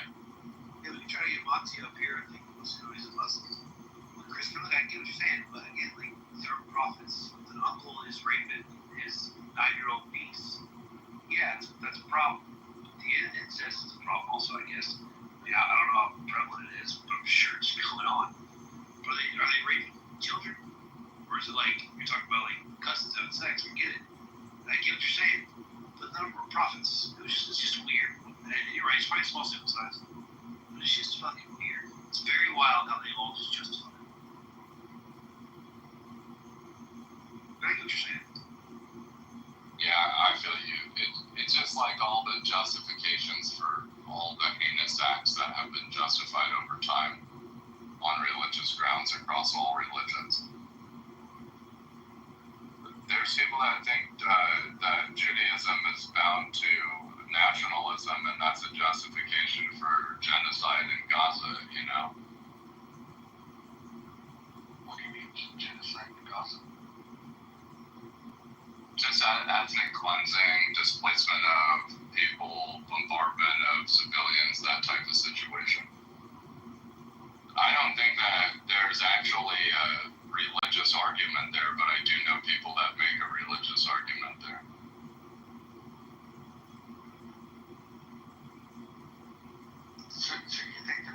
last night going on in Gaza. Yeah, there's definitely an unreasonable amount of suffering and displacement going on in Gaza. Interesting. I've never seen an example of a genocide where the population that's being genocide is growing.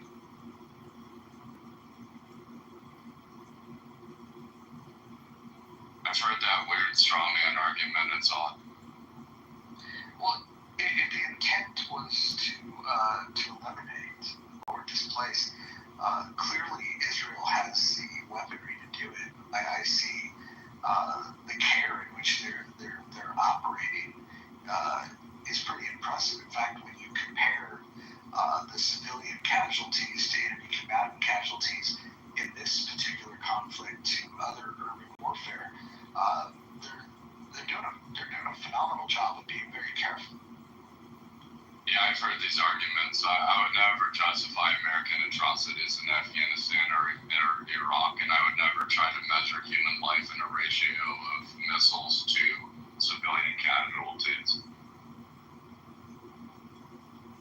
Well, when civilians die in warfare, and in this particular conflict, the conflict was started by a terrorist organization, Hamas, who is funded by Iran.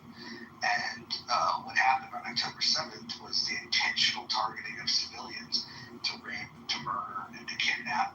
And the war objectives are to destroy Hamas and to free hostages. I feel you, bro.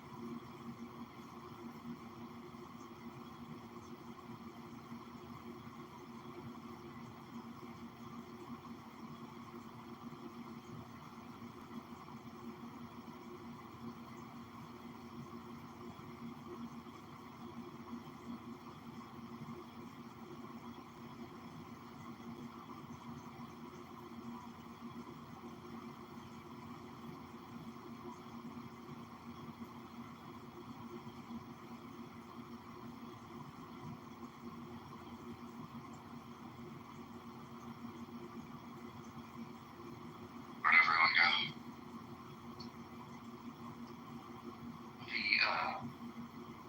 The next guy is in the audience. He's got his hand up. We can't bring him back up. It's John sleeping. John's been asleep for a while. I like that he can't get on the ballot. I think the biggest challenge for him is, as you know, ballot access is a thing, and the rules are not in favor of political outsiders for sure. But I think that there might be some technicalities about whether or not he's even in the right district. So I think that's a thing. But I do like the fact that the issues he's trying to highlight, if he can figure it out and wave his hands wildly enough just to get some attention, it would be incredible to see if podcasters or mainstream media would give him a shot to, if they platformed him, if nothing else, it would be entertaining. Fair. I got on the ballot, though. Yeah, let me ask you this, though. Throughout that experience, isn't it frustrating that you put all the work in? You probably get people that resonate with the things that you talk about, but when push comes to shove, the votes just aren't there. No, it was a ballot exercise. I was just flexing. I didn't even think I could get on the ballot. So what are you going to do next? Clearly, you got ambitions to do something. What's the next move? I'll run in Illinois at some point later, but I'll have way more support, and I'll probably just go through a party.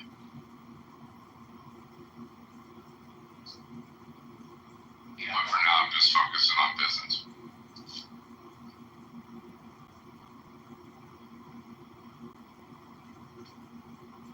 Something great groups that you can get tied in, like some of these old school organizations like Kiwanis or Lions Club and shit like that. It's amazing how like those types of organizations, the fact that they're organized, I guess that's the key, right? I don't know the political structure of Chicago, but I would have to imagine that if you're an outsider, there's got to be some kingmakers there that can make or break these situations. Yeah, I don't think I'm an outsider anymore. I mean, I was in Washington last week. I don't know if I was ever an outsider, because my dad was big in California GOP back in the day. But Chicago pretty much let anybody run for any seat except for mayor. That's where they're kind of hoe-ass bitches about if you're from here or not. But by the time I run again, I won't be able to call myself much of an outsider, you feel me? Yeah, that's cool. The other thing is, the closer you are to Chicago, the harder it's going to be for a Republican. But I would never run as a Republican out here. Yeah, but if you could get yourself in some rural part of Illinois, I'm not going to do that. I don't want to be around those people anymore. That's how I grew up.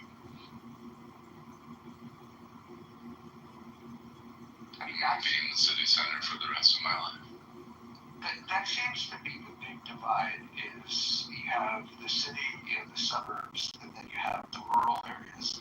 And I mean, that's it. The further away from the population center you are, the more you have a luxury of having Republican politics. And when you're in a big city, the Democrats are going to win. Like, right. Especially if you're in a city, if you're in a metro area that has 1 million plus people, like Republicans just aren't going to win because the Democratic platform lends itself to people that are going to vote that have demands on the government that the Republicans just don't align with. To a degree, because like when we categorize the Democrats out here, we kind of do have to put them into like 3 types of politics. So we call Republicans out here, we call them conservative Democrats. If you want an example of a conservative Democrat, the state of Illinois comptroller Susanna Mendoza, who's for sure going to run for mayor in this next cycle. It'll be her second attempt for mayor. This is what we'd call a conservative Democrat. She's basically a Republican. But again, like you said, there's not really room to run through a Republican Party. So she's a Democrat. And then you have like your like core Democrats, Louis Garcia. And then you have your like progressive Democrats, which I would say is more like Delia Ramirez. And then actually there's a fourth, there's a leftist. That would be like Rosana Rodriguez or Byron Sigjo Lopez. And then the leftist support for electoral politics is going to be the Democrat Socialist Alliance, which I know we've seen that in New York, but they actually have 6 seats in the city council and only like 1 or 2 seats in the state house, no seats in Congress in Illinois. So technically you have like 4 sects of people that are affiliated with the Democrat Party in Chicago.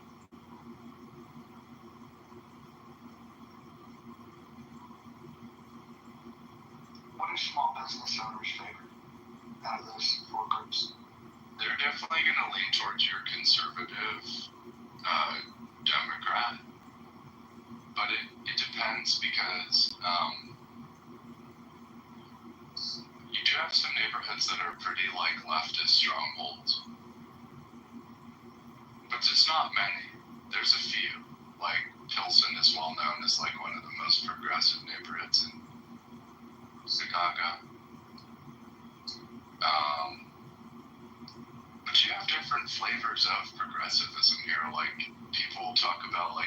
North Chicago progressive, which is like a very different conversation than like a Pilsen progressive.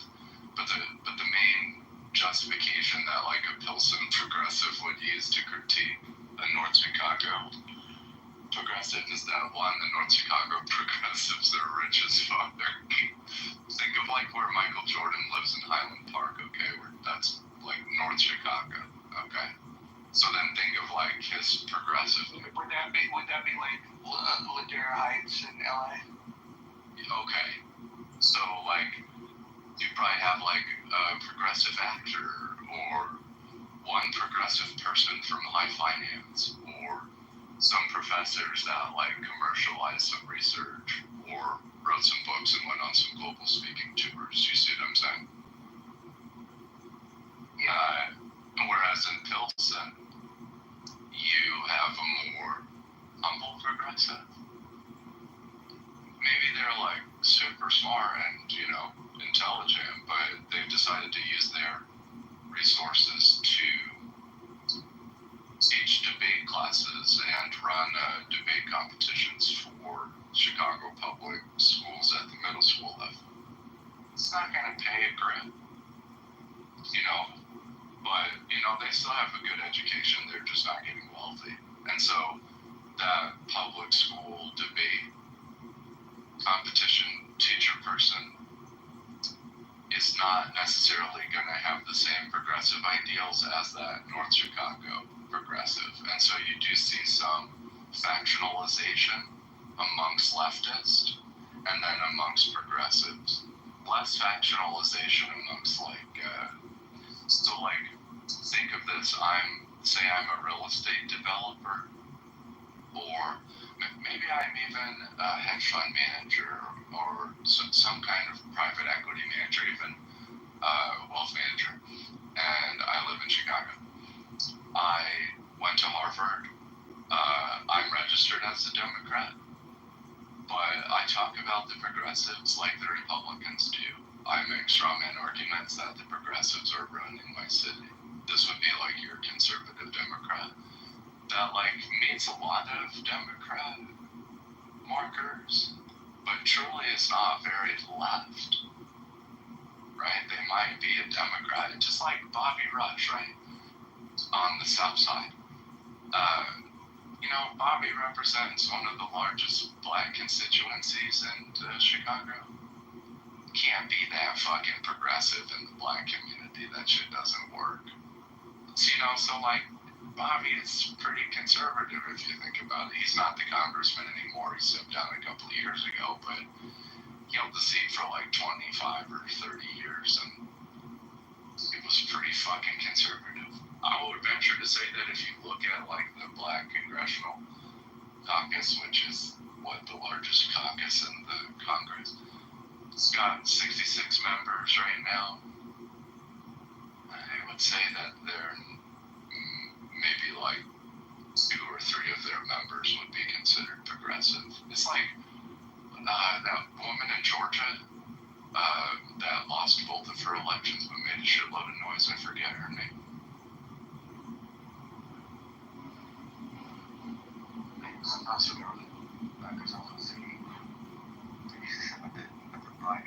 Progressive people. I don't want to think it's progressive. I think the conservatives are my bad. What's that? I'm tripping. I hear conservatives and progressive mixed up. I'm just saying that progressivism is not that big in the black community when it comes to electoral politics.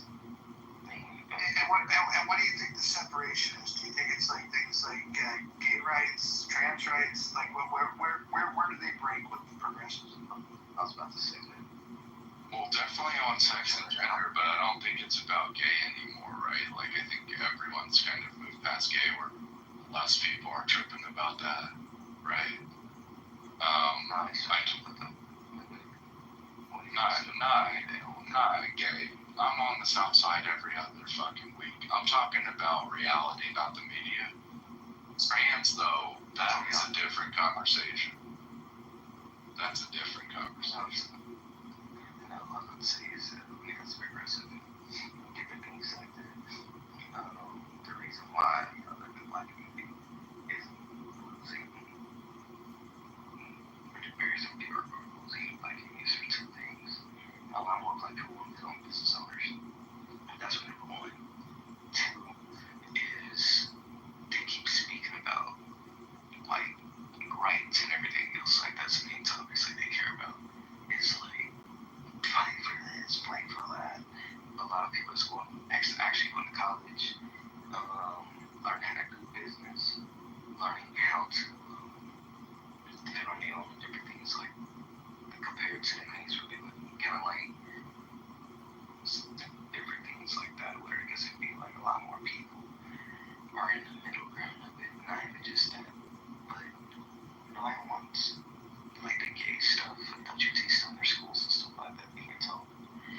been one.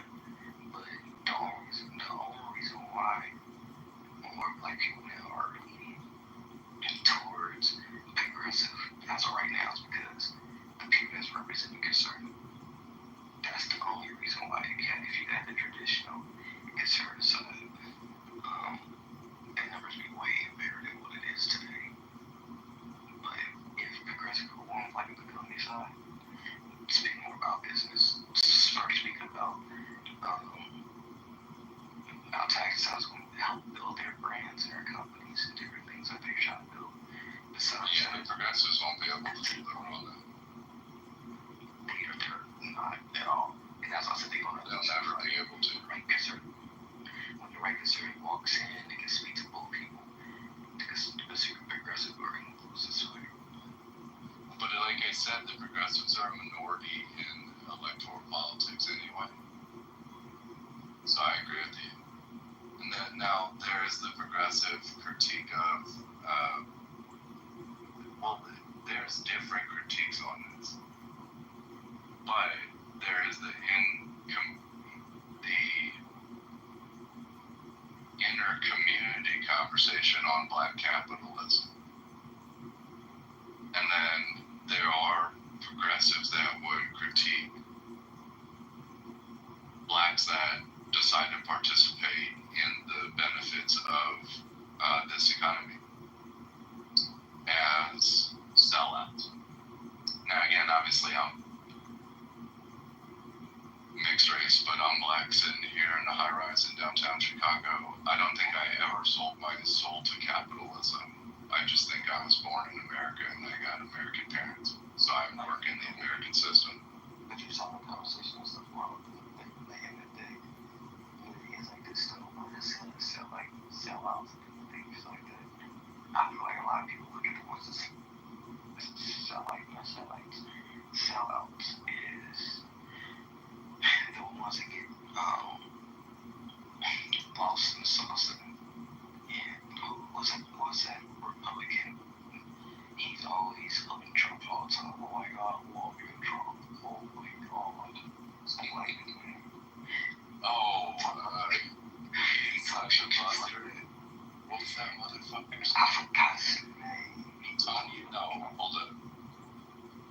I got you. I know exactly who you're talking about. I do, brother. Hold up. What's this name? I'm seeing this motherfucker. Here's his face. What's it? Tim Scott. Tim Scott. Yeah, fuck him, bro. You make us look bad. We don't need a pussy pop like that. They said I thought that he's detached. Then I'm now seeing that was like, okay. Passion and community and different things like this purposely being detached, just like no one cares. You feel me? Because when it comes to the Asian community, different things like that being represented, no matter what side, Republican or Democrats, attachment to the Asian community, they will be like, fuck you. You feel me? And your money doesn't do no justice here. When it comes to the black community and stuff like that, it's like the capitalism and different things like that or whatever it is, more like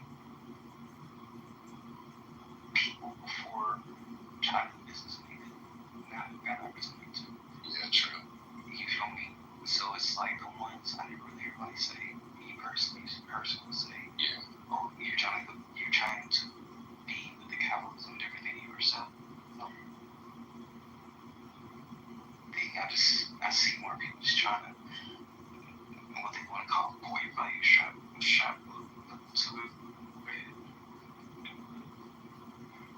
yeah, and to your point, like I think 10 years ago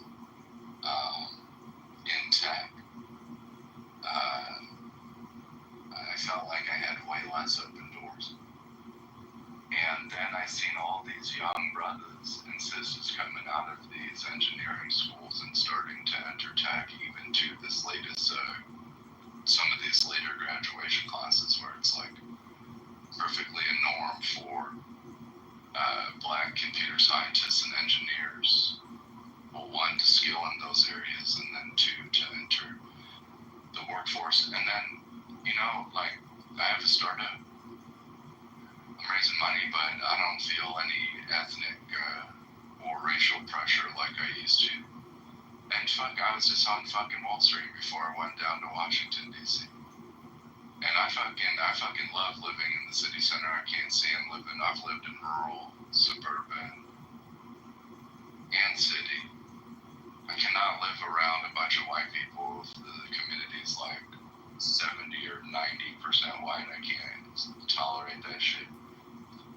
But some of these cities are a bit more diverse. But when I went into this hedge fund, I went up to their trading floor in Manhattan last week. I mean, the guy fucking clowned on me for wearing a tie for like 10 minutes, so I knew that's how we was going to do some business, but he didn't say anything else. Took me serious. So the bigger question is, why were you wearing the tie? I know. Because I'm not going front. I don't even be dressing like that. Like, I've got suits from like 10 years ago that still look like I just bought them. I just wasn't sure. That was the first couple hedge funds that I had been into. You know, I wasn't sure what to do, so now I know what to do next time. You know what's cool though about it? It's like the world has changed so fundamentally that the person that walks in with the tie is now it's like, yeah, and the cool thing is there's not a hate. It's just usually like, and I've been that guy where you have the tie and you walk in thinking that, you know, like if you walk into a bank, for example, that's still appropriate. Walk into a lawyer's office, that's still appropriate. If you're walking in anywhere in tech wearing a tie, somebody is going to gently like ask you like, where's the funeral, where's the wedding? Because it's just not the attire for the office anymore. In fact, even if you find like a dressy CEO that you know cannot get rid of the suit, he's at least going to take the tie off. They might have a $3,000 suit on, $5,000 suit on, but they're not wearing the tie. They ditched the fucking tie. Yeah, and I never wore the tie in tech. I just didn't know what to expect in Manhattan. I would say though, in the Northeast and in DC, those are the most likely places where the tie would still be appropriate. The further you go west, the more it's like, you know, the more forbidden it is. In fact, now you're more likely. Well, it's forbidden on Wall Street too. You're more likely to see track pants in a boardroom than you would a tie in California. Yeah, I completely agree. But also, the tie is forbidden on Wall Street, and I just didn't know that. Especially after this new wave of people coming back into the office, they like super relaxed. The dress, and the guy broke down the dress at like fucking like 30 different firms to me. I'm like, holy shit. He's like, some of these fund managers don't even fucking wear pants on the trading floor. He's being sarcastic, but he's like, come on. But then I go meet this alternative asset manager, and they said 80-20, 80% tie, 20% no tie. I'm like, fuck, you see what I'm saying? So I think they're still confused in New York City. Whereas the Bay Area, Los Angeles, been made their bet.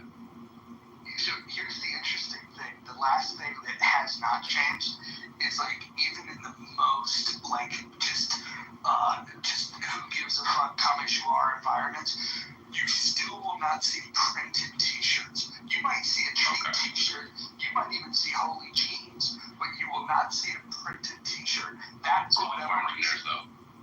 Yeah, if they have no windows, yeah. If they're not, you know, if vendors and partners and customers are coming through a conference room, those people are hidden, right? But you don't see the printed tees. In fact, that's true. That's probably the last thing. You're more likely to see face tattoos than you will printed. Yeah. It's fucking crazy. I see that. In Chicago, I'll have to see what the Chicago trading floor is like. I would say firms are still more conservative in Chicago than they are in New York. Why do you think that is? Just the Midwest, just being more conservative. Do you think there's anything to do in Chicago York with it. It wasn't just bankers that wore suits or lawyers that wore suits. Even the gangsters made it stylish to wear suits. It feels like those are the cities where even if you're outside of the halls of big corporations, there was a trendiness around. If you're serious, you wear a suit. I think of the scene from The Irishman where Al Pacino's playing Jimmy Hoffa, and he's getting all pissed off because the guy came to a meeting wearing shorts. He's like, you come to a meeting wearing shorts? So I think the gangster influence maybe in Chicago and New York might. I can't go. I wouldn't stake a bet on this, but I would guess that has something to do with it. Yeah, I do think it's easier to wear a suit in Washington, D.C. because there's still a bunch of that bullshit. Those guys wear cheap suits, though. They did not wear expensive suits in Washington. So they don't get paid shit, most of them, except the politicians stealing their money, right? I know people that are working in Alexandria and fucking Herndon and places like that, and they've got low-paying fucking office jobs, and they're required to wear a tie. Yeah. So around that area, they will still put a fucking tie on. Right, and then obviously in the core city center of DC now, my biggest thing, having more self-awareness now. The last business that I had, again, I worked with a lot of insurance entities that were conservative, had a lot of ties. I used to go into their fucking offices with hoodies on. Some of these motherfuckers were like what you were saying, wearing the $5,000, $7,000 suits and bullshit like that. And I'd still go into there with a hoodie. Now, being more self-aware, I'm actually trying not to offend people so that we can focus on the main topic at hand. And I'm just finding it's just widely varied, so I'm like, alright, well, guess I'll just have to take the best guess and pray.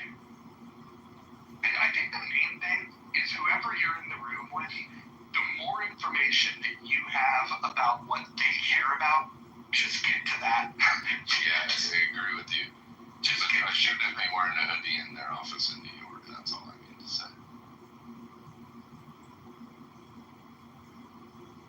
And I agree with you.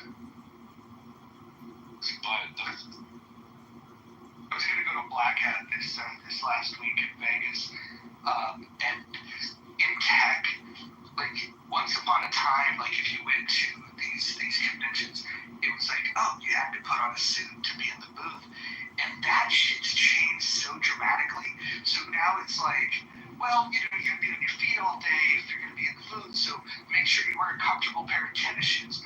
10 years ago, they didn't give a fuck about your feet. They didn't give two shits. And you better wear a suit, you better wear dark colors, it better look nice, your shirt better be pressed, you better know how to tie a tie.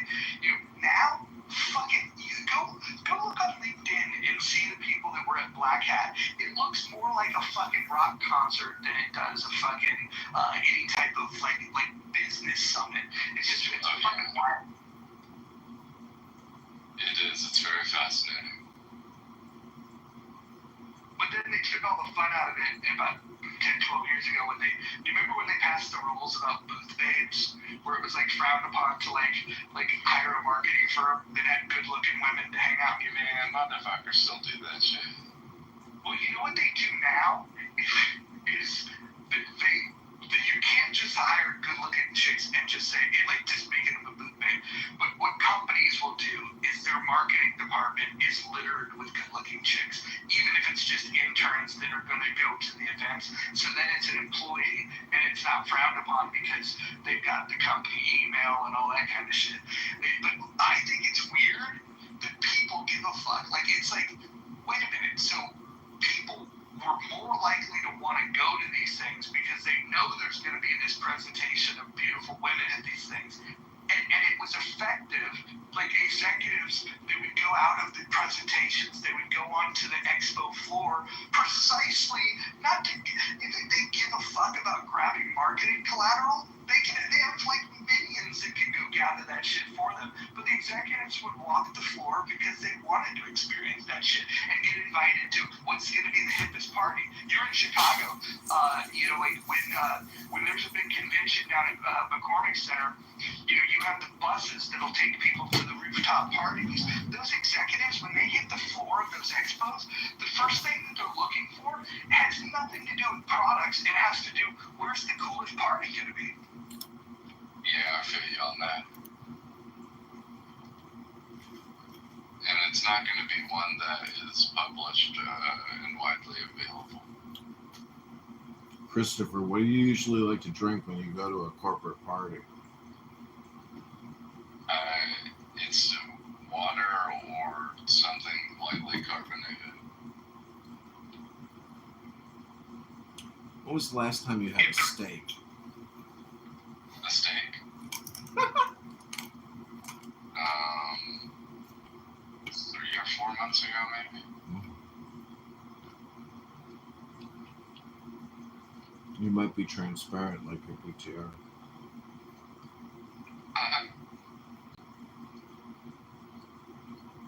I don't need steak that often. If you meet with old white guys, order a fucking Manhattan. That would be my advice. I don't drink alcohol. I don't either. Good job.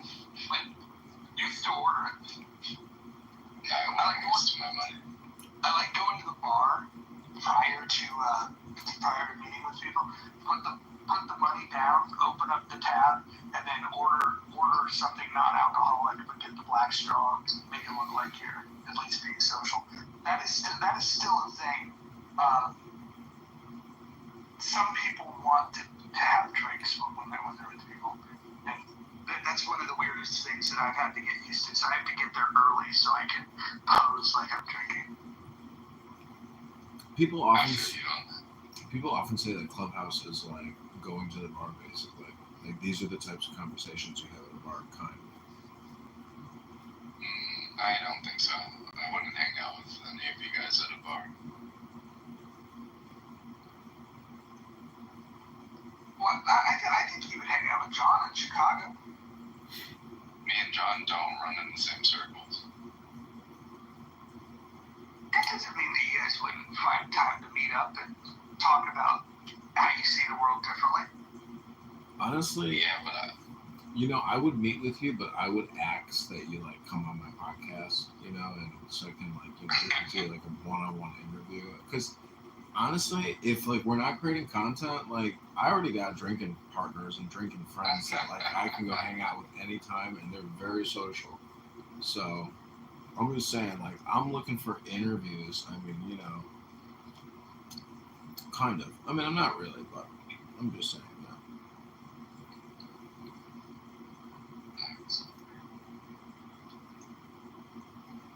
If you guys are ever in the Pacific Northwest, we're not meeting up at a fancy bar. We can either barbecue at the house, or we can go and take advantage of my long-standing Elks Lodge membership.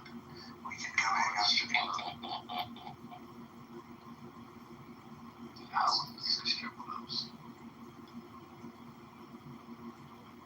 Yeah, when I was in the Army, I was at a place called Fort Huachuca in Seattle-Tacoma area, and I had never experienced what it's like to be covered in mosquitoes, but that was my first time ever. I'm talking about using to our nuclear rights. That shit sucks.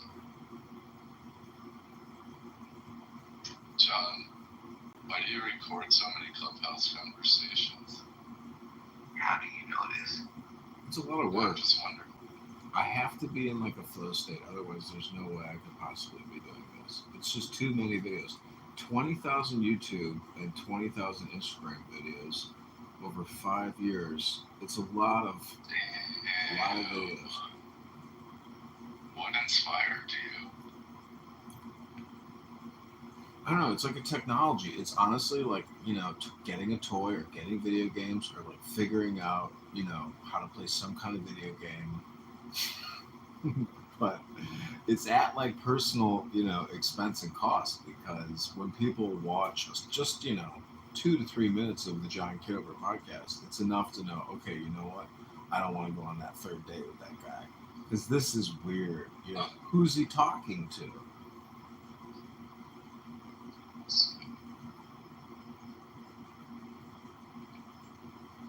Yeah, it does seem like a lot of energy. Did you get any epic conversations from back in the day? No, but I feel like I have run a simulation, you know, like a poker player. Like I have a friend is a very, very successful poker player, and you know, he's played countless numbers of digital hands and made millions of dollars in the real world and has bracelets. And I mean, I think it's all attributable to the fact that he's very good at math and that he has run so many simulations so many times that. So what I'm trying to say is like after enough clubhouse conversations, it's a little bit like watching every imaginable TV show and movie ever made. So it's like there can't be anything new. I've heard pretty much every permutation that could possibly be conceived.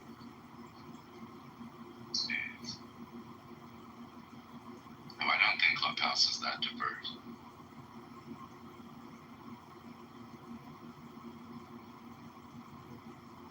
You know, America is Black America.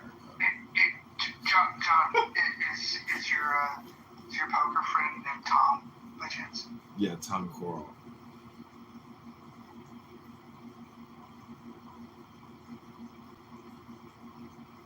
Crazy like a fox. People love poker. It's like a fascination. And some people, they know it's a risk, but they're like, I don't know, they're confident and they know, like, I don't know, intuitively that they're like a premium in the game or something. Like, I'm not, you know, I can sit at a poker table and I know that there are people there who can probably think me, out maneuver, out experience, etc. So it's like, don't even waste your time. You see people playing slot machines. That's the old saying. If you sit down at a poker table, if you can't figure out who the worst player at the table is immediately, it's you. Yeah, that's me. Like my friend Tom warned me once. I bought like a big into some, you know, World Series poker tournament. He's like, dude, just withdraw your money. He's like, you're gonna get creamed. I'm like, you know what? I'll take your advice. Fuck it. So I took the money back out. You know what you do if you're gonna play a tournament and you know that there's better players than you. You take their ability to play against you, all of the things that they can do post flop. You just take that away. And anytime you get in a hand with somebody that you know is better than you, if you have premium holdings, just shove all in. And even if you're behind, you're going to have better odds of catching up than trying to outplay a poker pro. And so, like, if that's the best advice somebody can give to somebody in a tournament, if they know that they're not, you know, like one of the high quality players. Yes, you can catch good hands, but you're just better off because you'll get outplayed. Like you'll get decisions. You might have like the fourth best possible hand, but if somebody shoves all in and they're a pro, you're going to be thinking, "Am I good?" And it's fucking amazing the instincts that they have post flop. So all of your strategies should be pre flop. You know, play position, wait for good cards, and then just get ultra aggressive. And